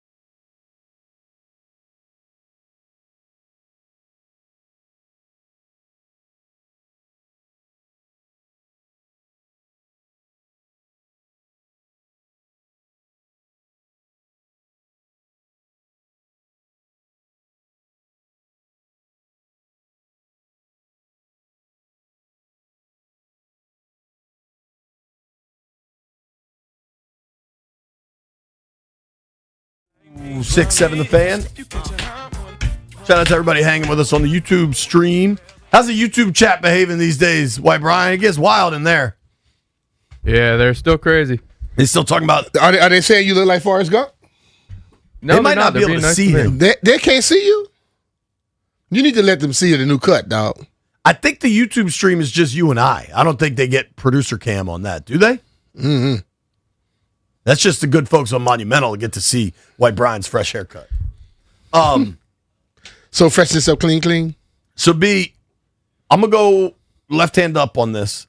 I didn't get to see a second of Live Golf Adelaide because it's in the middle of the night. It's in Australia. I didn't see it. I saw the story. You're from right. it. So I also think it's worth pointing out Live Golf Adelaide is their best event. I think because there's a lack of professional golf in Australia that they get this event, they go all out. It looked wild. It looked like an awesome time. But the story of Anthony Kim to come back from the depths of addiction hell. Yeah. And, I mean, he's talked openly now about contemplating suicide. And, I mean, I'm not trying to do a bit. If you now, you're being real, man. Because, like, if you look at his face, you could tell there was some serious cocaine problems. You remember when he first came on the scene? He was like 17, 16. He had 2 houses, I think, in L.A. You know, his mom and dad. He won a bunch early. They were putting him in a position to become a professional golfer. But you're a 17-year-old with 2 houses. You don't normally know exactly how you want to do that. And I don't know if they knew what he was dealing with at that moment. And then all of a sudden you got money, you got homes, you could do what you want to do, and it went down the wrong way. And he talked about how getting married and having that little girl changed his world. Saved him. You know, something. He said she saved his life. Yeah, every you know, like he said, if you keep fighting, you never lose. And I think that's the whole thing about it. I think people want to just like they tell you about when you're on a weight loss journey, don't get on the scale every damn day. You know what I'm saying? Don't get on the scale every day, because if you get on the scale every day, you're gonna get you get a little discouraged. But if you just keep doing what you're supposed to do and be consistent with it, you'll get where you want to go. He kept fighting. Totally. And look where he's at now. And I hope, you know, let's be real. That's one of the things that addiction you never completely run away from. You got to stay on top of that. You know, stay vigilant. Totally. And he's going to have to do that to keep moving forward. So. But what was so crazy, so I remember Anthony Kim back in, I think it was 2009, he won when Tiger used to host the AT&T National Tournament at Congressional. I think it was usually around 4th of July. It was like it benefited military charities. Was it Thanksgiving when Tiger's old lady found everything out and he got smashed up in the Escalade by the fire hydrant? Like, before that happened, Tiger Woods was the biggest thing on the planet at that point. Tiger hosting that tournament in D.C. was such a huge deal. Yeah. And Anthony Kim won that. He was 23 years old. And I think in the first round, he broke a scoring record, I believe. I think he shot a 62. Damn. Okay, so Anthony Kim was this larger-than-life golfer, and he had a swagger about him. And that was as Tiger was kind of starting to break down a little bit, and golf lacked a little bit of swagger. B, think about this, dude. In the 2008 Ryder Cup at Valhalla in Louisville, in singles, you talk about dog walk. Anthony Kim beat Sergio 5-4. That is a golf ass kicking. Yeah. Kim in 2009 at Augusta, the holy cathedral of golf across the world, set a course record for most birdies. He had 11 birdies in the second round. When he gets hot, his heat is unbelievable, unparalleled. Didn't he like 4 or 5 the other day? I think he went like 4 or 5 in that tournament. I think he went 4 or 5 straight to close it out. That's what I'm saying. Yeah. he was in He the shot group. a 9 under on Sunday. He was in the group with John Rahm and DeChambeau. And he said, "Who cares?" And that's the thing about like golf. Like, I am amazed by the guys that play on the weekends, because you and I play golf, and we might have a 2 or 3 hole thing where we like, yeah, these dudes are that consistent for 4 days, man. And you have to get it done. And they're playing in the toughest conditions and situations.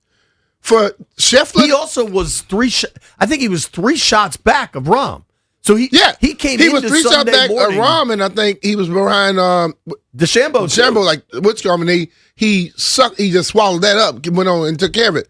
But to watch the way they do it consistently, it kills me. You know, and Scheffler to go damn.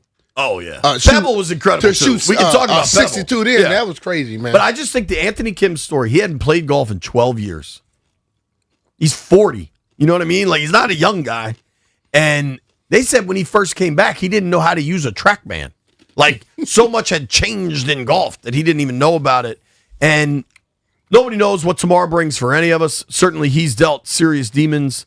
I hope he can continue playing well. Me too, man. And I think it's the first live golf story that's about golf.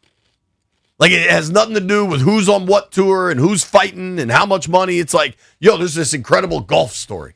And I don't know if that is enough to sustain live. It seems like a bunch of people want out of there. But he, if not necessarily with live, he was given a free thing to go in and play. So they signed him, and then he got relegated because he was so bad, and he basically had to earn his card through Live Q School. Wow. Crazy, right?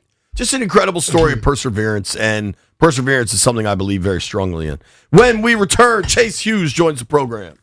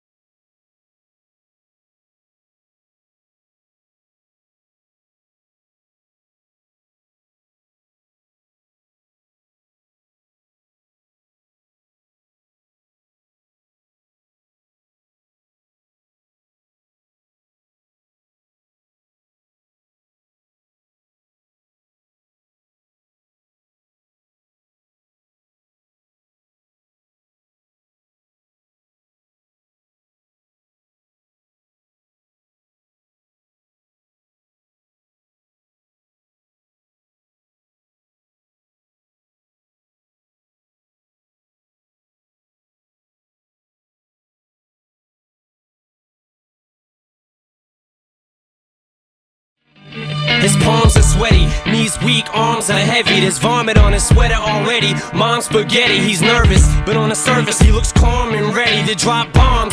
But he keeps on forgetting what he wrote down. The whole crowd goes so loud, he opens his mouth, but the words won't come out. He's choking how? Everybody's choking now. The clock's run out, time's up, over, loud. Snap back to reality. Couple of housekeeping items. Rabbit. If anybody talked to me and Brian in August at training camp about a possible advertising opportunity, hit us up, because B and I do not have any. Maybe we have to explain that whole story. If you were at training camp and talked to us about wanting to advertise, we did a very bad job of connecting you with the salesperson. Yeah. We've been in. Hit us back. Yeah, hit us back. Now, however, our guy Chase Hughes, Monumental Sports Network Wizards coverage, was out in Los Angeles for All-Star Weekend. What's up, Chase? How you doing, buddy? Doing great, guys. Thanks for having me on. How was the trip? How was LA? How was Cali? How were the All-Star vibes? It was a good, productive trip. I mean, it's always great going to LA, especially after a snowstorm here. And I got a great look at the Intuit Dome over the course of several days, so that was really cool. Definitely unlike any arena I've been to. Oh, so that wasn't at Staples, or whatever Staples is called now. That was at the Clippers joint. Yeah, Crypto.com Arena. No, it was not at the vaunted Crypto.com Arena where Kobe and Shaq played. No, this was at the Intuit Dome, which has only been open for like a season and a half. It's the Clippers arena.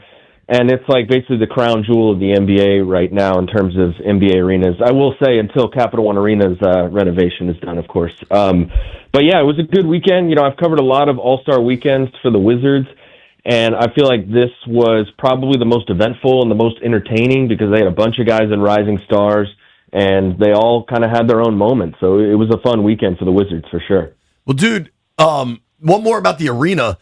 Steve Ballmer's the Clippers owner, right? Wasn't he bragging about the bathrooms at the arena? Did you notice anything interesting about the bathrooms? There are a lot of them. I mean, it's basically like the entire concourse is bathrooms. But yeah, he basically designed the arena to make it so that you don't have to leave for the concourse very long. You know, you can get back to your seat. You can watch the game. So yeah, I will say there were a ton of bathrooms. And one thing that's really interesting about the concourse there is it's basically open air. Like they have like a side of the stadium that's open, and there's like a long escalator. It's like this atrium, and it kind of feels like a baseball stadium in that regard because it's sort of indoor outdoor. It's pretty cool. That's great. All right, kind of matching up SoFi. Yeah, it's right near SoFi. Yeah, yeah. I mean, Southern California weather, it gives you different opportunities, right? Let's talk about the Wiz, because I know we had guys in the Rising Stars games. How did the young Wizards look out there? They looked good. So Keyshawn George, Bub Carrington, and Trey Johnson played in the game. Alex Sarr was also selected, but he had an injury, so Bub Carrington replaced him. So that gave the Wizards technically 4 representatives in the Rising Stars game, which is a franchise record. And Keyshawn George, his team won it all, so that was noteworthy. And then Bub Carrington and Trey Johnson were on the same team, and they played against Keyshawn George's team. Keyshawn was coached by Vince Carter. They were coached by Tracy McGrady. And so there were some moments between them, like playing against each other, that were fun. Like Trey Johnson made a 3 basically in Keyshawn George's face and like stared him down as he was backpedaling down the court. And they had some fun comments after the game. And then also one thing that was really funny is Trey Johnson and Bub Carrington, they're really good friends, but they have this sort of like trash-talking rivalry where they mess with each other in the media. And so they were on the same team, but Trey Johnson made his first shot, and the PA announcer mistakenly called him Bub Carrington. And so they had some fun with that after the game. Trey Johnson said he was offended by it. He called it disrespectful. That's funny, dude. That's great. So what, if any, takeaways do we have from the Wiz getting, I guess, 4 representatives to Rising Stars? Like, this thing's going the right way? Like, kind of what was, because the All-Star Weekend in the NBA is kind of like Super Bowl week in the NFL. Like, the whole league is there. People are talking. When you talk to folks about the Wiz, what are people saying? Like, how, I feel like the fan base feels pretty good, but does the rest of the country view it that way? Yeah, I mean, I talked to a lot of media members there and agents and, people from other teams, and I heard a lot of, I like what the Wizards are doing. I think a lot of it has to do with just the quantity of talented young players that they have, which of course is reflected by how many of them were selected for Rising Stars, but also the Trey Young and Anthony Davis trades. Like, I think most people see the reasoning there. Neither guy is like the perfect player. They both have their warts, but the Wizards didn't give up a whole lot for either guy. So I think the consensus there seems to be like, why not trade CJ McCollum and Corey Kispert for Trey Young? It doesn't seem like there's too many potential drawbacks there. So a lot of positivity, but I really think it has to do with their young talent more than anything. It's pretty common to hear like, I really like Alex Sarr, or I really like Trey Johnson or Keyshawn George. So those types of names I think are starting to become a little bit more well-known around the league. It's good to hear. Talking with our friend Chase Hughes here on the Rude guest hotline. Rude makes the most reliable HVAC products in the DMV. You can give Chase a follow at Chase Hughes. Actually, I don't know what it is. Jeff didn't put it on here. What is it again, Chase? Chase DC Sports. Chase DC Sports. DC Sports. At one point, it was Chase Hughes CSN, right? Well, it's not CSN anymore. You have to change that. You haven't switched years. You're still NBCS, like it's NBC Sports Washington. My Twitter handle, actually, I think it's my Instagram too, is like for an entity that no longer exists. Yeah, you see, he used to talk trash to me all the time, Chase, because I had different ones. He got the same one for something that don't exist anymore. Yeah, man, old habits die hard. Hey, honestly, with Twitter, dude, I don't want to mess with it. You never know when Elon's just gonna be like, "You're out." Chase, how did people enjoy the new format of the actual All-Star game? I mean, it seems like everyone really liked it. It brought out, I think, a much more competitive game. I think you could either credit the format for that or Victor Wembanyama setting a tone early in the game that he was not messing around. A lot of the players said that they sort of followed his lead. Yeah. But it was interesting because Rising Stars, that was competitive, but that doesn't usually get a ton of attention. All-Star Saturday does get a lot of attention, and there were a lot of people panning the way it went. It wasn't the most exciting dunk contest. It was boring, dude. I saw the highlights. It's like, oh my God, the dunk contest winner. I was like, well, the guy that won, he was a little too much for me. My daughter kept saying, this dude's too much. He's ridiculous. The dancing? The second dude, the guy, listen, they need to just do this. If you miss a dunk, you got a damn 0 or 25. They shouldn't have all day to dunk. How can you miss a dunk, then dunk one? I'm gonna give you something like a damn near perfect score. That makes no sense to me. It wasn't like that in the past.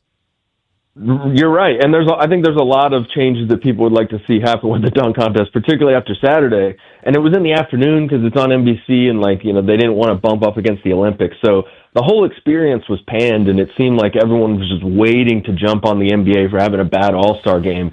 But then they produced a great All-Star game. Yeah, the All-Star game was good. I think, it probably needed some tweaks. I've always said that I think the best All-Star game is in baseball because you can't fake 95 miles per hour and you can't fake, standing in the box facing that.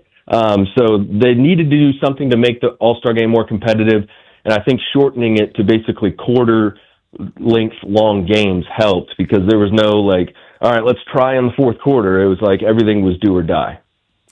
I liked it, and I feel like, honestly, the league needed it to work because the All-Star game was getting just piled on from everywhere, and then the dunk contest and everything kind of sucked. So I feel like who won the three-point contest? Aren't they not even playing? Damian Lillard. Yeah, but, hasn't he been out for a year?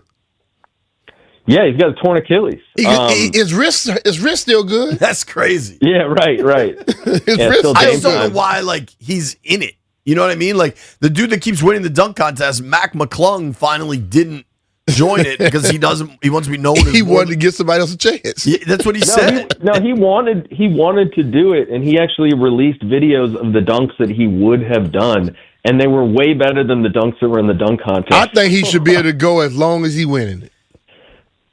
Yeah, I think he would have won it easily. If you go and see the dunks that he was going to do, it would have been a no contest.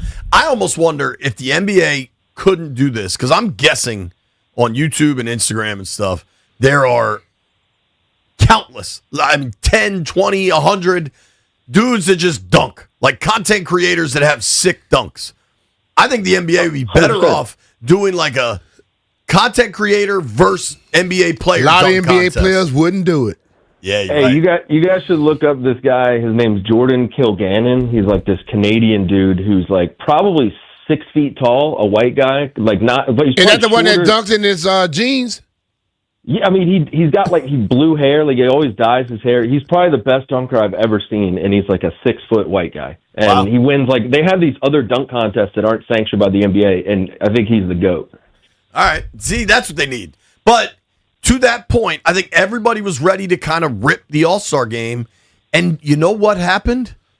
Guys tried. They competed. They tried. And I don't know if it was because I think the way they divided up the American team with basically young versus old was super smart. And then the world team. And I thought the dude to me that really set the tone and I think deserves a lot of credit is Anthony Edwards. Anthony Edwards He's always wants to play, dog. Dude. Yeah, and I thought that was the most important part of All-Star Weekend.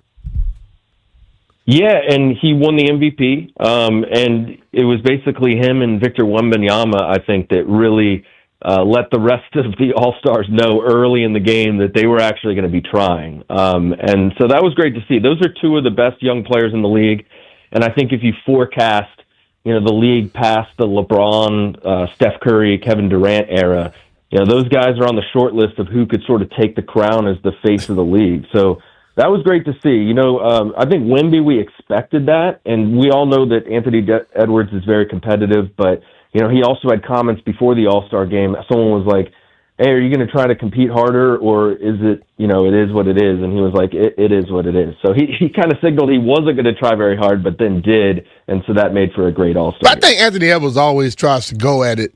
But, many of the people, the older dudes like the Garnetts, they think LeBron coming in and leading the way with his not wanting to compete sometimes has messed the league up. Maybe if you got guys like Victor Wembanyama, also Anthony Edwards, if they continue like that, maybe the guys behind them do the same thing. And maybe they can do that for the dunk contest next, because LeBron never did the dunk contest, and that thing is in a rough state. But if someone like Wemby, Edwards participated, that could make it a lot more entertaining. Totally. Dude, so I had we had friends over Sunday evening, and so there were a gang of kids running around my house, and we were watching the All-Star game, and these young kids, like my youngest daughter and then like their friends, they caught Wemby on TV and were like, oh my God. like it was like I feel like for Anthony Edwards say he's 8 feet.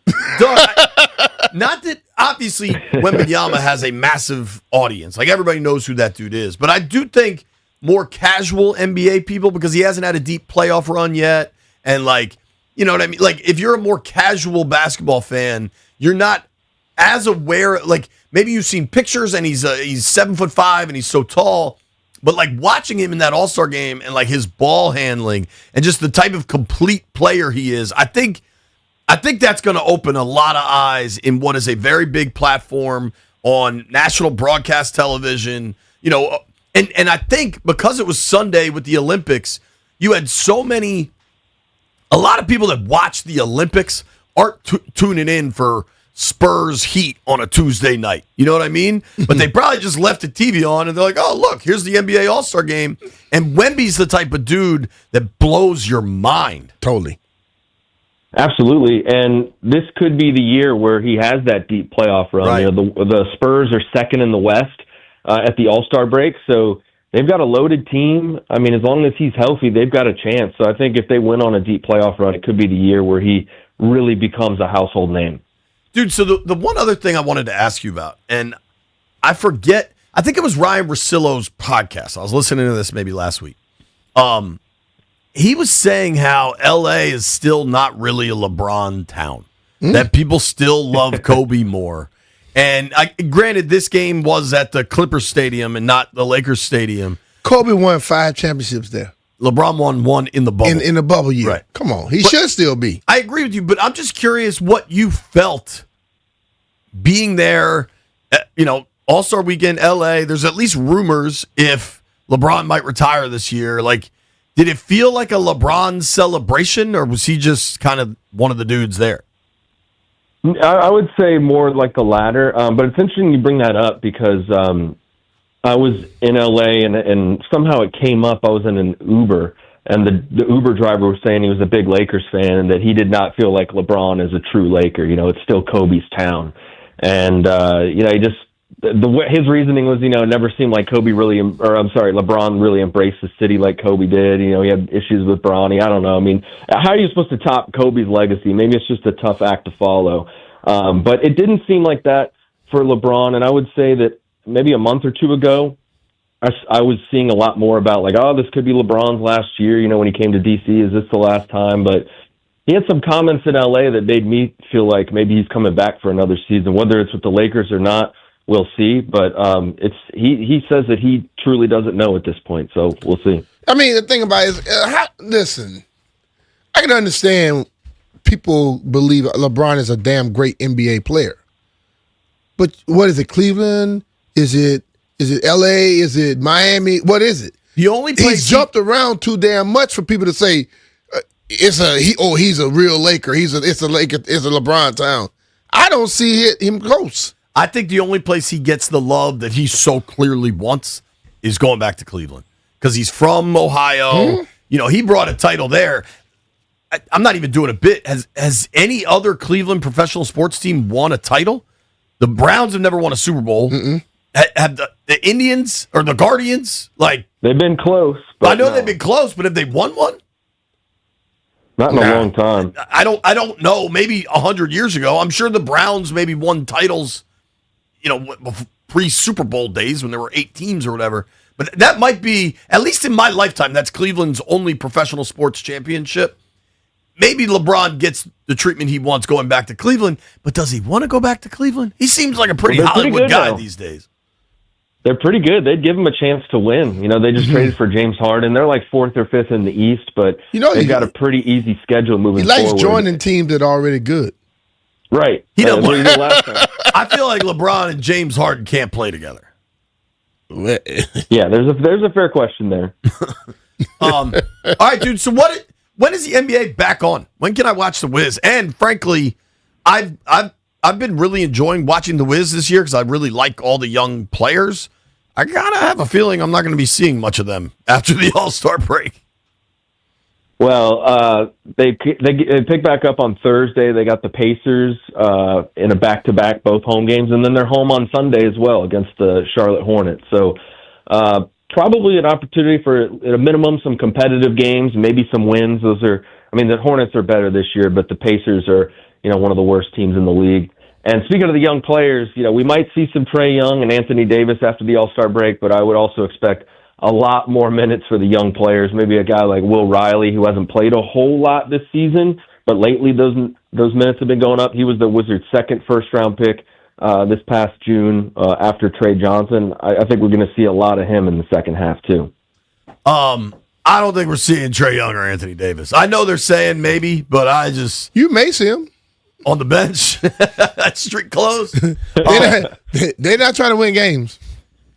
I don't want them to. They're going to mess up that pick. I don't want them to. This is the last year of the process for me, and then we're playing different hoops next year. But you got to complete. You don't want to get to the finish line and not finish in any physical activity. You know what I'm saying, Chase? We got to let you go. Thank you for the time, all right, Chase. brother. Take care, brother. Absolutely. Thanks, guys. All right, that's our guy, Chase Hughes. Ton of great work from being out in L.A. at the All-Star Game. Give him a follow at Chase DC Sports. When we come back, we're going to talk All-Star Game with the boys. A lot of tanking conversation. In about an hour, you're not going to want to miss our interview with Drew Wilder. They're trying to build a casino in Tysons. Nobody go anywhere. B. Mitch and Philly are presented.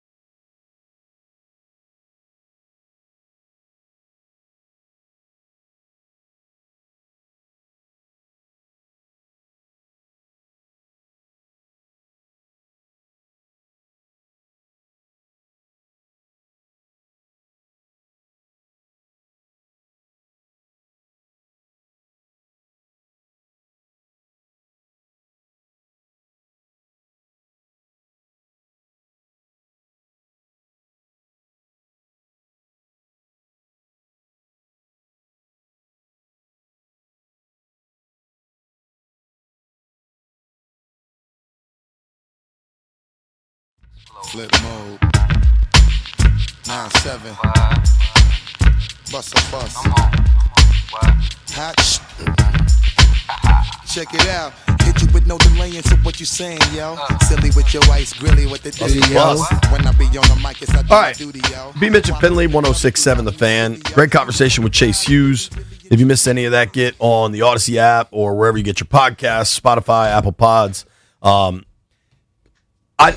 It's cold. It's snowy. Chase has young children. I bet he didn't mind that trip to Los Angeles. Hell no. No. But, you know, it's like he came back and he was like, wow, there's a lot of snow gone. Right. It's the first time I've seen my lawn in 2 weeks. Dude, I'd like to, if we could actually keep track of this, White Brian, I nominate you, have a pool of when we think the snow is gone.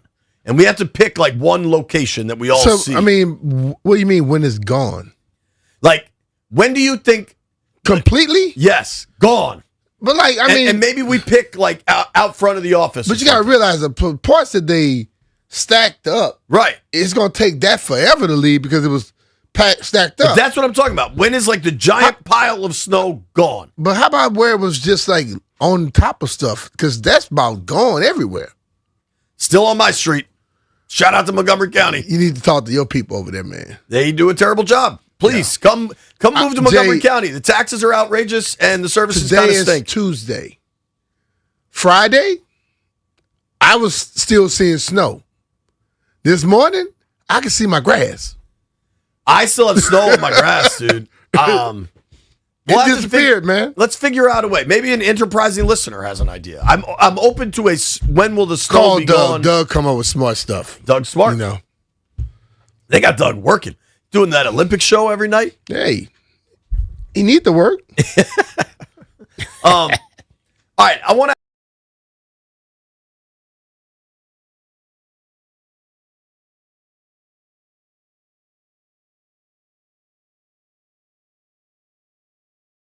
I saw the dunk contest. Did you? That's why listen, bro. You miss a dunk, out. You listen. I can't. What Jordan, Wilkins, they didn't dunk 8 times. Remember the time with the little short dude from New York who missed like 7 dunks before he finally hit one and he ended up winning the competition? How you get to miss all those dunks, then hit one and I'm supposed to give you a good score? I don't know. I think every time you miss a dunk, your score level the top should drop. Because back in the day, them dudes wasn't doing all that. That's a good idea. Vince Carter, all the magnificent dunks he did, he missed all them damn dunks them dudes missing. I don't know how it popped up on my Instagram, but this morning I was just scrolling on Instagram and it popped up. I guess Paul Pierce and Vince Carter were McDonald's All-Americans the same year coming out of high school. And Paul Pierce tried to do the dunk contest against Vince Carter, missed all his dunks. I like that idea, though. If you miss a dunk, it knocks your possible points down. Yeah, like if you can get a 50 on the first one, okay. You can only get a 40 on the second one. Yeah, maybe it's 47. Because my thing is, these guys can do all types of dunks. My thing is, why are you trying the most astronomical dunk that you never did before? Do one that you can do. Get into the finals and then go crazy. But I don't need to see you doing all these misses. I can't stand all the missed dunks. So you watched, I wanted to watch Rising Stars. Friday night got away from me. I didn't watch Friday night. Okay, so you watched dunk contest. Did you watch 3 points and all the other stuff? The 3-point, when I thought about it, people told me who won. Okay. I didn't watch it either. I did watch the game. I thought the game was pretty good. I also think we're so desperate for that game to be pretty good. We might be more excited than necessarily it deserves, but I thought it was pretty good. I heard everybody I heard say they had more competition, and the way that they did it made guys have to go after it. Also, the old dudes got worn out. Agreed. Jeffrey, how much All-Star Game did you watch? I know you usually work a Sunday night. So DJ gig might have paid well on a holiday weekend. Luckily, I was able to watch the dunk contest, 3-point contest, and the shooting stars because it came on at 5 o'clock. Dude, it felt so different being on at 5 o'clock. because I had so much stuff to do after. I liked the 5 o'clock Oh, start. I liked it. I'm not mad at it at all. I think that's just because of the Olympics. Yeah. But like on Friday or Saturday? Saturday, and even the All-Star game started at All-Star 5 game, o'clock. yep. I think they should keep the All-Star game at 5 o'clock. For sure. I liked it way better. Yeah. The dunk contest, this was probably like the weakest dunk contest. Bleep you, Dwight Howard, because I feel as though he robbed us of seeing some better dunking by giving, I forgot who, it was,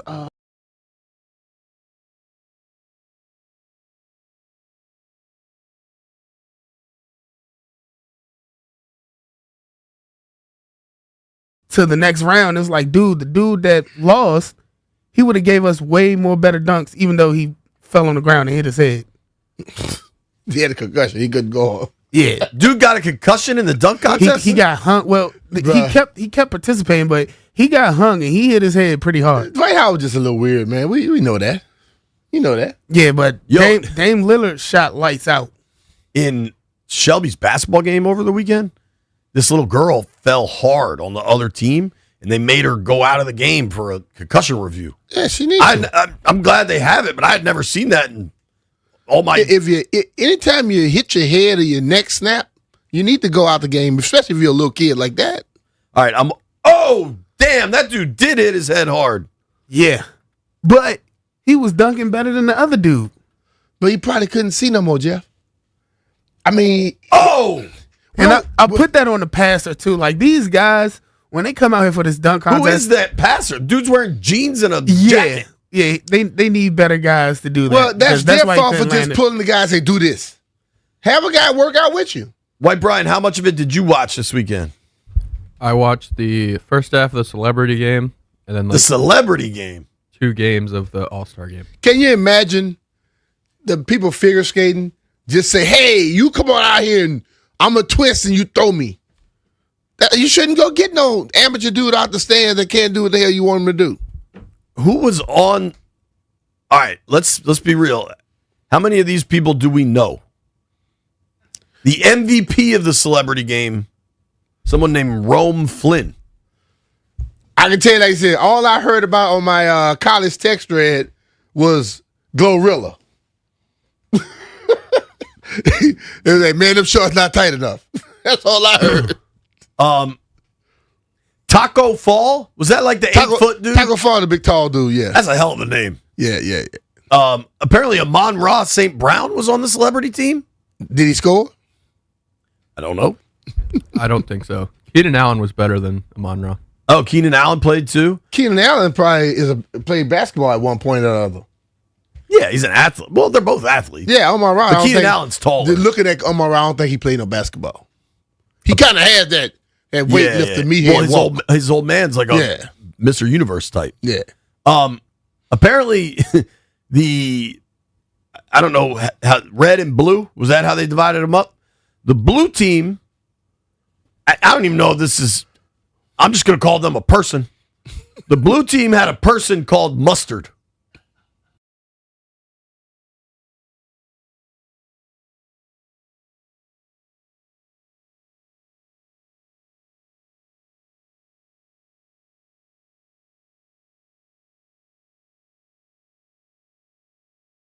Was the soccer player, right?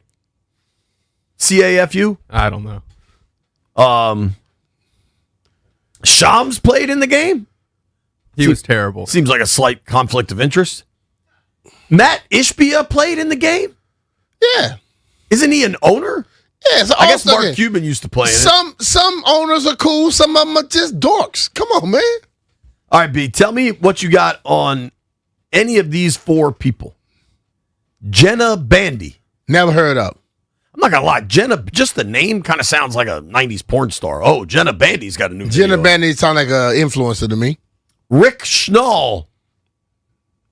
Does anybody have anything on any of these people? Nope. Please, speak up. Who's Rick Schnall? I have no idea. Who is he? They say who he is? It just says Rick Schnall. Okay. Anybody know who he is in there? No clue. Do you know who Jenna Bandy is? Not at all.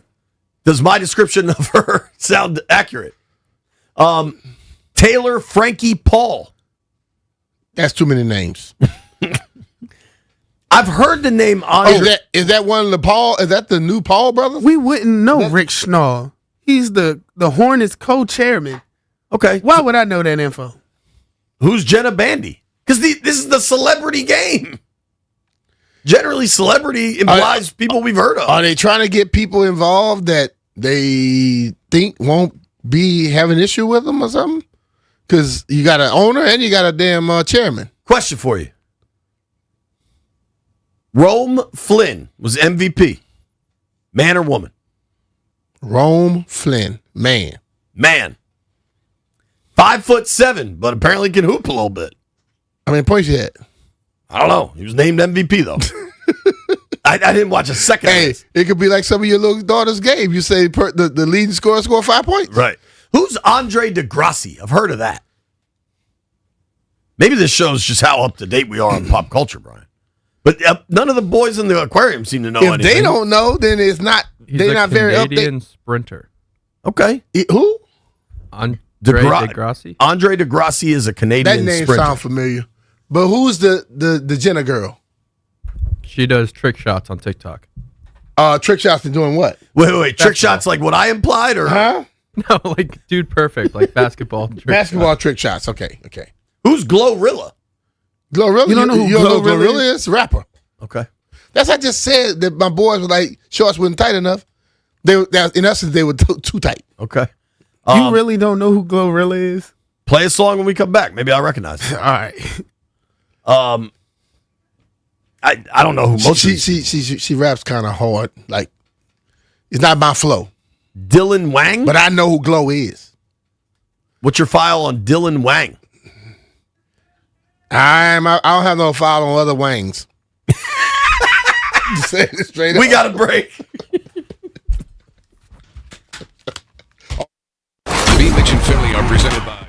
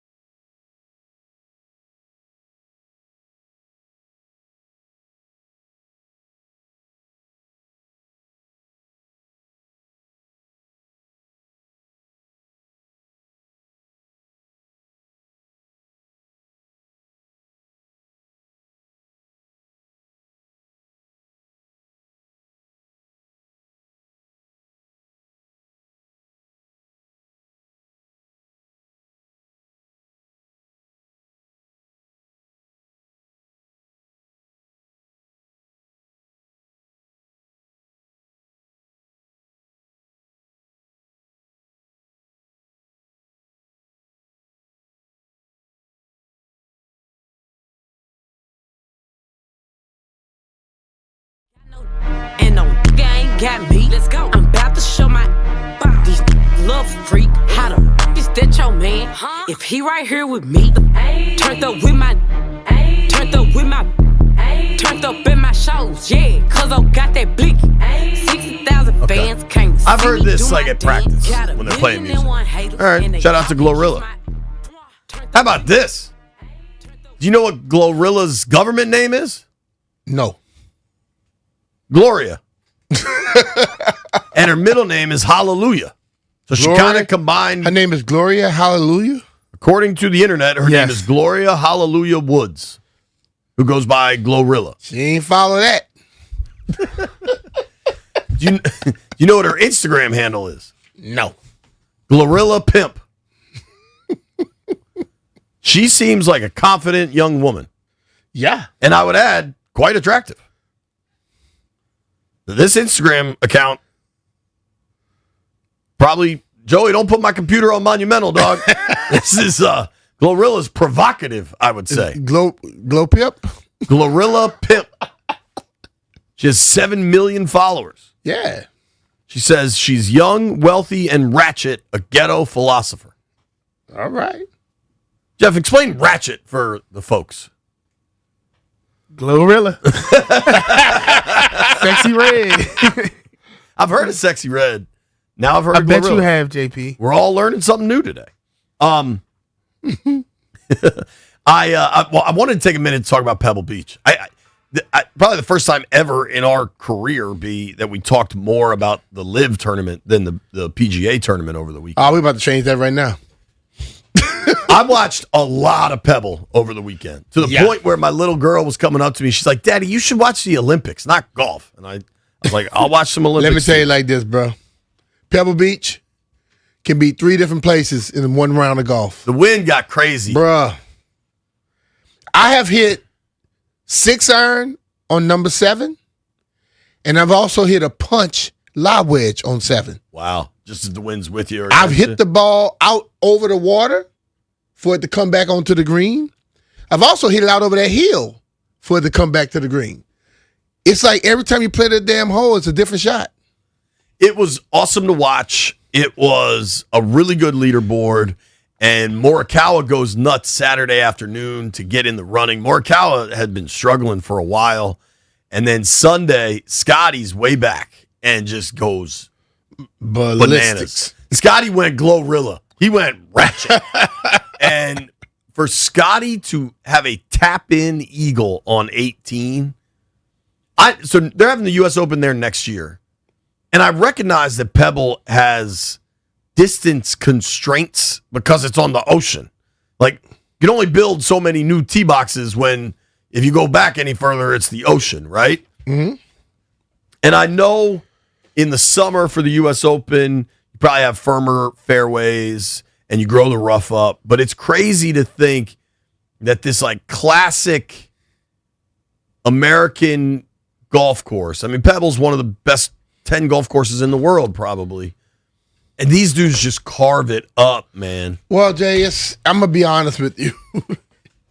It ain't super difficult for those guys. Right. And maybe they just carve up everything, but the weather protects that course. Some of those greens can protect that course. They can't do enough to it to outweigh these guys' length. Seriously. Totally. One is a simple hole. But that damn little green that's sitting over there to the left, like a postage stamp that you got trapped around it basically. And when you get to the green, you're looking at the green, you're like, okay, you hit your ball, you go, why the hell did it go that way? It's weird. Number 2, par 5. You missed the traps. Like, I was playing from 1 up. I could get to the green in 2. Scotty had 3 eagles. Yes. That's what I'm saying. They have these 2 trees protecting the green. You can hit it right between them or hit it over them. Number 3 is not that hard of a hole, but it's very like a dog leg left. And the green, again, is a little funny. Number 3, short as hell, with a little bitty green. 5, that's 4. 4, 5, par 3. It's longer than most par 3s. Then you got 6 to par 5 coming up. if you just stay left, don't try to hit something right. Right. But they just hit that thing out over the water, bring it back in. You get up in the next one. Which column is 100 yards? It's 107 yards for them. Now, 8, 9, 10 are 8, 9 is a little different, longer holes. But if you hit a good drive, you're hitting it down to a green over a gully on number 8. And number 9, you're coming down. It's not, but the green on that one is tough. 9 and 10, green's tough. Right. Tough as hell. It's just when they talk about the rollback initiative, I think you got to do something. Otherwise, these golf courses just aren't tests anymore. You know what I mean? But like the thing of it today with all of the technology they have and how they hit the proper spin on the ball, do what you want to do. Right. They're gonna eat these things alive. Morikawa deserves all the credit in the world. Did you get to watch the end of Pebble? My man Bridgeman hits it down onto the beach. I saw that. Just take the drop, dude. Nah, but you got to try that, man, because he tried to hit it back, but it did go back into the water. Yeah. And it took 45 minutes. Morikawa just got to sit and wait for 45 minutes, and then just the balls with the tournament on the line and the way Morikawa is going to fade that in there. I mean, he lines up, hits it out over the ocean, and just trusts his ball flight to come down onto the green. Yeah. It was just very impressive. Remember Tiger put that ball out? He cut that 3-wood out over that water like that? Crazy, man. And that's when they didn't have all the tech they have now. Yeah. Scotty, back-to-back tournaments, Waste Management and then Pebble, has this terrible Thursday and storms all the way back to come up just short. Problem, or he's just getting hot waiting for Augusta? He's waiting for the major one. He wanted to give somebody else a chance right now. He's like, I'm going to toy with him a little bit. The way he eagled 18. Man, when you could just show up and shoot a 10 under on the last damn day, that's unbelievable. A lot of news in the NFL. Free agency's not far away. This time next week, we're in Indy for the Combine. Talking NFL free agency next. B. Mitch and Philly are presented by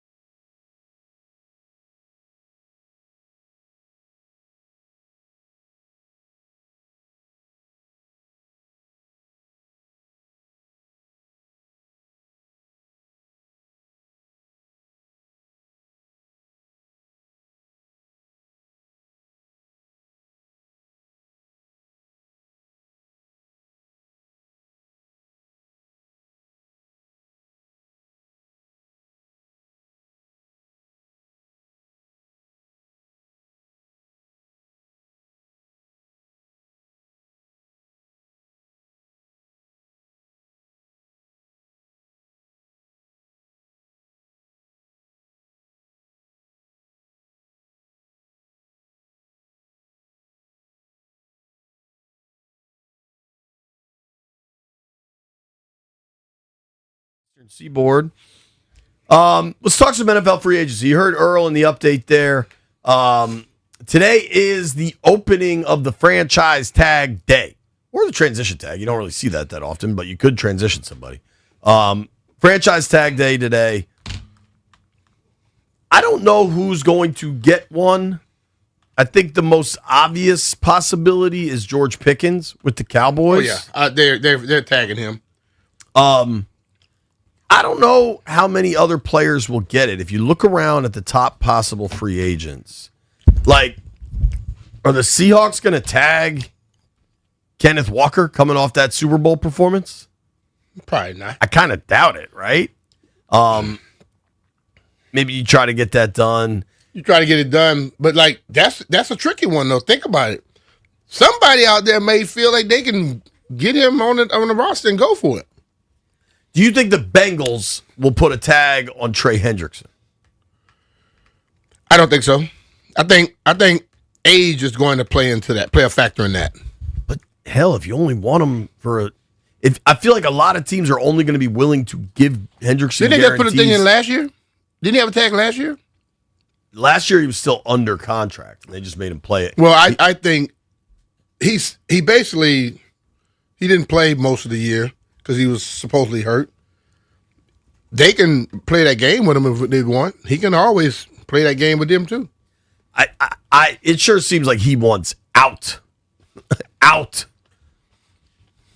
of Cincy. The tag for pass rushers is $30 million. What is it? I'm almost surprised. That seems low because you have multiple pass rushers. Yeah, but you know it's making north of 40. Yeah, but you know how they set that thing up. It's like last year's money, right? It's like last year's money, and it's not necessarily what the that per year of that contract was. Right. So the tag would be $30 million. I don't think Cincinnati's going to do it because if they tag him, this is just like a cash flow operation. If they tag him, they have to cut the check that day. Yeah. Like it's immediately guaranteed money as soon as he signs. I don't think they want to just dish out $30 million. Looking around. You remember in Cincinnati, they don't want right. Tag candidates. Kyle Pitts is set to be a free agent. You think they could tag him? Kyle Pitts was pretty underwhelming his first couple seasons in the NFL, but 2025 he was. I don't think he did enough for them to want to tag him. He had 88 catches, 928 yards, and 5 TDs. And once when Drake London got hurt late in the year, and when Kirk was the starter, Pitts was really cooking down the stretch. Mm-hmm. That said, I don't know. I don't think they're tagging him. I don't think there's going to be a lot of people getting tagged. I think Pickens, yes. I don't think Hendrickson. The Colts have a unique situation because they have Daniel Jones and Alec Pierce. What do you think happens with Daniel Jones? Do you think? I think for a period of time there, he was going to be I can negotiate a deal with Daniel Jones. Alec Pierce not tag. The problem with Jones is he's coming off the Achilles. That's why I don't need to tag him. I can negotiate a deal with him, and it's going to be friendly for me. So I'm reading now from Stephen Holder, who covers the Colts for ESPN.com. I really like Alec Pierce. Like if Washington was going to spend top of the charts money on a player, I think Pierce would be a really good player. I think he's young, coming off a rookie contract, has size, has speed, would complement Terry well. Reading now, Pierce's situation is more fluid as the Colts have already have significant capital invested in Michael Pittman and have not historically spent a ton of money at receiver. Pierce, who eclipsed 1,000 receiving yards for the first time in 2025 and is one of the league's most dangerous deep threats, is expected to have a very robust market if he makes it to free agency. Pierce, what's your interest level in Washington going to the top of the market for a guy like Alec Pierce? After they start working on some defensive players, then I'll go whatever they want to do with offensive player. To tag Pierce would be approximately $28 million. To tag a receiver is going to be roughly $28 million. That's probably what Pickens is going to make. So if Pierce does actually become a free agent, you're talking more than that. You're talking 30. Yeah. That's a lot of You're dough. talking 30 plus. Yeah. If you become a free agent. The Jags have some pending free agents. Devin Lloyd coming off the best season of his career. I don't know how his tag would work because he would probably argue he wants to be viewed as like a pass rusher, and they would argue that he's a linebacker. You know what I mean? But the linebacker tag, I think, is still coming in at like $27 million. Where is he lined up most of the time?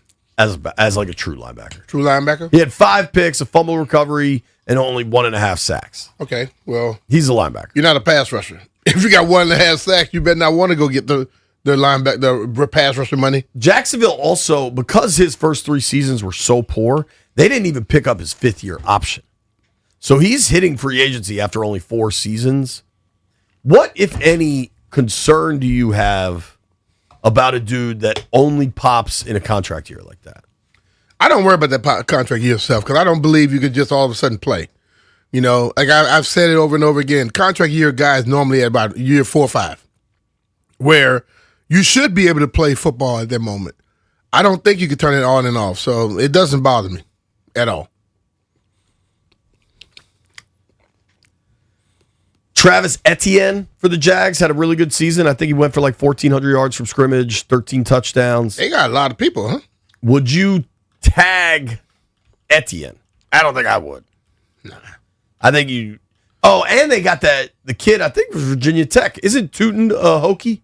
Bashal Tootin, I think is how you say his name. I believe he went to Virginia Tech. He looked pretty good last season. I don't expect either of those guys to get tagged. Oweh with the Chargers is a name I've been pretty interested in. There's so much promise there, but you're going to guarantee him $28 million? I'm not sure. Hey. Oweh's the guy I'd like Washington to be interested in. You want to guarantee him $28 million now, or you want to wait till later and then you got to pay him 35, 36? I mean, right. If I'm the Chargers or the Commanders, frankly, that's a dude I'm super interested in. What the Chargers could do, and maybe will do, is tag him, but then try to negotiate a long-term deal. If it's like, all right, dude, we can have you this year for $28 million, or if you'll work with us because you found success here, say they give him 65 guaranteed, but it's a 3-year deal where he's tripling his guarantee rather than a tag, but he doesn't get to free agency. You know what I mean? Where he might make 30 a year, but like LA gets an extra year of control. I feel like you could try to figure that one out. Yeah, that comes down to the player feeling very, very comfortable. Because in a sense, if you bet on yourself and you stay healthy, you make more money. If you say, okay, I'm going to go to the shore, you take the money that they offer, you get hurt, you still got some. So that's that decision that comes up. One name I wanted to discuss that I don't think we really have is Juwan Jennings. Receiver? Yeah, he's been quite good for the Niners. Mm-hmm. He's a free agent. He was drafted in San Fran when Adam Peters was part of that staff. No 1,000-yard seasons, but in 24, when a lot of folks got hurt out there, he had 77 catches for 975 yards. This past year, he was a touchdown machine. He had 9 touchdown catches on only 55 receptions. Mm-hmm. What would you think about adding a guy like Jennings? 6'3", 212, speedster, guy that's totally earned it, 7th-round pick back in 2020. Will he get paid based off of what his production has been, or will somebody pop in that thing and say what they project him to be and start offering more money and throw that thing out of whack? I think he's getting paid off potential. Now, he's also 29. Yeah, like he came into the league with the COVID situation. Like he's an older player. Or he'll be 29 this summer. Yeah. Would you be more interested in Alec Pierce at 30 or Juwan Jennings at, I'm guessing he's going to be a $20 million player in free agency?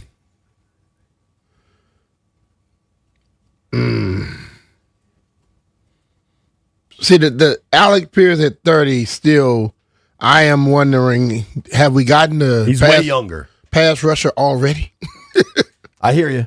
I'm still at that point. Like, I will never be the football fan that just care about receiver, scoring. I believe you got to stop teams from scoring. And for 2 years, we haven't stopped anybody from doing anything. Rap Sheet over the weekend had a report. He expects to see fireworks in Washington. He says now is the time to spend. He's not just saying that unless somebody's telling him that. Oh yeah. So and I am waiting to be right here with my pom-poms looking at it, checking it out. If they're going full top of the market for anybody, who would you want it to be? Pass rusher. Would you want to do it for Hendrickson? I don't know about. I'm the old thing still got me with him. I need somebody a little younger than him. Would you want to do it for Jalen Phillips? Coming off a great season with the Eagles, had a really good season in Miami 2 years ago, but significant injury history. See, I'm a solid guy. I want everything to be perfect, but I don't want people that normally have a injury history. They normally get injured a lot in moving forward as well. You may want to see if you can do that with the draft and fill other positions in other ways. Like any young guys coming off of the first, about to go into that second contract that's 26. That's Oweh. I mean, Jalen Phillips, though, is only 27. Yeah, but it's a rookie contract. Yeah, but an injured guy, like you say, injury history. 27 with injuries is like he's 30, 32. I think my thing with Hendrickson, because of last year, the injuries, I put those injuries in air quotes too, and the age, if I can go top of market but not be committed long term, like say his market's $30 million a year. Like a year or two? If I can go 2 years, 60's guaranteed, and there's a third year on there that's not guaranteed, like that to me addresses a huge need, and it's just spending money. There's no picks attached. You know what I mean? Yeah. Like that gives you a stud pass rusher. They haven't had a true stud pass rusher with the production to back it up. But that's thinking that nobody else gonna offer him a 3 or 4 year deal. See that? Sure. I know it would be very, very advantageous for the team to get a 2 year deal, $60 million for him. Boom, 3 years, whatever. But somebody else might say, "I'm gonna offer you 4. I'm gonna give you more money." Would you go? So let's call it 30 just for round numbers. Mm-hmm. Hell, it'll probably be more. All these numbers are going to be more than we think. If Washington's like, 2 for 30, 60 guaranteed, hit your account by the end of the week, we're in. And then whoever it might be, Atlanta, Tennessee, is like, Trey, we'll give you guaranteed for injury in year 3. Like, would you go to a third year of guaranteed money for a dude that will turn, I believe, 32?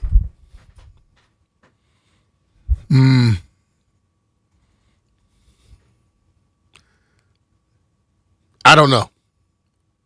So his birthday's not till December. Mm-hmm. He turns 32 in December. So that's a 31-year-old guy.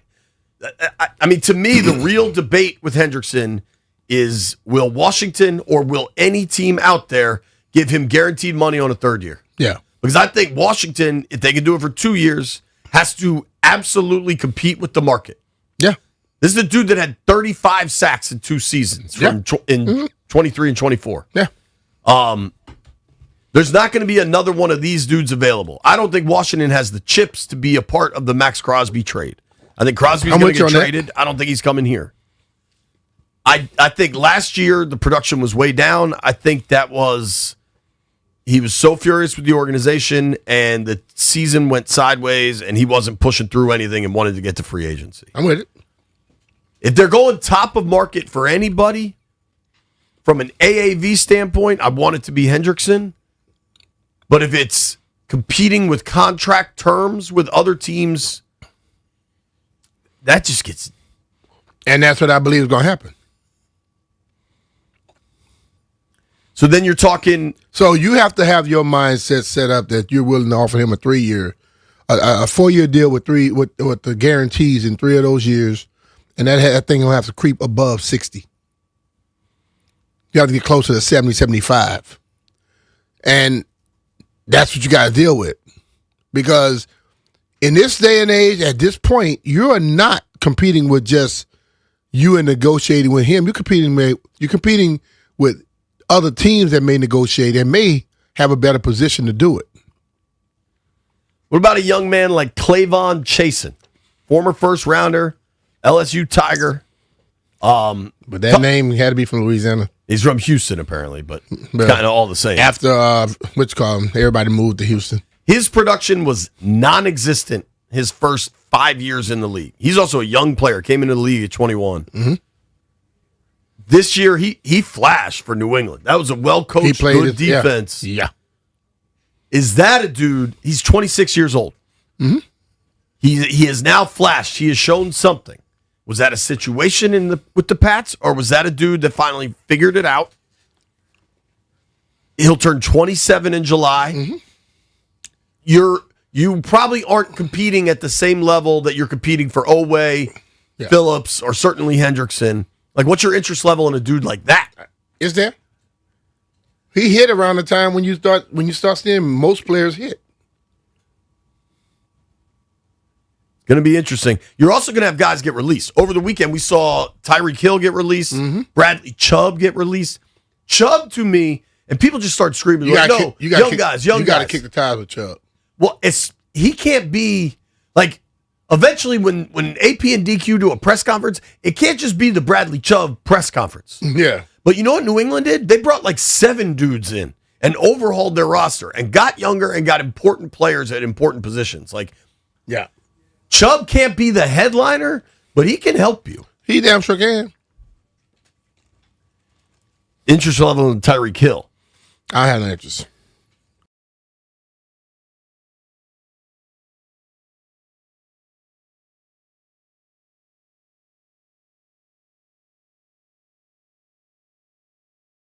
Tomorrow. What are you more interested in?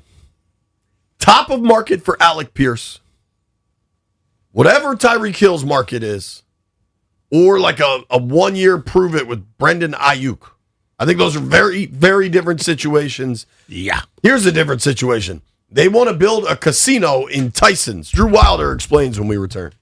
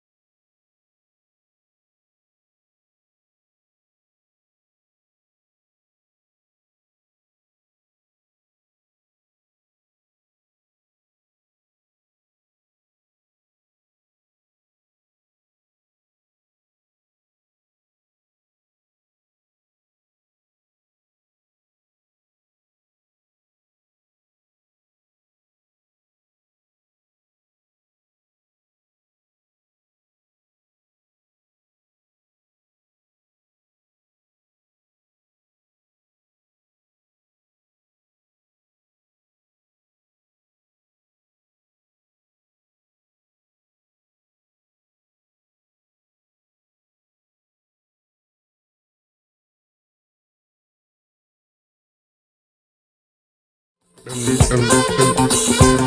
baseline. All right, right now we're going to jump on the Rude guest hotline. Rude makes the most reliable HVAC products in the DMV. Talking to our friend Drew Wilder. Drew works with me over at NBC4, covers Northern Virginia.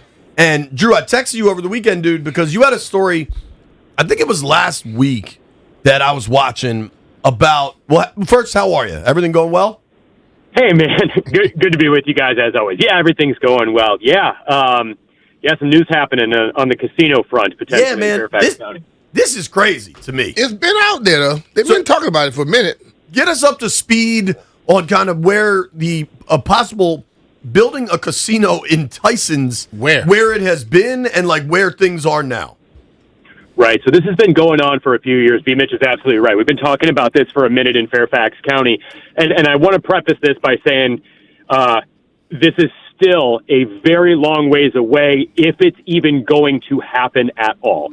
So let's make sure that we're very clear about that. This is a long way from a deal being done. But what we're talking about here is the potential of a Vegas-style casino in Fairfax County. Not just a casino, multiple high-end hotels, a 1.5 million square foot convention center, shops, retail, the whole 9 yards. We've seen one rendering of a possible plan that would be in the Tysons area, but I know of some other developers who would be interested in submitting a plan. So this is what we're talking about. It's a little dry on the front end, so forgive me here, but Fairfax County, over the last few years, has been having an issue with collecting enough tax revenue. So when counties and cities make money, the number one way that they're generating revenue to pay for streets, to pay for police, to pay for fire, to pay for schools, things like that, is through real estate tax.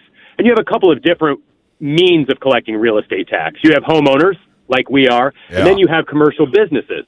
And over the last 50 years, Fairfax County has kind of put all its chips, excuse the pun, I really didn't mean to go there, has put all of their chips into kind of one pot here, in investing in commercial real estate. There was so much commercial real estate interested in buying up office space in Fairfax County, specifically in Tysons, because of its proximity to D.C., because of a lot of factors.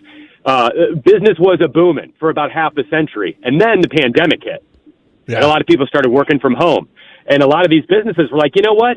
We don't need 250,000 square feet of office space anymore. Our people can just work from home. And, you know, from 2019, 2020, all the way up till now, Fairfax County has not been reeling in the dough that it had been. So that's why the learners stopped spending too. That's right. But, you know, maybe there's some interest in developing in a different way in Fairfax County. So you have Fairfax County, a state senator who represents a portion of Fairfax County. He's the majority leader in the Virginia State Senate, named Scott Surville. He is proposing a plan that would allow Fairfax County to build a casino. It has to get approved at the state level before the local government could take action. This has already been met with some opposition, even from fellow Democrats at the state level, basically saying, look, there are a lot of ways that we could make new money in Fairfax County. We don't need a casino, and the, you know, perceived, maybe real, you know, issues that some people see with that. So that's moving through the state Senate. It's actually through the state Senate. It's going to go over to the House of Delegates. This is where this same bill died last year. It made it out of the state Senate last year. It died in the House of Delegates, but I've talked with multiple senators who are for and against the casino, and they think it's going to get passed this time. So what would happen then? It would go to the county level. The county would have to put it on a ballot referendum, so voters would get to vote on that, possibly this year, and then it would be up to Fairfax County voters whether or not they want to allow a casino in the area. And I also want to be clear that last year, we were talking about Tysons. The way the bill was written, it could only have been built in Tysons. That changed this year. Mm-hmm. Now, the language of the bill, at least as it stands right now as I'm talking to you guys, would allow for a casino anywhere in Fairfax County. And while the probability would still be that it would land in Tysons, just because that's the downtown, if you will, of Fairfax County, right? Like, It might not make a lot of sense to put it anywhere else. But I think, and this is just me talking, I think that's a little more difficult for voters to swallow. right? So now, if you were telling a voter on one side of Fairfax County that doesn't really frequent Tyson's that much, maybe they do their holiday shopping over there, right?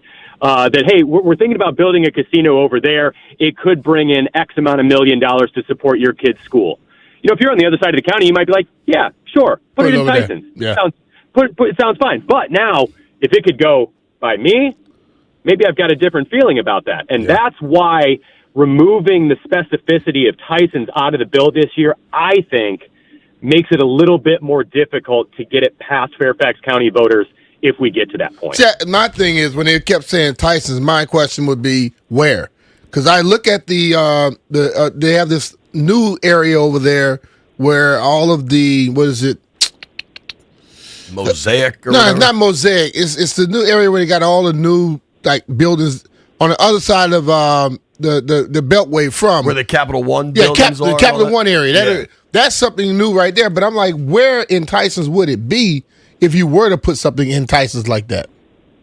Right. So there are a couple of sites over there that developers have been sitting on for a long time, right next to it's like just off of Route 7 is one of the locations. If you're driving down Route 7, you don't see this open plot of land really, because it kind of sits behind the Silver Line metro station over there, and your eye's not going that direction because it's kind of off the beaten path. But originally the plan was get it next to the Silver Line, because then you have a stronger ability to compete with MGM across the river. You have a stronger opportunity to pull some people out of D.C. who maybe want to come out for the night to a casino. So the idea was to keep it over there, and there is some land. I mean, we're talking about, fitting a massive multi-billion-dollar development into, kind of tight quarters, but you've got a lot of room to go. You got a lot of room to develop vertically there as well, right? Yeah, man. So here's my. JB worried about the traffic. Tyson's is a black hole of traffic. Just absolutely awful. You got the toll road, the Beltway, 66. Like, everything happens there. It backs up the whole way to the bridge. Is that a consideration? It's absolutely a consideration. And, that is one of the number one issues that people who are against it raise. Look, everybody understands that more money going to schools is good. More money going to support, community services is good, right? There's no argument there, but it's a question of at what cost.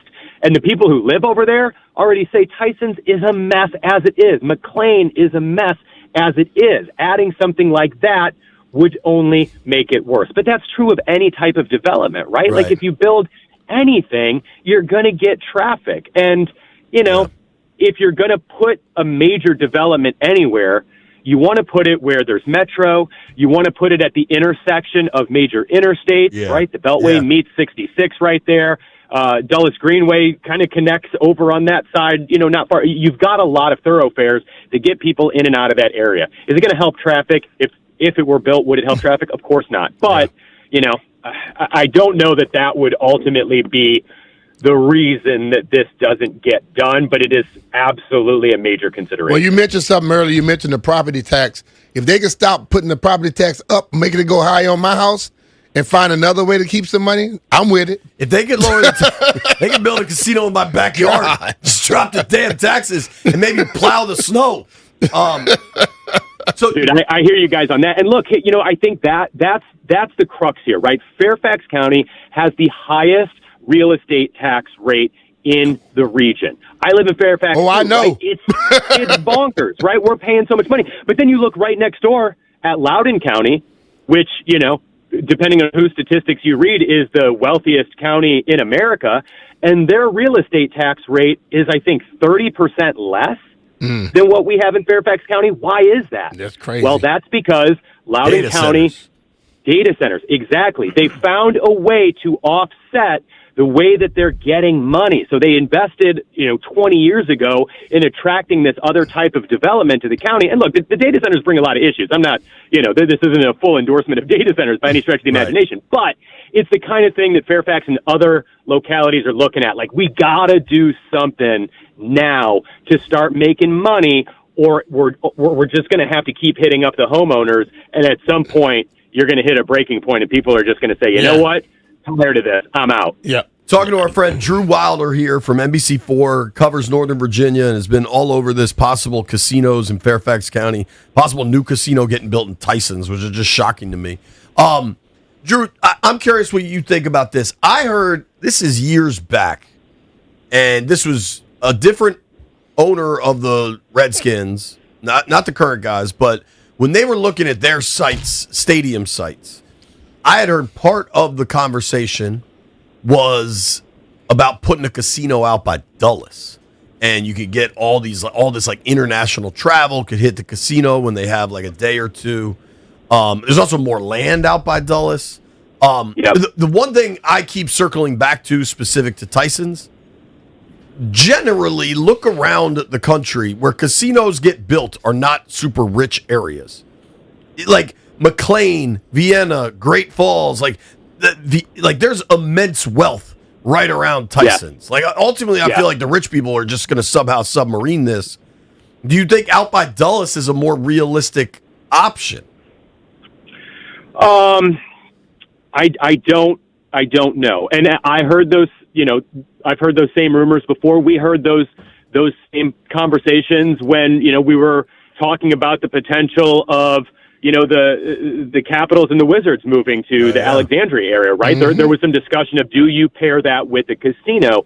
And the reason being is because, just like a Cap One, right? Like you can do some of that online betting right there. Like if you can fold in this industry that, this online sports gambling industry, if you can fold that in to your franchise, I mean, look, you're printing money. Right. Yeah.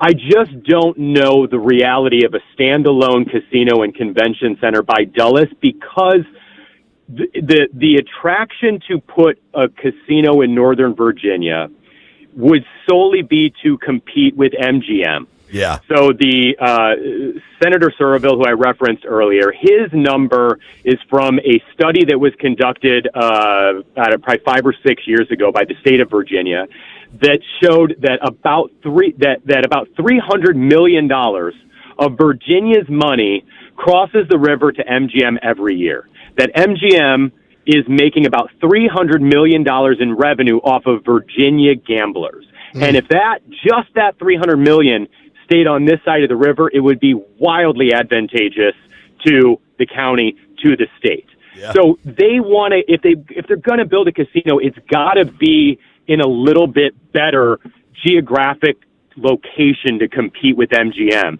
You get some international people with Dulles.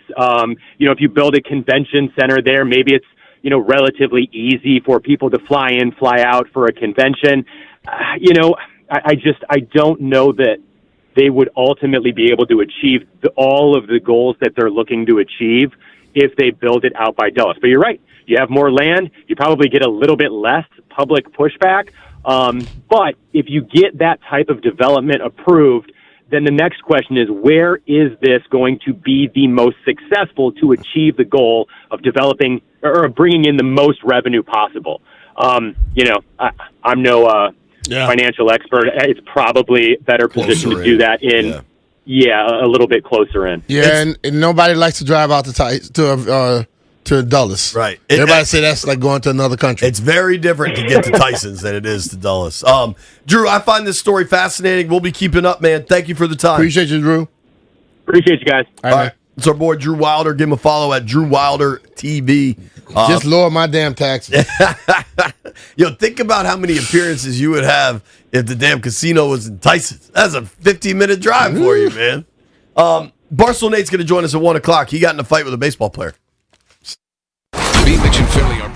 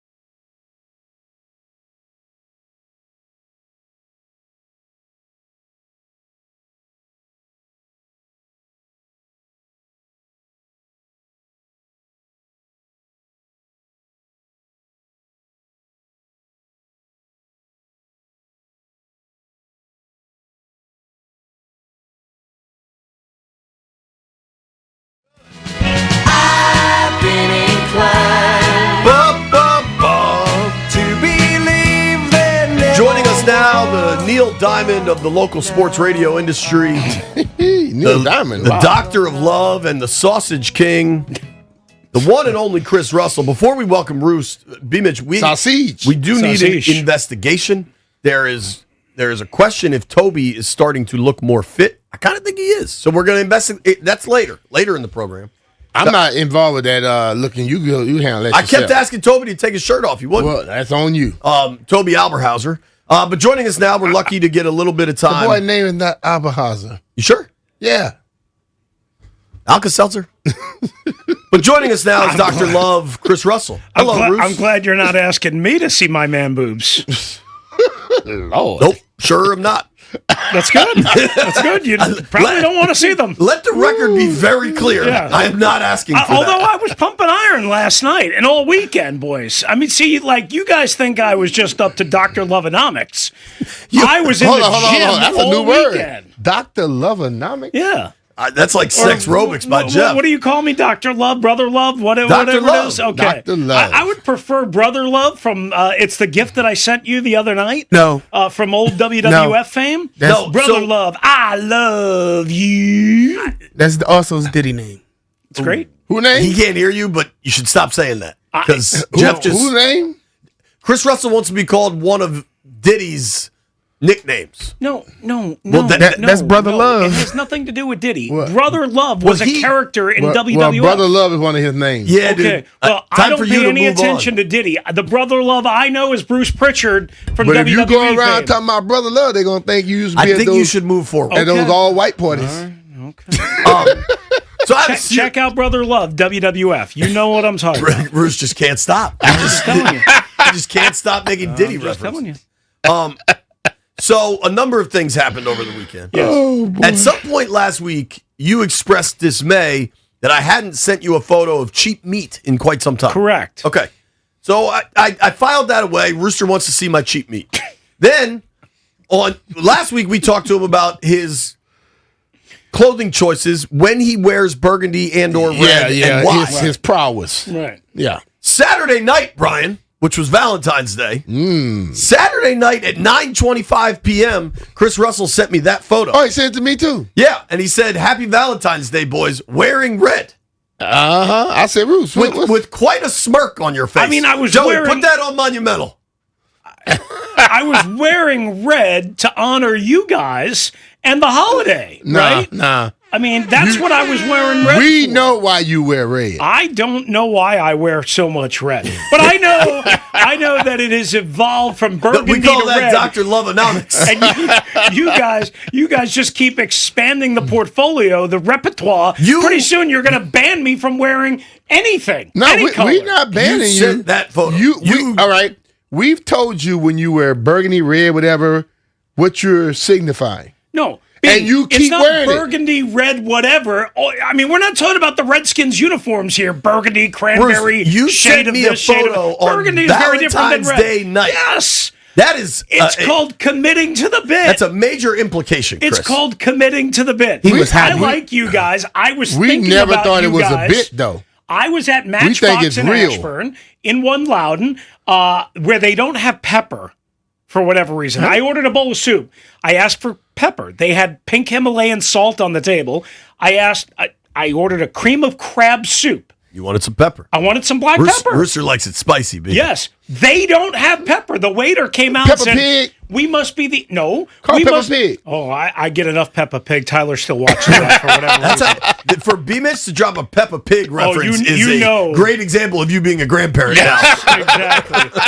But he said we must be the only restaurant in America that doesn't have pepper. They didn't have black pepper. They had crushed red pepper. All right, no enough black red screaming pepper. about your condiments, because you asked me to send photos of my cheap meat. Yes. And then I did. Yes. And you blew me off. Yes. You didn't respond Until whatsoever. just now when he said, oh, you did send me something. Just now doesn't count. I just saw it, and then I commented, and I asked you if you tried to move back to gain extra draft picks and good value.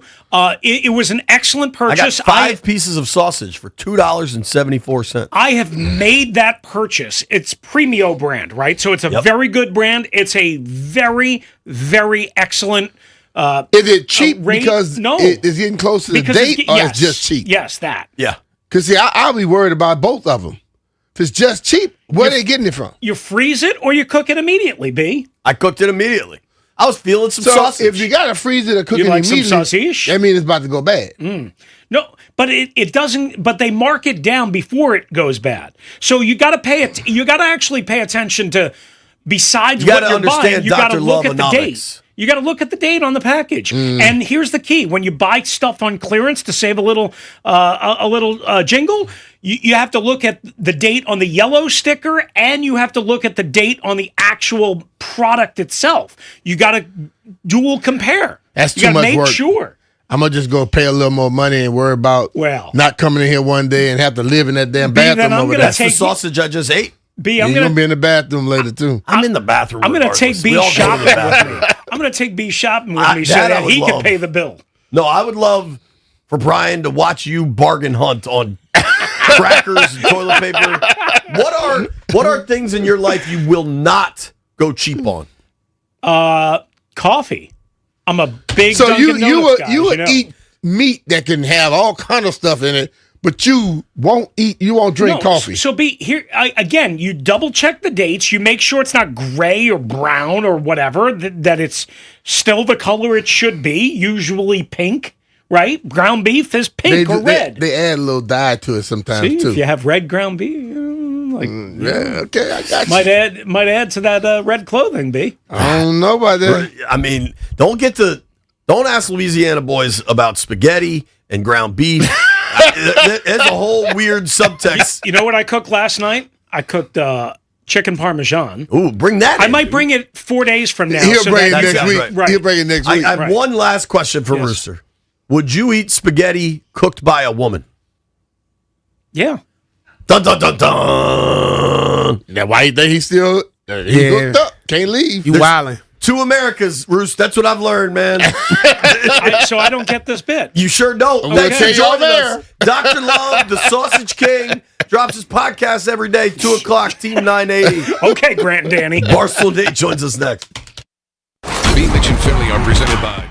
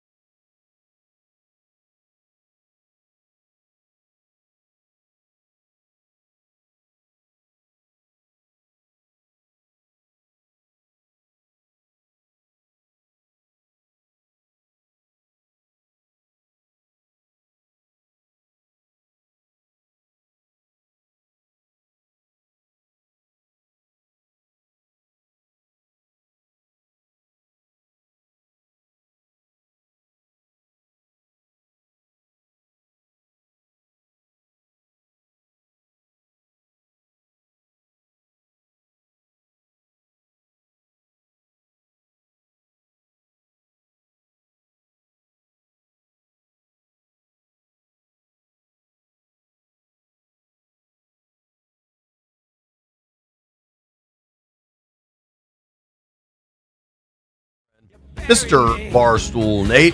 Hello, Nate Dogg. How do you do? What's going on, my friends? I hear you about to get beat up, Nate. Yeah, dude. Who you fighting on the internet? Yeah. Tell us it's the whole always story. Something. Yeah. You know, sometimes you send off a tweet and you think it'll get 11 likes and nobody will care and, you know, the world keeps spinning. And then sometimes you fire off a tweet and it gets 3.3 million views and every single baseball nerd in America is coming at your throat. You just never know which one it's going to be. Turns out you list a couple Bryce Harper stats and you get the latter. I have every single person who watches baseball through a spreadsheet coming at my throat over a Bryce Harper tweet. What was the tweet? So, Dave Dombrowski said that Bryce Harper isn't elite, talking about like last season he didn't play at an elite level. And I was just trying to troll it a little bit, so I quote tweeted it, and I said, 14 years in the league, under 2,000 hits, under 400 home runs, never healthy, hit 200 in his only World Series, so on and so forth. Kind of saying, like, I agree, he's not elite. He's a good player, but, you know, maybe we shouldn't crown him as an elite player.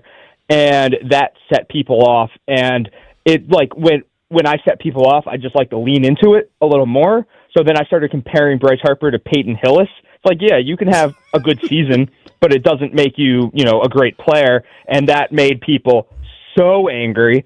So, yeah, I guess I'm the number one Bryce Harper hater on the internet now. You can't go to Philly now. Oh, no. Oh, no. So you and your friend, y'all got something in common. Yeah, I mean, it's just like, I don't care about Bryce Harper one way or the other. He left Washington. He wasn't great to the D.C. area when he was in Washington. He's been worse since he's left. We won a World Series after he left, and he's always hurt. He's always crying. He's always just looking weird, doing raw milk and blood transfusions.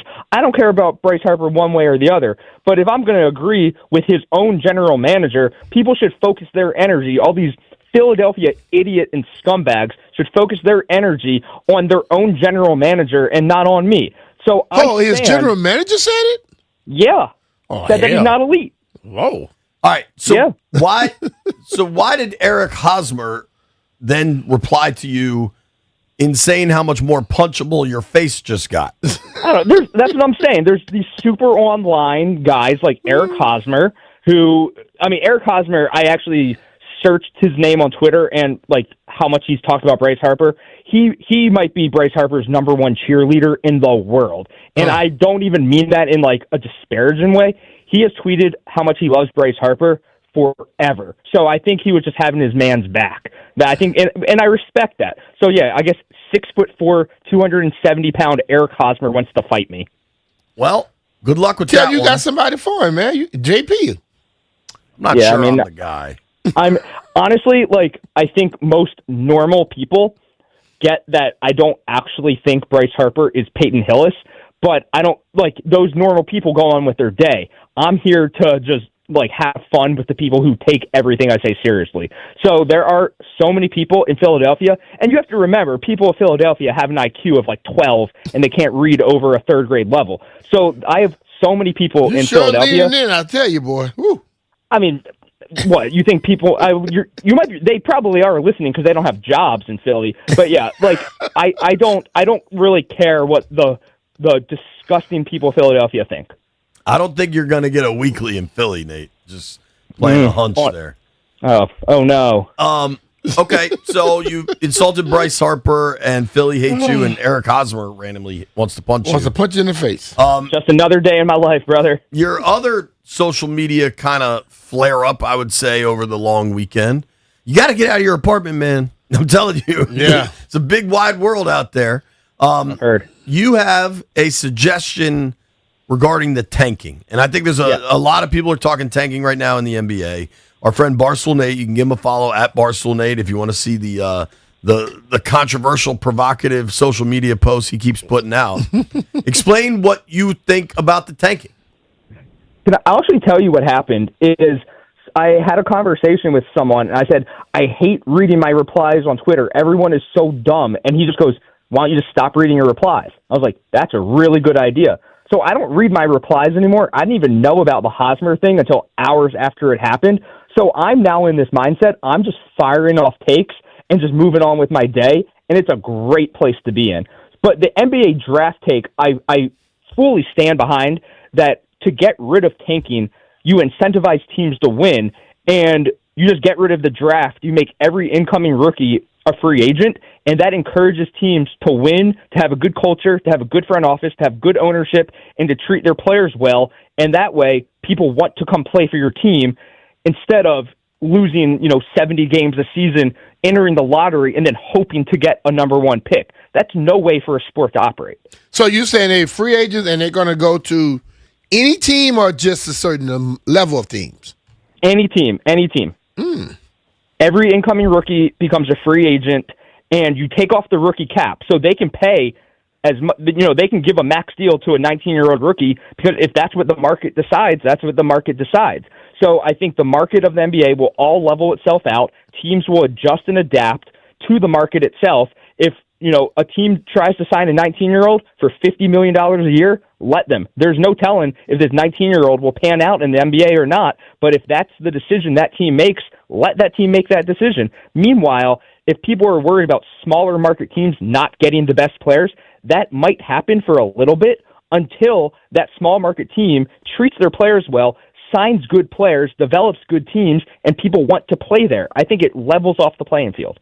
Well, I mean, there's also, would you install the NBA doesn't have a hard salary cap, but they're close to one, right? I would love uncapped players, hard salary cap on teams. And my example is this. Imagine a hard salary cap of $200 million a year, but no cap on a player. How much is Wemby getting a year? $150 million of that $200 mil. So now it's pure chaos. Does a player take $150 million a year but play alongside scrubs, or does he take a smaller number so he can build a better team around him? I think it is an awesome idea. They're taking $150 million. You find what the hell you want. Hey, not all of them, though. A lot of them will until they get there. Then they'll start saying, "Oh, I got to get some people to play with me." Right. I think it would be great chaos.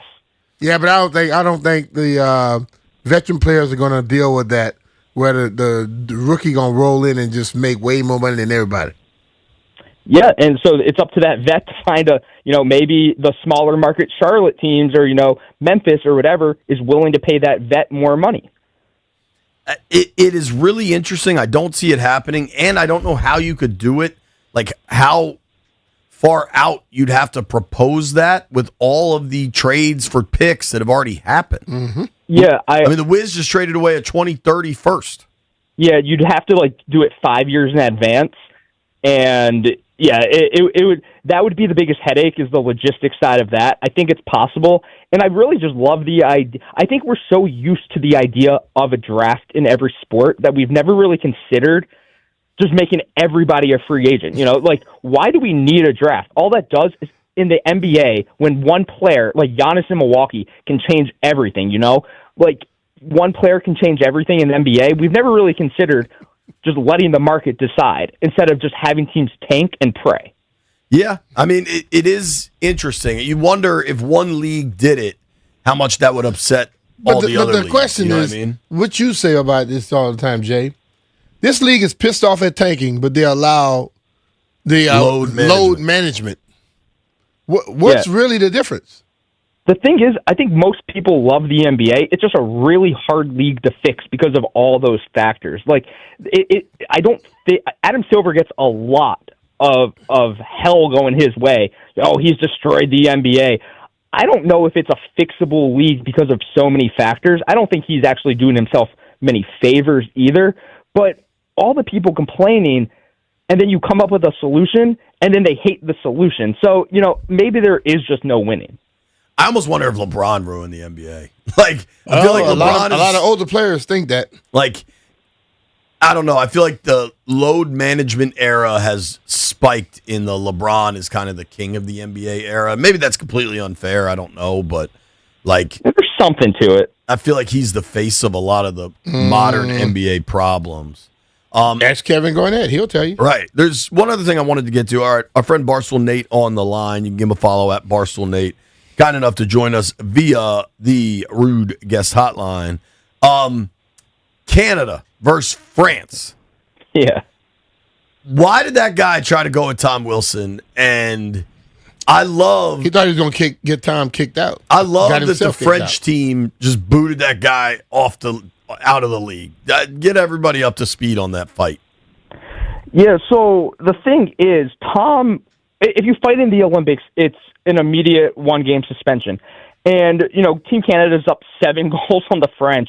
This French guy, he is known as, like a goon in the hockey circles.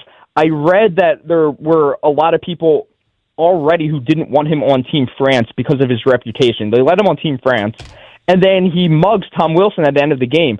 Tom knows that he can't fight because he won't be allowed to play in the next game. So he more or less, he's trying to stick up for his teammate who gets elbowed in the head by this guy, but he knows he can't throw the gloves, so he basically just tries to wrestle with him on the ice. France sees this, and they finally kick him off the national team. And meanwhile, Tom Wilson, by the looks of it, this Team Canada, they're just a wagon. They're unstoppable. So, it's just another Tom Wilson W. We've talked about it. I saw a lot of other programs stole our conversation about, are you rooting for Canada or Tom Wilson or whatever? I find it impossible not to root for Tom Wilson. I'm rooting for Team USA to win the gold. I'm rooting for Tom Wilson if that does not happen. Tom should have just told that dude, look, when we get back to the players' village, we can handle this. Go in the closed door and come out. And they sent Pierre Crenon back to France. They said, get out of Italy. We don't even want you here anymore. What a clown Pierre Crenon is. Crenon, yep. He plays for the Brûleurs de Loups of the Ligue Magnus. First time I heard about that one. Yeah. You're not a League Magnus guy, Never heard of it. It seems like we're on this. So for the women, we're getting USA Canada for the gold medal. Seems like we're on a collision course for USA Canada for the gold medal in the men's as well. Does any part of you miss the Russian team?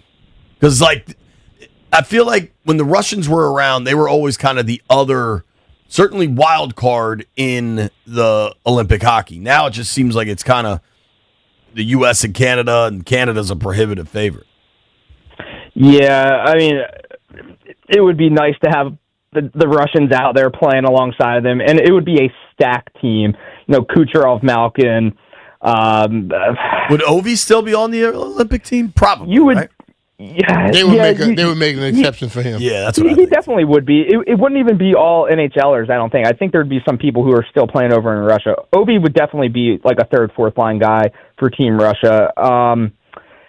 It would obviously be great to see Russians flying around the Olympics. I hope if NHLers go back in 4 years that everything politically has been sorted out. Obviously, we can just hope that, and we'll see the Russians on the ice again. The Olympics are better when the teams, when every country that's the best of the sport are there. And obviously, Russia is one of the best countries for hockey, and they're not there. So it does become a very U.S. versus Canada-centric thing. And every story needs a villain. Russia's been our villain, for however many decades. I think even before B-Mitch was born in the 40s. So I think that there's something to that. It's world versus the world. It's heroes and villains. It's USA, Russia. That's what the Olympics is. See, I will see you again. I will punch you in your damn Eric eye. Hosmer better hope. Yeah, Eric, I'll take care of your dirty work for you. Hosmer. I'll see you at WrestleMania, B-Mitch. We'll be Hell in a Cell. I'll take it. All right. I'll throw you over the top rope. B had a point earlier in the program that we're about to open these phone lines up. Yep. Today is Michael Jordan's birthday. My favorite athlete ever. I think the greatest champion, the greatest competitor ever. Over the weekend, his weird video. His NASCAR team won the Daytona 500. That was a hell of a birthday present. And today's his birthday. Do you have a favorite MJ memory? Favorite MJ memory? I was in a motel in Boca Raton, Florida, when he did the push-off against the Jazz. I remember that vividly because we decided to drive from Maryland to Florida to visit our grandparents. This is before technology. We were reading shampoo bottles. It was the worst thing to ever happen to me. And then I saw him once when he played on the Wizards. I was sitting in the 400s. And how old was I? 10, 11, something like that.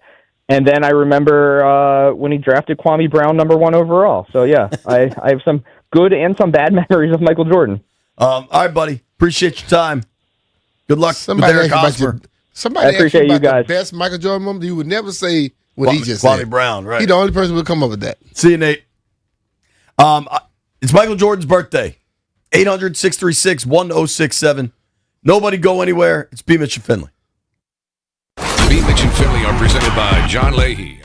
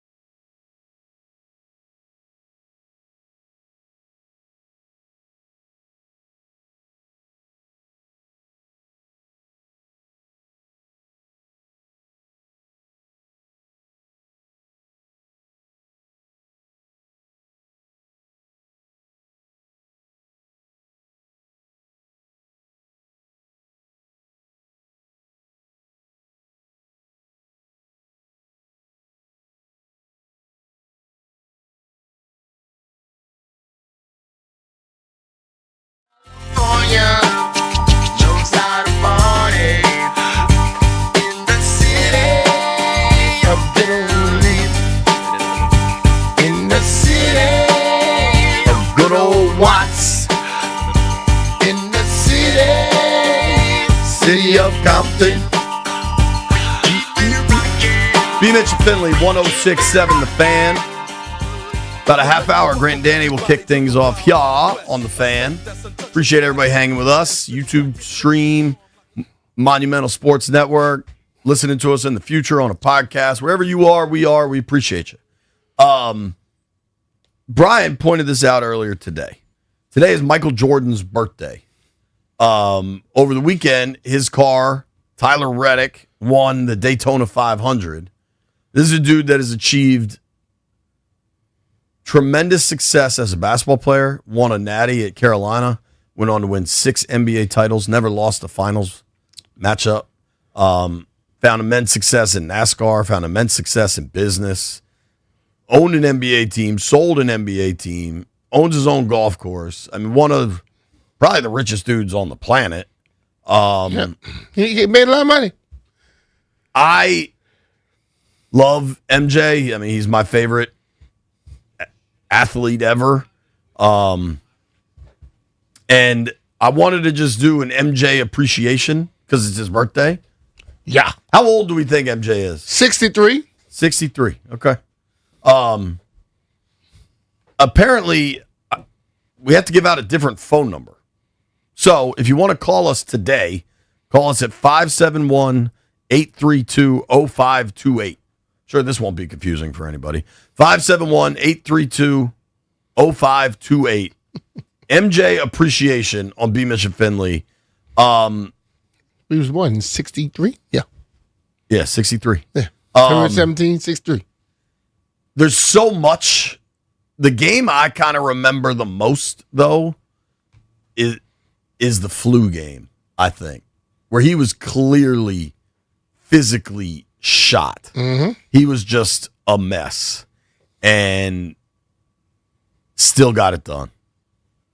I mean, he scored 38 in that game, including the game winner. And Scotty had to, help him off the court at the end of it. And Scotty started hating on him later in life. Bastard. Yeah. I mean, I don't know that MJ is a, great person, great friend, any of that, with the amount of, quarrels that happen. But I think money changes all relationships, too. But he pushes people. Just like Kobe did, Mike. If you are a guy who wants to try to get by doing the least, you can't hang around them. Right. If you want to be the absolute best, you love them. What, you have a MJ all-timer?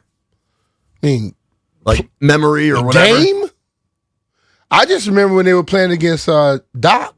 Dr. Jacobs is my guy. Right. And Doc was doing this thing, and then Mike came in to slam on the whole damn team, basically. At that point, I said, okay, it's changing of the guard. And then that goes to a game, I think it might have been around Christmas time.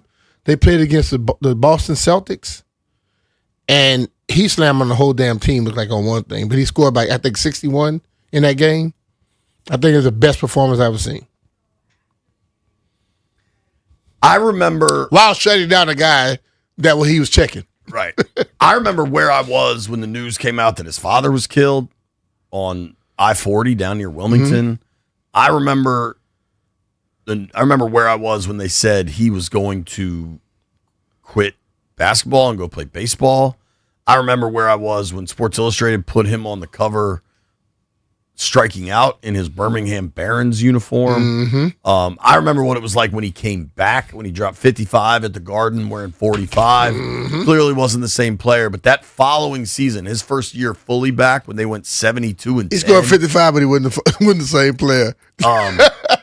Maybe it's just my age. I remember the way people talk about Joe DiMaggio and Mickey Mantle and stuff. For me, that's Michael Jordan. Yeah. Listen, man,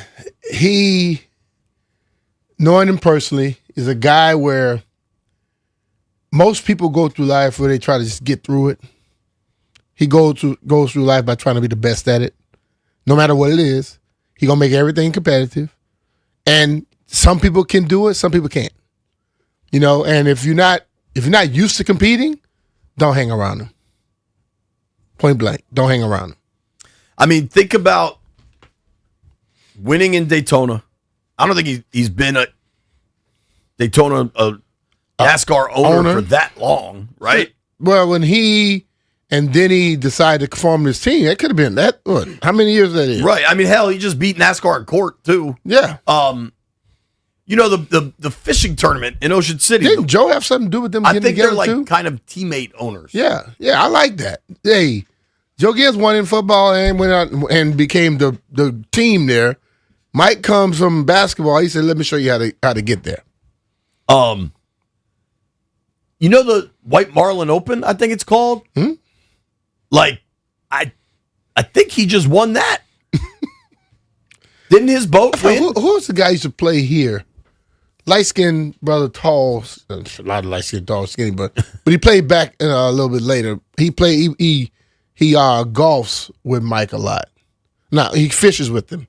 And he say, bro, the dude's the most competitive person in the world. Harvey Grant, maybe? I know Harvey lives, not Harvey. lives down on the bay. Now, this dude, I can't think of his name right now. I think he also might have played at North Carolina, too. Rick Fox? No. He was light-skinned. He Not didn't Fox. play here. Not Fox. He played here, I think, as well. Sam Perkins? Perkins ain't very light-skinned, though. I don't know, dude. I'm trying to think of guys that played at Carolina. I don't know. Yes. Perkins like my color. Jeff, you got a favorite MJ? Well, I kind of have two. My highlighted MJ that like really made me like, oh, he's the man. It's going to sound crazy, but Space Jam. When Space Jam came out, that was like a. How old were you, bro? It was Space Jam came out 96, 99. One of them. I think it was earlier. I think I was a sophomore in high school. I remember it. Yeah, and when he stretched his arm like all the way down the court, bro. As a kid, I was trying to dunk my entire life and do that, but my most memories would have to be what was that 2001, 2002 when he came back for the Wiz. When he came back to the Wiz, and I still got my Wizards Jordan jersey. It's just too small. It's in my time capsule. You should be able to fit it now. Yeah, dude, you need to wear that, bro. I was in what? You won't wear it to work one day. Yeah, no, it's too small. We won't laugh at you. It's too small. We won't put you on air. I remember going to the season opener when MJ was with the Wiz. I think they were playing the Rockets. I think it was Yao Ming and MJ. I don't think I was at the game, but I was at 12:23 after. 12:23 after. Yep. Shout out to Space Jam, Jeff. I saw Space Jam in the theater. It was a hell of a night. The movie theaters were different back then. 14 years old, nowhere else to go. We're going to the movie theater. To just stop talking right now. Somebody was able to figure out how to call us on this rinky-dink phone number Jeff gave out. Co from the Foe, what's your MJ memory? What up, Co? Hey, man, what's up, man? Hey, I got a good MJ story for you. Hey, JP, where was you at when MJ wore the infamous number 12? Huh? I don't know if I remember that. Yeah, look, he wore the number 12 in Orlando. They stole his jersey. He came out with the number 12 with no name on the back and dropped 40 on them people. JP, where were you at, JP? That is awesome. I just pulled it up. You're right, dude. Damn. It was Valentine's Day, 1990. Somebody stole his jersey? In Orlando. Where you at, JP? Somebody Where stole you at, his baby? jersey. He Hey. wore a spare number 12, and he dropped 49 in the game, wearing 12. And the Bulls lost. 40 on them people, man. You don't play with Mike like that. Damn. Any number, any shoe, any arena, any hole, you like to play that golf, he gonna get you, man. Mike's the greatest competitor ever, and I was just telling people around me, when you like that, you ain't got too many friends, you know what I'm saying? Yeah. Guy like that, man, work on his craft, all about himself. Only the real can survive with him, man. That's how it is out here. When you're at the top, you ain't got that many friends up there, baby. Peace. All right, bro. Great call, Co. Thanks You know, for it's figuring like, out but how like, to call. I hear that, like, don't have a lot of friends. Tons of friends. But all his friends are as competitive as him. And you know what? Don't say a damn thing about him. I know guys that have worked at the Grove at his golf course. Mm-hmm. They say he's the best. Best, He's like cool as a dude, boss, as an owner. But like he's demanding. He is, but you know what? He's kind of like as nice as everyone think Coach Gibbs was. He's very similar to Coach Gibbs, where if you're handling your business, you don't have to worry about that side of him. You get what I'm saying? Yeah. So the people that like when I hear people complaining about it, I would tell you I think they people that try to just get by doing nothing, and he's not gonna deal with people like that. when people hold you accountable, you don't seem to like them until later on in life when you grow up and you go, oh, man, that's what they were trying to get me to do. That's all it is. I'm an MJ guy. What about you, Victor? How about the couple of buzzer beaters that he had with the Wizards when he beat the Cavaliers with like 1 second left? I mean, I love Vic and Jeff keep talking about his Wizards. The Wizards stuff. well, come on, man. It's a whole damn a stand of encyclopedias of stuff that he did. No, but see, it's different. It's different from when you watch things later on in life and then when you actually experience them. Like, I wasn't watching Mike with the Bulls. Oh, I know you wasn't. I wasn't. So, like, when he came to the Wizards, it was like, oh, man, I wear this man's shoes. I'm about to be able to finally see him play in person. So that was a highlight. I don't even know if NBA League Pass was around during those times. It wasn't, dog. It definitely was not. So, yeah, couldn't watch him with Chicago. I could only watch him when he was with the Wizards. But like the Bulls were on every Saturday or Sunday. NBA They on were NBC. on every Saturday. On TV all the time. How old are you, Vic? 39. Oh, okay. You're old enough to have seen more of MJ I than watched the some Wizards. of his Bulls work. You're too busy playing video games and watching hockey. Oh, of course. I mean, come on. What's What's wrong with the buzzer beaters with the Wizards? Nothing, buddy. Nothing. Come on. Dagger. Like it, I had a reference. I'm not going to make it. Even I'm not going to make it. Really? You growing up? Like that's like Vic's basically saying he reads Playboy for the articles. You know what I mean? Like if you want to talk about MJ's highlights with the Wizards on what are your favorite MJ highlights, like I'm sure the articles are great, Vic. Like, a great story I was You told. are an absolute fool. That's what you are, dude. Do you know Joe Preston, B? No.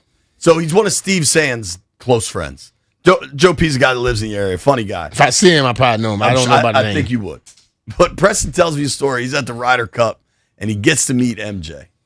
And they're all kind of talking, and MJ's being cool, whatever. And Preston goes, man, Mike, I just got to tell you, you're my favorite Wizard ever. And he said, MJ just paused for a second, looked at him, and started dying laughing.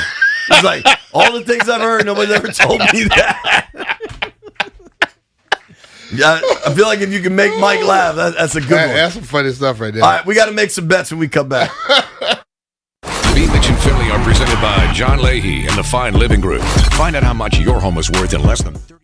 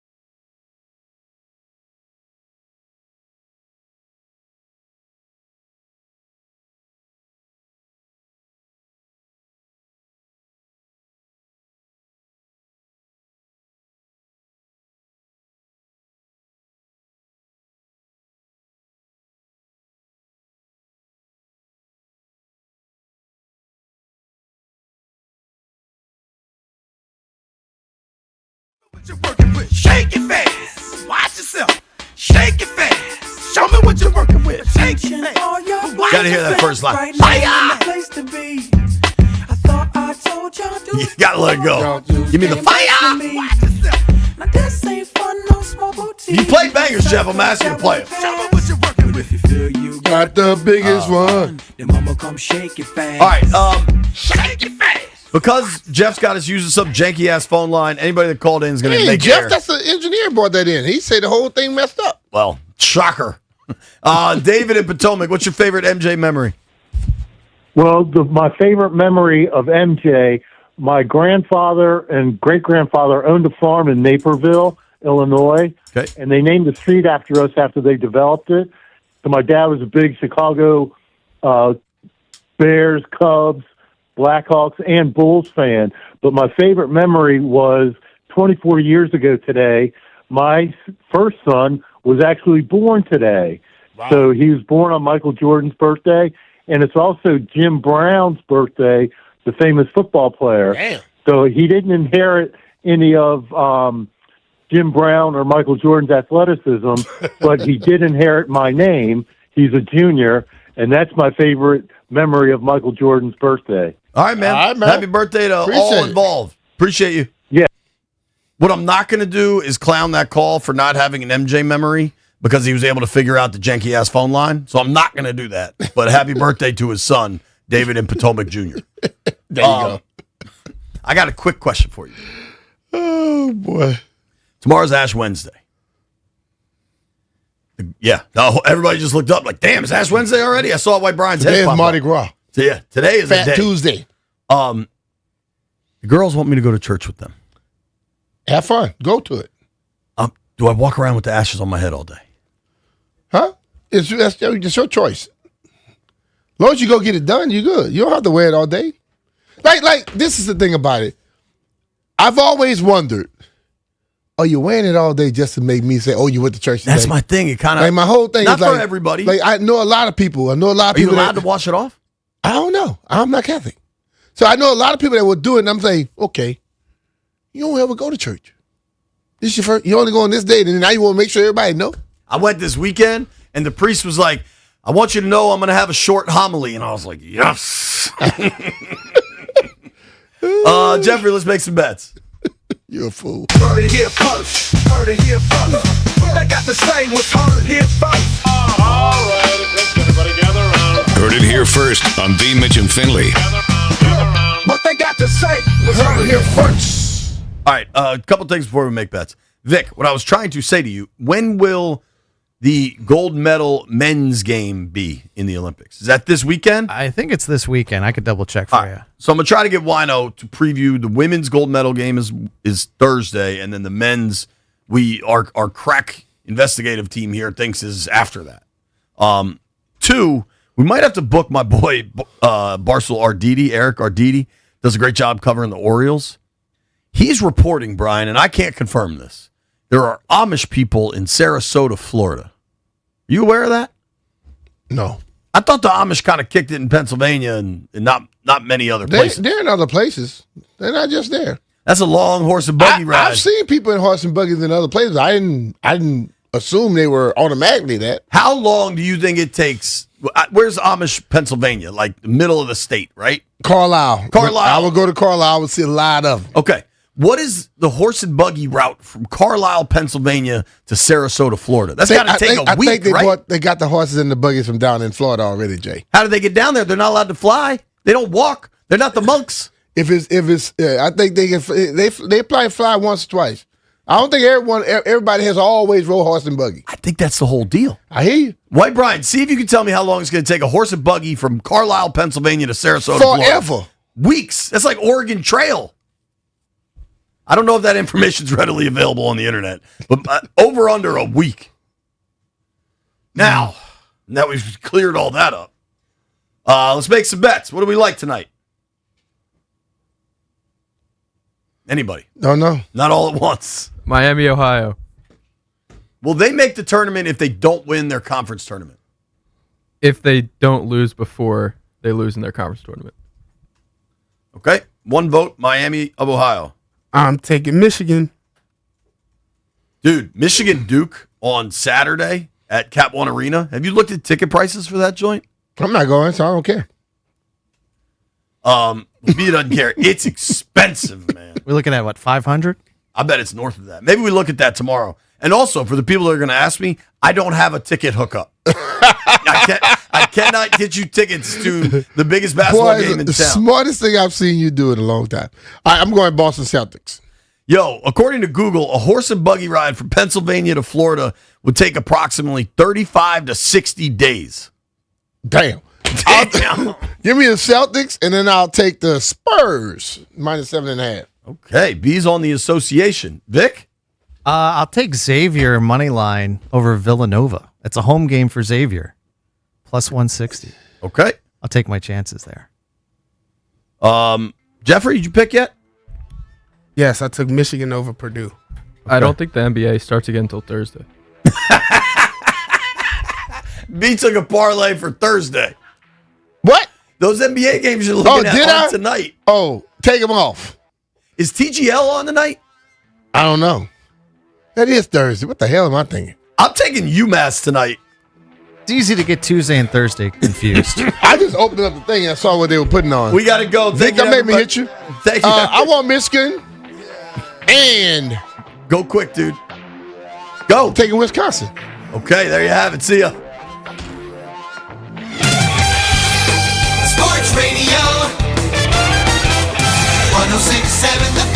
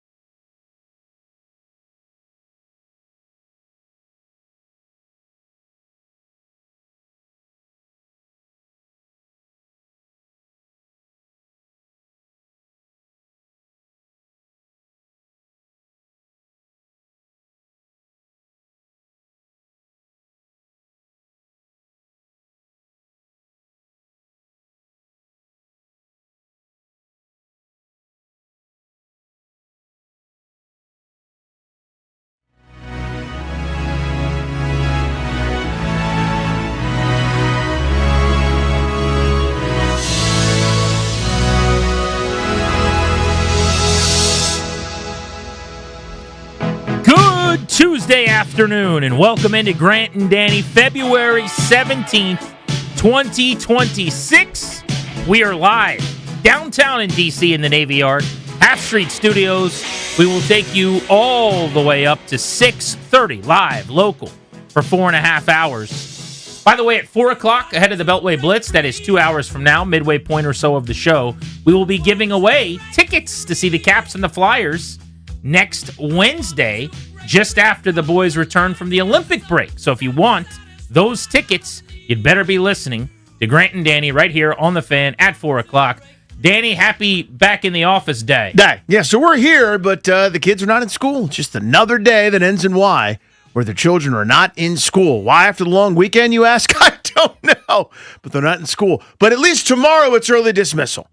Again, I renew my call. Open that school up, put them kids in there. Here we go. Let's all get together and work together. Let's do it. School. We all recognize the importance of school. Let's have it. Let's have the school. Speaking of kids being out of school and holidays and days where you are not at work, yesterday was President's Day. Big thanks to the Rouilles for swinging by. Thanks to the Paulsons for having us. The first annual Paulson's President's Day party. Not normally a big party day, but we've decided to change that, what with all the presidents running around at our place. So we had some friends over. We did some presidential-themed grub and drinks Good at the bits, house. I would say, for that. Skits and bits. Fun had by all. A lot of, I would say a lot of shrapnel in the basement, like broken things and just, tires that went bad on cars. And there's a lot of things to pick up when I get home tonight, but the kids seem to have fun. That is the goal down there in that basement. But, everything went well, so appreciate the Rouilles swinging through. Happy President's Day to you, Danny. Yeah, and to you guys as well. It's very nice. My favorite part, the food was delicious, by the way, so thank you and your lovely wife and everybody I worked very hard contributing. on it, as you can imagine. Well, you knew the spiel. You're like, there's meatloaf because President Truman loved meatloaf or whatever. President Lincoln loved chicken pot pie. That's why we have that. I don't know if it's true or not, but I bought it. There was research done. Yeah. My wife researched their favorite dishes. That's the theme. There was one that was a bit of a stretch, which was I wanted buffalo wings. Sure. We didn't really know how to work that in, but we realized McKinley was shot at the Buffalo State Fair or the World Fair in Buffalo or something. And so, based on that, if so facto, based on the assassination attempt or whatever it was in Buffalo, we did get to have buffalo wings as part of the spread. Because everything had to be themed to a presidential figure. Indeed, yeah. So wings were consumed. So it was a good time for everybody. Tough note this weekend to find out, by the way. Trey Johnson passed away. Yeah. This was a kick to the shins. I loved Trey Johnson. I talk about the 99 Redskins all the time. My favorite team in organizational history, and one of the key figures on that roster was the New Yorker. I think he was from the Bronx, 31st overall pick in 1994, a first-rounder who played almost his entire career in Washington from 94 through 2000, went to Cleveland for a year, and then came back and finished with the Redskins after that in 2002. What a great human being. Trey Johnson was a monster of a man, but he was such a pleasant guy. He was like 6'3", listed around 330, probably bigger than that, prime of his career. Just a muscle-bound, huge dude. And then he ended up coming back here, spending his post-career. He was teaching at Landon. Yeah. At the Landon School, and a JV head coach. He didn't want accolades or headlines, or he's not trying to call plays or coach varsity. I'm just going to go work with some kids and help them out at the JV level because I want to be a teacher at Landon. Just phenomenal. So to personalize it for a second, I had the good fortune of meeting him just after his playing career was done. He was friends with a DC area comedian, a guy that's really funny. He's been in LA forever, doing really well, named Todd Rex. Todd booked me on a show, and I was thrilled to do the show. I was still pretty new in comedy, but was happy to do it. And Trey Johnson was there in the audience.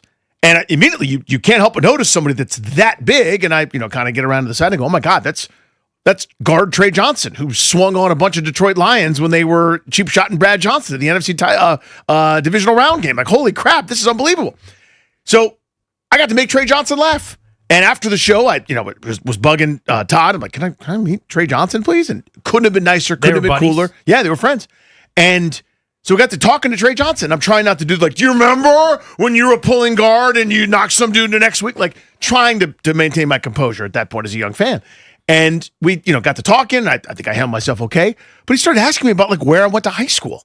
And I'm like, why would Trey Johnson, former Washington Redskins guard, care about where I went to high school? So, told him went to St. Albans or whatever. And he's like, oh, it's interesting. Isn't Landon one of their rivals? I said, yeah. I'm like, what a strange line of questioning from Trey Johnson. And then I find out within a few months, he's going to Landon to teach history and was a beloved faculty member. And as you said, just a coach, not there to like, we're going to win state. No. He's working with the young kids who may never play again, right? Just a phenomenal human being. A former teacher of mine is now the headmaster over there. And last time he and I spoke, talking about headmaster is a phrase. Yeah, just that is a wacky term. Head of school, and we were talking about Trey. Like, isn't it? He's like, yeah, we don't think of him that way anymore. Right. He's just Mr. Johnson, who's been here for 20 years as an excellent, beloved teacher. Amazing. It just sounds like it's straight out of London. I know that's not the point of the story. No, it is. But I've never heard that in my life.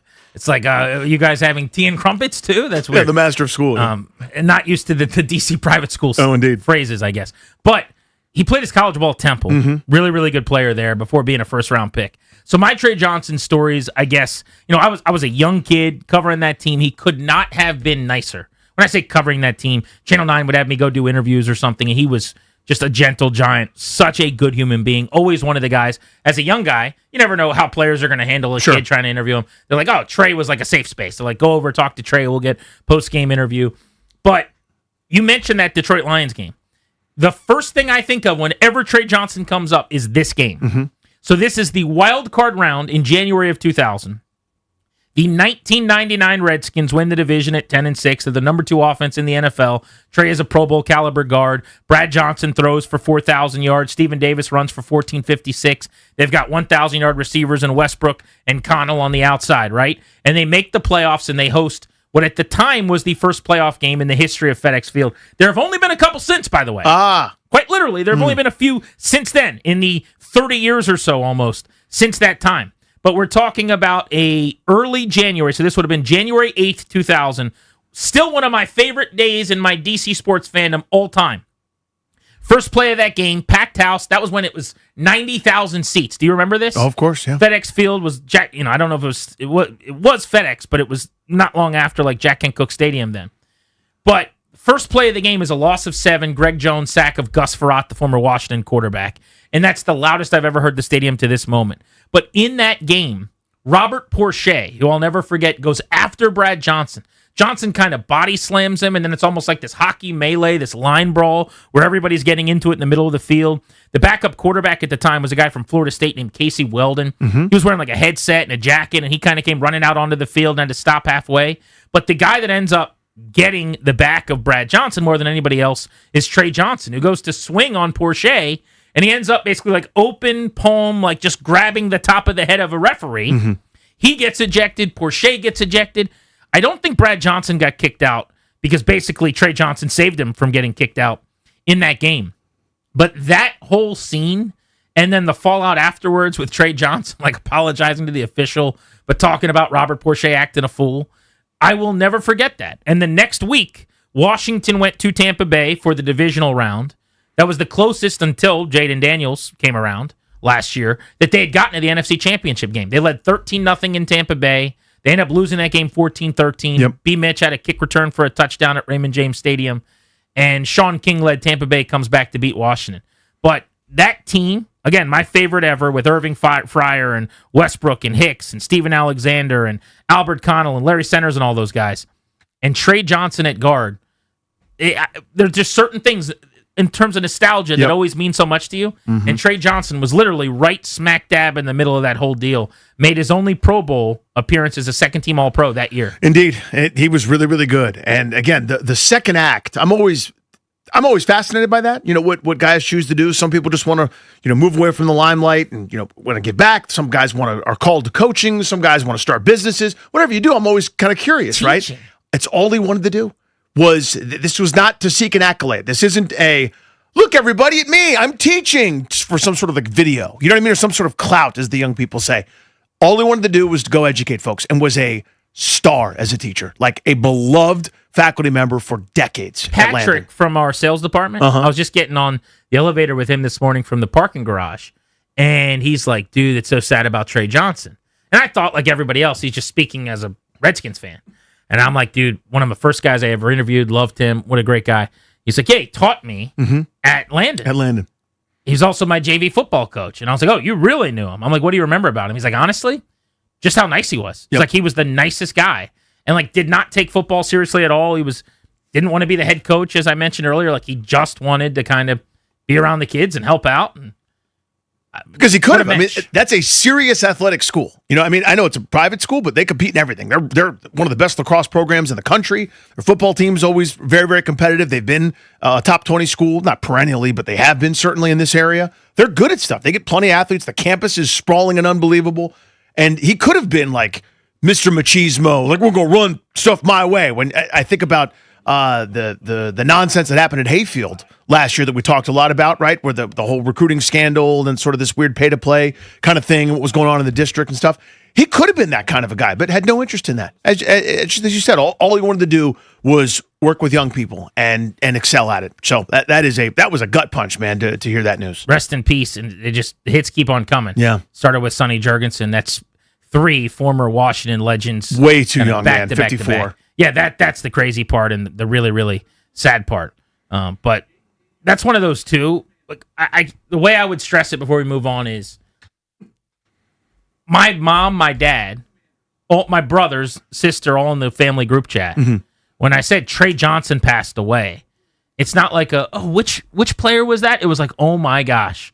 Because I think it was a size thing as much as anything else. Sure. But there were also so many stories along the way with him. But it was not like I have to describe who this interior offensive lineman was. My mom, my dad were like, no kidding. Yeah, How he old was was a mountain. he? Like, what a figure in Redskins lore from the end of the 90s and the early 2000s. All right, no good transition here, but as we pivot, a couple of mock drafts came out that I wanted to call some quick attention to because business is picking up at pick number 7 for Washington. I don't think this could happen. I'm just going to go on record and say I don't buy this. I've talked to Logan about this a bunch on Take Command. Logan Paulson and I do the Commanders pod, and we've been talking a lot about the draft. He thinks there's a chance that Arvell Reese could fall because as Reese transitions to edge, he's a bit of a project at this point. Everybody seems to think that the edge linebacker from Ohio State, Arvell Reese, over the last month or so was going to go in the top 2 or 3. But now you're starting to see in some of these mocks, he's fallen into the 5, 6, 7 range with Washington. Well, today, Daniel Jeremiah, who's ultra plugged in like a microwave, comes out with his new mock 2.0, and he has the Commanders taking Ohio State edge Arvell Reese. He says he projects and provides Washington some explosiveness and versatility. He might be a tougher projection than some because pass rushers in this year's draft, a lot of them have more experience than him. He split time between edge and off-the-ball linebacker for the Buckeyes. Reese has the highest upside of the group, though. And that's the case that Logan's been making is if you're looking for tape of him as an edge rusher, you're talking about less than 60 reps basically this season. So it's going to be hard to take him 2 or 3 overall unless you're just completely buying the upside. But I got to say, Danny, if Arvell Reese falls into the Commander's lap, who's considered to be the highest ceiling edge rusher and prospect as a pass rusher in this class at number 7, I would be elated. That would be a gigantic win. Now, whether it works out or not, whether he eventually punches the time card enough that he becomes one of the better edges in the league, I can't tell you that.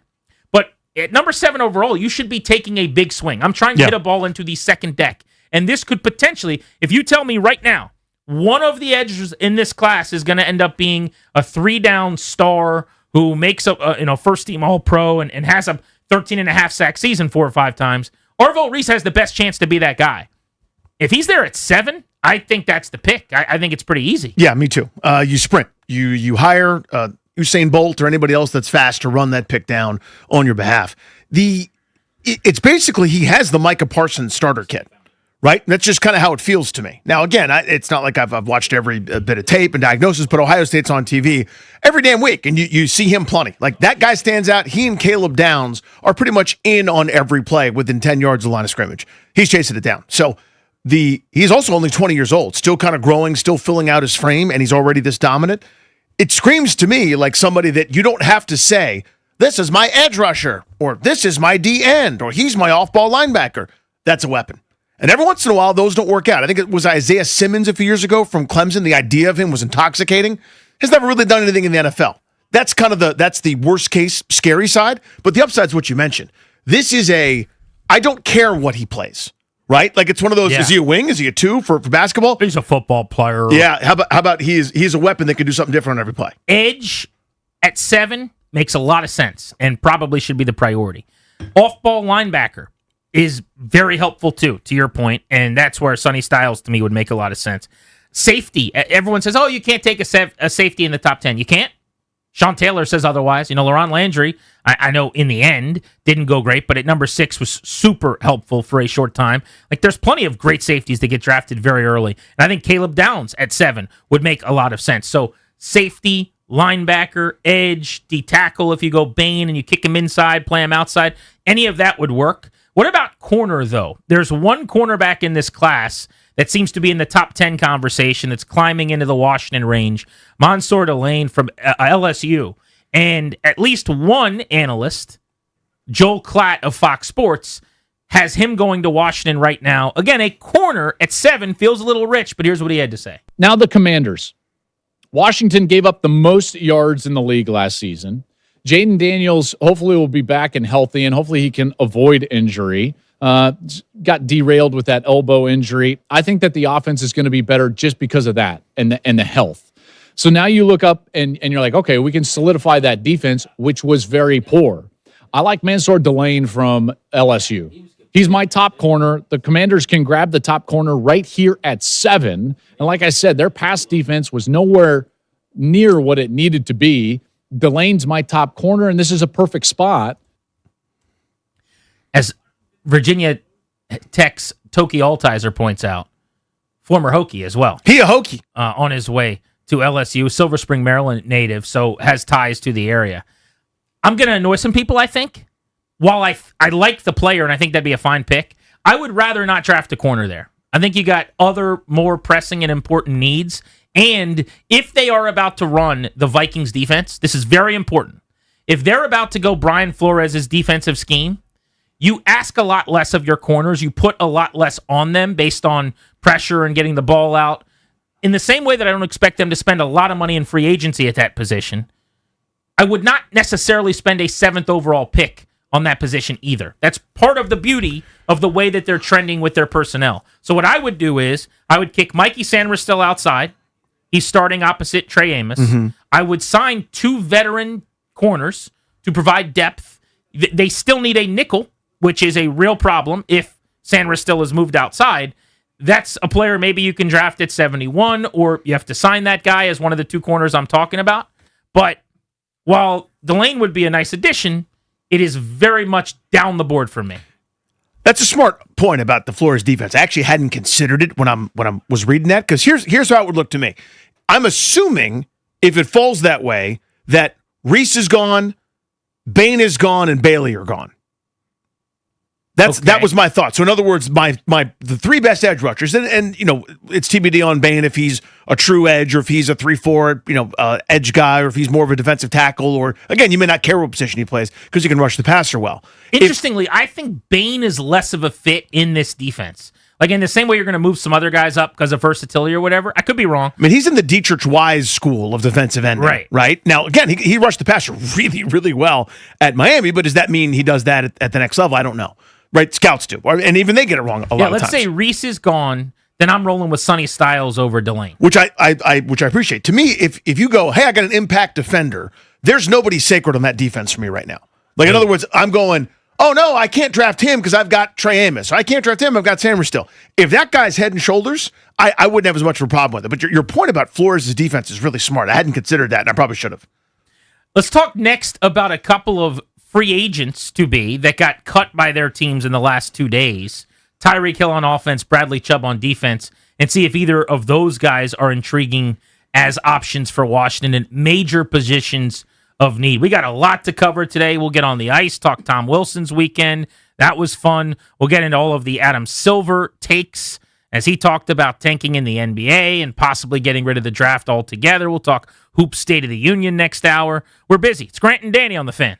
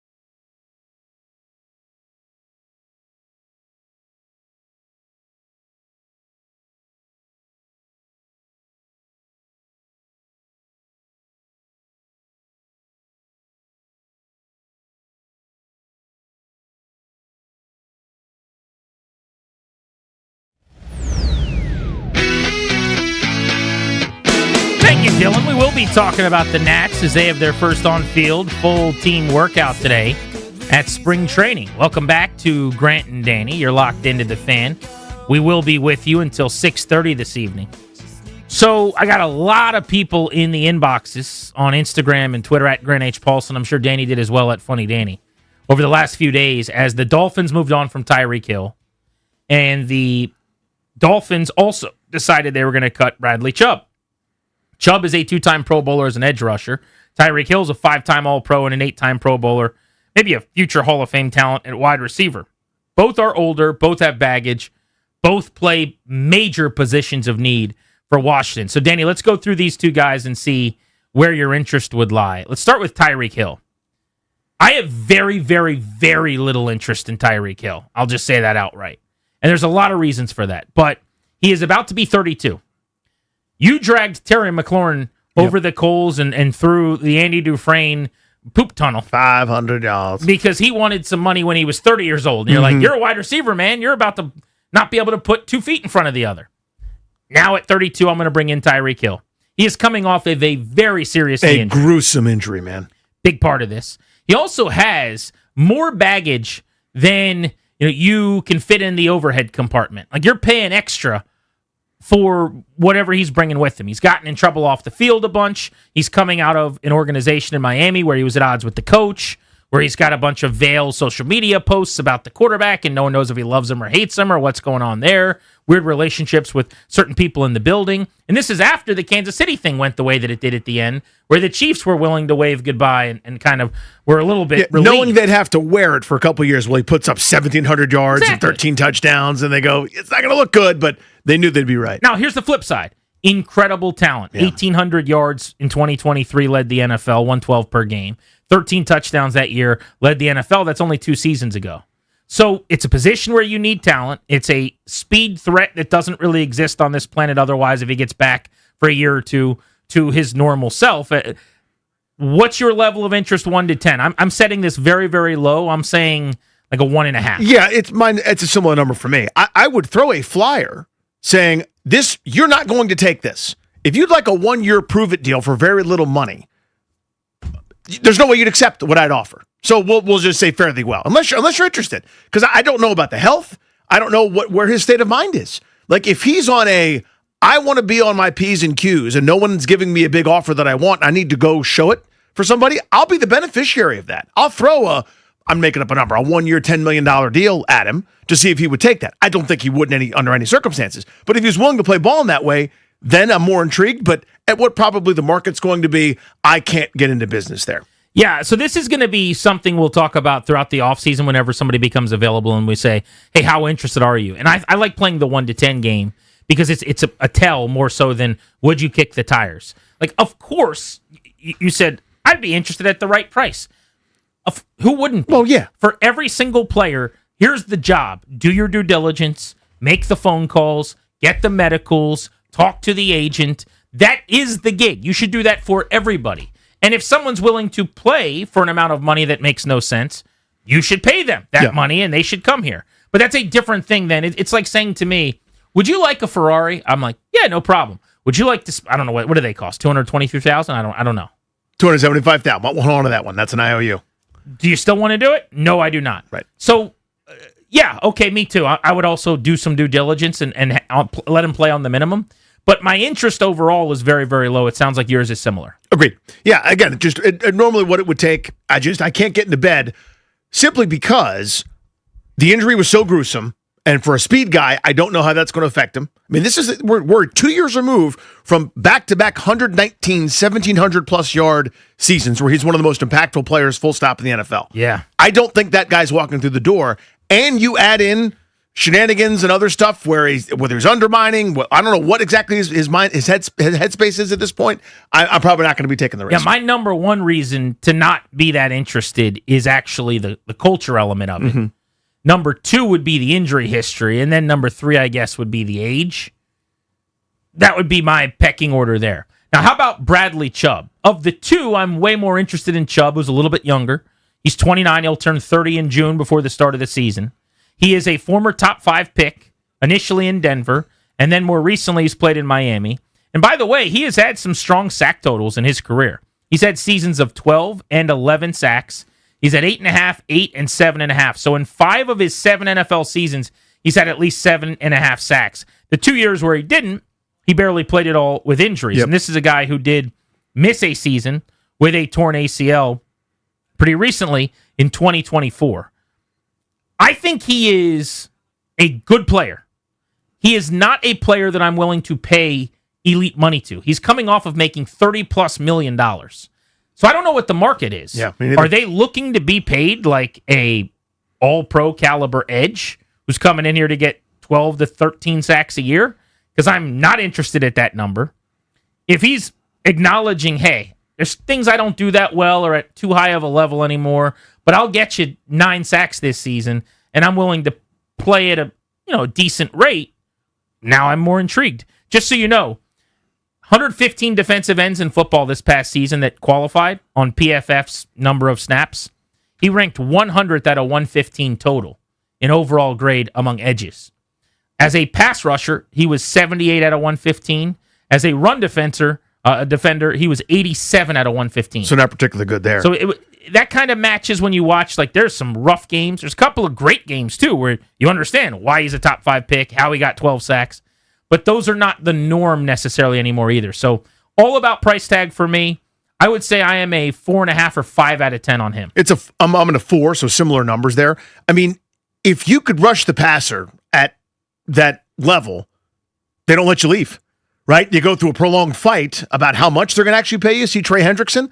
But if they were comfortable, and this is not a defense that's overwhelmingly good in Miami, like buyer beware from my view. Now, I'm interested, but if it ends up being that top of the market or close to it, right, where Micah Parsons and Aiden Hutchinson are making in the 40s, that's ridiculous. No, thank you. There's a bunch of guys, though, that are in the 20s in that, George Karlaftis, Leonard Williams, Greg Rousseau kind of range. That would scare me a little bit to pay him that much. I'd hope to have a couple off ramps or whatever, but I don't know.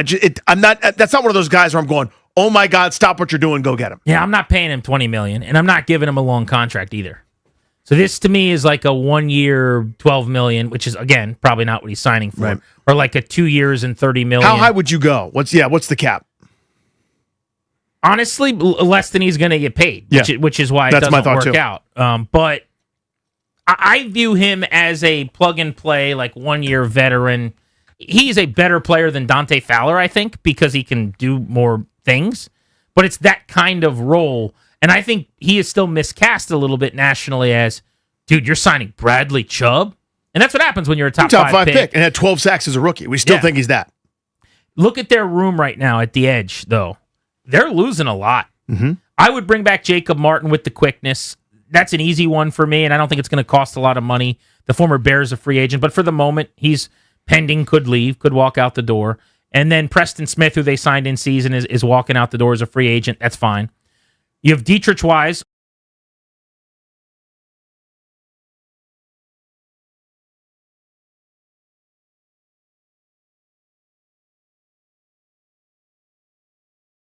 And Drake Jackson, who there was so much ink spent on him at the end of last season. So in terms of the guys that are actually staying on the roster, and this is the case at a lot of spots for them, they have a lot of work to do because there's just so many one-year bodies. deals. Yeah, exactly. But it's Dorrance Armstrong, Javonte Jean-Baptiste, and nobody else basically on the defensive end depth chart for them as far as guys that are currently still under contract. Now, I think Jacob Martin comes back, and if you wanted to keep like a Jalen Holmes around, you could. So now you need less. But that means you're still in the market for 3 or 4 guys that are veterans or draft picks to round that room out. And they also now have a new defense, too. So you got to talk to Durante Jones. No, that's fair. You got to ask him, what do you think of Jacob Martin? What do you think of Dietrich Wise? Feels like maybe he fits a little bit less with the size and the run stuffing and less the position flex. But who do you want to keep? Who don't you? I think they need to sign a couple of veterans, but this is the area hopefully they can target at 7, either by way of Reese Falling or David Bailey. That would make a lot of sense to me. In general, to your point, this is a premium position. This is how the league views it. Whether you think it should be, you out there in radio land or not, the NFL views it that way. Again, you heard some of the numbers. Micah Parsons' AAV is $46 million. Aiden Hutchinson is $45. Getting after the quarterback at one of these spots is viewed as one of the 3 or 4 most important things we got. I think it's the second highest paid spot behind quarterback right now. It's ahead of left tackle in a lot of cases. So filling that need via free agency, you're either in the bargain bin, something's wrong with the guy, 1 year prove it flyer stuff, see Dante Fowler, see Dorrance Armstrong, or whatever, and Armstrong worked out, so did Fowler for that matter for a year. Or that's why it's such a premium thing to try to draft one of those guys at one of these spots. Because if you want to get someone that's a difference maker, open up that checkbook to 35, 40, 45 million bucks for a Trey Hendrickson at age 32. That should make everybody nervous, right? You could find depth pieces. There's a Jalen Holmes on every street corner at this point in the league. But if you want a difference maker, you really got to pony up for it. That's either draft capital or a huge free agent deal. I'm not interested in Tyreek Hill at all. I'm only slightly, very limitedly interested in Bradley Chubb. I want to see where you guys are at on those 2 veterans who have come available. 800-636-1067 is the number. You take a few calls on that next. 800-636-1067 on Grant and Danny here on The Fan. The next phase of the Wizards rebuild is here. Trey Young to DC. I'm just super excited.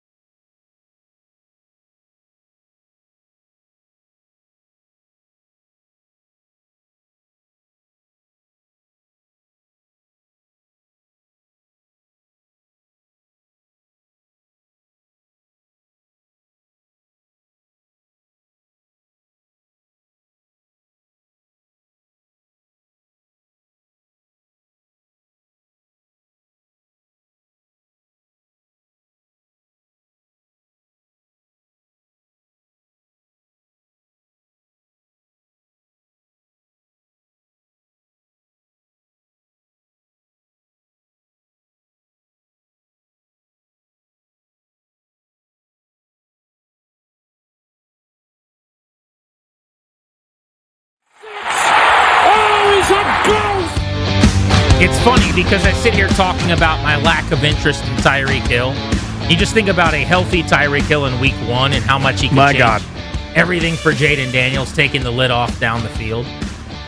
Kevin Harlan on the call. Welcome back, Grant and Danny on the Fan.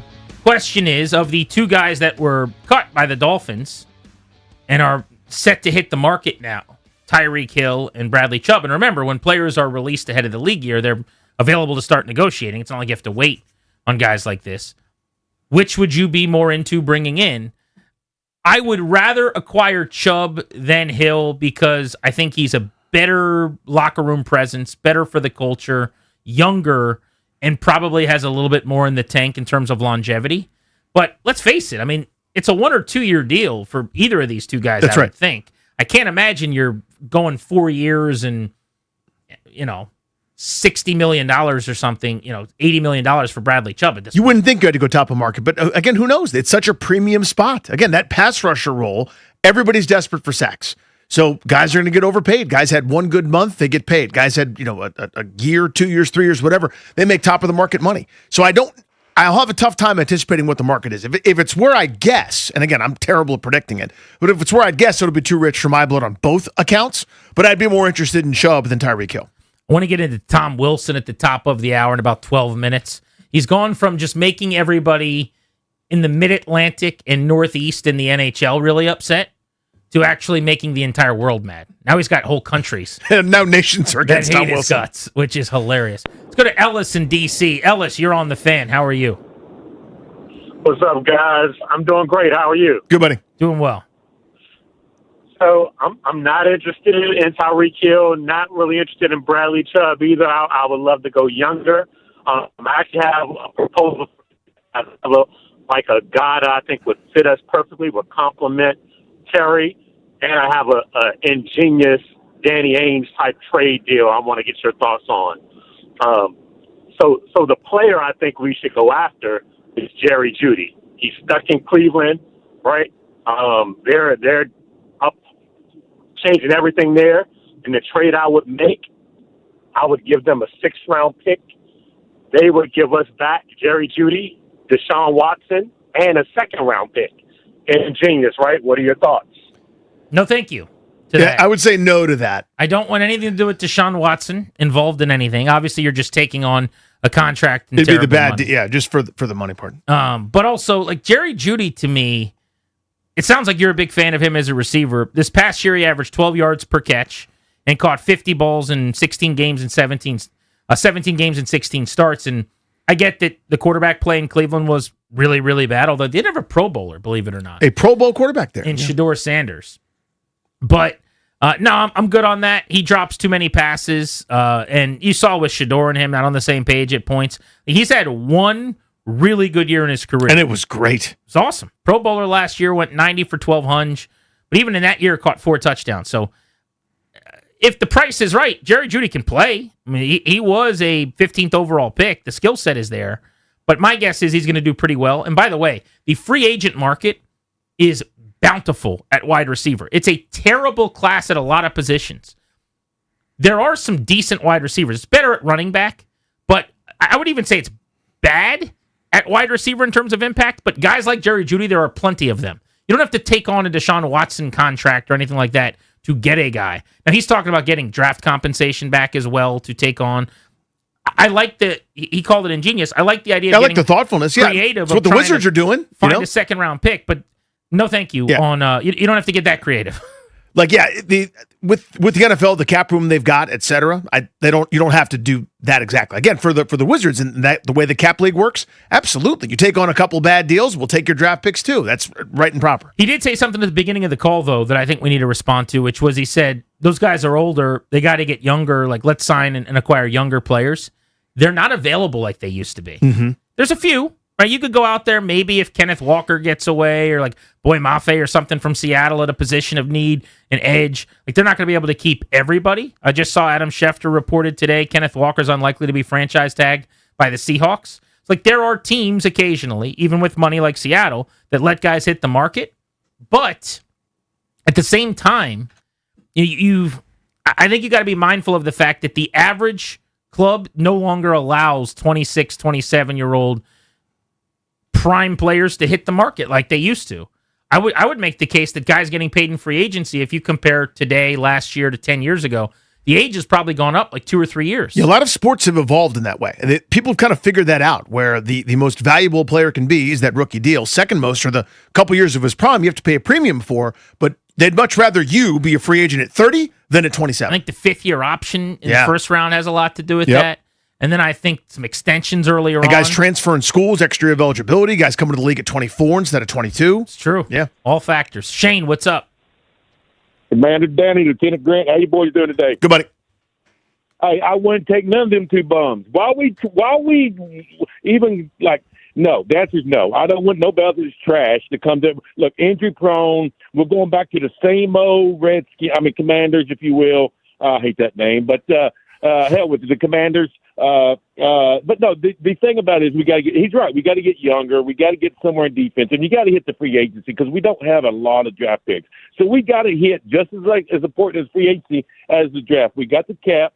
That doesn't mean go out and spend it in 1 year either. Let's be smart about it. This is Adam. Look, this is his year, Adam's year to correct what he did last year to get this fan base somewhat back on his side, if you will. But no, Juwan Jennings is out there. Nobody's talking about my man Juwan Jennings. All he did was hit touchdowns last year. Well, he might be the best available wide receiver that actually hits the market. He's going to get paid, man. It's him and maybe Alec Pierce from Indianapolis. But that is a guy actually on Take Command. Logan and I have kind of highlighted as, if you're going to sign your starter opposite McLaurin, Juwan Jennings would make sense because he's got the ties to Peters in San Francisco. It frees up McLaurin to do some of the more vertical things on the other side of the formation. And then you could take a big swing at 71 in the third round at wide receiver. You could have a room built around McLaurin, Juwan Jennings doing some dirty work, then your big swing speed guy at 71 who helps you out, and then you still have McCaffrey and Jalen Lane.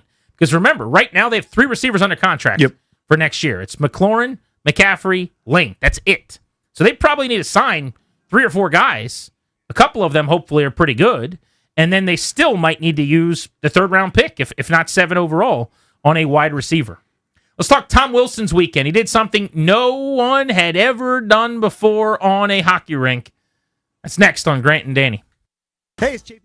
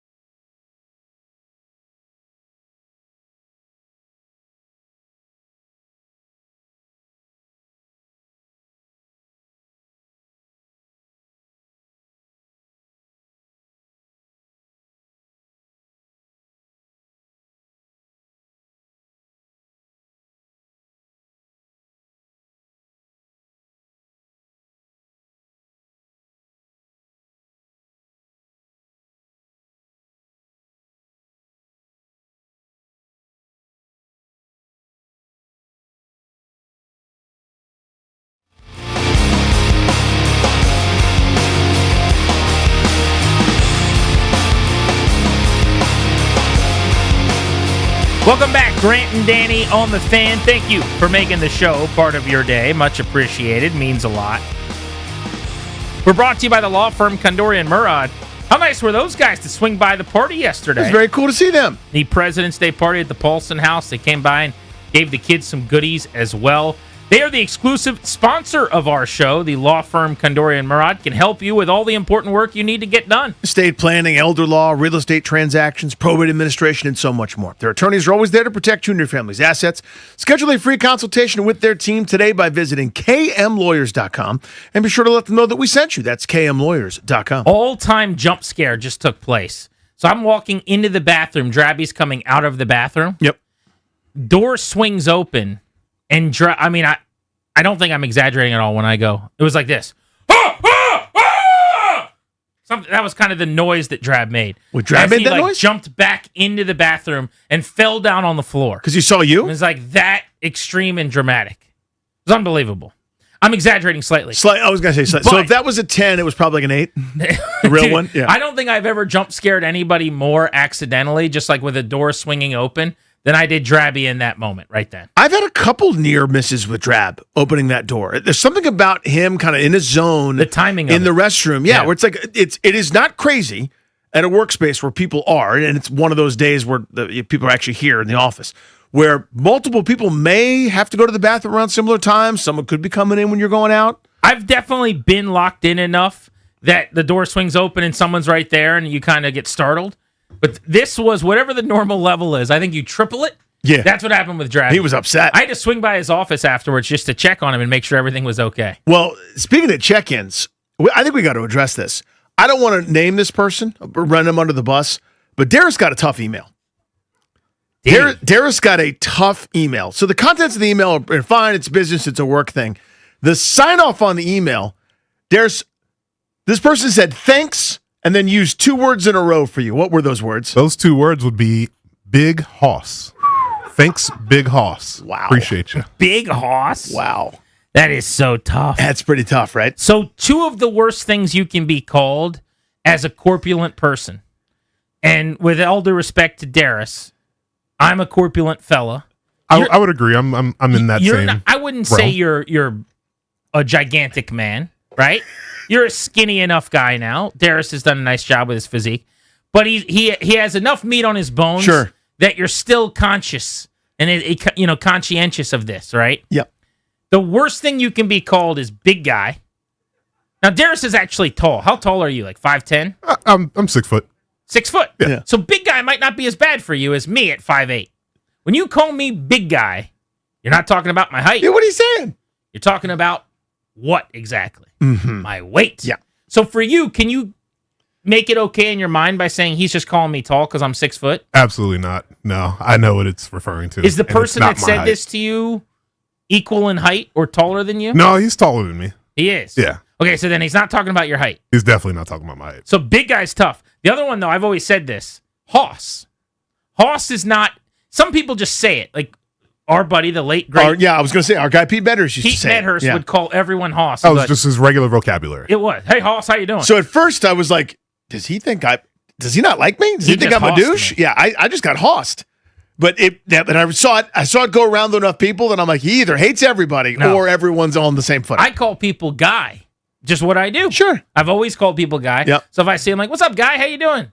And if you'd never met me, or if you're just judging this by a transcript, you would go, you call people guy? What a condescending, terrible thing to say. And it's actually the opposite of that. I would say if I'm calling you guy, you're my Guy's guy. endearing, yeah. That is how Pete used Hoss. Yes. Now, I don't know about the person in this email, but Hoss in general. You combine big and Hoss right in a row. You're sunning someone when you call them Hoss. You're patting them on the head. You might as well tell them to sit pretzel style in front of you and try to read them a book. You are just sunning the hell out of them when you call them Hoss. So for him to call you Big Hoss, I think that's worse than calling you fat ass. Like if he had just said, thanks, fat ass, at the end of the email. Right, exactly. I think it would have been more acceptable. I think it's worse. Who was this? That No, said we this? can't say. I don't know. We shouldn't say. We shouldn't say. No. We shouldn't? We shouldn't No. say. Okay. Is it a company email? Yes. Yes. So it's someone in this building? Yes. Yes. Are they on this side of the building or the other side of the building? The other side of the building. Okay, we should not say. Yeah, you know what I'm talking about? Like you go right, and then you go right again, and then it's all. Anyway, the point is, I don't think it's better if he said, okay, thanks, fat ass. Like, I think that's right. We can acknowledge that. Here's my pecking order. Okay. I think Big Hoss is somewhere between Tubbo and fat ass. Tubbo? Yeah, Tubbo. Thanks, Tubbo. Appreciate you, Tubbo. Yeah.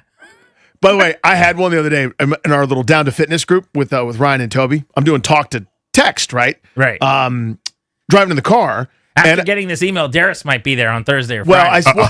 This is going to hit him pretty hard. Ryan, how did it go? Because I said, does that sound good, Tobes, or thanks, Tobes, something like that. And, and it came across as what? It came across as like, is that okay, Tubbs? To Toby. Yeah, like, is that okay, This Tubbs? is in person or text? Via text. Text. But just reading it, he's minding his business, Oh and my it's like, God. hey, is that okay, Tobes? But it came, the Siri, whoever was like, is that okay, Tubbs? So, hey, is that fine with you, fatty? Like, that's how it came It's across. not your worst typo. No, we're not telling that story either. No, we're not. You can see when you guys see me in person, I'll tell you that story. It's the most scared I've ever been. At the next 106.7 The Fan Live event, ask Danny about his worst typo ever. I mean, this one's bad. That one was fine by comparison. Tobes isn't great, but at least it's Tobes. Yeah. So he's going to be a little more understanding. He goes, I'm sorry "Geez, it happened dude." to you, Darius. That should not have happened to you. It's fine. It comes with the territory. But the big guy one for me. Can we? Chris Ricks me to no end. Can we try this on? Just call Darius BH, just kind of as a quick nickname. It doesn't ring. It doesn't roll sound. off. Dad is easier. I think we should if we're going to do it, we should just call him Big Hoss. Just go all the way in, not like the letters. Yeah. We just be like, What's easier? "Hey, Big Hoss." Hey, Big Hoss, could you play? Yeah. Speaking of dad, just really funny bit. The other day, my dad saw that Yeti that you got me, the custom Yeti that says dad on it. Yes. And he was trying to basically, I think, ask his way into getting it because he thought it was for he him. thought it was you giving him the Yeti. Yeah, he thought it was just in my room and it says dad on it. Like I was supposed to give it to him at some point. He's No, like, no, hey, no. where'd you get that from? I'm like, no, that's my nickname that they call me on the show because of my initials. that And you would named me." know that if you listen to the program, Mr. Right. Dameron. Yeah, if he wasn't listening to 980, he'd know. He'd hear you guys call me it's dad. all the funny time. what he does. I'll help translate. So this is Kevin. Darius's middle name is Anthony. So his initials, let me say this, are DAD. A lot of sharp monies come in on the fact that his nickname is Dad. Southwest Missouri State plus 2.5 to cover the points, and Dad is the nickname. The thermos is his. Back to you. All of a sudden, he just tuned in. That's crazy. Yeah. You can hear the dial turn. He heard it and he was like, "Oh, I'll check this out for a second." There's the bat signal. I want to talk about the real Big Hoss though, Tom Wilson. Okay, and this is just a muscle man. This is not a head. You could call him Big Hoss, and that'd be just fine. Handsome and chiseled at 6'3" and change, Yep. about 6'4" and 223, ripped, sculpted, Adonis-like pounds, just chiseled out of stone. You could do that with Tom Wilson. But how about top line Tommy? So he is skating on the number one line for Team Canada in 2 of their 3 games. He's been skating with the greatest player on the planet, Connor McDavid, who called him a forechecking god. The glow up for Tom Wilson's been real. I saw a Colorado Avalanche. I don't know if it was like a fan site or one of their media members, but they were saying, I've always kind of liked Tom Wilson's game generally, but watching him in these Olympics, it's unbelievable how valuable he is and what a menace he is in terms of like taking away times and space, physical, forecheck. And that was an Avalanche fan. I believe that was before he stuck up for Nathan McKinnon, who got hit in the head, which we'll get into in a second. But you're starting to see some of this, where like this global showcase for Tom Wilson is going very well because a lot of people don't understand how skilled he is, how quality the hands are, how well he skates. This is the number one power forward in hockey for good reason. He's quite literally skating on the top line for Canada. Might be the favorite right now to win and a they gold should medal. be. They're unbelievable. And he's getting some love. But in the game that took place, I guess this would have been on Sunday. So Canada is up 10-2 on France. Yep. It's an 8-goal lead. Pierre Crenon, I think is how you pronounce this guy's name. I don't know him particularly well. He's huge, though. He's like 6'5", 230 pounds. It's bigger than Tom Wilson, to give you an idea of like how big this guy is. So he's a player on France. He takes a shot on Nathan McKinnon.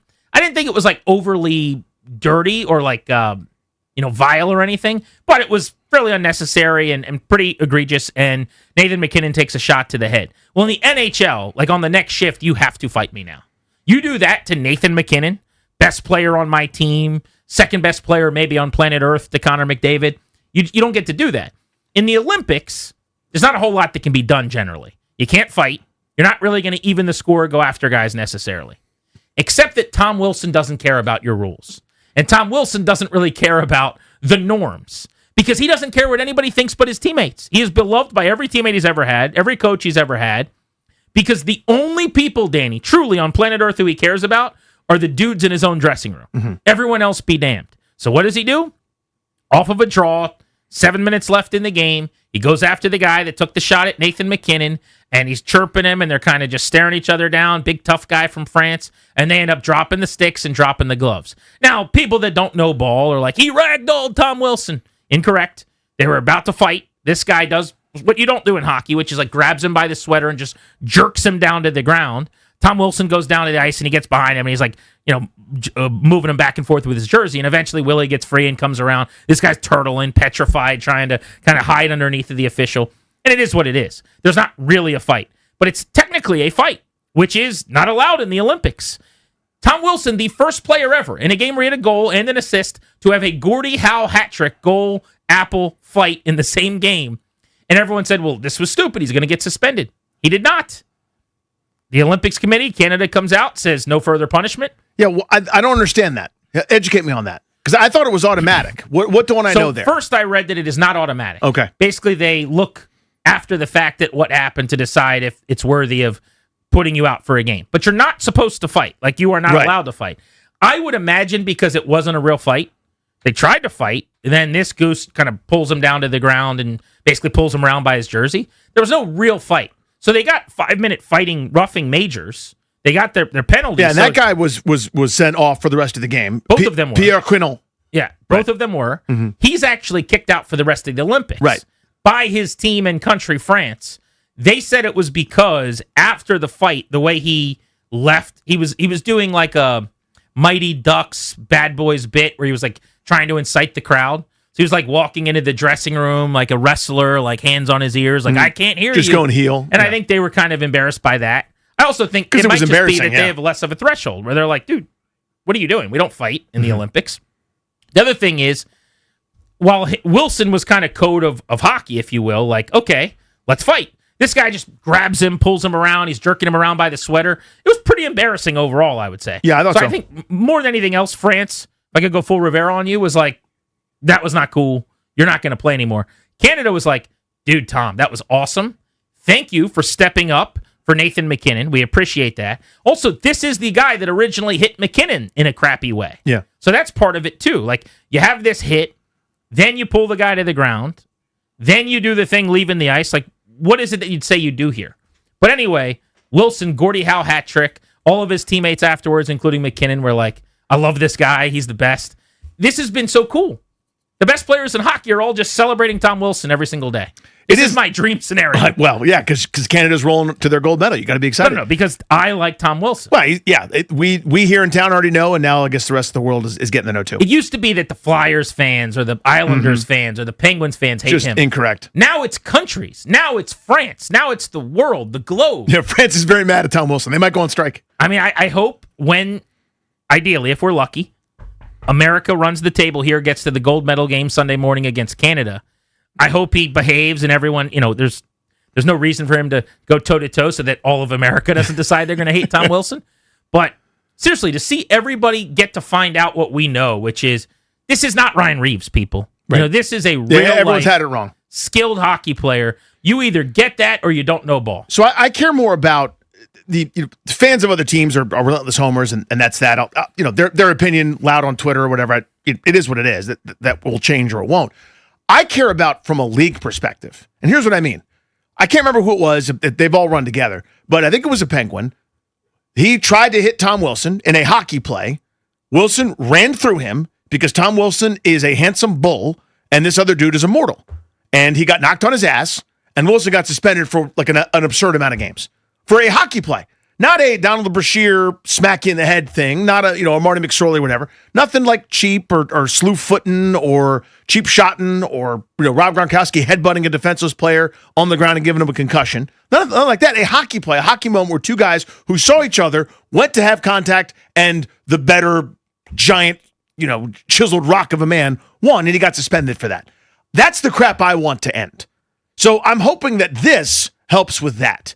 where everybody understands now that he's not, as you said very well, it's not Ryan Reeves. It's not a goon. This is not some dude that is here to, can't move around, can't do anything, is only on the court, I'm sure, only on the ice to throw fisticuffs and cheap shot people and get in fights and whatever. This is a well-rounded, fully skilled gentleman that belongs in the league, even if he couldn't throw hands. And I don't know if you acknowledge this in that monologue, but you would never have a hockey fight again if you could help it. You think it should be banned, and you don't want hockey fights, which I think is quixotic, and that's great. It sounds good, but there's no way to properly legislate or kind of police the sport. We talk about this with baseball a little bit, with throwing at people, which they're trying to get rid of. That's even a little bit different, but there's a code to it, and there's a romanticism to everyone. Now, internationally, I guess not, because everyone's supposed to know these rules of this is how it works. We agree, we sit here, we fight. Nope, I'm just going to pull you down by your jersey to the ice and pull you around. I thought that.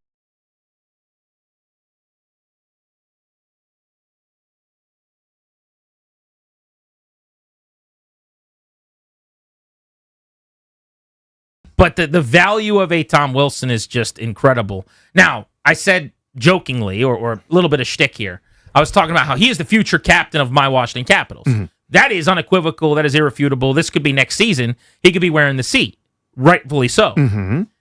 I had a little bit hyperbolic. I had said at this rate, he could be the captain of Team Canada in an upcoming Olympics. But he is winning the election in the clubhouse is kind of what I'm saying. I don't think there have been more positive pixels, to use a Ted Leonsis term, that have come out about anybody on that team than Tom Wilson. And if you see Canadian hockey or any of these guys that are huge on support Biz, Nasty, some of these guys, Paul Bissonnette. Sure, yeah. It's just the Tom Wilson celebration, circuit to circuit, every single game. And it's good for business. I've got, my lips are filled with smile. I'm happy for Big 43. I'm hoping the league HQ and all the influencers and everybody that in that sphere get on board and recognize it. So when a hockey play happens, he doesn't get suspended for a month. You know what I mean? That's the part that I care about the most, and I'm hoping that's what this will contribute to. Some of it is inevitable because he's big and fast. Yeah. So there's actually, the game before this, interestingly, there's an injury where Kevin Fiala, who was skating for the Swiss team, is with the Kings, is now out for the year and suffered a very serious injury, knocked him out for the Olympics, has already had surgery, won't play again this year, and it was because of a hit from Tom Wilson. Well, right away you get a lot of the great job, Tom Wilson. I got texts from a few of my buddies that are Penguins fans or whatever, and you watch the hit, you're like, this is what you're talking about? This is what we're upsetting him for? There's nothing dirty about this. But he'll never be able to win. And to your point, we should care a lot less about what fans in other markets think, who, by the way, would own Tom Wilson sweaters if he played for your team. Mm-hmm. What I have always cared about is just what does his national standing look like within the analyst community and the way that people talk about him. He's now skating not just on Team Canada, which would have been unheard of 4 years ago, but on the top line. And Connor McDavid is calling him the forecheck god. So I think the arrow's trending up. I think we're in a pretty good place. Chris is in Hyattsville. Let's squeeze him in really quickly. What's up, Chris? Hey, guys. I just wanted to comment on the Big Hoss talk. Yes, Big Hoss. Big Hoss, yeah. This is something I've had to deal with. I feel like there's two things here. It's either somebody doesn't know your name, Grant, which is probably why people get offended when you say, hey, guy, or it's a colorful way of calling out that you're a large man. So there's big guy, there's chief. I think chief is one of the worst ones. Chief is terrible. What's up, Chief? Chief definitely means you don't remember me. But there's one exception to that is if you call someone big dog, that's a term of endearment. Ooh. And it doesn't necessarily mean that you're a heavy guy. Yeah, big dog sounds better than big guy for sure. I just looked this up for a list of the most condescending, worst feeling things you could be called. They say it's chief, cited as the top. Chief is the worst? Followed by sport. I don't mind that one. I mean, that's brutal. That's like a 6-year-old. Hey, sport. I would think that was weird more than I would take offense. Big guy to me is the worst, but that's just because of my own. What's going on in your brain? But sport to me is from the Great Gatsby. It's like the 1920s. Hello there, old sport. No one talks that way anymore. It's very rare. It's old timey. Bud is another tough one. If you bud someone, like a Jason Bateman, hey bud, how you doing there, bud? I bud people. I'm a Bud guy. You should not Bud people. Is it that bad? I think Bud is bad. I think Bud is on par with Chief, honestly. Really? Yeah, I do. Bud and Chief are eye to eye. I don't want to be called Bud. If I'm not your Bud and I don't really know you, hey Bud, how you doing? Think about that. Like some annoying guy you have to hang around or something and is shaking your hand going, how you doing, Bud? And you don't know him at all. That's Chief. Like that's Because to right me, there. it's like, all right, Chief. Like, you can't say that without being sarcastic. An NFL quarterback wants back in the mix, but he wants to play for a contender next on Grant and Danny. Listen to Grant and Danny all week for your chance to win a pair of tickets to see the Washington Capitals. Wednesday, February 20th.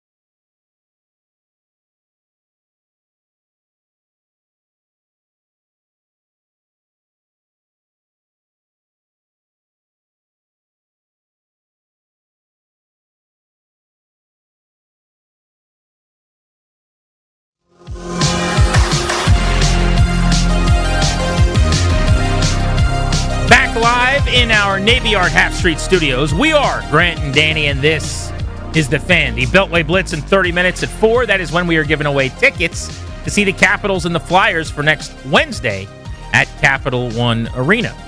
Derek Carr wants to play in the NFL again. That, in and of itself, I guess, isn't overly notable, but because he was retired, because he didn't play last year, it's interesting. Here's what I found really compelling about this. He is on the precipice of turning 35 years old. That'll happen right after the league year in March. Danny, he's still under contract with the Saints. So whoever is going to acquire Derek Carr, if he's actually going to play this season, would probably have to trade for him and then pay him really good money because there's a contract here that it's still in play. But on top of all of this, he also wants to be on a contender. And I can't help but think this is just a little too much. Here are the things I need and want for a guy that doesn't get to do that at this point. Well put. I mean, there are a couple of guys at the end of their careers that can kind of pick and choose. There are others that should sound more like, will anybody give me a chance? It should sound more like that. Everybody's got a friend who has been single for too long, who is extremely picky. And you're like, what about Sally? Mm-hmm. She is so sweet. She is so fun. He's like, I don't like her laugh. You don't like her laugh? No. Okay. Becky and you guys would be perfect. And he's like, I'm not into Becky. You're like, why aren't you? I'm not attracted to Becky. And it's like, you should be. There's a great Seinfeld about that, where Jason Alexander, unemployed, living with his parents, George Costanza. He's like, does she have a nice cheek? He's like, what are you talking about? You're alone. Get a job, man. Yeah. You know, everyone's got that guy where it's like, know your role a little bit. You're a 4. Go to the movies with Susie. You should be doing that. But Derek Carr is this, who the hell do you think you are, choosy guy? He's like you think you're this handsome... Where's my supermodel? ...millionaire looking for the next, Stacy Keebler or whatever. What are we doing here? This was Derek Carr on a podcast he did with his brother David, talking about his future and being willing to play football again. Moral of the story, would I come back? The answer obviously is yes. Good, okay, great. But I have I had to say no a couple times so far. Yeah, Will, we know that. Do I have any purple and gold? Go Lakers. Oh, yeah. That's what I mean. It's Laker season. That's right. I told you this. It hasn't changed from the first interview that we did. Tell them. Okay. Tell the people. All right. Would I do it? Yes. Obviously. Would I do it for anybody? Absolutely not. Nope, there's no way. I know from experience. I understand that once you're retired, to come back, it's going to take a little more. Every single movie ever has had the same plot. Like, the guy is at home now with his kids and his wife, and he gets the call, and we need you to come back to solve one more crime. He's like, I can't do it. And then they're too old. They sweeten the plot, right? the pot, rather, of like what it takes for him to come back. So I'm not suggesting Derek Carr should return to play for the worst team in the league. But you either want to play or you don't. And by the way, I got to trade for you. I got to pay you a bunch of money. And now you need to be on a contender? Like, I don't even think there's a Venn diagram that works here. So I'm going to bet against this happening. Might he play next year? Yeah. But I think it would be for a Jets team where he knows Aaron Glenn, who he played with in New Orleans, or who he knows from his time, I should say, in New Orleans and other stops. Or it would be somewhere else where it's a not very good team that needs a veteran quarterback. I don't think he comes back and has a chance to go on some playoff run as the missing piece. I just don't see that. Maybe it's some sort of, thread the needle Phil Rivers type situation where the team's original plan pulls up with an injury or something. It's like, okay, now we break glass and I'll have a caretaker there. But even with that, how do you do that, though? You just trade picks to the Saints? Yeah, just like, hey, here's a future conditional 6th or something. You guys have already moved on. You're not in the Derek Carr business, rightfully so. You're going young and trying to rebuild and dig out of the salary cap hell you've been in for some time. Let's try that, maybe? I don't know. By the way, he's got every right to be choosy if he wants to be. Yeah. And teams have every right to be choosy as well. Everybody can say no here. There's no obligation to anybody, but it's just funny to hear him turning his nose up at potential opportunities. Here's one team I did think about, was Pittsburgh. I think I would rather have Derek Carr than Aaron Rodgers right now. Is that crazy? I mean, Derek Carr is 34, will be 35.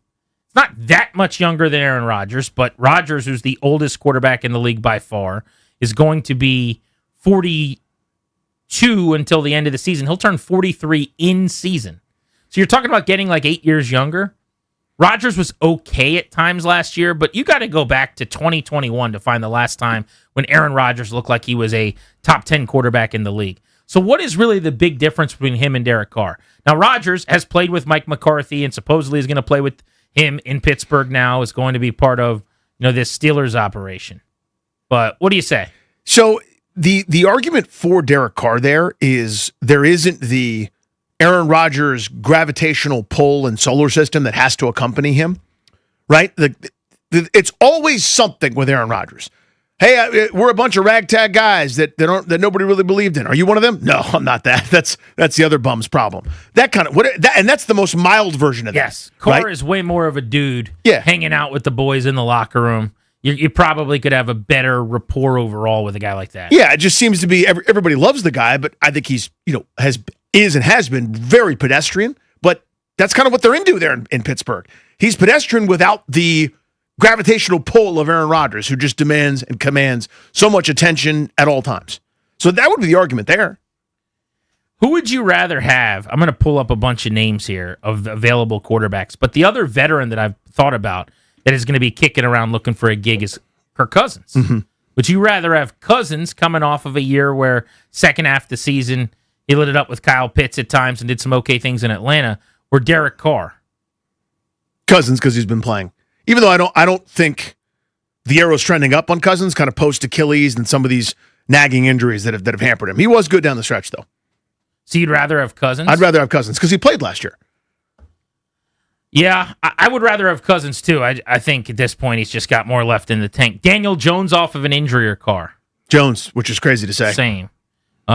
Did you say Carr over Rodgers? No, I said Rodgers barely. Okay, I would take Carr over Rodgers, I guess. 43 is so old. I'm holding my nose either way. So old. Like, again, they need someone half of the age of these guys. Russell Wilson or Derek Carr? Carr. I mean, the ship has sailed on Russell Wilson. Fallen so far. He's 37, by the way. Uh-huh.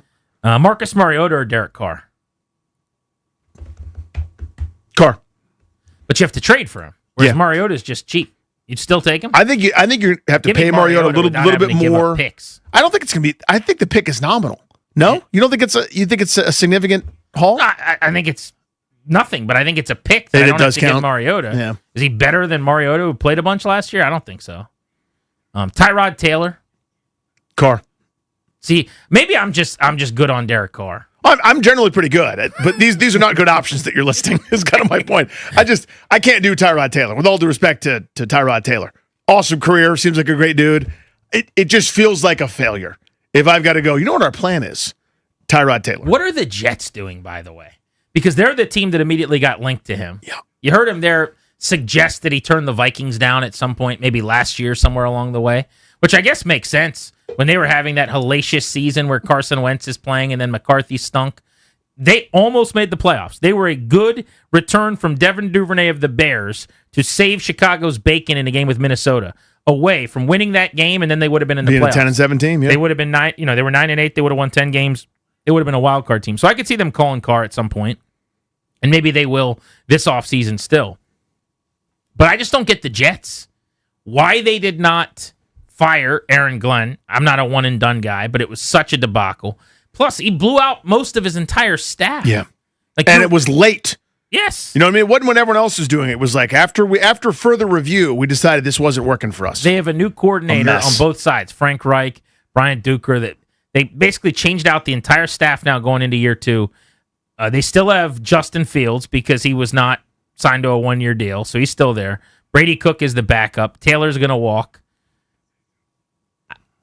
You're going to go pay money to Derek Carr as a one-off for a year to like elevate your floor? What is the point of that? That doesn't even make sense to me. There's no team in the league right now I'd less like to be a fan of. They are a rudderless, it feels like, operation. And when they kept Glenn around, it does seem like they're just kicking the can down the road a year till having to fire him and hire a new coach next year because there's no way this season goes well. No. Without a quarterback? And I wonder if maybe they saw the amount of openings and said, you know what, we're not getting one of these premium guys. Maybe we need to wait for another year, but I'm sure it'll be like that next year too, where we go, well, I don't see too many openings. And then there were 11. Mostly because long tenured guys, the Harbaughs and the and the Tomlins, stepped away. That kind of added to that number unrealistically. I don't think that's repeating itself. But maybe Andy Reid steps aside after this year or something. But yeah, I'm with you. They are completely and utterly rudderless. They have no chance. A lot of teams have no chance. Cleveland's got no chance. This group's got no chance in New York. But I think now they're kind of coming to the realization that they have no chance, whereas those other teams are still under the delusion. We got to thank our guy Michael, by the way. Just a few minutes ago. Big development. This is big. It's big for the boys. We got our brand new VIP cards for the next year to Pupatella Pizza. 24 hours without one. And there was a wait. Expired. Yeah. We had to go 24 full hours without being able to walk into Pupatella Pizza to get pizzas with our cards. Right. Had an event yesterday. What were you going to do? We could have used some, and didn't get any just because the card expired. But now I got them. So here's, just for folks that can hear, here's the old card. This is how it sounds, right? So that's the expired one. Heavy metal. Yeah. Now, like Chris Baresh. Like Chris Baresh. Yeah. Here's another. Now feel this one. You hear it? It's medium different. metal. It's like different. Toby Altizer. It's different. Yeah. Right? So again, old. That's deep. That's a cowbell. That's high. It's a cowbell, but it's higher pitch. Right. That's your higher pitched one. Wow. You know what I mean? That's the new card. Yeah. So I don't know if it means Michael's not as happy with us. It seems that way.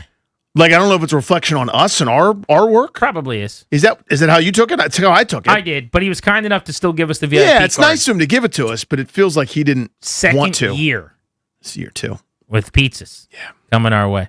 Yins, get your pizzas. Gone down there. Speaking of pizzas, big weekend for you, right? Don't you have an update? I do. About your pizzas? Yes, We were I at the do. house. I couldn't believe my ears. Yes, you heard this yesterday. Everyone else is going to hear it next. Our double play is next on Grant and Danny here on The Fan. Wake up with the Sports Junkies.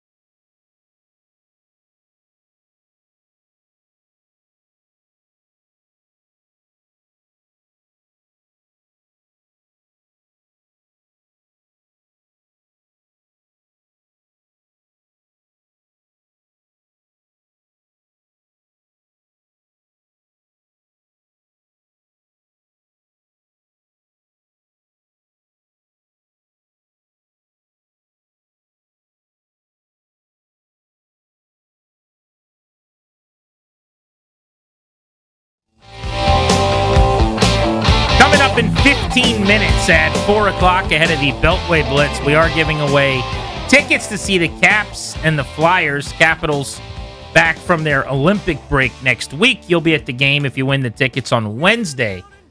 So make sure you're listening at that time. It is time, though, for our double play, driven by your local Washington area Honda dealers.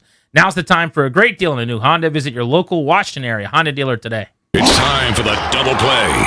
Danny, I want to start with Wendy's shutting down a bunch of their stores. Seems like 6 or 7%, I think is what they're saying, of their operations are going to be shut down as they reset this year, whatever that means.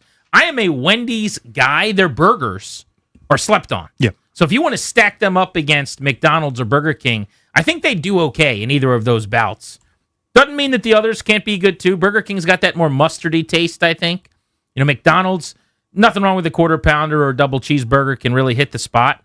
But Wendy's renowned for that fresh, never frozen, square beef patty. A perfectly cooked Wendy's burger, in my opinion, is better than the best cooked version of those other sandwiches.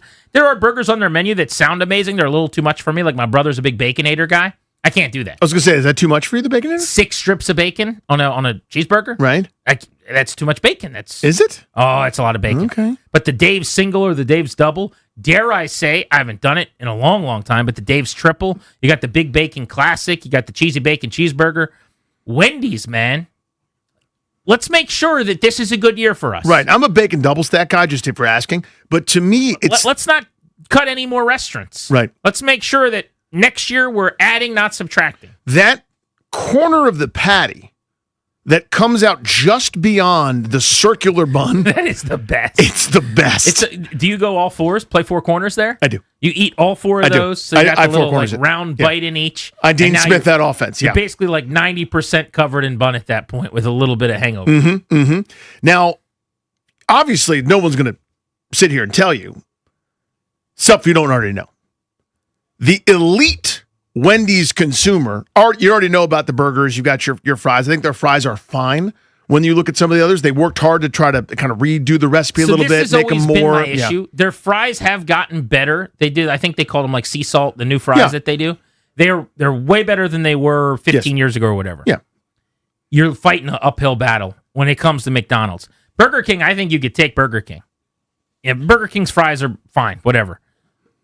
McDonald's is just going to corner that market. I don't even think you should waste any time trying to play catch up. You don't try to, a good pun, by the way, using the word catch up. The McDonald's fry cannot be touched here. We know that from the fantasy food draft. I got the first pick. I used it on McDonald's fries and basically just took a knee the rest of the time. But their French fries have dramatically improved. It's kind of boardwalk. It's a little bit thinner fry, but it's very solid. To me, what makes Wendy's special are the other things. And if you know, you know. It's that Frosty.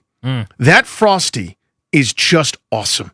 It's divine. That dollar menu situation they had, where again, real ones know. You get a little chili, you get the small junior bacon cheeseburger, or a couple different items. You can walk out of there for under $5 with a full meal, with a huge assortment of delicious foodstuffs. And that was a pivotal thing. If you're teenage Timmy or in your young 20s, you got student loans, you get your Wendy's value and you're out the door with a delicious meal.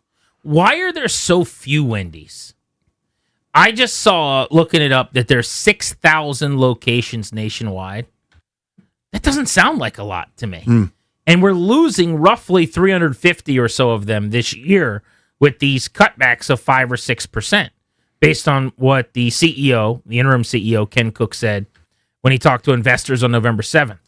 February 13th earnings call, Cook said the company had already closed 28 restaurants in the last quarter of 2025 as part of a planned 5 to 6% reduction. There should be more Wendy's. I think they're hard to find. I think that's maybe the biggest issue that they have. But something's not working if they're going in this direction. But you're right. The unique differentiating skill set, James Wood's power. Yeah. Jacob Young's speed, right? Dalen Lyle's bat to ball. The tool for Wendy's that no one else has, the Frosty. That Frosty. McDonald's has the idea of ice cream if you can find a vanilla machine that isn't broken. You find it. You let us know. Burger King, do they even have, I guess they would probably have something, ice cream or... I think they've got some stuff. Like the McDonald's soft has serve now one, done they've done very well with the McFlurries that are incredible. but the Frosty, man. The Frosty. You ever had a Frosty? Yeah. You get a little chili or a bacon cheese baked potato, or just order the Baconator fries. You can do it however you want to do it. I will say, Is it the most diversified menu? it might be of your standard fast food places. I remember a famous quote from Dave Thomas, where it was at some business forum long ago, and the McDonald's CEO at that point said, "What we do our market research about foot traffic and the amount of driving traffic. If people are able to stop at a certain amount of time, then it's conducive to get in points of entryway. It's only a certain level of real estate pricing, and it makes sense if it's between this, that, and the other in terms of communities and townships and median income and this, that, and the other. All this market research about where we're going to finally decide to franchise in McDonald's." Then they asked Dave Thomas, and he goes, "We just go across the street from those guys." I love that. But also have one across from every McDonald's. Yeah. There's just not enough of them. It's time for Danny's double play. It's time for the double play. Doing a fun show next week. Matthew Broussard is the headliner. You have seen his face. He's very handsome. And that's a little bit off-putting, frankly. Us comedians, we should be kind of beat up in the face because there's more angst for us. But he is great. You've seen him on Comedy Central's Roast Battle, The Mindy Project, House Party. He was on The League for a little while. Really, really funny dude. We're at the Hamilton in D.C., and then actually Thursday, Richmond, I'll be doing the show with him in Richmond, Virginia. So I'll be broadcasting from Richmond that day, and we'll be doing the show from down there. I've got more info on that probably tomorrow. But we're at the Hamilton in D.C. Wednesday night. It's to benefit the V Foundation. Was thrilled to be asked to do that. It's something, obviously, it's such a famous cause from, named after Jim Valvano and that iconic speech that I probably will turn on once a year just to make sure that my tear ducts are still active and working, and they always are. But was thrilled to be able to say yes to it. I'm doing some time on that show. So that is Wednesday, the 25th. That's next Wednesday at the Hamilton. I have tweeted out a link, and I'll be posting on Instagram as well to that effect. But Matthew is hilarious, and I will work hard. Attaboy. Yeah. I don't know him. You said The League. Definitely watch that. Mhm. So I'll have to look that up and see if I remember him. Is he L.A., New York based? Where is he from? I think he's an LA guy at this point. But he did his special, I think it was last year, called Hyperbolic, which is funny because I get accused of saying that word all the time. Yeah, streams everywhere. I think it's easy to find it on YouTube as well. But he is really funny. Awesome. Yeah. We'll have fun. That's very cool. Go check that out if you want to see Danny perform. Grant and Danny on the Fan. Our Beltway Blitz is next. As soon as we return, we're giving away those tickets for the Caps and the Flyers. You better be listening.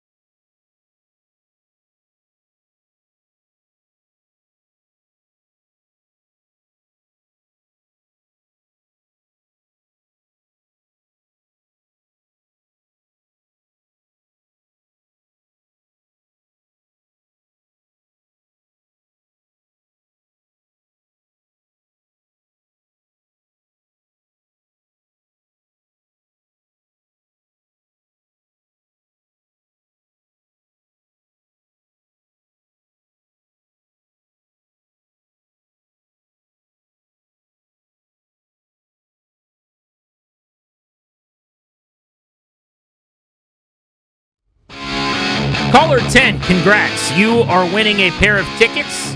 You'll see the Washington Capitals Wednesday, February 25th, 8 days from now, at Capital One Arena, taking on the Flyers. Join the Caps as they team up with MedStar Health during Heart Health Awareness Month. For the complete Cap schedule and tickets, go to thefandc.com. What are you doing to protect your family's assets? As the exclusive sponsor of our show, the law firm of Condori and Morad can help you draft your last will and testament, set up a living trust, or put together a medical power of attorney. Schedule a free consultation with their attorneys today by visiting kmlawyers.com, and be sure to let them know that we sent you. That's kmlawyers.com. On this Beltway Blitz installment, we'll be covering the NFL with Nate Davis and the Commanders with Kevin Sheehan, but we start on the hardwood. The NBA. Keith Smith, Spot Track to help us do that. Keith, over the weekend, the All-Star festivities took place. It seemed like rave reviews for the new All-Star game format, huh?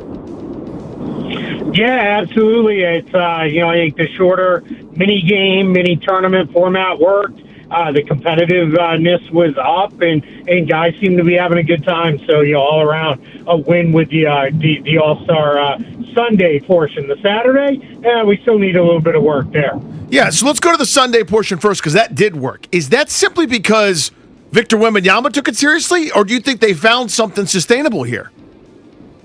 Yeah, I think what happened was he came out ready to go, and he made that promise. Like, I'm going to play hard, I'm going to play to win, and that made other guys, because you don't want to look silly, come out and play hard. And then I think when players looked at like, hey, it's these 12-minute mini games with probably 2 stoppages in the middle, yeah, we can go out and give pretty good effort. Nobody was giving all-out defense, and you probably don't really want that because you don't want anybody getting hurt in an All-Star game. But yeah, guys were putting in a heck of a lot more effort than what we've become used to, which is definitely a good thing. Keith, what do you make of the story that trickled out over the weekend that pretty much everything's on the table as Adam Silver tries to get rid of tanking and even the possibility of getting rid of the draft, which seems far-fetched?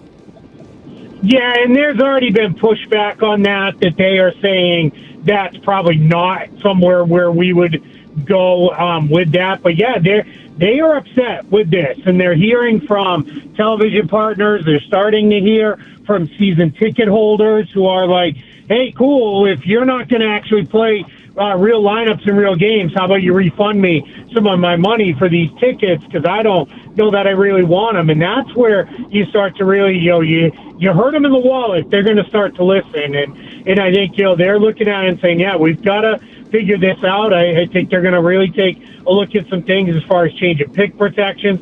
Maybe they change the way the lottery works, but we'll see. I do think, I'm not going to go as far as say anything's on the table, but I think a lot of things are on the table. What would a reasonable fix be? I mean, my issues aren't necessarily with the tanking part of it. I don't like the idea that a team with like a 1% chance to win the lottery wins it, and the bad teams stay bad because it's still worth the risk. Like, I don't know if that fixes anything, Keith. In your mind, what's a realistic tweak that might happen that you'd be an advocate of? Yeah, I would definitely eliminate pick protections that aren't involving the top 4 picks or maybe the lottery itself. But if the fix is get rid of pick protections entirely, I'm all for it then, if that's what we got to do. Because that would eliminate a lot of the stuff we're seeing this year, where teams are kind of pulling guys out of lineups and not playing guys and doing weird things to make sure they can maintain a pick that's protected in the middle of the lottery. So I'd start there. I am a little bit in favor of, hey, if you finished in the top 1, 2, 3, whatever delineation you want to have, you can't finish that high again next year, because that would eliminate the idea of, hey, we're going to be bad for 3-4 years in a row and try to load up on young talent and go forward. I'm okay with that kind of idea as well, if that's where they want to go. I think Major League Baseball has made a change somewhat like that and has found some success with it. Is the tanking actually worse this year? Silver seems to think that it is. Now, you've got the conspiracies here in town where it's like, oh, it's because it's us now. It's the Wizards. It's the Jazz. It's the teams that the NBA has been perfectly fine with being bad in perpetuity in these markets. Now it's a problem. How do you see that? Yeah, I don't know that it's worse. I think it's a little more overt from some teams. I think some of these teams are, like the Jazz, for example, playing their guys and pulling everybody out in the fourth quarter. Other team goes on a 17-0 run and it completely flips what was the Jazz winning in a blowout to being a Jazz loss, and the coach never takes the time out because they all know, hey, the goal here is not to necessarily win this game. That stuff, I think, is really starting to stand out more. But on the flip side, right, you have the Sacramento Kings fans who are like, hey, you can't punish us. We just stink. Like, we're terrible. Like, no, like, that's not fair, right? And to your earlier point, sometimes teams are just bad. There's this perception that every team that is bad is tanking, and that's not true. Some teams are just bad. But, yeah, I think when you're doing real shenanigans as far as lineup manipulation, holding out guys that could probably play in games, stuff like that is not I think where you want to be. I think healthy players should play, and you should in general try to play to win games, and if you can't, so be it. That means that you're a bad team and you probably deserve the better shot at a good high pick.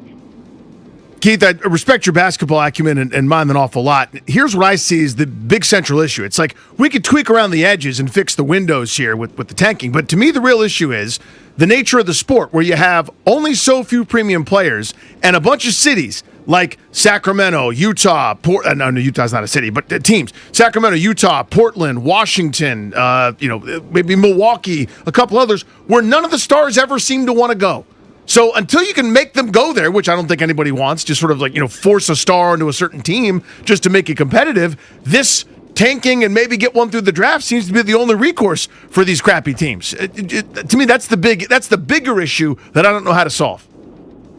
Yeah, and it's funny, they did all of these rule changes. One of the things we talk about a lot when we're evaluating league is unintended consequences of rule changes. And one of the things that they did was, hey, we're not going to allow teams to just spend whatever they want, because the perception was the Lakers, the Warriors, the Nets, the Clippers, they're just going to go get everybody. And they were like, we can't have that. But what it's actually done in turn is some of the smaller market teams are like, all right, we can't keep everybody now. Now you've made it hard for us. Like, we drafted, we developed, we did everything the right way, and now we don't know if we can keep these guys. And that's been a challenge. They're going to have to continue to tweak and adjust to find ways. But you're absolutely right. I mean, I'm not a big proponent of the idea of abolishing the draft, because then what I think is it just becomes, all right, anytime there's a good player, the Knicks, the Nets, the Clippers, the Lakers, the Bulls, the Celtics, those teams are going to make sure that they have enough cap space to go offer that player whatever it is they need to get that player their rookie year. Like when it's a Cooper Flag draft or a Victor Wembanyama draft, guys would have been lining up for 2-3 years out to make sure that they could go get them. And I don't know that that's the answer either. So there's a lot of work to be done, because, if you want 30 healthy teams, and sounds like going to be 32 here pretty soon, you're going to have to do this in a certain way. Keith, thank you. We appreciate you. I appreciate it. Thanks so much for having me. Thanks, Keith buddy. Smith on the NBA. Let's talk football. The NFL. We'll cover the NFL, go rapid fire through some headlines today. Justin Fields reportedly could be on his way out with the Jets. The Athletic's Zach Rosenblatt suggesting, even though it would be a $22 million dead cap hit, Danny, the Jets would only save $1 million against their cap. They are considering releasing Justin Fields just to further clean up the quarterback room so that there's a little less drama with a incumbent when they make their next decision. I guess. Couldn't you just clean it up by not playing the guy or keeping him as a backup? I don't know if that makes it anything cleaner. Now you just have a worse team guaranteed with a dead cap hit. I would certainly keep him around as my backup, especially because as an athlete coming out there, making plays with his feet, if somebody were to go down, he seems like an ideal QB2 as far as I'm concerned. I mean, that's my prototype for that. If I was saving some money, $7, $9, $10 million, cool, no problem. $1 million, all I'm saving against the cap to not have him around, not worth it. The only way you do that, to me, is if he's a dramatic problem. Like if every day with him in the building is worse than the day before, I don't get the sense that's the case. He just doesn't happen to be a great quarterback. It's not a crime. But if he's like so miserable and cantankerous and his mood is dour and he ruins meetings and you can't get any business done just because he's around, then it's worth it. You're cutting off your nose to spite your face there, but otherwise, I don't quite see the upside. One of my favorite pending free agent running backs look like he's going to hit the market. According to Josh Kendall of The Athletic covering the Falcons, he says it is hard to imagine that Atlanta is going to be able to bring back Tyler Algier. Remember, they have Bijan Robinson, who might be the best running back and the best non-quarterback in the NFL. Algiers only 25. He'll be 26 next football season, but he's played 4 years in the league. He's been between 500 and 1,000 yards every single season. This past year was actually his worst year. It was 3.6 a carry, but he's been up over 4.7 multiple times as well. 4.3 yards per attempt in his NFL career. He's always kind of been the change of pace back to Bijan or somebody else. This past year, just 140 carries. But I love his body lean, his balance, how hard he is to tackle. I think Algiers a really, really good player. Best is still yet to come with a bigger workload. You bring him in here and pair him with Bill. I actually think that'd be a good little tandem. Kenneth Walker is going to be the guy that gets all the money. Yep. Algiers not going to break the bank. But this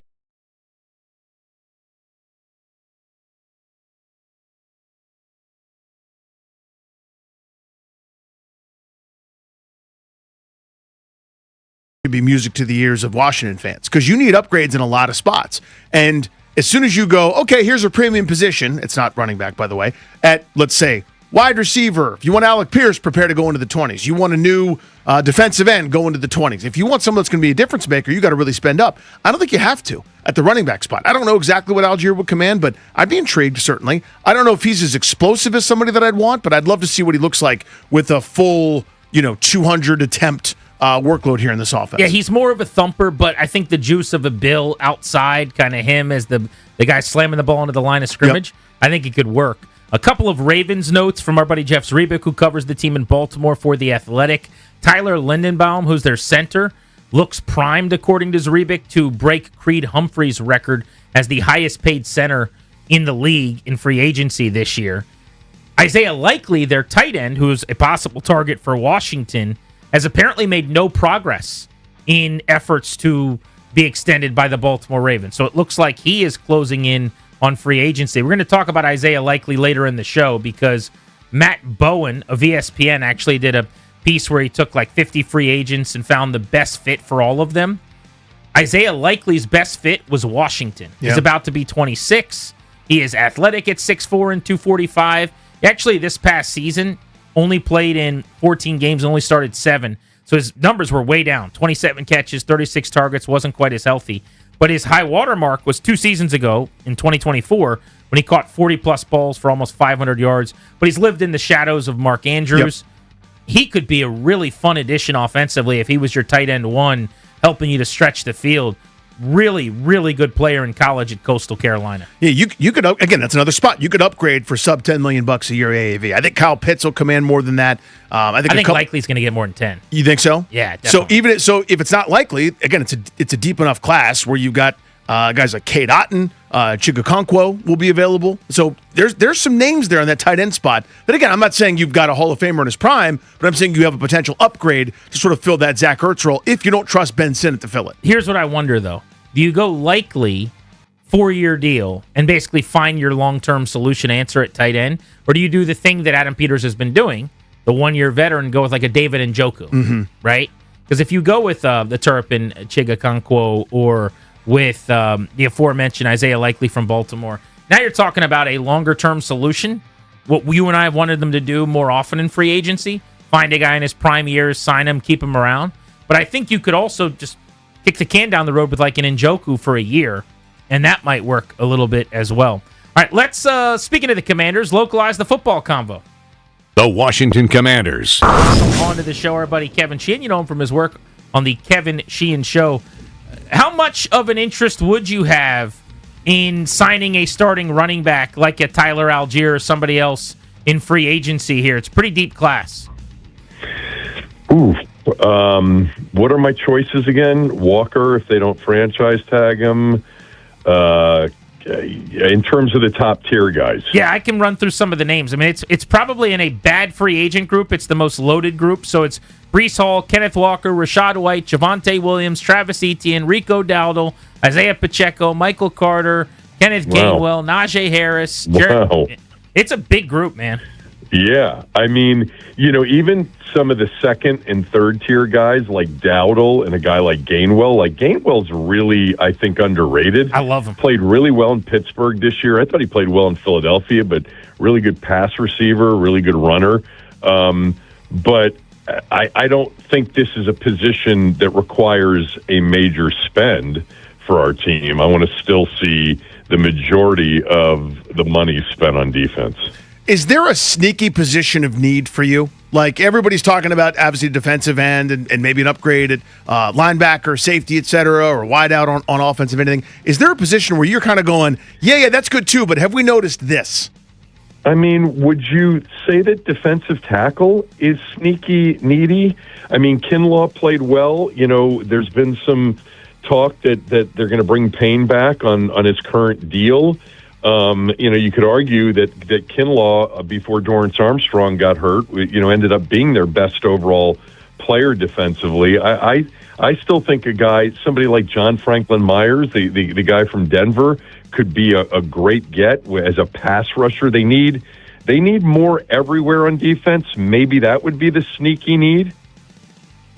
I think that's sneaky, yeah, because of the money you've used there. I mean, if Payne stays around at $28 million per, Kinlaw was massive free agent addition, and Johnny Newton was basically a first-round pick. So I don't disagree that that's could be a lot better. Exactly, and I don't disagree it's a need. So that makes sense. Let me ask you this: if you're picking at 7, and it comes down to an edge like David Bailey, or a linebacker off the ball green dot like a Sonny Styles, or a safety like Caleb Downs, all three are there. Which direction would you go? Just in terms of maybe not player you love as much as like need for the team.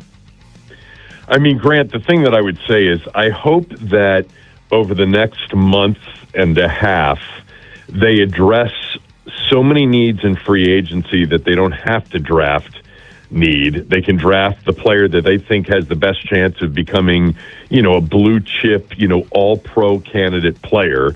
So I don't care what position that's at. Obviously, it wouldn't be quarterback.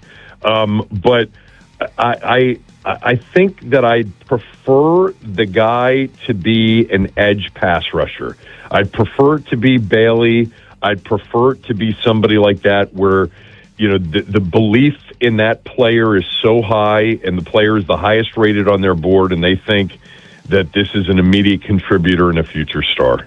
What's the biggest difference you would like to see with David Blau as the OC?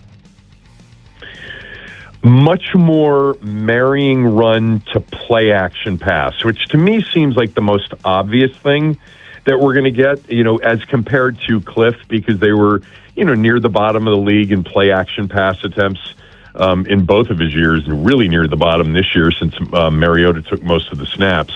And I just think that Jaden would thrive in an offense that looks like run, and then all of a sudden he's pulling it for a play action pass or a bootleg.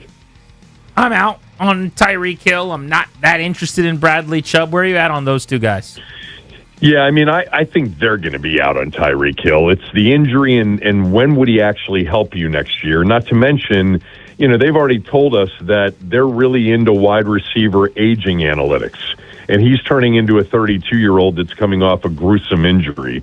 Not to mention all of the off-the-field chaos. But if you told me you were getting Tyreek Hill from 2 or 3 years ago and he was healthy, I mean, that's enticing to go with Jaden Daniels and Terry and maybe another ad offensively. But I'm with you, and I'm also out on Brandon Ayuk. I think anybody that stupid to forfeit that kind of money, judgment's a major issue.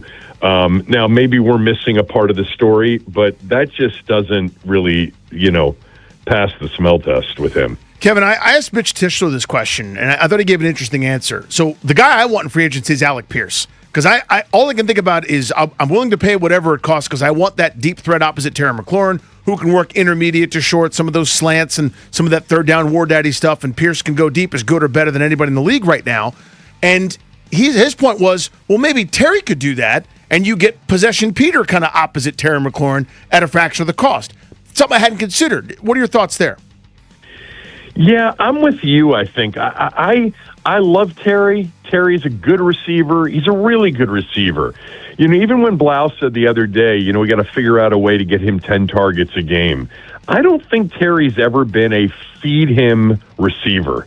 You know, he's just not that guy that you target 15, 16 times and that you just feed him the ball. Not that he wouldn't succeed, but I just don't put him in that level. I don't put him in that class. So I'd love to find another guy who we'd all say, that guy's an X, that guy's a number one as well.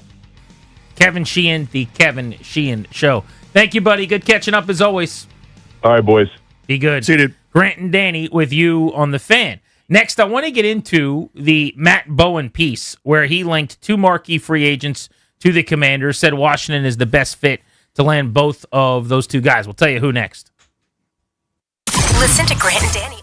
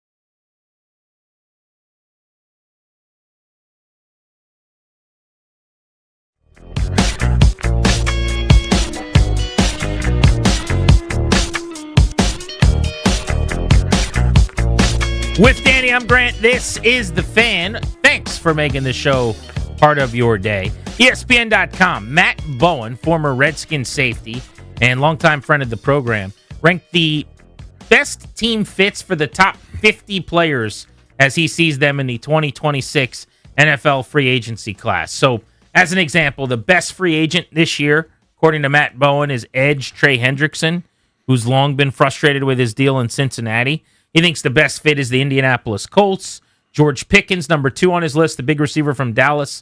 Best fit is to stay with the Cowboys. He's got Tyler Lindenbaum, the center, who's going to get record money in the interior of the offensive line. Going to the New York Giants, thinks that would be the best fit. He's got 2 of the top 20 free agents in football listed as being really, really good fits for the Washington Commanders. Those players are Quay Walker, the linebacker from the Green Bay Packers off the ball, and Isaiah Likely, the tight end from the Ravens, who we were just talking about. So I figured we could go through both of these guys here for a second. First, Quay Walker is exactly what you and I have kind of been clamoring for, which is a young ascending player. Yep. 25 years old, would immediately improve the speed and the athleticism of your defense. Last year, he missed 3 games, and he still made 128 tackles off the ball. 70 assisted tackles, 58 solo stops, had 8 TFLs, 7 hits on the quarterback, used blitzing and coming downhill. I actually think Quay Walker would be a good fit for the direction they just went in. And I'm guessing Bowen did most of this work before the Durante Jones hire or knowing they'd go to the Flores defense. But I still think it works. I mean, he hasn't had big-time sack totals. It's not like he rushes a lot. It's 2.5 sacks per season the last 3 years.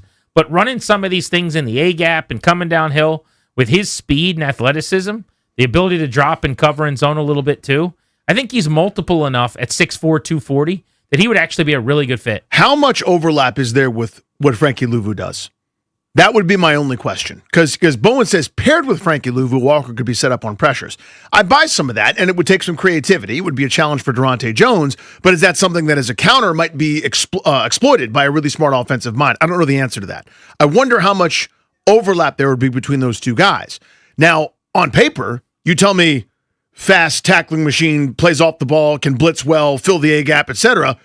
Yes, sign me up immediately. Where do I sign? Let me go do that. But that's the only part of that I wonder about. Well, it depends on what they're going to do with Frankie Louvu, I think, a little bit too. Because I don't view Quay Walker as like a green dot per se. I think he's basically the Louvu role of the guy next to Bobby Wagner, so to speak.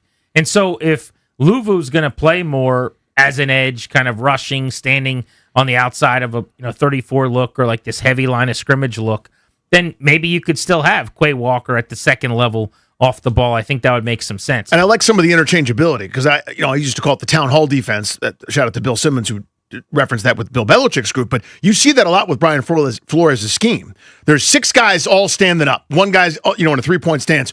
Who's rushing? Who's dropping? Who's crossing over? Who's faking? Who's doing a stunt or a game or whatever? You don't know. And some interchangeability isn't necessarily a bad thing there. Yeah. Walker was the primary wearer of the green dot and the lead communicator this year for Green Bay. So the idea that, he could play Mike as well, that he could basically be your Bobby Wagner, like if that's how they viewed it, now I'm really interested. I mean, I am steamed there. Because that's speed, that's athleticism, and he's a fringe top 10 free agent in the entire class.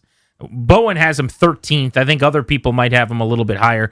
He's had some of these moments, especially on national stages, where like he's been ejected from games, and he's like getting into it with random NFL people on the sideline or whatever, and it's like, what is this guy's deal? Who is this maniac?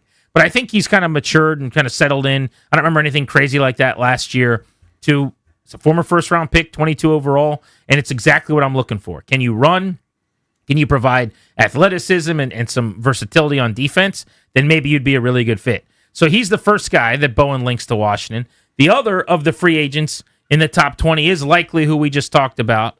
He writes, with the Commanders making the transition to new offensive coordinator David Blau, Likely could replace free agent Zach Ertz as the middle-of-the-field target for quarterback Jaden Daniels.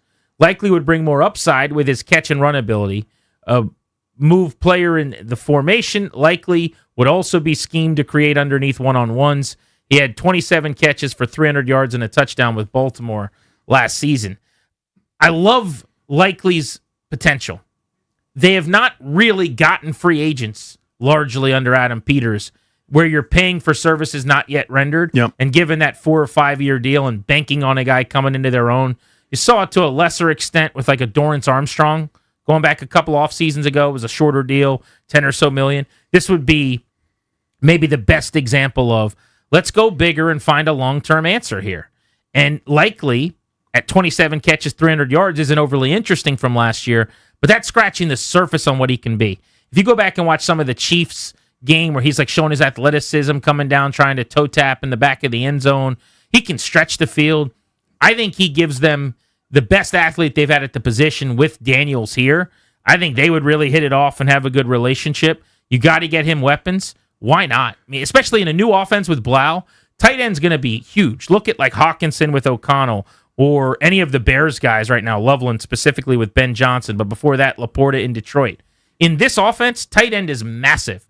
So this is a pertinent, this is not just a need, this is something you must get right this offseason. Yeah, 2 years ago, he had 42 catches for 477 yards when Mark Andrews was healthy and kind of doing Mark Andrews stuff for most of the season. It was his most impactful year. He was there with when Greg Roman was the OC, with Todd Monken as well, which means you got some blocking school. Like you had to do it, and that's not his strength necessarily. It's not who he is. He's more, as you said, kind of a in the Kyle Pitts school of tight ending, where he's better in space, he's a better runner, etc. But every time you see him, you go, why isn't that dude catching 75 balls for 1,000 yards for somebody? Like, no one can cover him. And it seems like it's always underutilized or something. I know he's frustrated the hell out of a lot of Baltimore fans and a lot of fantasy owners too, who kept being like, where's my breakout? Where is it? Where is it? Where is it? And you hope that you can unlock him. And again, the skill set is there. He's young enough where you put him in a new space and feature him and ask him to do the things he does well. I bet you could be really impactful. You could do well, though, with a free agent class led by Quay Walker and Isaiah Likely. You throw in a third guy, and I'll just pick a name, like a Jawan Jennings or a Romeo Dobbs or something at wide receiver, and now you draft a David Bailey or something at edge. That's a much better football team pretty quickly. Obviously, if those guys stay healthy, that's the big caveat. They go out and they give you 17 games, and now you got some immense production there. But as just the bulk of your offseason, that would feel more impactful and longer lasting than anything they've done with this just duct tape year-to-year stuff and smaller deals for old, long in the tooth guys. One other name I want to bring up here, because Bowen, while listing the New York Jets as the best fit, listed Washington as a runner-up. He didn't do that for a lot of these guys, but he circled back and said, I also really like the Commanders as a fit. And that is cornerback Tyreek Woolen of the Seattle Seahawks, who just had his, unfortunate, terrible, worst moment in the playoffs, basically publicized where everyone's making fun of him for what was a pretty awful penalty on the sideline to give the Rams a chance in the NFC Championship game. But Tyreek Woolen's a really, really good player. 6'5" corner, physical tools, got speed, he's got length. This is a guy who had 12 picks and 36 pass breakups in a 4-year career with Seattle.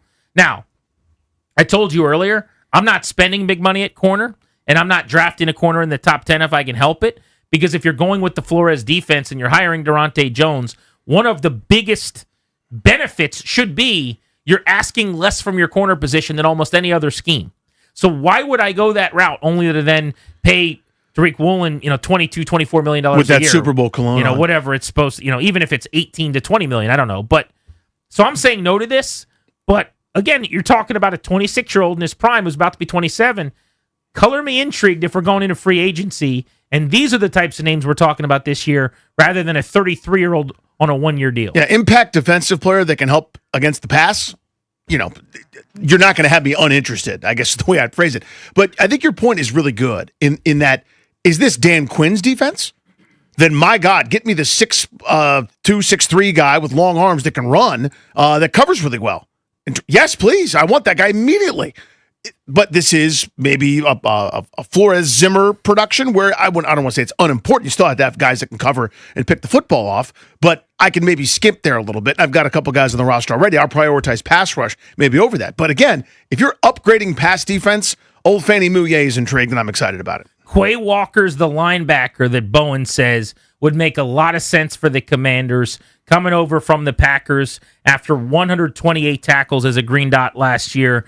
Thinks he could give him the speed and some of the quickness that Bobby Wagner lacked. He then says Isaiah Likely replacing Zach Ertz. Think about just how much faster and twitchier and more athletic this team gets with those moves. Which of those two stands out to you? Do you like one of those more than the other? 800-636-1067. How would you feel about a free agent class with those guys as your centerpieces based on ESPN's top 50 and their ideal fits? You're listening to Grant and Danny on The Fan. Wake up with us.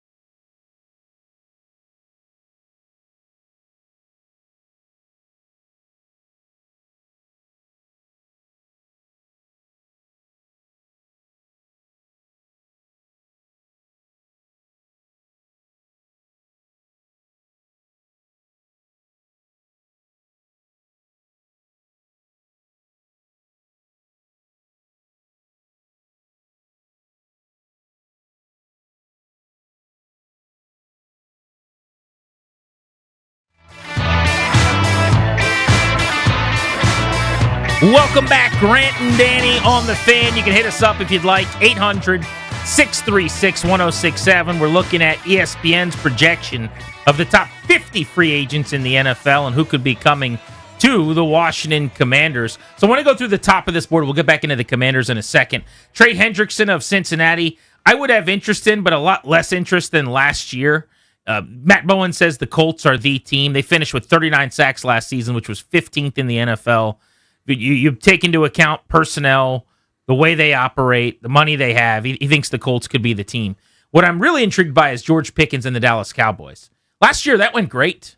There wasn't the blow-up that we all expected. He is a volatile, mercurial figure, and I think that was kind of an A-plus grade. He ends up catching 93 balls for 1,429 yards and 9 touchdowns. Now, here's the best part about it.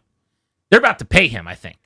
And it probably not a franchise tag. I think he's going to get like $30+ million a year. I was going to say, it's either franchise tag or close to the equivalent value, right? If they pay him, it's Dak, it's CD, and it's Pickens all under contract. It makes it really hard to pay a lot of other guys. And I also still would bet on that ending terribly. Might not have happened in year one like I thought. I'm playing the long game here. But oddly, as good a player as he is, Danny, if you're a fan of the Giants, the Eagles, or the Commanders, I think you feel great about the fact that Pickens was so good, 22 catches of 20 or more yards last year. He's on his best behavior. That the Cowboys now have to pay him because that was the year you have to get paid. Once you get paid now, you get to let your hair down a little bit. It's like moving in and getting married now. During the dating part, the courtship, you're at your best. Now we're just kind of living together, and the Cowboys can't get out of this. So now I get to be George Pickens. Yeah. I think this is going to backfire still, but I bet you they pay him. Yeah, I think you have to after the season you just had, right? But it's one of those you that's why when you get into that business, now you're in that business. And we didn't set out to be in that business, but here we are. And how could you let him walk out the door after the year he just had? You saw one glimpse of it. I was trying to look it up while you were talking. I can't remember which game it was. He's not interested in playing today, George Pickens game. Oh, that was bad. They had that one game, and that's the sign, right? Again, overall, he was incredible for them. He was such a difference maker for an excellent offense. But you saw that one game, which is that kind of the glimpse of things to come. It was a primetime game in December. I think it was a division game against Philly. But looking it up here, 1 catch, 9 yards. No, you know what it was? It was the Vikings game in primetime. Where he just didn't feel like it. You know what I'm talking about, yeah. 3 for 33 on 6 targets, and it was like the talk. Next week he comes back 7 for 130 and was George Pickens again. But basically they're like, what the heck just happened to you, man? What was that? Speaking of the division, I want Jalen Phillips out of Philadelphia. If he stays healthy, I think that guy is a special, really unique game changer. It's a big F, yeah. 6'5" frame. Vic Fangio worked wonders with him this past season. First 5 years now of his NFL career, 28 sacks and 150 pressures, and there's been a just littered year after year injury list where it's like 3 games out, 5 games out, and then some serious injuries as well. But he got traded to the Eagles at the deadline. Bowen says his best fit is staying in Philly, and I agree with that. But if he hits the market, he's going to get paid big-time money. He's not going to get your $40 million elite status of like your Myles Garrett types, but I'll bet you he gets upper 20s, low 30s. Someone will roll the dice because, again, the skill set is incredible. You already mentioned it's the injuries. I mean, I'll that's sit that been out the if I'm story. Washington for the record. I have to. Again, if I was the Bills, or if I'm somebody that's right bleeping there, that is literally like a player away, I'll roll the dice that the off-injured player stays healthy for me. I can win a Super Bowl with him. I don't think with him, Washington's a Super Bowl team. I don't think without him, they're a Super Bowl team. You know what I mean? Like, I'll steer clear of the injury risk. So my idea in free agency generally, and certainly this year, is I think I'm probably going to, like, the first hour or two when everyone's getting the crazy money that was negotiated over the day or two before in the tampering period, I'm probably not winning many of those. But it's the second-tier guys. So, like, somebody wants to pay Alec Pierce all the money. Hey, Tennessee, you need a weapon for Cam Ward? Come break the bank for Alec Pierce. Dallas, you want to give George Pickens $30 million? Go ahead. Be my guest. But, after Mike Evans finds a home, now when Romeo Doubs is talking to teams, and it's the Raiders and the Commanders and a couple of others, that's where I want to be shopping. I'm not a huge fan of paying Rashid Shaheed. I just don't think he does enough other than run vertically. But here's a guy, Jawan Jennings. Everyone's talking about Brandon Ayuk from San Francisco because of the ties to Adam Peters, the ties to the 49ers. I think Jawan Jennings could be a great complement to Terry McLaurin. As a wide receiver, too, he's a red zone threat. He's a size guy who can make contested catches. If you bring in Jawan Jennings and let him run the crossers, the drags, the stuff around the line of scrimmage at 6'3" and just shy of 215. Now Terry can take the lid off. Yeah. You can have some 9 routes, some posts, some of those deeper down the field digs and things. He could be the guy behind the zoning linebackers in the David Blau offense, like the X, that Justin Jefferson kind of dagger route runner, whereas Jawan Jennings is doing some of the stuff a little closer to the line of scrimmage. So I think he or Romeo Dobbs would make sense for me at receiver, but that's the group I'm shopping in.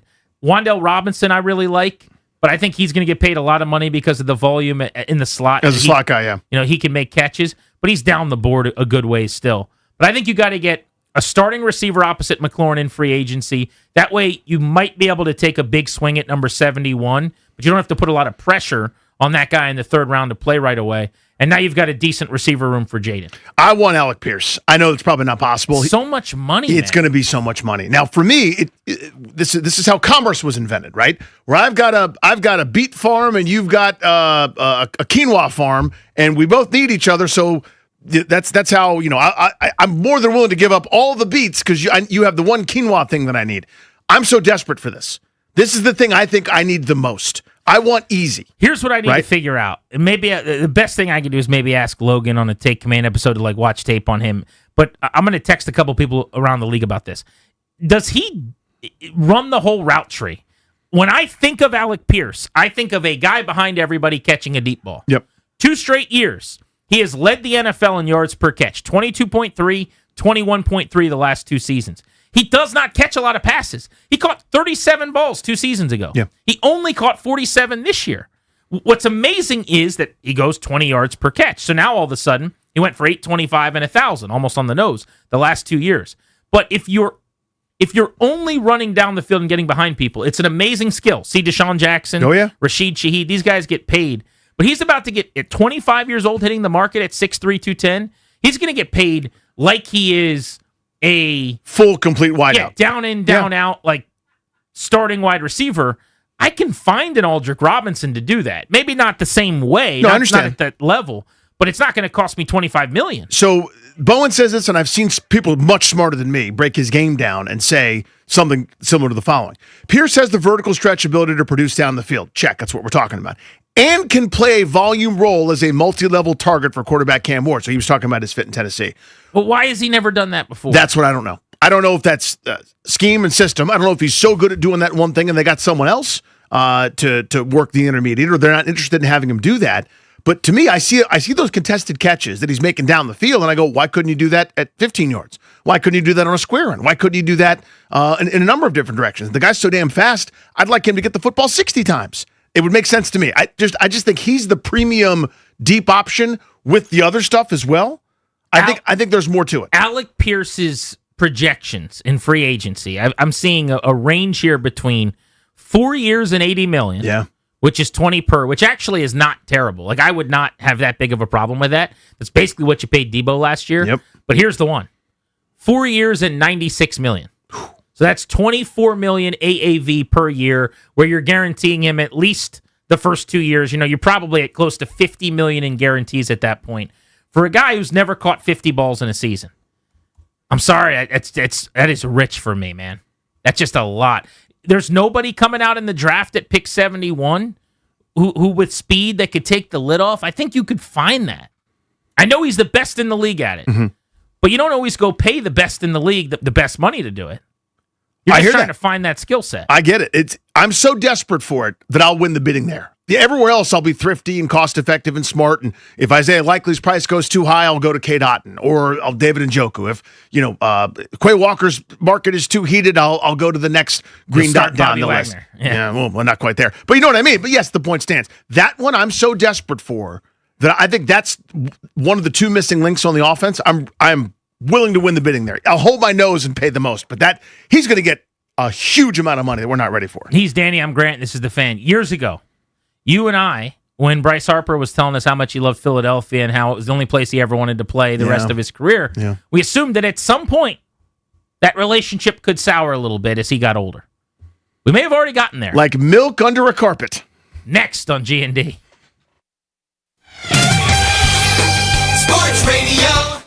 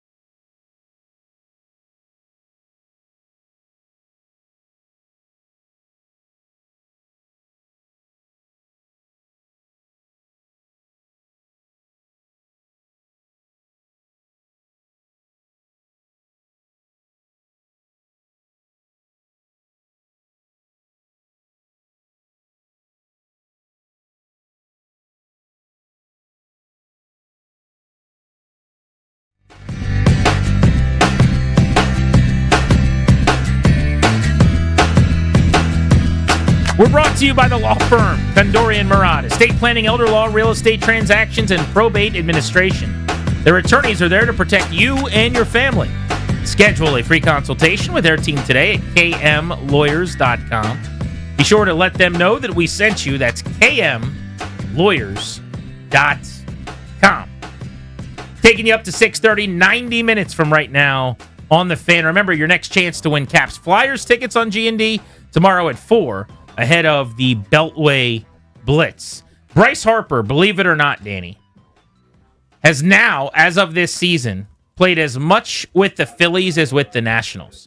It's as of this year. Yep. How about I was that? doing my Sirius XM show this weekend, early Sunday morning, and it's already happened. It was 7 years in D.C., 7 years in Philly, so he's going to surpass that this season in year 15. By the way, year 15. 15. But I was going through the Phillies and that they're aging, and I'm looking at Bryce, who turns 34 at the end of this season in the playoffs, and it kind of stopped me in my tracks to say, Bryce Harper, year 15, age 34.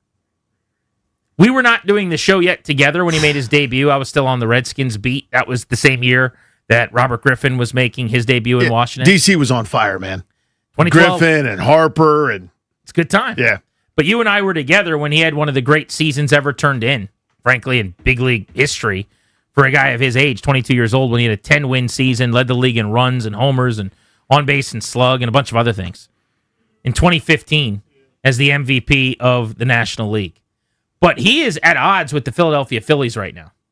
So the GM of the Phillies, Dave Dombrowski, months ago at the start of the offseason, inexplicably, I do not understand why he did this, but he referred to Bryce Harper as no longer elite and said that they weren't sure if he was going to become elite again. He did not have an elite season, was Dombrowski's point last year. He said he had a good year, but not an elite year. We're not really sure if he's still elite, if he's going to get back to that. That's the GM of the team that said that about the face of the franchise. Wow. Imagine at some point, either it's James Wood or it's, I don't know, hopefully it's Alex Sarr or Trey Johnson, Jaden Daniels here in Washington. If Adam Peters comes out and says, yeah, it was a disappointing year. We're not sure if Jaden's elite like we thought he was, but we're hoping he can get back to maybe he being gets elite. back there one day. What? But we never know. We don't know if he's ever going to be elite again. Why on earth would you say that? There's What the hell was Dave Dombrowski thinking? So little upside there. I do not get it. There may be the only plausible explanation. And by the way, I would reject this in committee. If he's going, I'm thinking of doing this, I'd be like, Dave, come talk to me real quick. Don't do that. This is a terrible idea. The only way I could sort of see somebody's mental process and jump to a couple of lily pads is to say, let's try to motivate him and put a chip on his shoulder or something. Maybe that helps. Maybe that does it. It, of course, doesn't. It turns into this kerfuffle. It's now the theme of the year, and it's a whole hot mess. Again, there's no upside to it. It was a incredibly, incredibly short-sighted and stupid thing to do. So this was Harper when he showed up at spring training. He was a little pouty about it during the offseason, was annoyed and frustrated, obviously, didn't comment on it, but was miffed in ways that he made obvious social media and otherwise. So the first time he actually made comments about it was at spring training this weekend. Here's what he had to say about his general manager saying he's no longer elite. Dave made those comments in October, and then you wore that not elite T-shirt, taking BP one day. How much of a motivator is that to you, or has that been to you this off season? Not really. I mean, I don't get motivated by that kind of stuff. For me, it was kind of wild, the whole situation of that happening. I think the big thing for me was, when we first met with this organization, it was, hey, we're always going to keep things in-house, and we expect you to do the same thing. And so, when that didn't happen, kind of took me for a run a little bit. So, I don't know. It's part of it, I guess. It was kind of a wild situation. That even happening. Obviously, I didn't have the year that I wanted. Obviously, I didn't have the postseason I wanted. My numbers weren't where they needed to be. I know that, and I don't need to be motivated to be great, in my career or anything else. So that's just not a motivating factor for me. For Dave to come out and say those things, it's kind of wild to me still. One of the entertaining things about the comments was, while last year the numbers were very pedestrian by his standards, he was still 29% better than league average. Still pretty good. If you look at his ops plus, so 100 is league average, it was 129. Now, the 3 years before that, 146, 145, 146, and 4 years ago, when he actually won the MVP award for the Phillies, the only time he has in Philadelphia. The second time he's done that in his career. He led the league with a 1044 OPS. That year he was 179 ops plus, so almost 80% better than league average. So this was far and away his worst season in Philadelphia, no doubt. Look at his on-base percentage last year. It was 357, which is good, by the way, like really good. Actually, legit, very solid. But previously in Philadelphia, it's never been close to that. And you got to go all the way back to 2014 when he played 100 games here in Washington and had a 344 on base as a 21-year-old. That was that super weird year where he went into the funk when Joe Madden walked him 71 times, numbers approximate in Chicago, and he never got right the rest of the year until the postseason when he took Hunter Strickland deep a million times. Good call. Thank you. 3 home runs in that series against the San Francisco Giants. But it goes without saying, it was not quite up to his standards. And when it happens at that age, 32 years old, you wonder, is this the decline? Usually the light bulb goes on, you go, here it is. This is the beginning of the second half, right? And I guess that's what Dombrowski's trying to get at by saying we don't know if he's going to bounce back or not. But Bryce does not take stuff like that in stride. You heard him say, I don't need to be motivated. I motivate myself. The reason it was known recently that he was upset is he's like posting himself training in this T-shirt you heard them mention. Yeah. Not elite. It's the ultimate millennial Gen Z kind of in my feelings. I'm going to post the emoji so that you know that I'm mad, but I'm not actually going to say anything about it. It's a bunch of subtle digs and basically, I'm going to be as passive aggressive as possible. Like that's the Bryce bit. And so that's what he did. So he is at odds, in a sense, with his GM. I'm sure they've had a conversation. He's not wrong. I actually think he's completely right. Totally in the right. You guys said you would keep things in-house and you wanted me to. I always have, and then you didn't. So you screwed me. So I don't think he's doing anything wrong. I think Dave Dombrowski did something ridiculous. But the Phillies all of a sudden, and I'm not going to cry tears for them, they're getting old in front of our eyes. There are clubhouse issues. They just ran Nick Castellanos out of town. They're going to pay him $20 million not to play for him this year. Remember, Castellanos was so upset with the manager not communicating to him and then sitting him that he went and got a beer and tried to bring it into the dugout. His teammates had to rip the beer out of his hand and keep him from getting into the face of Rob Thompson. So now he's in San Diego with the Padres. Mm-hmm. Trouble brewing here in Philadelphia, it feels like. Yeah, they're still really good. It's got that infighting. It honestly reminds me of the Eagles, quite frankly, where the talent is there. They could absolutely beat anybody on any given night. They could win 95 games. They're really, really good, but it always seems like there's something. Something's always swirling. I've got them Something's making the afoot. playoffs for sure. I do too. But the age is going to catch up to him at some point. And if it's not this year, maybe it's next. Trey Turner's about to be 33. That contract is going to be a disaster. The backside will be bad. Kyle Schwarber just got paid, and I understand that one because he's a DH, but he is already 33. Bryce Harper turns 34 this season. They have Adolis Garcia, who's coming in after a really bad year. They're paying $10 million. He's 33. They just signed him in free agency. They brought JT Realmuto back. He's about to be 35. Mm-hmm. So there's just not a whole lot of youth here. You're looking for guys like Alec Boehm, who's not yet 30, almost is, and Bryson Stott, who's 28 already, believe it or not, to really turn into something. Really important player for them this year will be their center fielder, their top prospect, Justin Crawford, who hit .330 in AAA last year, the 22-year-old. It's you know who that is? It's Carl Crawford's kid. I should just dig a hole and wait. That's ridiculous. I remember Carl Crawford, prospect to player, to older guy, veteran. I'm going to go join a contender. Now it's his son. 17th pick in 2022. Yeah. And he's all grown up, ready for the show. I think he'll be their opening day starter in center field. But the Phillies, man, with Bryce Harper being salty, worth tracking this year because there could be a little trouble in paradise. I wouldn't mind that, by the way. I would love for a little bit of trouble. The outspoken Bryce Harper also had thoughts on the Los Angeles Dodgers. This was Bryce talking about L.A., who signed Kyle Tucker to a $60 million contract this offseason, which is kind of when you found out for sure that baseball's broken because nobody else thought he was worth that, could have paid him that. He's just a pretty good player. He's a good player. I like Kyle Tucker. I like Kyle Tucker. He has not become what was promised, what was hoped for. This perennial MVP candidate who is going to go bash 40 home runs. He is a upper 20s to 30 home run, right around the 100 RBI guy that is a career 270 hitter. His career average OPS is 865. This is not Soto. This is not a generational Centurion type player. He's just a good big leaguer who has made all-star teams for about half of his career, the last few seasons. And then he got $60 million a year as an extra surplus piece from the Dodgers. But this was Bryce on the Dodgers, who everybody thinks are, being bad for baseball and ruining the sport. Baseball. Yeah, no, I mean, I love what the Dodgers do, obviously. I mean, they pay the money, they spend the money. I mean, they're a great team. They understand how to run it. They run their team like a business, and they run it the right way. They understand where they need to put their money into, but also, people don't look at this either. Their draft and their development is unbelievable. Like, they draft and they develop, and then they trade those guys for big-name guys, and they can spend the money. So, I don't know. It bothers me when everybody talks about the Dodgers just spending money. No, they draft, they develop, they do it the right way. They understand what it takes to be the best team in baseball. And you've seen that the last 2 years. They have so much depth. I mean, I think it was Will Klein, the kid's name was, came in and threw 6 shutout innings. He was sitting in Arizona 2 weeks before. They have that type of dynamic on their club, and that's what when you think about drafting, developing, and things like that, that's why they win, and that's why they win a lot of games each year. So, I love what they do. I understand what they do. I understand the madness behind it. But again, each team in baseball has an opportunity to do the same thing. Maybe not at the upper echelon of money, but they can draft, they can develop, they can trade, and I don't know. I think a lot of teams can do that in baseball, and they should. So I've got 2 takeaways from this. The first is, I think you've got Players Association leader Bryce Harper talking. That's literally and then he should have read, and pause for effect.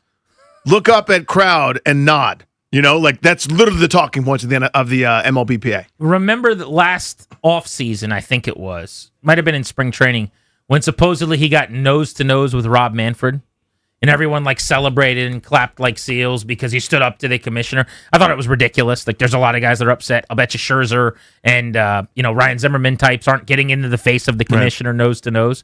They just have another way to handle it. But this to me feels like one of the now older veteran leaders in the Players Association kind of giving the pitch of what they're doing is great. Everyone should spend all the money. We don't want a salary cap. So that's the first part of this. The second part of it is, while he's completely correct that the Dodgers do draft very well, and they do develop very well, I think a big part of that is unlimited resources in those areas too. Yep. When you have the most money to spend on your scouting department and on your technology and on your trajectory machines and on every biomechanics plate that you want, you might be able to develop a little bit better than the cheapo teams.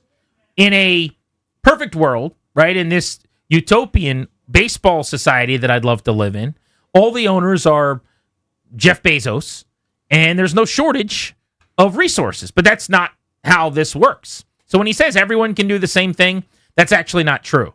Now, I think there's a point when he says the Dodgers are super aggressive, they run it like a business, and they pour everything out of the cup that they get in. So the money that you're dumping in, they're going to dump right back out on the team. They're trying to win championships. True, everyone should do that. I want the Learners to do it. They're not right now. I want the Pirates to do it. I could rattle off 15 teams that don't. He's right about that. But there is this logic that people use that's completely wrong, where they're like, everyone could be the Dodgers. Wrong. They have a TV deal unlike anyone else in the sport. They have so much more money than any other team that you actually can't keep up. And so when you look at their roster and you go, their opening day lineup coming to Nats Park, which is a thing for the home opener for the Nats. Here we go. Shohei, Mookie Betts, Kyle Tucker, Freddie Freeman, Will Smith. That is an NL All-Star team. An NL All-Star team that's set to take on the Washington Nationals. A rotation of Yoshi Yamamoto, $300 million guy. Tyler Glasnow, $200 million arm. Shohei Ohtani, $700 million player. Yeah. Emmett Sheehan, Roki Sasaki, only because of their injuries right now, to that rotation where they have a Cy Younger and Blake Snell, who's currently hurt. It's misleading to pretend like everyone could be the Dodgers. That part annoys me. Yeah, but again, that is the MLBPA talking point element of it, where everyone could do that. The Pirates can't. Neither can the Rays. Neither can the Royals. Washington couldn't even do that. I mean, most teams couldn't. There are a couple that print their own money with their own TV networks. Yeah, the Yankees could. The Red Sox could come close. They could be approximate versions of it. Toronto, because they're like the nation's baseball team up there in Canada, they could do something similar, but no one could do that. And that's kind of the point. Us fans, the folks on this side of it that watch it, cover it, etc., you walk into the season knowing the Dodgers will win 100 games. They could suffer a myriad of injuries, and they did last year, by the way. They had guys falling down like flies, still just walk to a World Series. Matter. That was amazing. I mean, the actual series itself, because baseball has to be played, was phenomenal. But still, they're a juggernaut. They're going wire to wire again. This just in. if you have a bet going that says the Dodgers won't win the NL West, it's a stupid bet. Different conversation. I think what he was essentially trying to say and didn't say correctly was, I have a less of an issue with Dodgers ownership spending everything that they can than I do ownerships in Pittsburgh or Washington where they don't do that. And that's a player's perspective. I get that. And from my perspective, too, as an obsessed fan over the sport, that's a major issue also. Yes. To me, the imbalance is the issue. Part of that imbalance, one team spends, I'm just making up a number, $1 trillion, one team spends 18 cents. That shouldn't be. That's not a league. That's two totally different sports. That's like what's happened with college football, where Georgia spends $1 billion and then somebody on their schedule, like Colgate, has like $91 to spend on a roster. That's not a league anymore. You've got a different division. Teams are playing different sports. That's not how it's supposed to be. Grant and Danny on the Fan. One more baseball item here. On this, the day the Nats have their first on-field workout collectively as a club down at West Palm Beach in spring training. And that is that I saw this late last week and I wanted to bring this up, so let's crowbar it in right here. Chris Sale, who's been one of the great pitchers in Major League Baseball for years, former Chicago White Sox, now with the Atlanta Braves, Cy Young Award winner multiple times over caliber pitcher. He was a runner-up twice and then finally won the thing with the Braves in 2024 with a 2.38 ERA that led the National League. So he is on record as saying he's not going to challenge any pitches because the umpire's job is to call balls and strikes, and whether they're right or wrong, as long as I've been around baseball, it didn't matter if they were actually right. They call the pitches, I just throw the pitches, which is a ridiculous thing. But he is such an old guard, like I say tough guy, but really he's just purist baseball guy where he's never shaken off a catcher notoriously. He's just not going to. He's like, your job is to catch, my job is to throw. That I really believe this is how he's going to operate. Now, if I'm in charge of the Atlanta Braves and I'm their manager, Walt Weiss, I'm going to my catchers and I'm saying, listen, guys, that's cute if he doesn't want to challenge. It's adorable. If they screw up a call, you challenge for him. And if Chris Sale has an issue with that, we could talk about it behind the scenes in the clubhouse or something. But I really believe him when he says that he has no plans on challenging.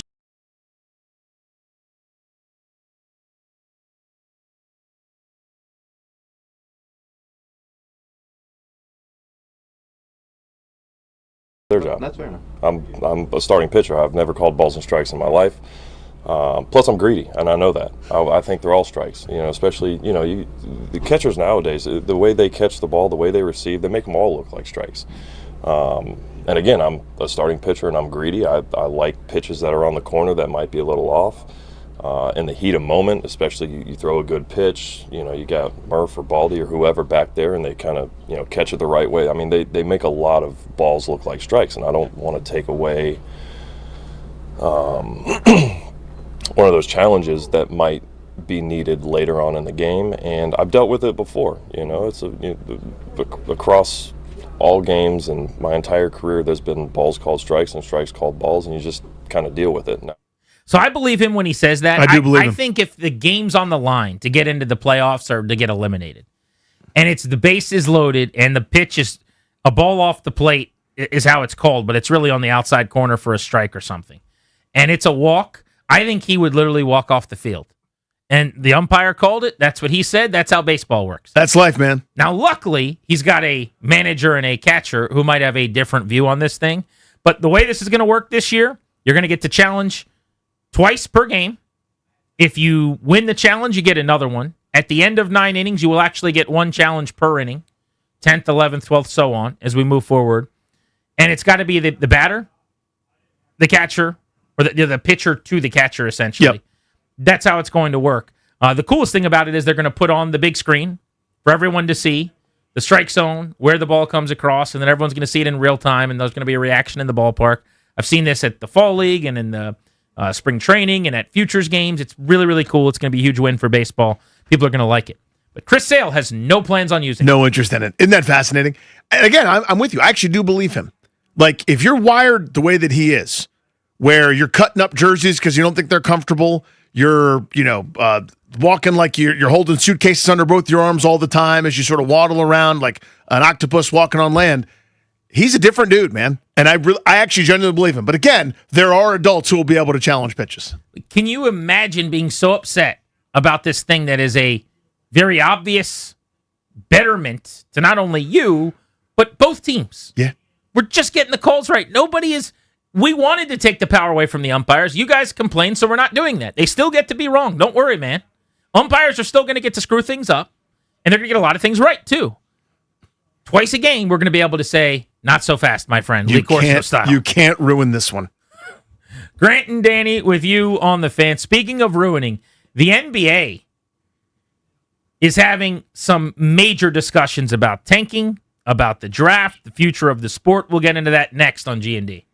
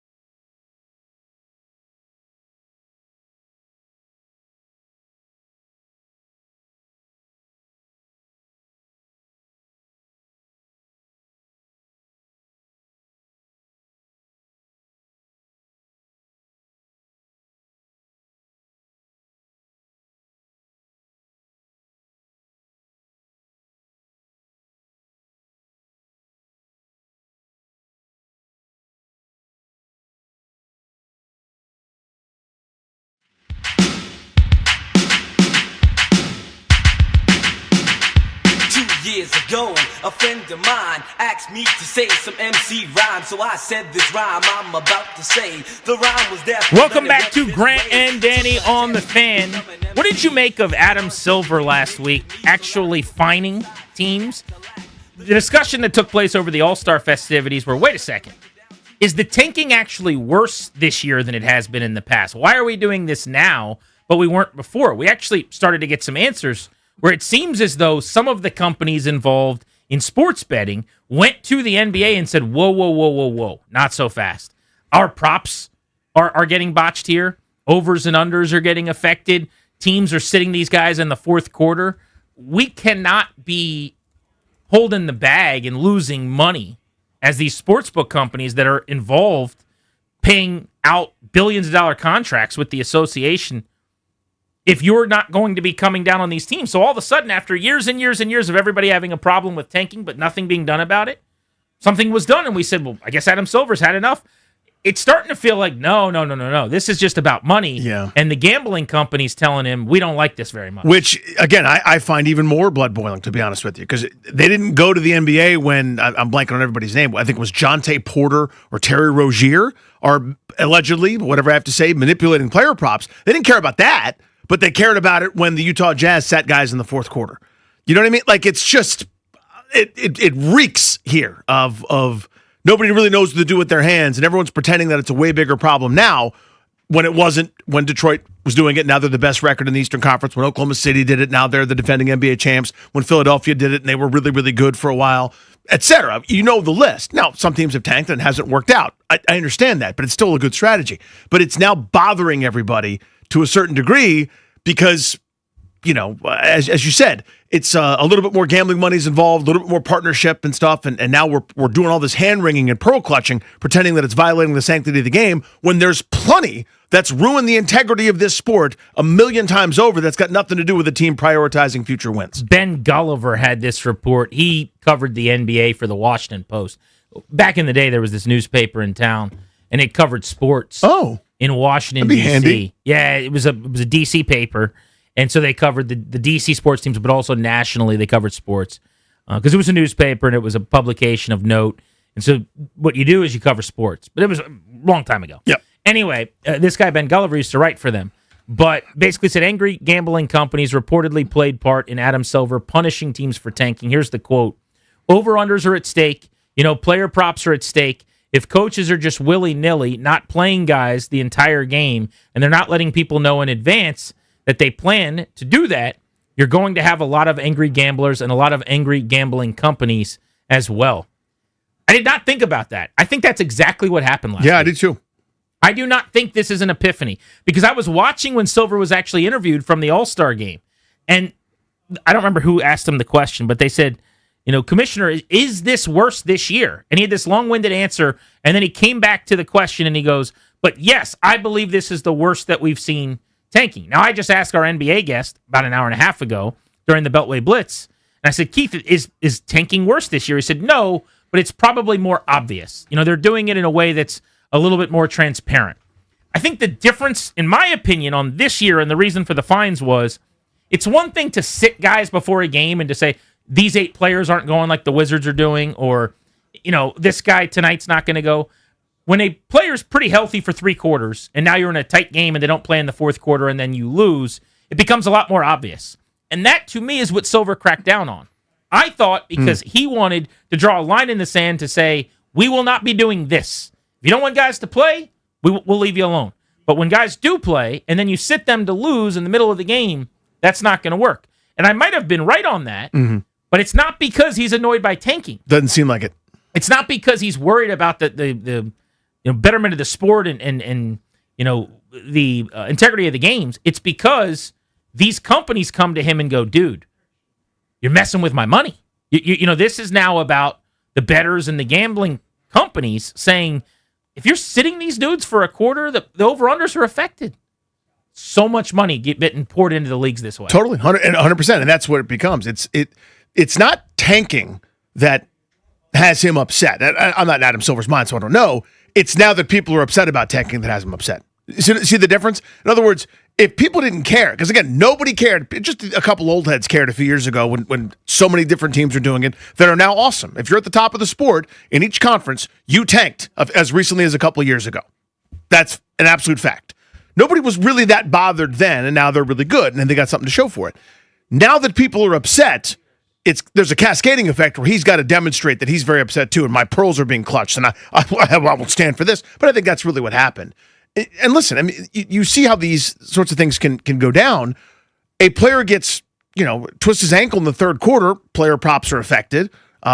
Nobody's crying over spilled milk in that regard. I mean, that's the risk. Everyone understands that there is a risk when it comes to betting. I've always been in favor of it. If I want to throw $5 on a parlay for a couple guys going over the totals because they're playing the Wizards in the second game of a back-to-back, I should be able to do that. I could lose that money.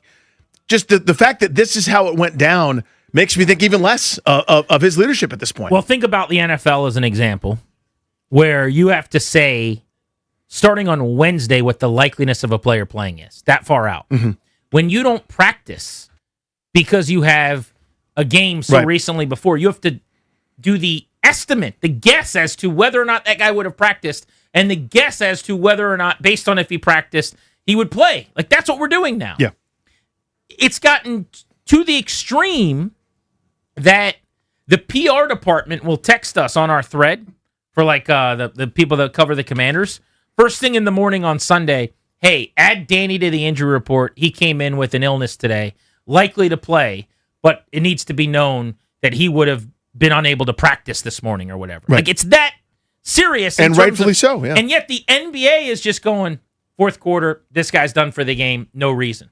So you can understand that juxtaposition of someone going, these other sports are bending over backwards for us. But how does hockey fit into this? I don't know how hockey gets away with it. How do they get away with nobody knows for weeks what an injury is and how long a guy's out for? I know that it's one half of his body, upper or lower. They now do like a short-term and longer-term IR. But like Pierre-Luc Dubois could have been out for 3 months or the entire season. No one would have known the difference.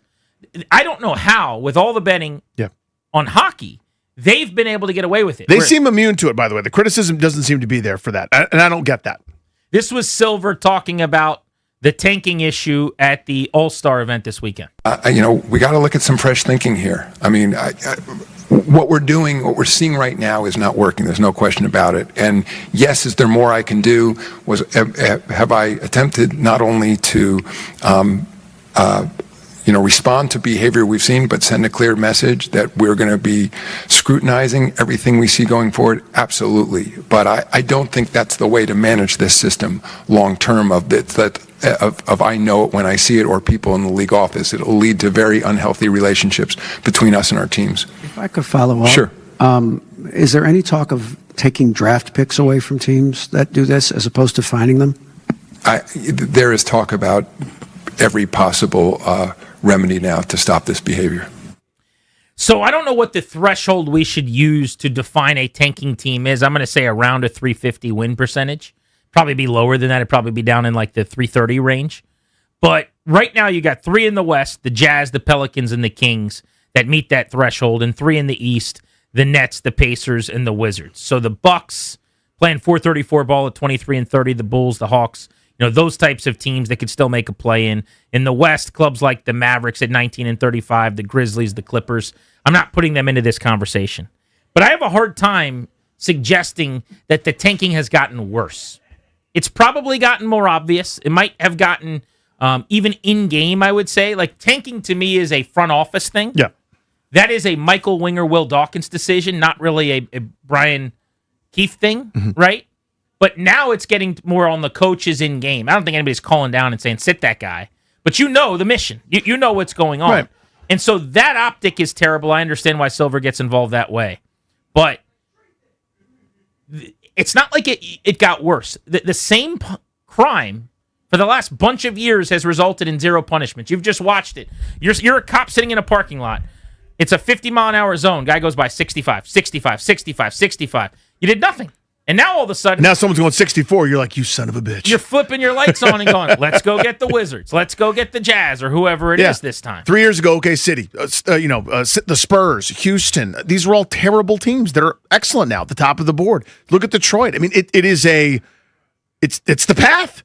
if you're not the Lakers who automatically gets a free agent or Boston who can just retool whenever you feel like it, this is what you do. And nobody cared. Everyone cares now for whatever reason. Why do they care now? So that's the question I want to pose at 800-636-1067. Why do seemingly more people care and a louder cry is taking place? Maybe it's the same number of people, but the cries have gotten louder. Why do you think that is? 800-636-1067. And also, I heard the Junkies talking today about the idea of abolishing the NBA draft, that would be a way to get rid of the tanking, and that anybody could sign players out of college at that point. And by and large, I don't want to speak out of school, but it sounded like all 4 of the Junkies thought that was a good idea. I think that would be a terrible idea. I think it would be ludicrous with a T. Right. It's not even just ludicrous, but ludicrous. Ludicrous. I think it would be awful. Let's get into that next on G&D. That's absolutely ludicrous. Wake up with us.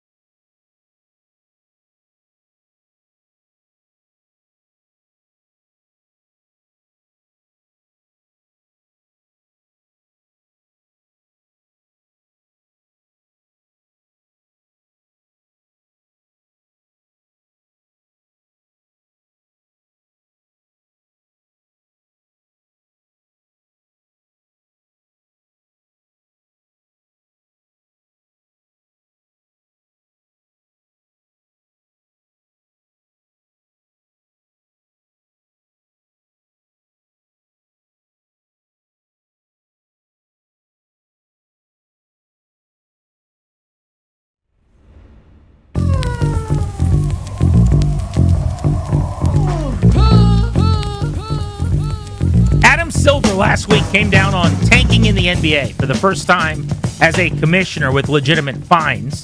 As you heard, he told David Aldridge that he is considering not just taking away draft picks, but all options are on the table. There was actually a story floating around. It's been debunked to some extent, but there's some thought that they're considering abolishing the NBA draft, if that's what it takes to get teams to stop tanking. The idea being, Danny, well, if you don't actually get the highest pick by being bad, then why be bad? And if it's just open free agency for the best players in the draft, then maybe teams will just compete and try to win, because then you're more of a commodity, or, more interesting team to play for, and then it solves this problem, essentially. Reading from Yahoo here, Adam Silver has indicated that the NBA is willing to consider abolishing the draft altogether if tanking continues to damage competitive integrity. The commissioner addressed the issue during his annual All-Star Weekend press conference, identifying tanking as one of the league's most significant challenges. Now, take for a second the fact that I think this story is mostly bogus and they're not actually thinking about getting rid of the draft. Throw it to the side. I was just driving around this morning taking the kids to school, and I heard the junk talking about this, and the junks, almost to a man around the room, all four of them, kind of agreed, it sounded like. I don't want to put words in their mouth, so if I'm wrong, I apologize, but it sounded like they all liked this. No to this. The whole point of tanking is so that the teams that have never had a chance get a chance. The whole point of rewarding the bad teams in the draft is because the Wizards cannot get DeBonsa to come here in free agency, because they can't get Boozer's kid to come here in free agency. Well, whoever has the most money will get the players. Wrong. They'll just go play with LeBron. They'll just go play for the Lakers and the same four teams. And Cooper Flagg's the new awesome guy with the Mavericks. Let's play with him. It's going to work the same way as actual free agency. Yeah, respectfully, nobody's choosing Utah over New York. Nobody's choosing Minnesota over Miami. You know what I mean? It sounds awful, but you have to force difference makers at some point to go to the cities that nobody wants to go to and play for the teams that nobody wants to, including ours, by the way. The Pirates tried to pay Kyle Schwarber this offseason. He's like, that's adorable. Thank you so much for trying. Thank you. Hey, Phillies, you guys still want me? Yeah, let's do that. It would not work to just have open season free agency and to pretend like, because there's a salary cap, that everyone has equal amount of money. And no, the only hope the Wizards have ever had is what they're doing right now. Now, if there was a hard salary cap, not this luxury taxpayer thing where teams are willing to go above and beyond, etc., it might have a better chance of being effective, but even still, it's a non-starter for me. I agree with you. And people will say, well, the Wizards have been doing this for years. No, they haven't. They've never done this. The moment that they hired Winger and Dawkins, that's the beginning of this. Yes. Anything before that was not this. It was worse. It was not correct. They could be bad. They had bad cover, but they would give up all their draft picks to be bad. That's what they had in common, by the way. They're bad now on purpose. Yeah. They were bad then, less on purpose. Even when they rebuilt and were bad on purpose, they never tore it down to the studs like this. And not coincidentally, it's not crazy to say this is working way better. Now, they still have to land the plane. I understand that we're not it's hard to do. Touchdown on the runway yet, but we can see it. We're beginning our descent. We'll be down in about 10 minutes. Please clean up all of the trash and the belongings and plug in all of your wireless devices. Blah, blah, blah, blah, blah. We're in that part of the process. Alex Sarr's really good. Trey Johnson's going to be really good. They've got a core of young players led by Keyshawn George in terms of the supplemental pieces. Yep. They're going to get another, hopefully, top 2, top 3 pick this year. It's going to look, ideally in a few years, like Oklahoma City or some of these other teams, Danny, where you go through the recent history of the sport, and they were horrendous on purpose to get really good, and it worked for them. This works. It worked in basketball. It worked in baseball. The coming down on these teams, though, all of a sudden, like, why is it louder now? That's the question we're asking. We'll hit the phones in a second. I don't really have a good answer.